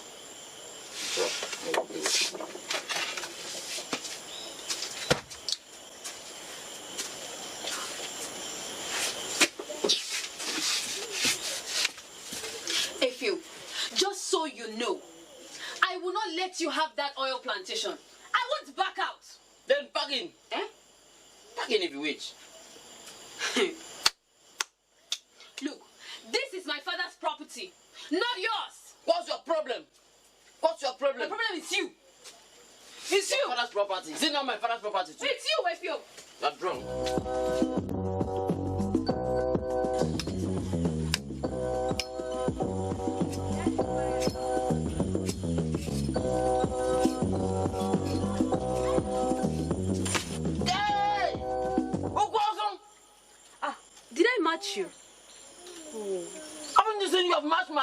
Did it hurt?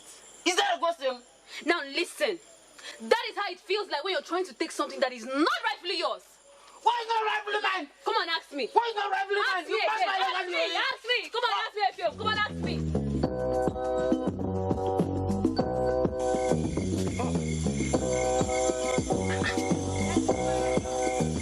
My smart sister. Sir? What are you Where did you even go to, sir? My dear, just went to check a friend. Why are you smiling? What's the secret? I wasn't smiling. See, let me tell you something. Something is on ground now. By the time he eats and dies, Father will have no option, than to give us that island. I don't get it.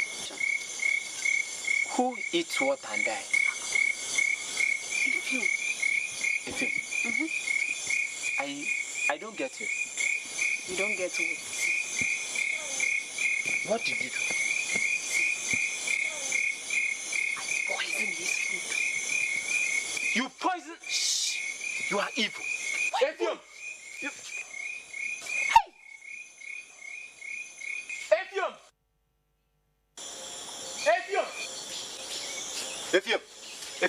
Efium, don't eat the food.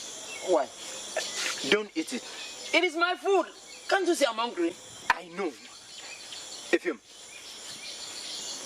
don't eat it. Your food has been poisoned. I cannot see it is a trick. Come and join me. It is plenty. Join me, let's eat it. Efium, can you stop this joke? I'm serious. I said don't eat it. Are you drunk? What's wrong with you? Can't you just believe me for once? Okay, Atom has poisoned your food. My food? Atom! Look, I need to pour this food immediately. Please, I'm sorry. Please forgive me, please. You are so wicked. Do you know you are evil? She must be banished. Hey, Father, please, don't let them take me away. Okay, wait. May I please speak with my mother before I go? Oh, my daughter. My mother. Oh, my daughter. Why do you do that? Serves you right. Wicked woman. What is the meaning of this? It's all her fault. Why did you bite your mother's ear? This woman, she said... Mama. Oh, my daughter. Welcome back. Mama, good afternoon. You look so tired. I hope all is well. Mom, I'm so tired. Please help me. Sorry. Let me help you with the load. Are my siblings not back? Not yet. Esim. No. Wait, my daughter. I was actually waiting for you to come back. Mama, I hope there's no problem. There is.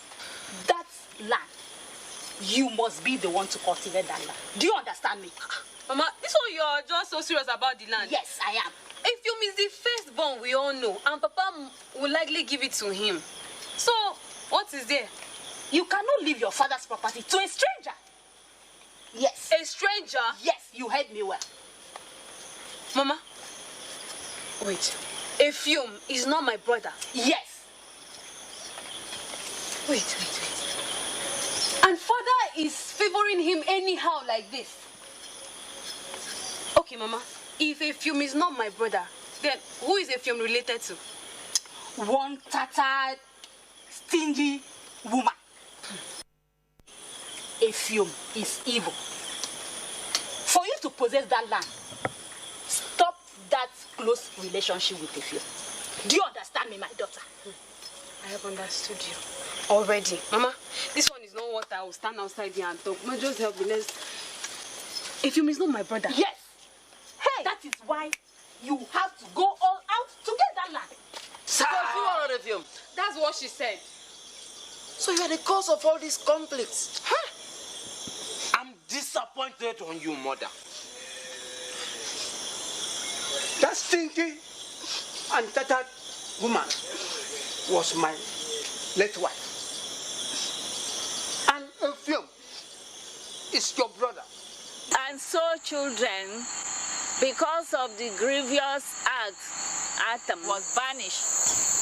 And then the plantation was shared between Effium and Ita. Children, do you enjoy the story? Yeah! What do you learn from the story? Shalom. I learned that you should not develop hatred on someone just because someone told you something about them, because what the person may have told you is a lie. Clap for her. Linus. I learned that we should not be wicked to others, because we want possession, we should always be good. Clap for me. The title of our second story is The Forbidden Day. The Forbidden Day? Yes, the Forbidden Day. The day that no one is expected to go to farm. There was a village named Musara. In this village, a day was set aside as tradition for the gods. That day was called Forbidden Day, and no one is expected to go to farm. There were 3 brothers in that village. They had no parents. One day, they were very hungry, and that day happened to be the Forbidden Day. Itekamba, who was the eldest, now went to farm with 2 of his brothers to pluck corn so that they may have something to eat.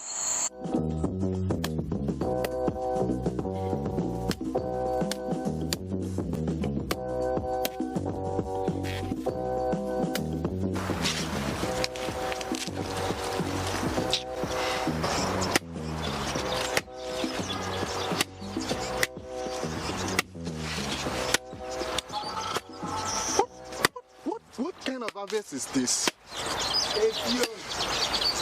What is it? Look at, imagine, I've checked more than 9 and there is nothing inside. What are we going to eat? I'm even tired of it. Effium, what is your problem? We are hungry. I'm hungry. When will you stop complaining? Now, let me ask you a question. What am I holding in my hands? I know it's corn. Did I climb this tall tree to go and harvest it? Or did I go to the sky and harvest this corn? Is it not the same farm? But this one, there's nothing inside. Will you go inside and harvest this corn? Let's leave this place in town. What is wrong with you? You like complaining. You. All you know is to complain. Nonsense. But, Akamba, what Effium said is right. From what I've said, this corn is not strong. It's very, look at it, nothing inside. Can't we try cocoyam since we are all hungry? Did I seek for your opinion? It's just a suggestion. Oh, what are you trying to claim? Oh, you want to show me that your idea is greater than me, your senior? It's not. Eh? The both of you, go inside and harvest this corn. Let's leave this place in time. I've not gotten to that. Akamba. Take it easy. Come, get out of this place. Go inside and harvest this. Go. This thing is not strong. What is it? Akama. Woyo. Akama. What is it? Woyo. Akama. What is it? Woyo. Akama. Woyo. Akama. What's happening? How come it's raining here when there is no rain in the village? And this is not our farmland. This is a strange place. Akama, allow me to think. But it is strange. It's strange. Let's take this part. You go front. No, come on, leave. Come on, you leave. Please leave.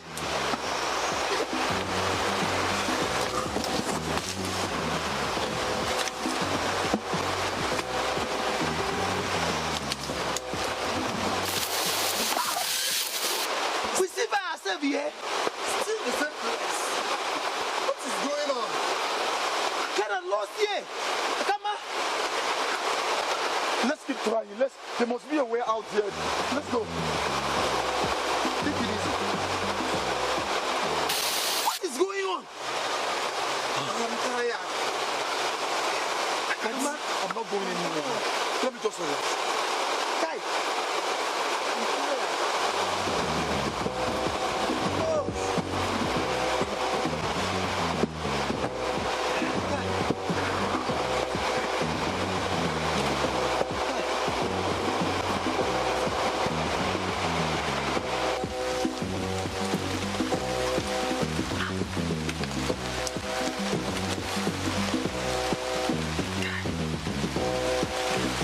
We are still in this forest. God, the rain is even falling. There must be a way out.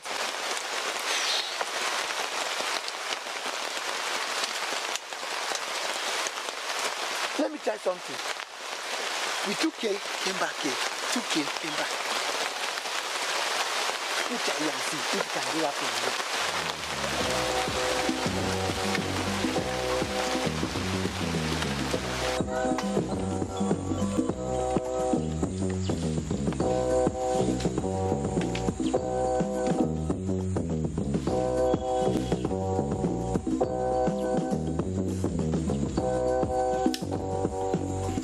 Please don't kill me. Please don't kill me. Show yourself. I'm kind of lost. Please don't kill me.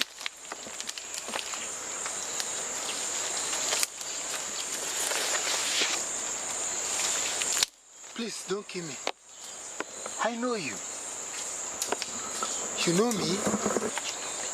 What are you doing here? The only thing I remember. Come with me.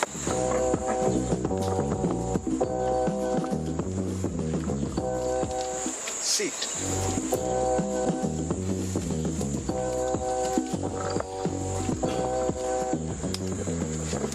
Old man, how come it's not raining here? I nearly die inside that forest with heavy rain.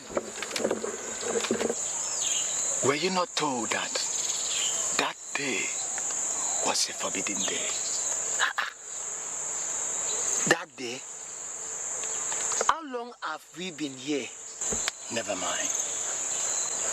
On a forbidden day, you were not expected to enter any farm.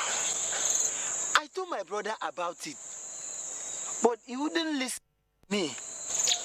That is a consequence of disobeying your custom and tradition of your land.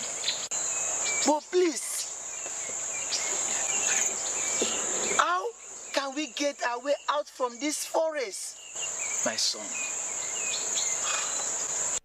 good heart. For that, I will show you a way to go back. Not only me, my brothers are there. I will show you a way, but if only your brothers will listen to you. Okay, come.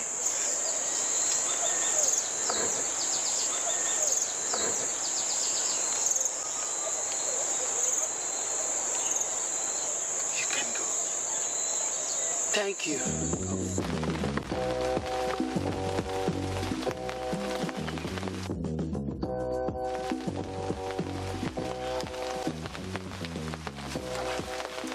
It's pouring here. Where is it, Bill? Why would the gods punish us with rain again? Feeling cool. Where's Ekpeyon? Can't find him. Ekpeyon!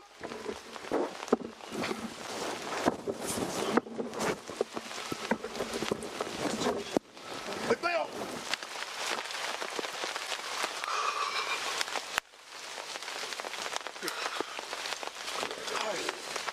It's cool. See, but where is Ekpeyon now? Boyong is not even more important than this rain that is just dealing with us here. We are talking about our brother here. What do you want me to do? Huh? What do you want me to do? Am I the wild animal or ghost whatsoever that might have taken him? But am I the one? But there is no footprint of the animal. I don't think it's animal. Have you ever seen a foot of a snake whenever he swallows a person? No. Please. The problem I'm having now is the cold. Oh. Can you test this? Maybe it's good for eating. I'm not hungry.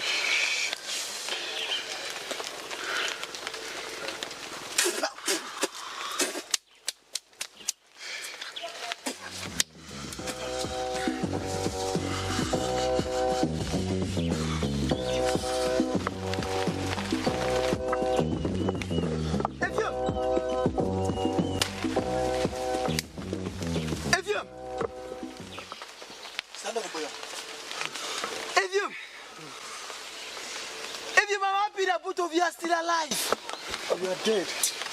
Hi? I'm not dead. You guys say I'm not dead. You're alive. I'm not dead. I'm not dead. I thought you are dead. I'm not dead. Ephraim, God, you are back. We have a way out from this forest. Come back. Will you shut up your mouth? Where have you been? Before you leave this way, did you tell anybody? Huh? Did you tell me? Akamba, this is not a time for you to be angry. It's time to do what? Let's give him a chance to lead us. Akamba, I have a way out from here that can lead us to our home. It is only me that can lead us out of this forest, not Ekpenyong. I am your senior. You need to listen to me and follow me. I'd rather die here than to follow you, Ekpenyong. Ekpenyong, let us go. Now tell me, Ekpenyong, has anything good come out from you? Kama, you need to come with us. I'm not coming. Ephraim, let's go. Let's go.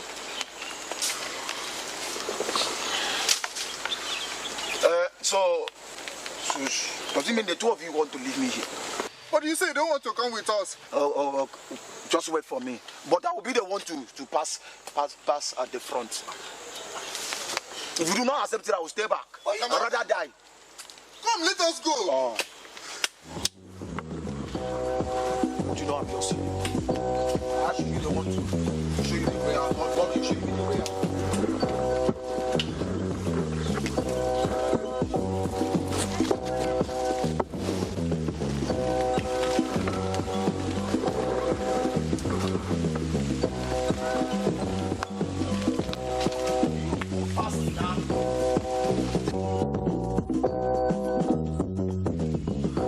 We are out. Can you see? We are out. Now I'll be the one to leave. Oh, because we are out. I'm not taking it easy. Because we are out now, you want to leave. And that is how Ekpenyong and his brothers were able to get out from the evil forest. Wow! Children, do you enjoy the story? Yeah! What do you learn from the story? Beauty. I learned that you should even take the instruction of your younger ones. Clap for her. I learned that you should not disobey the laws or tradition of your land. Clap for him. Children. Yes, Grandma. We have come to the end of our story today. I would have loved to tell you more stories, but it's getting dark today. We should go home and rest. Bye-bye for now. Bye-bye, Grandma. Good night.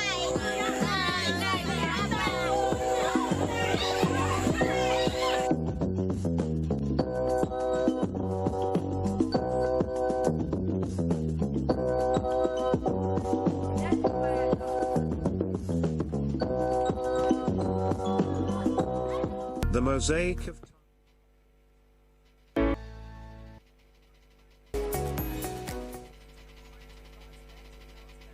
The federal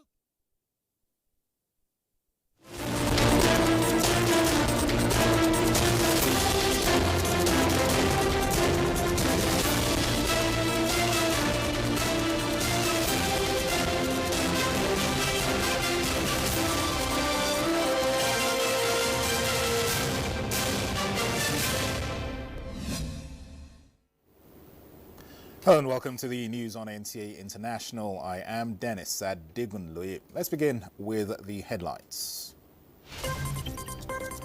World Health Organization declares Ebola outbreak in Democratic Republic of Congo a global health emergency.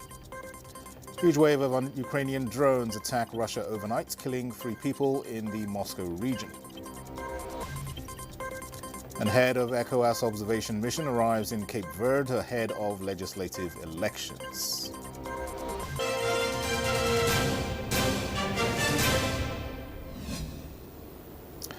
We begin with health matters. A deadly Ebola outbreak in the Democratic Republic of Congo has triggered an international health emergency as fears grow over the spread of the virus into conflict-hit regions.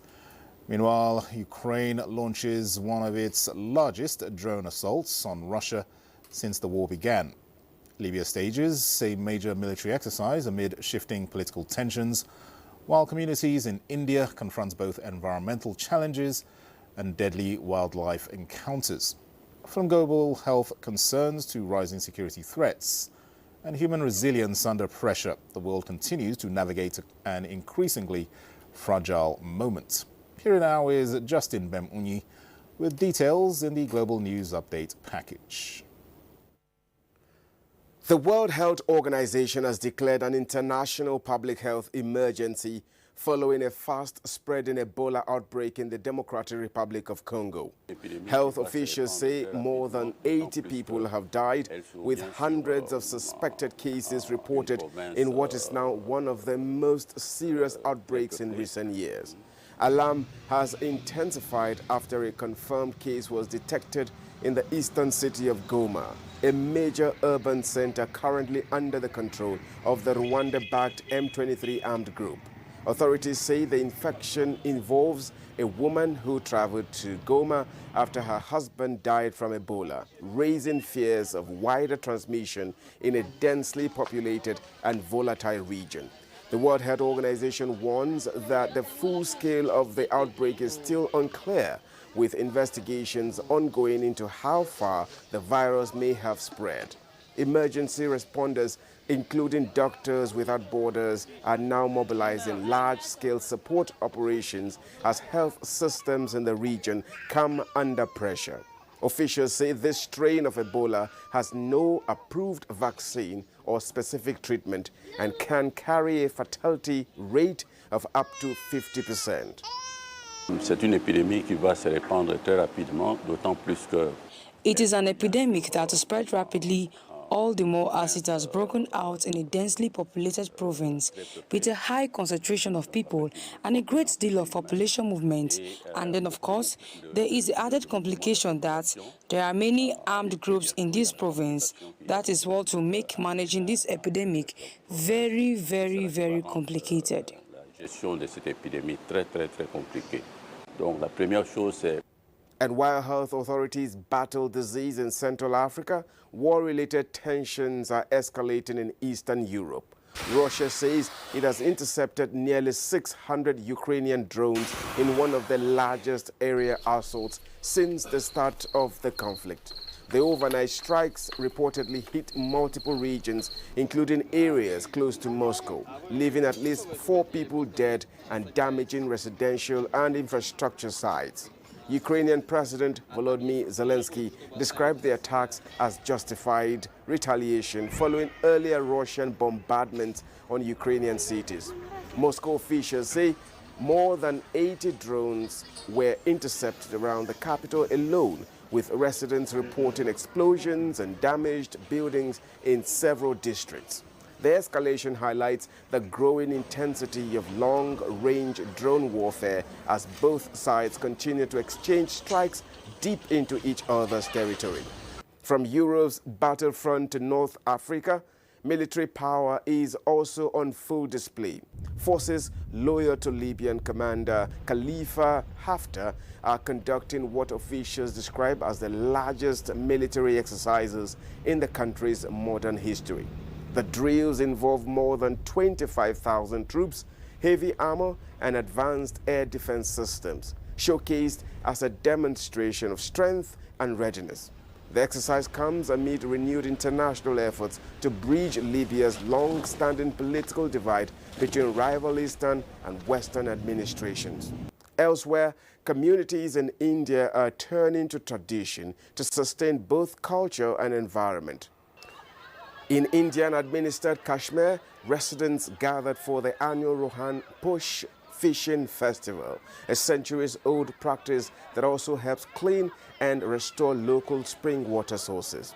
Using woven baskets and nets, participants remove weeds and silt from the water while catching fish as part of the celebration.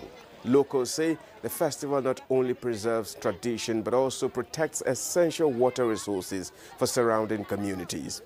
But in India's northeast, human-wildlife conflict has turned deadly. In Assam state, 2 villagers have been killed in separate wild elephant attacks after animals entered farmland in search of food. Authorities say shrinking habitats and expanding settlements are increasing encounters between humans and elephants, leading to a rise in fatal incidents. Communities continue to call for stronger protection measures as the conflict between conservation and survival intensifies. From deadly Ebola outbreak in Central Africa to escalating drone warfare in Eastern Europe, military demonstrations in Libya, and environmental and wildlife pressures in India, today's global landscape reflects a world grappling with conflict, disease, and survival challenges across multiple fronts. This is where the Global News Package ends. We appreciate your time for watching. Many thanks, Justin. Now, the Nigeria Center for Disease Control and Prevention, NCDC, has confirmed that there is currently no case of Ebola virus disease in Nigeria, despite ongoing outbreaks in the Democratic Republic of Congo and a recently reported imported case of the disease in Uganda. In a statement issued by the agency's Director General, the NCDC said it is closely monitoring developments across the region and collaborating with relevant stakeholders, including the Port Health Service of the Federal Ministry of Health and Social Welfare, to strengthen vigilance and preparedness within the country's public health system. The agency noted that surveillance systems for Ebola and other epidemic-prone diseases remain active nationwide. Nigerians are urged to remain calm, practice proper hand hygiene, avoid contact with the body fluids of sick individuals, and report any unusual illnesses to the nearest health facility. Healthcare workers are also advised to maintain a high level of alertness, particularly when attending to patients with symptoms linked to Ebola and relevant travel history, while strictly observing infection prevention and control measures. The NCDC assures the public that it will continue to monitor the situation closely and provide timely updates, urging citizens to rely only on information from official public health authorities. And on 2026 World Hypertension Day, health officials are sending one message above all others. Check your blood pressure. The 2026 theme, Controlling Hypertension Together, check your blood pressure regularly, defeat the silent killer, puts the focus on early detection and shared responsibility. Uche Ugochukwu reports. Hypertension remains the leading preventable cause of premature death worldwide. About 1.4 billion people live with it, yet most are unaware, and only 1 in 4 data show have it under control. If we don't know our numbers, we don't know that we have high blood pressure. So the statistics state that about half of persons with high blood pressure do not actually even know they have it. It is called the silent killer because it shows no symptoms while quietly raising the risk of heart attack, stroke, kidney disease, and early death. Experts say the risk drops sharply with regular monitoring, healthy diets, exercise, and consistent treatments. WHO says this fight needs every hand on deck. If we can control hypertension in just half of those affected, we can make a massive difference, preventing 76 million deaths by 2050 and saving $100 billion every year in health costs. So, what's stopping us? Let's confront the challenge, embrace the opportunity, and save lives. On World Hypertension Day 2026, the call is for everyone to know their numbers and act before the damage is done. Uche Uguchukwu, NTA News. And joining us live now in the studio to speak further on the day is Dr. Oladipupo Fasan, consultant cardiologist and head of the Department of Internal Medicine at the National Hospital, Abuja. You're welcome to our studios at NTA International. Thank you for having me. All right, 2026 World Hypertension Day is with the theme, Controlling Hypertension Together, check your blood pressure regularly, defeat the silent killer. Just talk more about this theme this year. Okay, thank you. Once again, thanks for having me.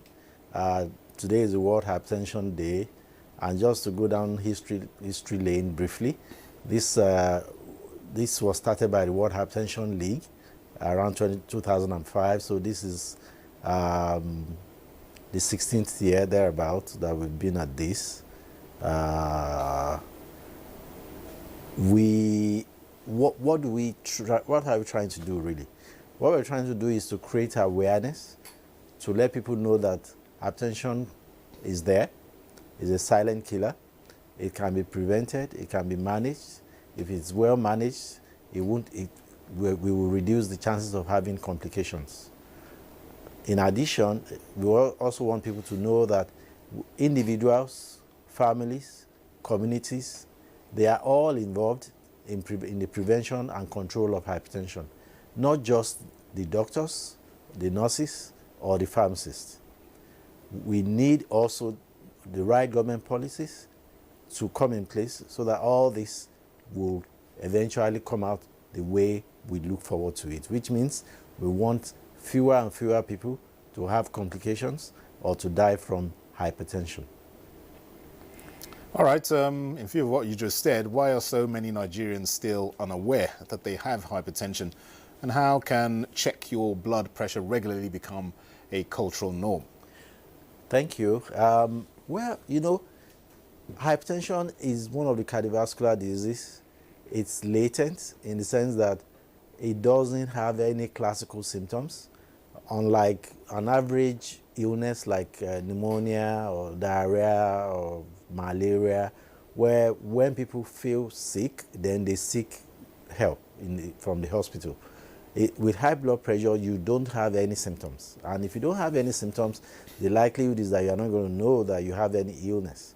So the only way to know or detect that someone has high blood pressure is to monitor the blood pressure. So we've always emphasized and encourage everybody to at least check their blood pressure once in 6 months. If at all they don't have any issues with their blood pressure, maybe once in 6 months. But the moment there is any sign or any evidence that the blood pressure is elevated beyond normal, then you need to pay more attention. You need to seek attention from medical professionals. You need to seek help. And really, the good thing is that these days we have a number of generic drugs that are not that expensive, unlike before, and that it makes it much easier for people to afford to get the medications for blood pressure management. Now, why do we talk about awareness? Yes, you know, if you don't know, then it's a problem.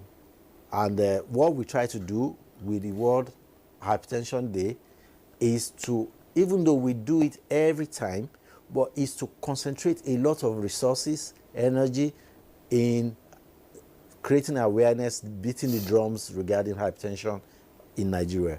We know that right now, between 3 and 4 of every 10 Nigerians is hypertensive, but that is the one we know. Quite a large number of Nigerians who are hypertensive don't even know that they are hypertensive. And in addition to that, the Nigerian Hypertension Society, from this month to August, September of every year, we spread all over Nigeria, where we do what we call the main measurement month, but it spreads for over 4 or 5 months, where our members go to every nook and cranny of Nigeria to measure people's blood pressure and detect if they have high blood. Yesterday, myself and my team, we were at the Banex Plaza, where we measure people's blood pressure free, and we even, for those we detected, we give them medications free, and this is being carried out in every nook and cranny of Nigeria as we speak. Okay, just briefly, what role can primary healthcare centers play in making regular blood pressure checks routine and fantastic. That's a fantastic question. So there's a policy of the World Health Organization, which Ministry of Health Nigeria has keyed into, and we also, as doctors and Nigerian Hypertension Society, has keyed into. We call it tax shifting process, tax shifting, in the sense that we know that we don't have enough doctors. We know that our primary healthcare centers are closer to the people than most places where doctors like us practice. So the whole idea is to task sharing and task shifting, such that the community health worker, the nurse, the primary healthcare doctor at the primary care level should be able to detect simple high blood pressure, should be able to manage simple high blood pressure, and should be able to understand when to refer when there is any complication. The problem is that if we don't do that, I mean, we've done that with tuberculosis, we've done that with malaria, and they've proven, the primary healthcare system has proven to be effective in that area. So with high blood pressure, we expect that it should also be that effective. All right, Dr. Oladipupo Fasan, consultant cardiologist. Many thanks for enlightening us on this very important topic. Thank you. Thank you so much for having me. All right, you're on to the news on NTA International. We'll take a break. More reports in a moment. Stay with us.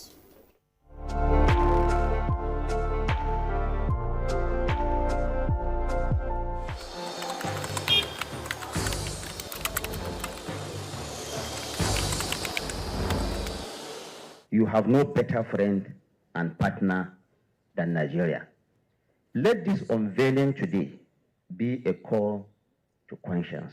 Let our practitioners hold the line of truth. To the media, please inform with integrity and with a deep sense of patriotism. To our public officers, communicate with transparency. To citizens, please let us speak with empathy. Let us come together to become the voice of responsibility, the voice of the world that heals division, that inspires hope and drives development.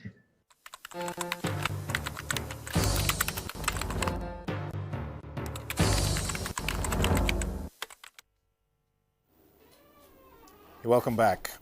Head of the ECOWAS election observation mission to the legislative elections in Cape Verde, Boubacar Blaise Ismaila Yanye, former Minister of Foreign Affairs of Gambia, has arrived in Praia ahead of the polls scheduled for 17th May. His arrival marks an important phase in ECOWAS electoral accompaniments, reinforcing the Commission's commitment to supporting peaceful, credible and transparent elections in Cape Verde, in line with its mandate to promote democracy, constitutional order and stability across the region. Speaking to the media upon arrival, he stated that ECOWAS is in Cape Verde to accompany the process in close coordination with national authorities, electoral stakeholders and partner observer missions. He expressed expectation that the elections would once again take place in a peaceful atmosphere and serve the best interests of the Cape Verdean people, while reaffirming ECOWAS' commitment to dialogue, cooperation and confidence building throughout the electoral process. Now, culture was at its peak at the 2026 China Tourism Celebration in Abuja. The event featured various cultural performances, to showcase the rich Chinese culture alongside Nigeria's. Dignitaries at the events lauded the Chinese people, emphasizing the uniqueness of both countries. Safia Neumakuche reports. It was a colorful gathering, this time away from business and focus purely on entertainment, culture and friendship. Cultural Counselor at the Chinese Embassy in Nigeria and Director of Chinese Cultural Center, Yang Jiangxin, said both nations continue to enjoy strong cultural relations that promote mutual understanding and diplomacy. And tourism landmarks act as silent messages, building a solid bridge of mutual understanding between the two peoples.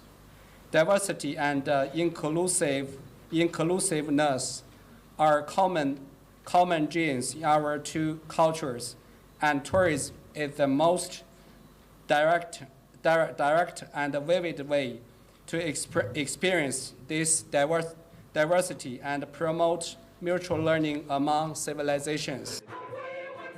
Permanent Secretary, Ministry of Art, Culture, Tourism and Creative Economy, Johanna Evandu, alongside other speakers, described Nigeria and China as strategic partners committed to cultural and economic development. Tourism remains a powerful tool for cultural exchange, economic growth, mutual understanding among nations. It bridges gaps, fosters friendships, and creates opportunity for shared prosperity. Nai Oto, I commend the Chinese Embassy in Nigeria and the China Cultural Center for sustaining this important platform that continues to promote cultural diplomacy, tourism cooperation, people-to-people engagement, and mutual economic development between our two great countries. Today's event, I believe, is more than a celebration of tourism, because it is a celebration of people, of culture, heritage, connectivity, and shared. The atmosphere came alive with captivating musical and cultural displays, reflecting the beauty and diversity. The celebration strongly highlighted national identity, unity, and economic prosperity through tourism and cultural exchange. Safia Noma Uche, NTA News. The National Emergency Management Agency has flagged off the direct distribution of relief materials to persons affected by fire disasters in some local government areas of Ekiti State. Tayo Osho reports. Having enumerated the households affected by fire disaster in Moba, Idosi and Ilejemeje local government areas of the state, the direct distribution of relief materials, which include 225 kilograms bags of rice, 200 bags of beans, 200 bags of gari, 30 cartons of seasoning cubes, 30 cartons of vegetable oil, 30 cartons of tomato paste, 10 bags of iodized salt, and 10 packets of zinc nails by the federal government through the National Emergency Management Agency is to cushion the effect of the disaster on victims. The Director General of NEMA, Zubaida Umar, who was represented at the flag-off at Ikosu-Ekiti in Moba local government area, said the federal government is committed to the socio-economic well-being of Nigerians, hence the distribution of the items to improve the living conditions of victims who have lost properties and their means of livelihood to fire disaster. Earlier this year, we had a report of fire incidences around here, and we came for assessment. And today, we are here to flag off this distribution of the relief materials to those people who were enumerated during our exercise. Some of the beneficiaries appreciated the gesture. We've already lost our hope, but the federal government come to our aid for providing all this material, this food. As we are experiencing hardship right now, at least this will help us a bit. The National Emergency Management Agency, NEMA, advised people of the state to take precautionary measures to prevent fire incidents and other disasters like flooding, especially with the rainy season in full swing. In Ado-Ekiti, Tayo Osho, NTA News. Meanwhile, Cross River State Governor Basio Tu says unfinished flood control projects are making the flood crisis worse, as he appeals to the federal government and intervention agencies to speed up flood control and ecological remediation work to protect communities from recurring floods. Otu made the appeal when the Director General of the National Emergency Management Agency, Zubeida Umar, and her delegation paid him a courtesy visit. Justina Itim reports.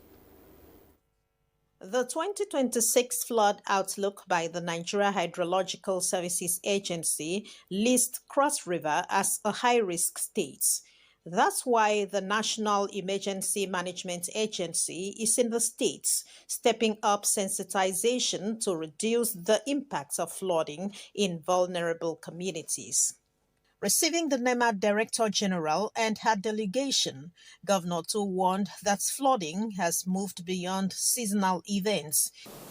From my investigations, it was clear that there was going to be a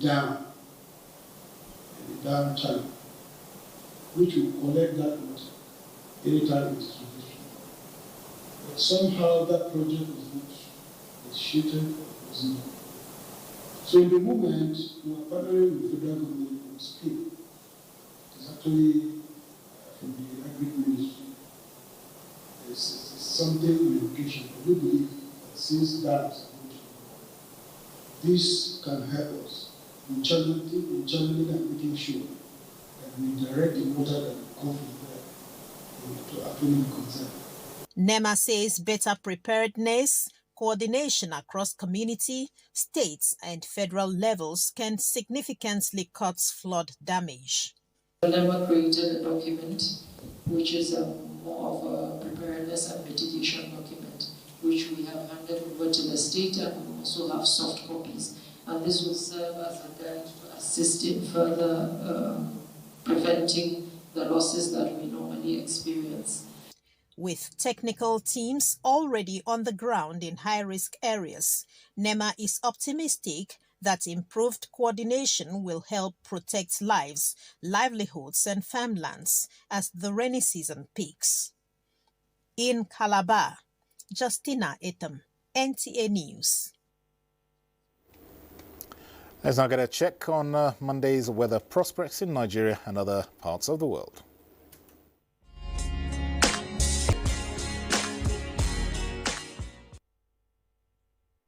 And this is where we end the news at this time on NTA International. Thank you for watching. I am Dennis Adegundoye.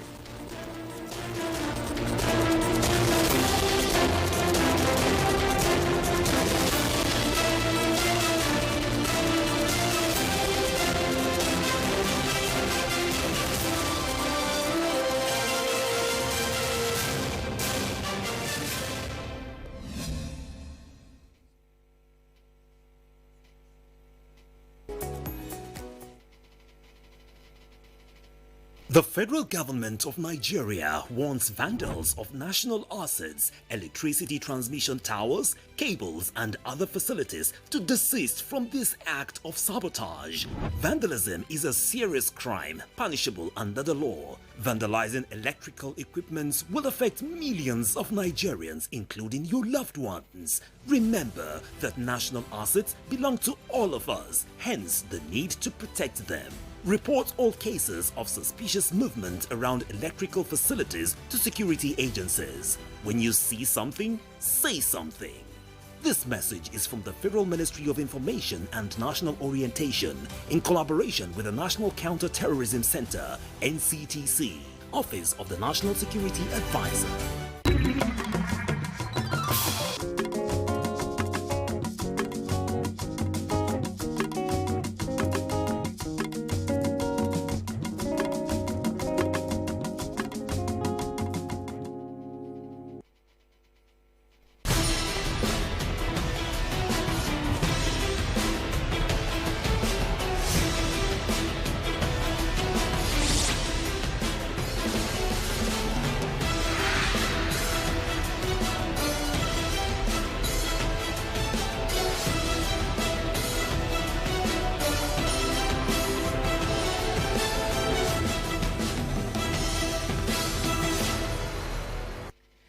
In the maritime sector, the phrase global perspective refers to the ability to understand the interconnectedness of different cultures, societies, and economies from around the world, and the impact of global events on literal states. It's another episode of Nimasa This Week. I remain your anchor on the show, Moyioluwa Olutayo. Welcome on board. Introducing the new face of the Nigerian Maritime Administration and Safety Agency, NIMASA. We are charting the direction for our maritime and regulating the industry for a better, bigger, and more economically stable Nigeria. Evolved to serve you better.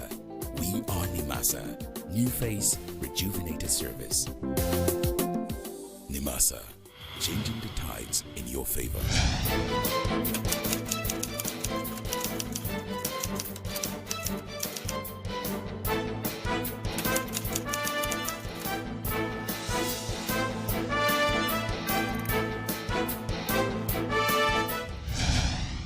Once again, you are welcome on the program. And if you're just joining us, you're watching Nimasa This Week. We kickstart today's episode with a global maritime event.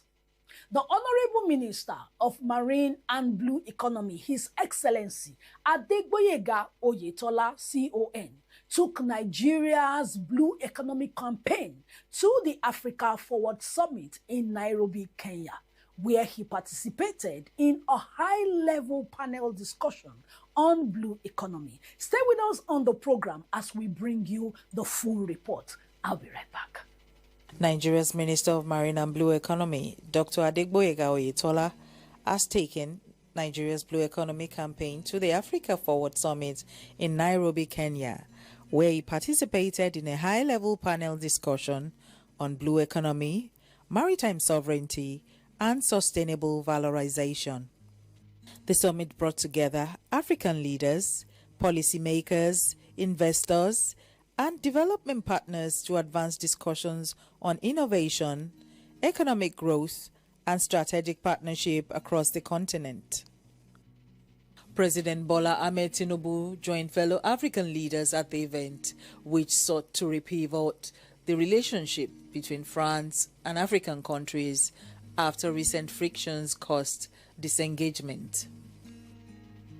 The Nigerian government has implemented deliberate measures aimed at unlocking the vast potential of the country's marine and blue economy resources, including the creation of the Federal Ministry of Marine and Blue Economy in August 2023.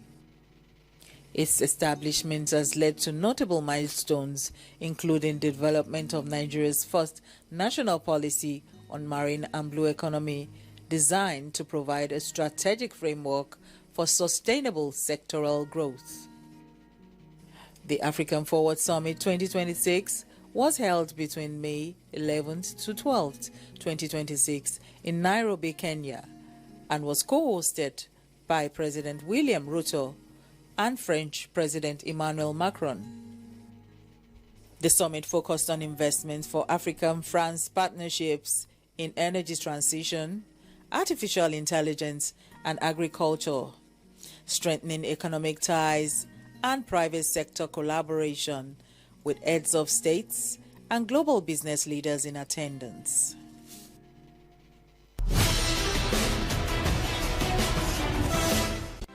Of Maritime Labour Administration in Nigeria.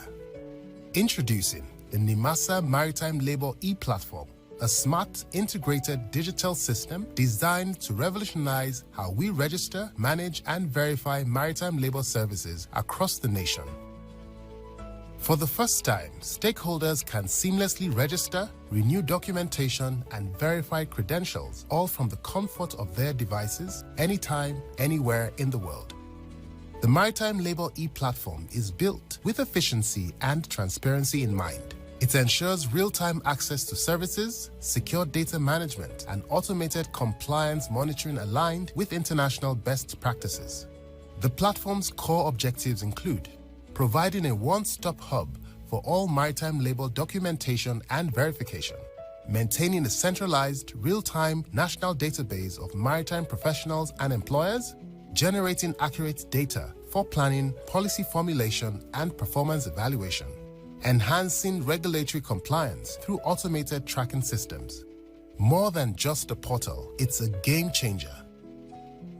This initiative is improving the ease of doing business in Nigeria's maritime sector by streamlining processes, reducing paperwork, and eliminating delays.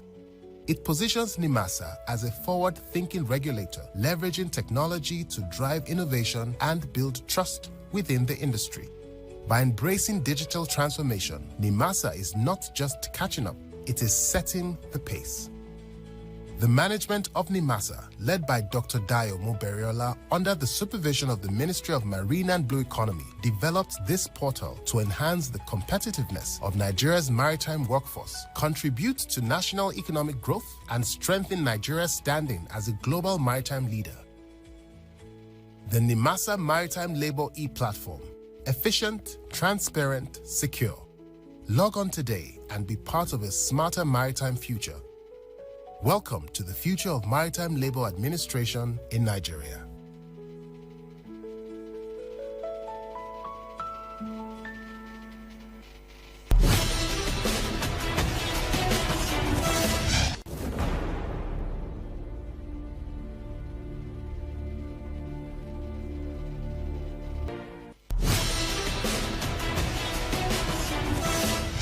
Welcome back on the program. You're still watching NIMASA This Week. And if you're just joining us, you're welcome. Moving on. On Wednesday, May 13, 2026, the Maritime Forum of the Institute of Maritime Studies, University of Lagos, visited the Nigerian Maritime Administration and Safety Agency, NIMASA, at the NIMASA headquarters, Victoria Island, Lagos, on a study tour. The institute was established in partnership with NIMASA for maritime education, research, and industry engagement. Stay with us on the program as we bring you the full report of the study tour. I'll be right back. The Nigerian Maritime Administration and Safety Agency, NIMASA, recently received a delegation from the Maritime Forum, University of Lagos, who were on a 2-day study tour aimed at exposing students to the practical operations and opportunities within Nigeria's maritime sector. At the event were representatives from various units and departments of the agency, alongside students and officials of the Maritime Forum, University of Lagos. Speaking at the event, the Director General of NIMASA, Dr. Dayo Moberiola, gave an insightful overview of the blue economy and its growing significance to national development. He also emphasized the enormous opportunities available within the maritime sector, describing it as a rapidly growing economy with diverse career paths for young professionals. A medical doctor will train 4 years, 5 years, right? Maybe another 3 years to become a consultant. That's 7 or 8 years. But it's not useful to me unless I'm sick. So it can be the best of the best professional in the world. It doesn't mean anything unless I'm sick. Now, come to transport, come to maritime, come to blue economy. I'm sure you had breakfast this morning. I'm sure you did. All of that came through value chain of transport and maritime importantly. So it means that you cannot exist in this world without transport, especially maritime transport. Because 80 to 90% of the goods that move around the world is going by sea, by maritime, everywhere in the world, everywhere. There's no exception. Because we have to live by international trade by barter. You produce something, you sell it to me, I use the money to buy something else for me to survive. You know, that's the way the world operates. The Director Reforms Coordination, Strategic Management and Blue Economic Department, Mrs. Nneka Obiayo, in her opening remark, commended the initiative of the Maritime Forum for organizing the visit. She noted that the students represent the future leaders and captains of the maritime industry, emphasizing the importance of equipping young professionals with practical industry knowledge. Mrs. Obiayo further highlighted the strategic importance of the maritime sector to global commerce, stating that over 80% of global trade is moved through maritime transportation. NIMASA plays a critical role in the development and regulation of Nigeria's maritime sector. Our responsibilities include maritime safety, shipping development, marine environmental protection, seafarers and dock workers' welfare, to mention but a few, and the promotion of indigenous participation in shipping activities. As an agency, we are committed to national development. We recognize the importance of investing in young minds who represent the future of the maritime industry and the nation at large.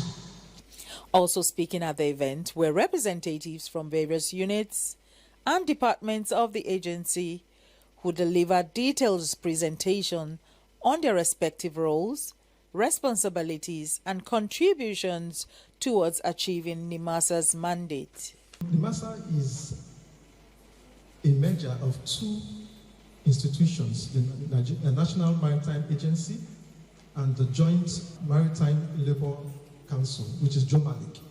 They were formed together to form NIMASA in 2007. JOMALIC was in charge of maritime labor issues. NMA, of course, was in charge of normal operations and all that. And the country decided that it was essential to have one body that combined all these functions together to give a more efficient and robust in order to carry out maritime regulations in Nigeria. So, what is our vision? To be the leading maritime administration in Africa. In Africa, not West Africa, in Africa. Advancing Nigeria's global maritime goals. And the good thing about maritime security is that it has offshoots. If your maritime domain is secure, then there will be progress in your maritime economy as well. No doubt. If you look at the Gulf of Guinea and look at the stretch Nigeria occupies, Nigeria obviously has the largest stretch. We have an 853-kilometer coastline. So, of course, that means the bulk of, if you secure this whole stretch, you would have secured the bulk of the Gulf of Guinea. This was why the Deep Blue project was formed. Mounting and rising insecurity in the Gulf of Guinea. But guess what? Mentorship has nothing to do with somebody that is older than you and knowledge. You will learn from someone that is beneath you as well. As you go as 5 years, when you do things with curiosity, they expose certain things. It has nothing to do with gender. It has nothing to do with position. But it has to do with your own interest on the journey you choose to go and who is the eye ahead. They say, follow who no road. The assignment ahead of you right now is to identify a mentor and follow you. The presentations provided the students with valuable insights into the operational structure of the agency, its maritime regulation, safety administration, marine environment management, shipping development, cabotage services, and other key areas within the industry.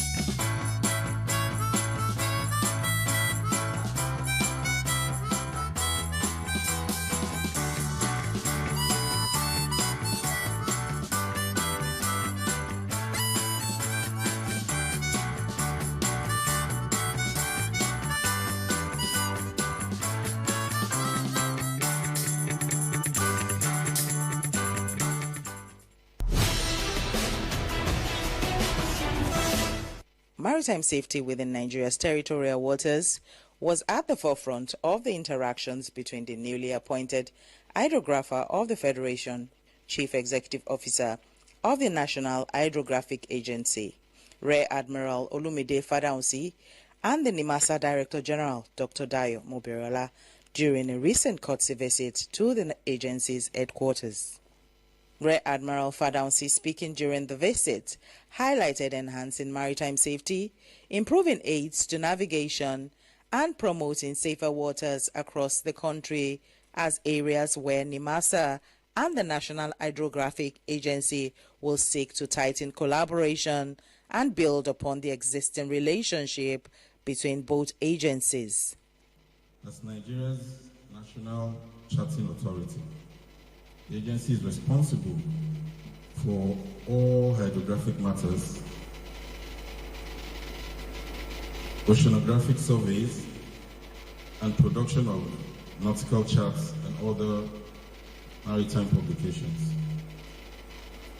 The agency is also responsible for the management of marine geospatial data and represents Nigeria at international organizations like the IHO. The mandate of the agency critically is to support NIMASA and its functions as they relate to maritime safety, environmental management, and aids to navigation. He also spoke on the importance of enforcing the use of Nigerian nautical charts produced by the National Hydrographic Agency, while expressing his opinion that increased compliance with locally produced charts will contribute significantly to safer navigation, improved maritime security, and better management of Nigeria's territorial waters. We also are seeking NIMASA's support in the enforcement of the use of Nigerian charts and nautical publications. A lot of vessels plying our waters do not use these resources. But with NIMASA's support, they can be compelled to use them. It might interest the DG to know that the agency currently houses the International Center for ENC Charts in its office in Abuja. What that means is that we validate charts for the UKHO. It's one of the 4 centers globally where charts are validated. So, in his response, NIMASA Chief Executive Officer Dr. Dayo Mobirola congratulated Rear Admiral Fadaunsi on his appointment and stressed the importance of sustained collaboration between both agencies. He then disclosed that NIMASA is working towards implementing enhanced enforcement strategies aimed at strengthening maritime administration. The way the world is, especially in the maritime sector, now internationally, the major concern is on environmental sustainability. And we have, as now a member of the IMO Council, we have to be seen as being proactive in addressing these issues. And these are one of the quick wins that we, if we can do it, identify all the dump sites in Nigeria and broadcast it to the various shipping companies and also enforce it, then we are addressing some of the issues that is a major concern to the International Maritime Organization, as well as various environmental agencies who are looking for solutions to this type of problems. So we would, with your collaboration and NIMASA, would eventually find a way of identifying dumping sites and also implement the use of it. Also present at the meeting were the agency's Executive Director, Finance and Administration, Mr. Chude Ofodele, the Commander of the Maritime Guard Command, Commodore R.O. Adoki, and other senior officials and heads of units, within the agency.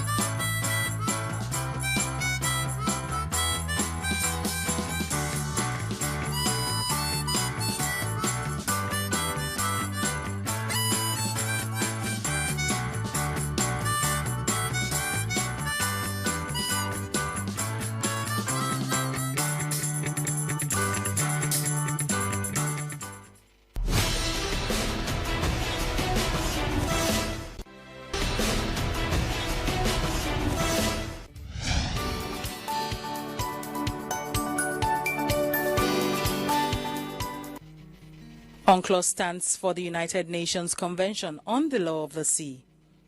It is a 1982 international treaty, effective since 1994, that sets a comprehensive legal framework for all ocean activities, often called the Constitution for the Oceans.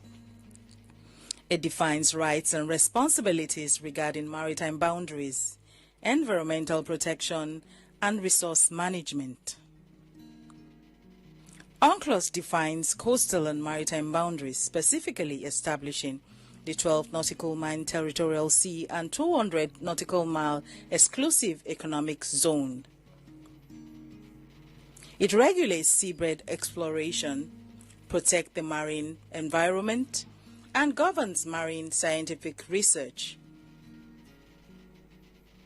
As of late 2024, 169 nations and the European Union are parties, though the United States has not ratified it.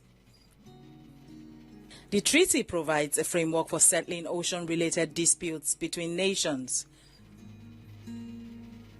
UNCLOS replaced the 1958 Convention on the ICs, modernizing rules for shipping, fishing, and seabed mining. Nigeria ratified the United Nations Convention on the Law of the Sea on August 14, 1986, establishing its legal framework for maritime boundary delimitation, resource management, and navigation. As of May 2024, Nigeria has received United Nations approval to extend its continental shelf by 6,300 square kilometers, expanding its sovereignty for resource exploration beyond 200 nautical miles.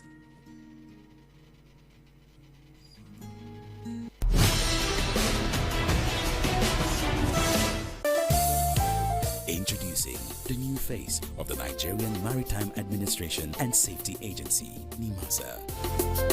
We are charting the direction for a maritime and regulating the industry for a better, bigger, and more economically stable Nigeria. Evolved to serve you better. We are NIMASA. New face, rejuvenated service. NIMASA. Changing the tides in your favor.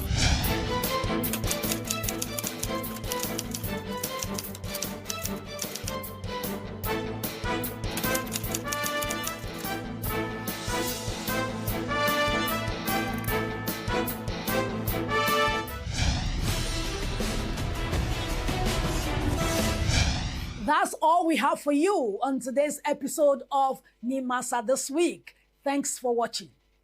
Let's do this together again next week, the same time and on the same platform.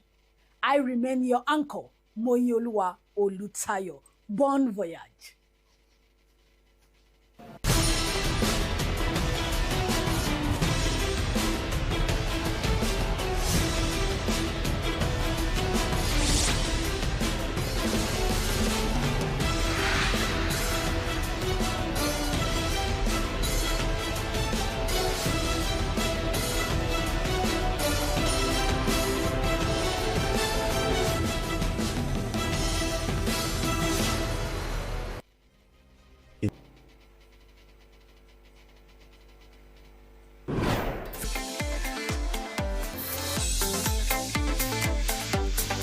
You can also see us on Facebook and YouTube for quality content on the go. NTA International, Africa's window to the world.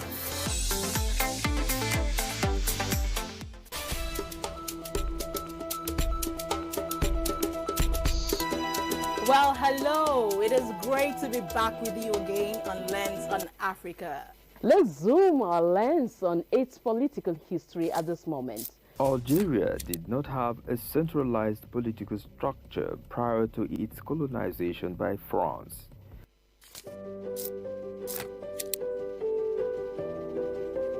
It is now time for our weekly roundoff of African history.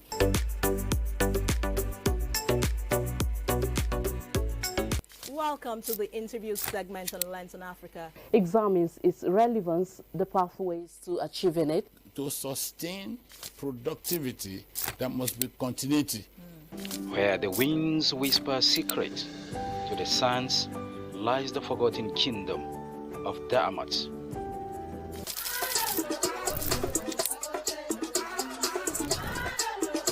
It is on this note that we conclude Lens on Africa today. Thank you for spending your time with us.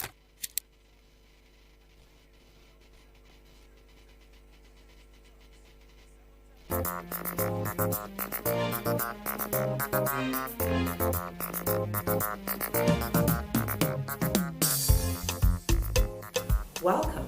This is Bon Appetit, a culinary adventure.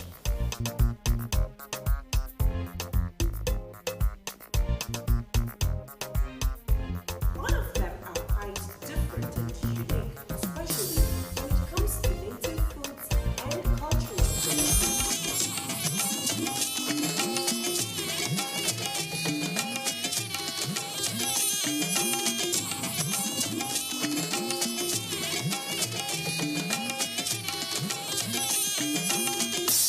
This is the network service of the NTA.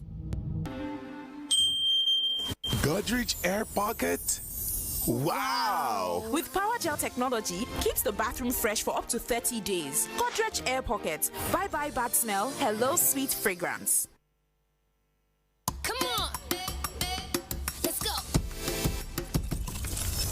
Darling natural twists blend with her hair over time. Yeah, that's perfect. She's really more beautiful every week. Darling natural twists get better every day, just like you. Game on. Get a chance to win prizes. The rules are simple.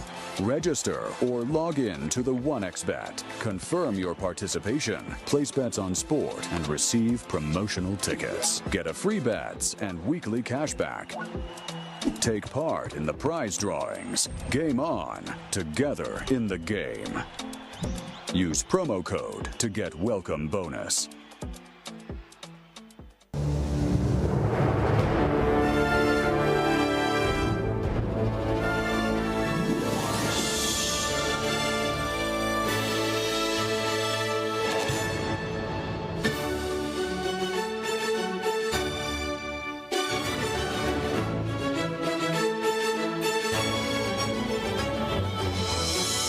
TerraCube, unwrap joy, unleash taste.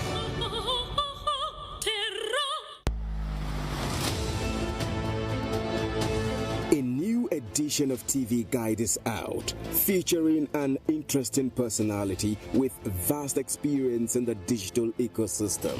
Professor Ibrahim Adeyanju, Managing Director and Chief Executive, Galaxy Backbone Limited, takes us through the gamut of revolutionizing the workspace through digitalization. Galaxy started in 2006. Started with pure research technology, satellite technology. We've been able to move from 2006 to providing fiber backbone, to having 2 data centers, to improving the bandwidth in terms of internet connectivity that we do to MDS. That is great progress. Power, Privilege and Public Trust with Comrade Salihu Abdul Hamid Dembus, Director General NTA. Welcome to a world of fun and excitement as we also present an assemblage of professionals in the media space. Some compelling NTA programs, current trends in the fashion world, ICT, sports, entertainment, and lots more. TV Guide, very incisive, very educative, and compelling. Get a copy at the vendor near you or NTA stations nationwide. TV Guide, your indispensable companion. Kano, are you ready? The biggest gathering of advertising and marketing professionals in northern Nigeria is here.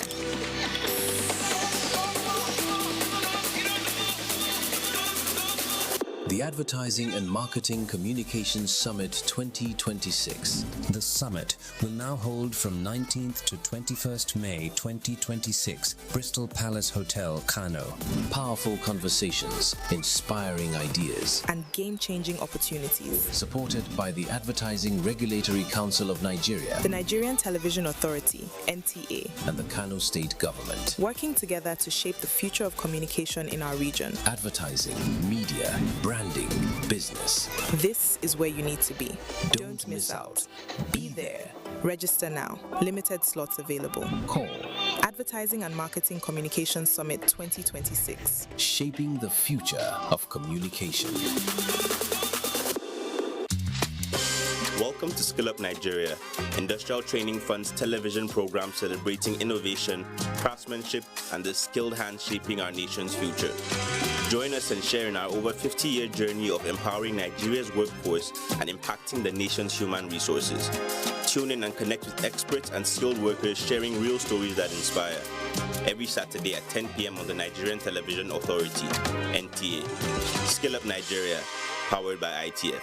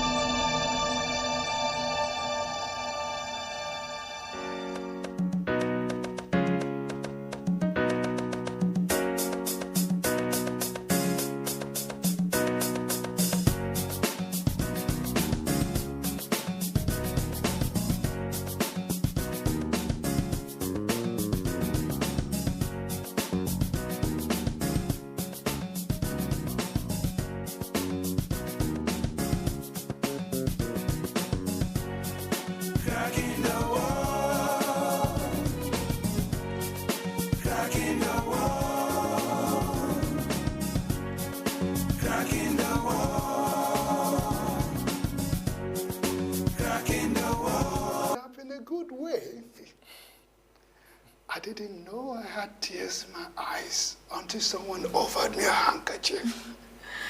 I had no idea you were in the hall during my speech. Oh, yes, I was. And I'm sorry, my dear, for not believing in you enough. And I'm particularly glad that you didn't allow me to stop you from dreaming. Thank you, Dad. I love you so much. Oh, my dear. I'm super proud of you. And I think I like the lady you have grown into. And really, where your doggedness, which I misconstrued for stubbornness, has brought you. Dad, you have no idea how much those words mean to me. Oh, my... Oh. What in hell is wrong with you? Oh. That was rude, though. What is rude is you turning my house into a nightclub. In fact, I'm fed up with you, I'm fed up. I'm sick and tired of your bullshit. Get your smoke out of my house. I'm sorry, Ma. Like, seriously, what's wrong? Okay. Easy, Tiger. Easy now. Easy. Easy. Calm down. I'll take my party to the room.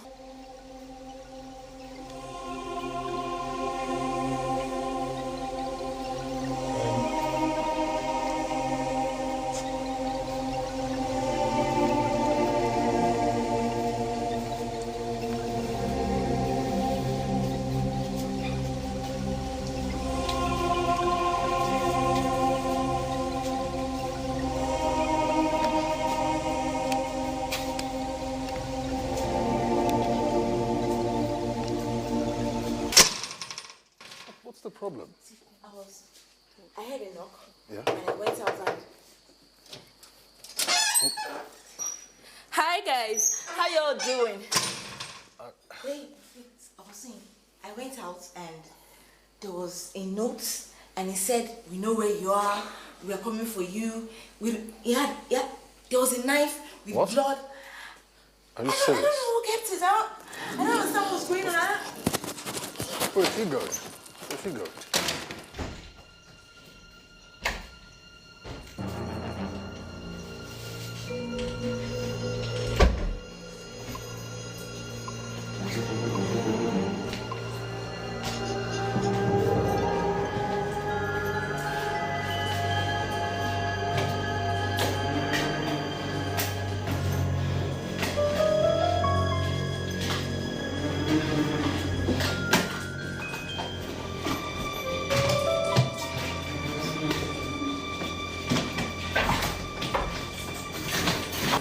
I don't understand. That's why I have to keep posting somewhere. I have to take posting somewhere because I'm scared and I'm Okay, worried. where is the knife? Where is I the left it milk? outside. I didn't touch it. I didn't.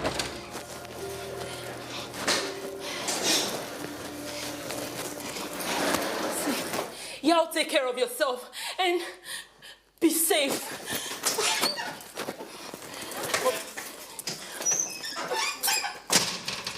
Rocking the wall. No green. Protect every day with Hypo.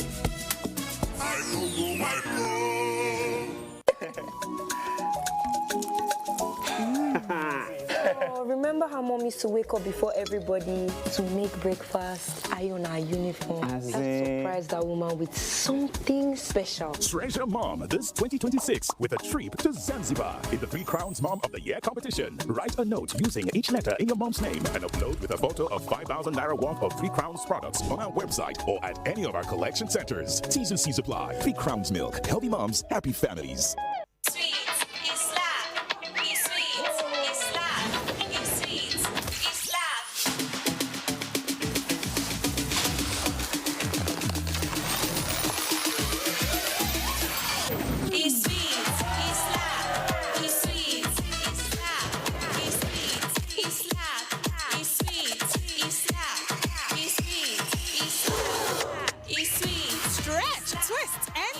The Chupa Chups Belt and Bites. The home is under attack, but not for long, cause Hypo is here. Dirty floors and surfaces. Not on our watch. Every day we Hypo. Dirty and stains no fit do us shakara. We got the remedy, original palasa. Hypo, go Hypo. Germs always find a way back. No green. Protect every day with Hypo. Rocking the wall.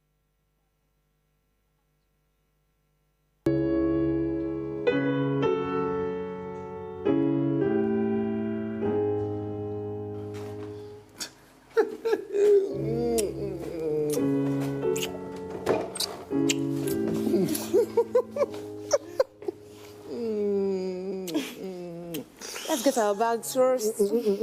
No. I want you first. You. But you've had me to yourself since the wedding. Babe. No. Not in our home. Now that we are in our home, finally, I want to know what it feels like to have you all to myself. All day and all year long. Pussies.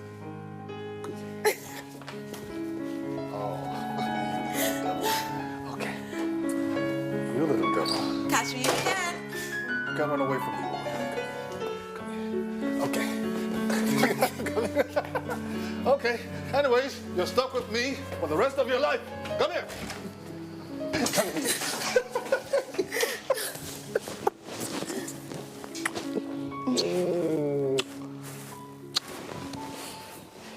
I love you so much. And I love you too. Thank you for taking this step with me. And I will do it over and over again.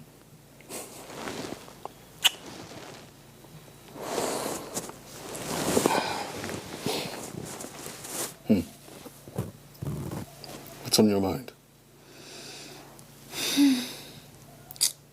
Kosi. What about him? I don't want him to ever feel like we're not his biological parents. Well, trust me, you're doing a great job at that. I want to adopt him. Yeah, I'm thinking of it legally. Well, if you ask me, from the onset I considered him my son already, so... But seriously, if we're going to do this adoption thing, we have to talk to him first. See what he thinks. Know if that's what he wants. You're right. Do you think Bridget is going to come back? I don't know. But what kind of mother leaves her child for all these years? Just like that? Well, it doesn't matter if she comes back or not. I just want Kosi to be happy. I want the best for him. He's a smart kid. He's not just smart, he's bright. You know, he's amazing. He's... I know. Yeah, he is. He sure is. So, let's get back to the cocoa. How was the cocoa? You know, Louis. Good job. Salted now. Come here.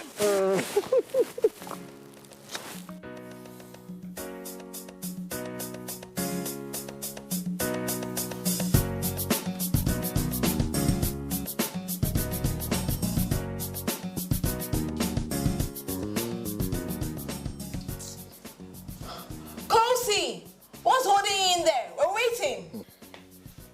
I'll go by myself. Okay.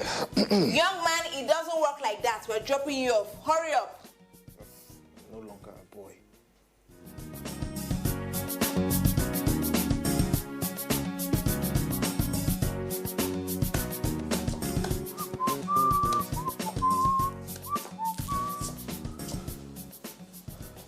I'm ready. What took you so long? You don't have to wait for me. I'm no longer a child. I can go by myself. Okay. Sorry, old man. If you like, grow grasses on your chin, grow taller than this building, you'll still be my boy. Now, let's go. Well. Actually, the boy has a point. He can't forever now. He has to become a man someday. Whatever. He'll always be my boy. Let him have kids, like 10 million kids. He's still my boy. I like that part where you said something about the grass on his chin. Rocking the wall. No green. Protect every day with Hypo.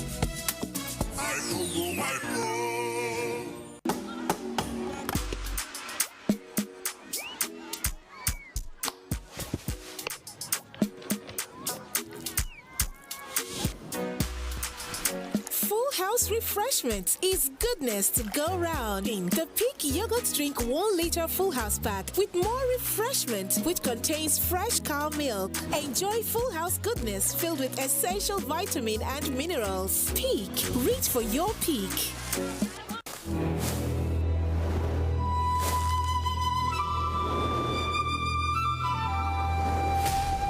TerraQ, now available in crayfish.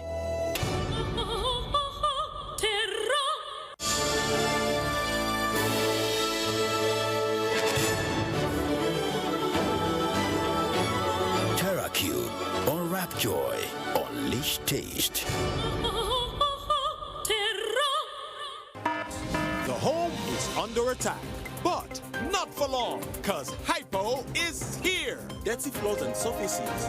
Not on our watch. Every day we Hypo. Dirty and stains no fit do us shakara. We got the remedy, original palasa. Hypo, go Hypo. Germs always find a way back. No green. Protect every day with Hypo. Hypo, go Hypo. Rocking the wall.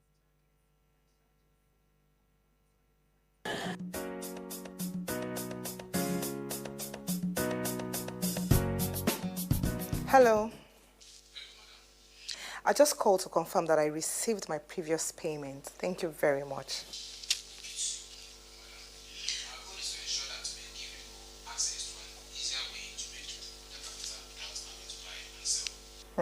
That's very commendable. And I just sent more money into your company's account. Oh, okay.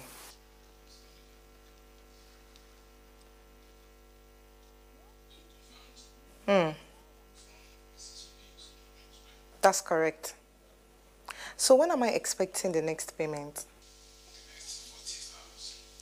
Wow. Thank you very, very much. I'm grateful.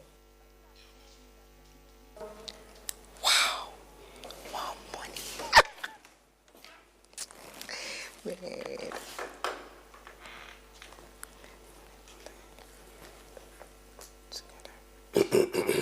Hi, darling. How are you? I'm fine. I didn't even hear your car coming in, you know. That was because you were too engrossed with your phone. You know how I am now when it comes to money matters. Actually, it was some business talk. Yes, I know. Especially with the way you've been using money from your business to do money doubling, all in the name of investment. I don't understand. Some people got caught in it and they never recovered. In fact, it has sent some people into their hell graves. So be warned. I've read. Just want to the anything wrong.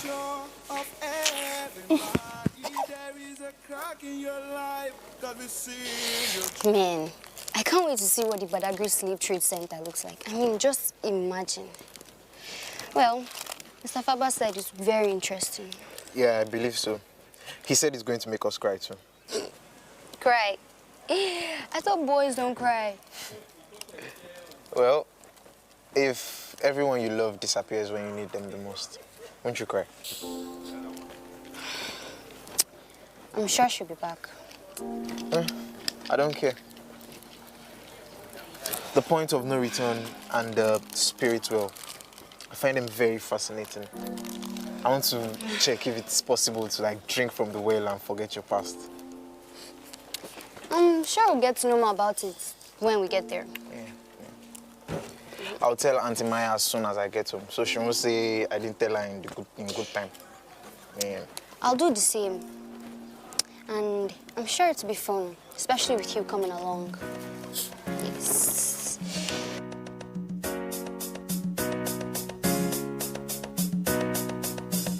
How on earth can anyone do that to children? I mean, those kids were entrusted into their guardianship and they tortured them. Tortured like I don't get people. And you know the worst people? Those so-called celebrities on social media. Those guys are pretending to be supporting the cause just because they want to use those kids for their financial gains and popularity. Like, I don't get it. It's You're not saying anything. Well, it's because getting all worked up like this will not make a difference, one way or the other. Nope. So what works? Education. Educate the children, educate the parents and guardians. Educate the celebrities. Educate everyone and let them know the effects of their actions or inactions. That's it.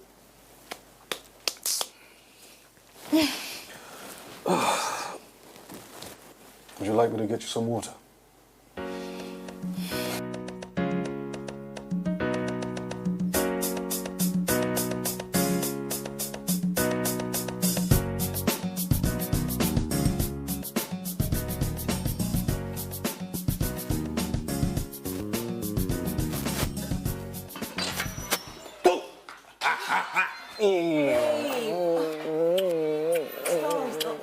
Don't be a creep. I almost spilled the food.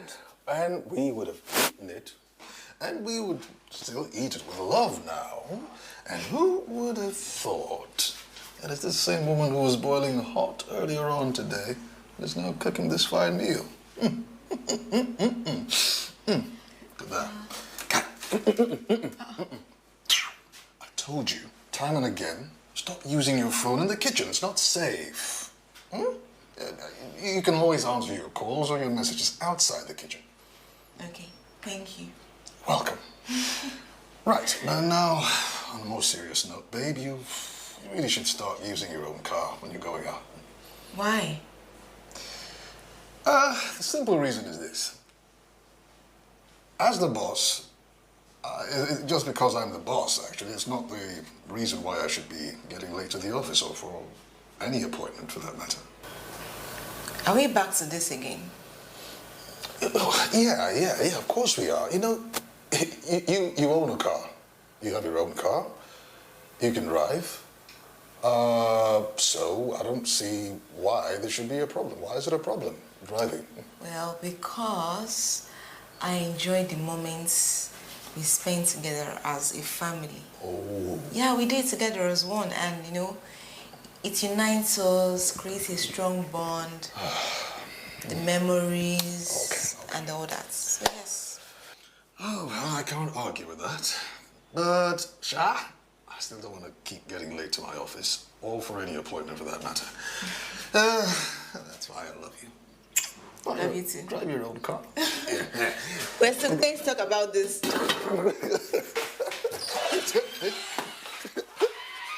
Dinner coming soon. Rocking the wall. The home is under attack, but not for long, cause Hypo is here. Dirty floors and surfaces. Not on our watch. Every day we have dirty and stains, no fit do us shakara. We got the remedy, original palasa. Hypo, go hypo. Germs always find a way back. No green. Protect every day with Hypo. Hypo, go hypo. Rocking the wall. No green. Protect every day with Hypo. Hypo, go hypo. Rocking the wall.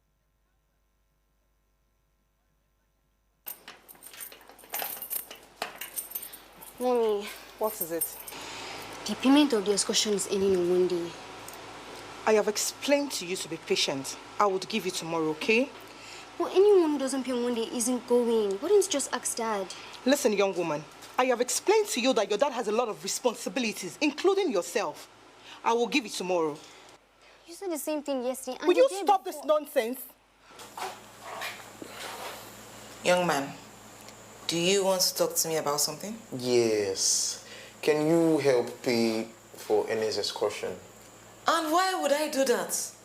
Her parents are not giving her the money. And if she doesn't pay on Monday, she won't be going. Kosi, this is quite complicated. Did she tell you why her parents refused to pay? She says she doesn't know.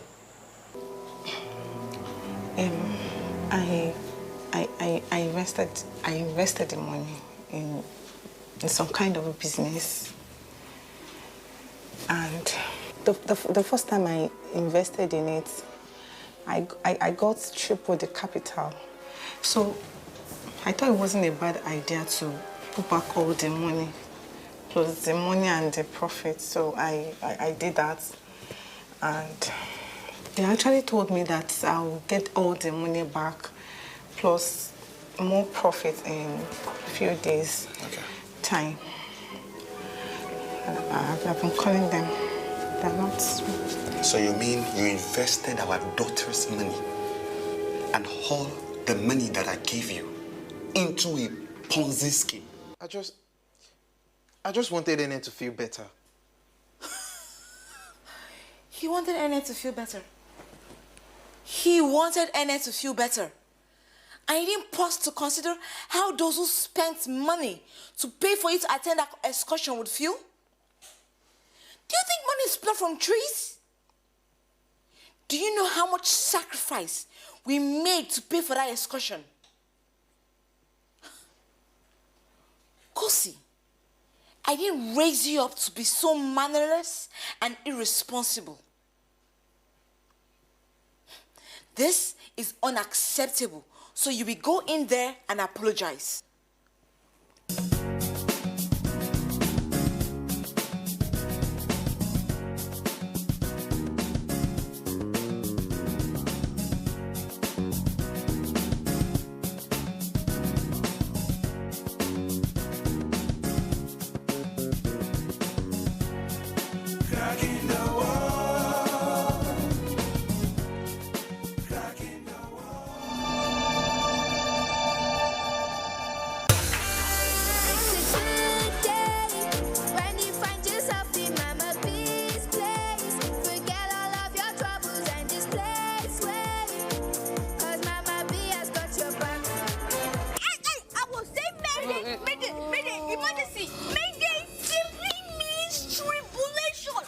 question.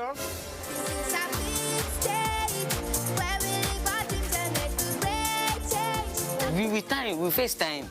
Then we now put Rodo in his mouth.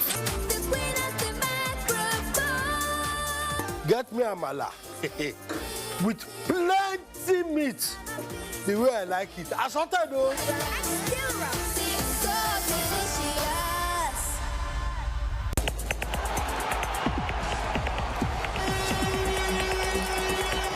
Messi!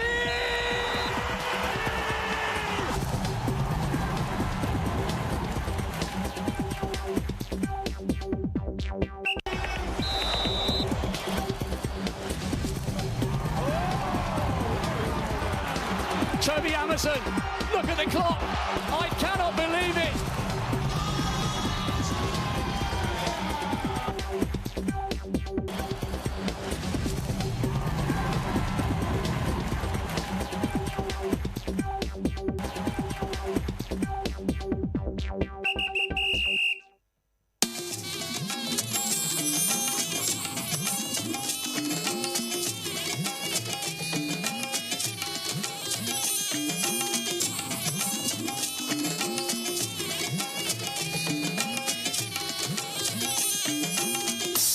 This is the network service of the NTA.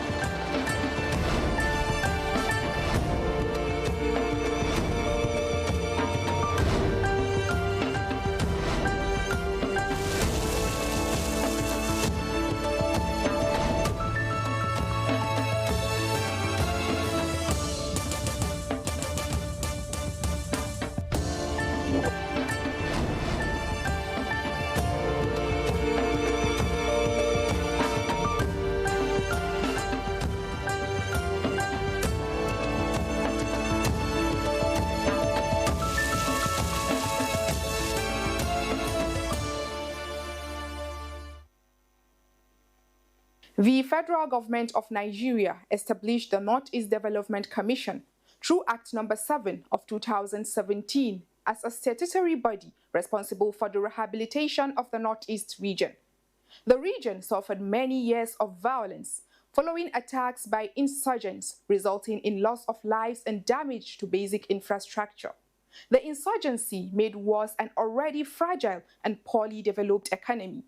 Most of that is now history because relative calm has been restored and the Northeast Development Commission has become a household name in the region because of the numerous intervention projects that have been executed, commissioned and handed over to the various state governments.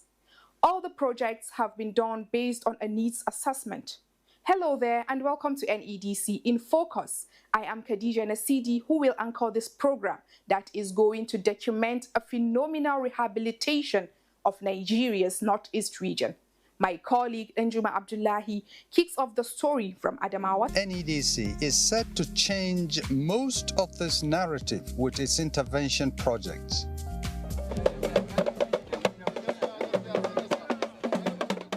The people of Garkida in Adamawa State have rolled out the drums to welcome the Northeast Development Commission, NEDC, and an illustrious son, General Paul Tafa, NEDC MD Mohammed Gowdy, NEDC management, members of the National Assembly, and representatives of the Adamawa State government. Garkida town has every reason to be joyous because the Northeast Development Commission has constructed this 2.5-kilometer Garkida crossroad and a major road inside Garkida town. We are trying to look at the heavy-duty projects, roads and bridges, for instance, which they cannot do, either in terms of funding or in terms of location, whatever. We go into all those areas. As of today, we are working on, we have either completed or working on more than 40 roads and bridges in the 6 states in the Northeast. And that is massive by all standards.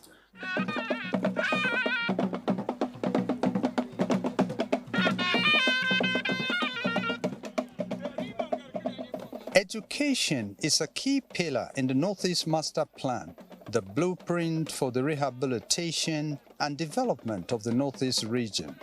This is the Government Secondary School, GSS Garkida, and the Northeast Development Commission has built 8 blocks of 3 classrooms, 4 laboratories, 1 administration block, and a library, and 8 one-bedroom semi-detached staff quarters.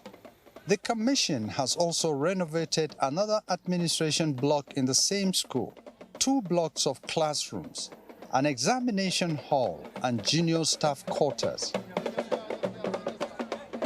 The Northeast Development Commission is embarking or has been embarking on intensive reconstruction of destroyed education facilities. Schools, you'll find many places where schools have completely razed down, hostels, and all infrastructure connected with the education of what's destroyed. What made me so happy and made me sentimental was because by the action we did in Garkida, it means that we have opportunity again to rebuild what was lost.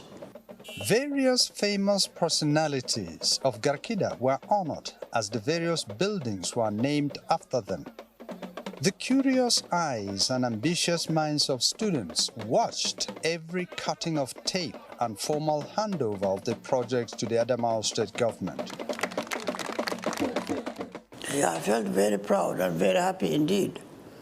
Indeed, I felt very proud, and I must say also that I thank the government for making it possible. GCFR, President and Commander-in-Chief of the Federal Republic of Nigeria, also the board of the NEDC and the Federal Ministry of Regional Development, which oversees the NEDC, have the honor and privilege to commission this facility, this school complex, in the name of God Almighty and for the benefit and service of humanity at large. Megascope has been a very tremendous, big project as far as we the beneficiaries are concerned. It is a game changer. Indeed, projects like this are things that will give a common man hope. The Northeast Development Commission has also renovated and upgraded the entire water scheme at the Adamawa State School of Nursing and Midwifery, Yola. Upgrading and construction of water schemes are integral to the NEDC Master Plan 2020 to 2030. The interventions serve as core component of the purposeful infrastructure and healthy citizens pillar of the Master Plan. The NEDC has constructed a new 250,000-litre capacity overhead tank and upgraded the pumping and power supply system. Water now flows freely, and the students' water supply challenge has been solved. Before now, we had suffered a perennial water scarcity in the college. This area, this part of Yola, is on a terrain that water is not usually accessible all year round. So we have a borehole that is only seasonal. So we have suffered for a very long time because of inadequate water supply. So when they came to our aid, it became a very big relief. I'm actually glad for this project because it has been very helpful to most of the students in terms of stress and also economically. I want to really appreciate them for renovating this water source for us. 3 kilometers away, we constructed a facility, a water upgrade. We pumped water into tanks, and then we pumped the water 3 kilometers to School of Nursing. We created additional storage facilities and pumped it to school. The NEDC has also constructed and commissioned the water supply system at the Federal College of Education, FCE Yola. This intervention, like hundreds of others across tertiary institutions in the 6 states of the Northeast region, is in line with the provisions of the NEDC Master Plan, the roadmap for achieving sustainable development. The Commission has also constructed a 1.1-kilometer road at the Federal College of Education, Yola. The road is important to the academic community because it links staff quarters and the academic area. They gave us 1.1-kilometer road. It has been commissioned. We are enjoying the road. The road links the academic side and the senior staff quarters side. The NEDC also constructed a 50,000-litre capacity solar-powered borehole at the Federal College of Education, Yola. The students are now happy because the problem of water is now a thing of the past. We have been suffering so much because by then there is not enough water in the school. We used to buy it, and each water could take us about 100 naira each gallon. So sometimes we used to go out to fetch, but with the renovation of this organization, NEDC, so we get a lot of water now, enough water to perform our activities. The water borehole they've dug, it helped us to get more water, or to live clean too. So these things are closely intertwined. You know, they are not separate. You don't go and do solar in a place where people don't exist. You do solar and boreholes where people live, where there are institutions, in marketplaces, in schools, in hospitals. So they don't exist on their own. So that's why I'm just saying that we do other things. And I'm just giving you just an example. You can go into a university or a secondary school. We've constructed facilities, housing, for example, mass housing. They'll say, look, they can't move into these houses because they are so far away from the classrooms, and the place is poorly lit. So we construct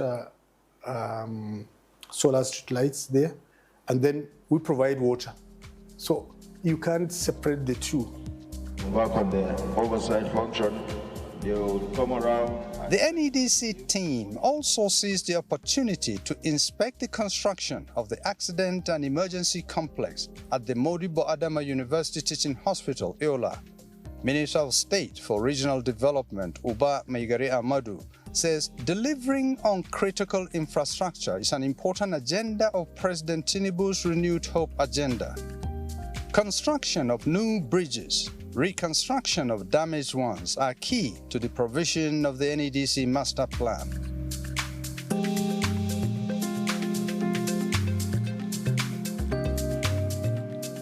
It is equally important to emphasize that the government is very serious about keeping to its terms. Work is in progress along the Fufore to Dasing to Watango to Ribado Road. Once completed, this road is expected to ease the movement of farm produce to markets by the people of the communities who are predominantly farmers. The NEDC team inspected the progress of work at the site. A baya gaskiya wahalar da muke sha kan hanya. Za ka yi zuwa ka je sa'u ɗaya fore na biyu ma ka yi faci ko kuma ka ci taya. To amma yanzu gaskiya alhamdulillah ni dai a hawan mashin da nake nan yanzu dai gaskiya na fi karfin wata biyu ban yi faci ba. Kuma sanadiyar gyaran hanyar nan ne gaskiya mun gode sosai sosai. We are trying to see where we can come and make impact and open up for agriculture, for industry, housing, and so on and so forth. So I can't say we're 100% had success, but I can boast and say that over 80% of our projects are going on.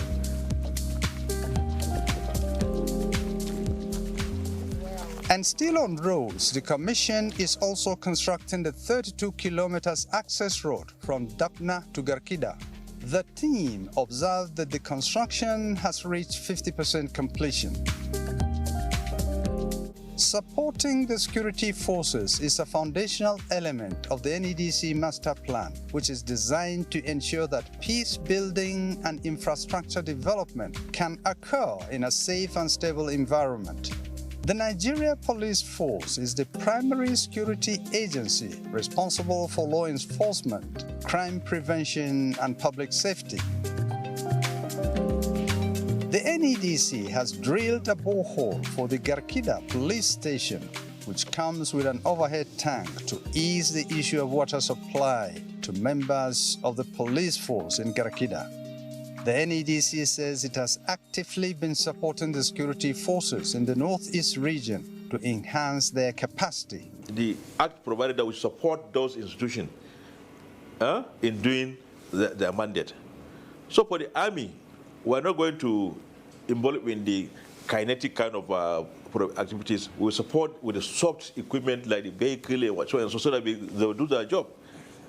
DSS gather information, they need gadgets. Police patrol and all that kind of. So what we are doing in the security agent is, in fact, it's provided inside the Act, quoted as civil-military relationship. How do you support this site? Vocational training is an important pillar of the NEDC master plan. The Commission has rehabilitated and equipped the Vocational Technical Training Center in Guyuk, Adamawa State.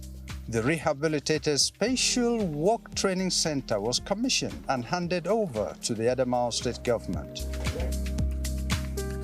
The board of NEDC hand over this rehabilitated facility of yours back to you to be put in use.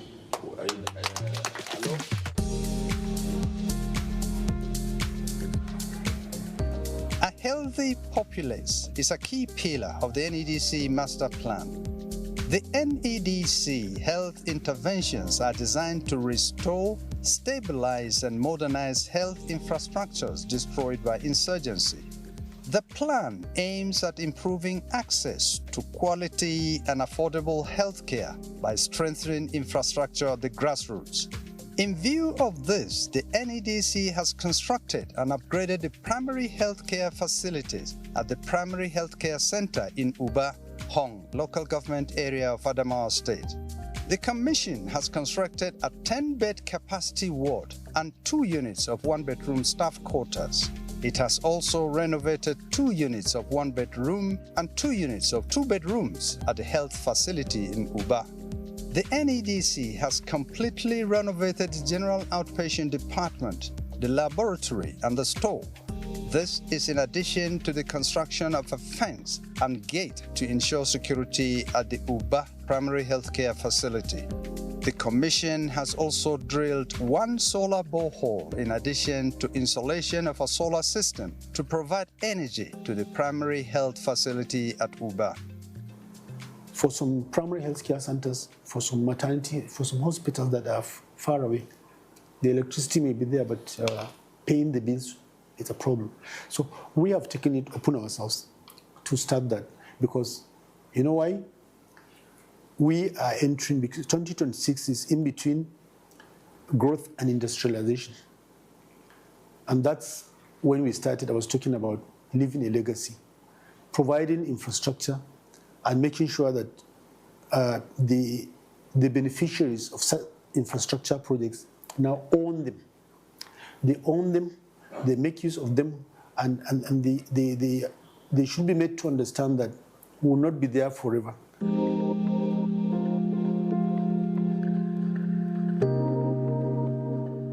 There are numerous other NEDC intervention projects cutting across health, education, information and communication technology, infrastructure, and the environment that are in progress. The NEDC says it is work in progress because it will continue to be dedicated to the fulfillment of its mandate as stipulated by the Act establishing the Commission and the provisions of its major roadmap, the Master Plan. So far, the Northeast Development Commission has received a thumbs up from many members of the Joint Committee of the National Assembly when the Commission appeared before the legislators to present its 2026 budget and to give account of the performance of the 2025 budget. I also want to join my colleagues in commending you for the tremendous improvement. It wasn't like that even last year's budget. We have seen a sea change. So I want you to keep it up. The managing director of the Northeast Development Commission, Mohammed Goni Al-Ghali, said the overall budget performance stood at 100% of the total allocation received, which was about 131.8 billion naira, and 59% of the total budgeted amount, which was about 290.9 billion naira. This year around, we have some assumptions which we made, that is completion ongoing project, and see to some critical areas which need across the sectors, agriculture, education, and so on. Whatever we do, we have to demonstrate the level of performance and also account for whatever kobo that is spent in the commission. And that we have been. Feel as the NEDC team moves around parts of Adamawa State, there was relative calm in the countryside of many communities compared to the violent days of the insurgency. When I was a commissioner in Borno State, there was a primary school we built 5 times during the time of His Excellency, the Vice President, Senator Kashim Shettima. And those 5 times that we built those schools, this school were burned 5 times. So it is now that I wrote to the NEDC for intervention, and we are going to rebuild this school now that peace has returned. Fortunately for us, in terms of scale of reference, such kind of incidents is, for me, less than 10% in our own activities. Probably because when we started, we have done a lot of deep dive kind of analysis to where these things are located and so on and so forth. Yes, we avoided some of the volatile areas, which we know that even the controller cannot go. Even like today, even in Borno State, there are areas that you see very, very volatile. And some areas you can still go and do something.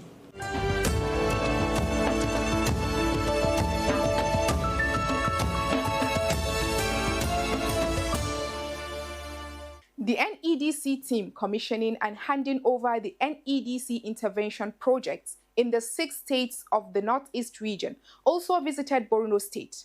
That will be the main subject of the next episode of NEDC in Focus. And until then, I am... So piece together your time wisely.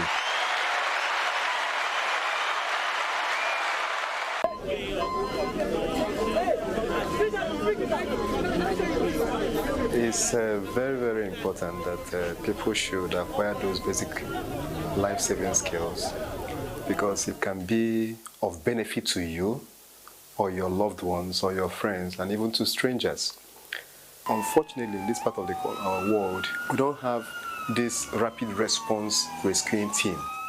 Like if you go to developed countries, just if there is anything, just a press of button or 911, then they'll be able to meet up with what we call golden hour.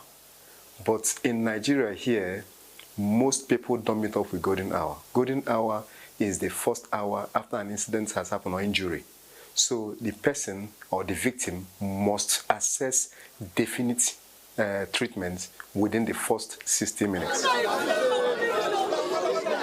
Like if somebody just lumps now, most people will just be shouting, praying, and the most funny thing is that there will be a kind of competition. Some people will say, okay, let's go to Bapalao, let's go to Pastor. So, but if you have those life-saving skills, you can save the day, and that will make you to become a hero.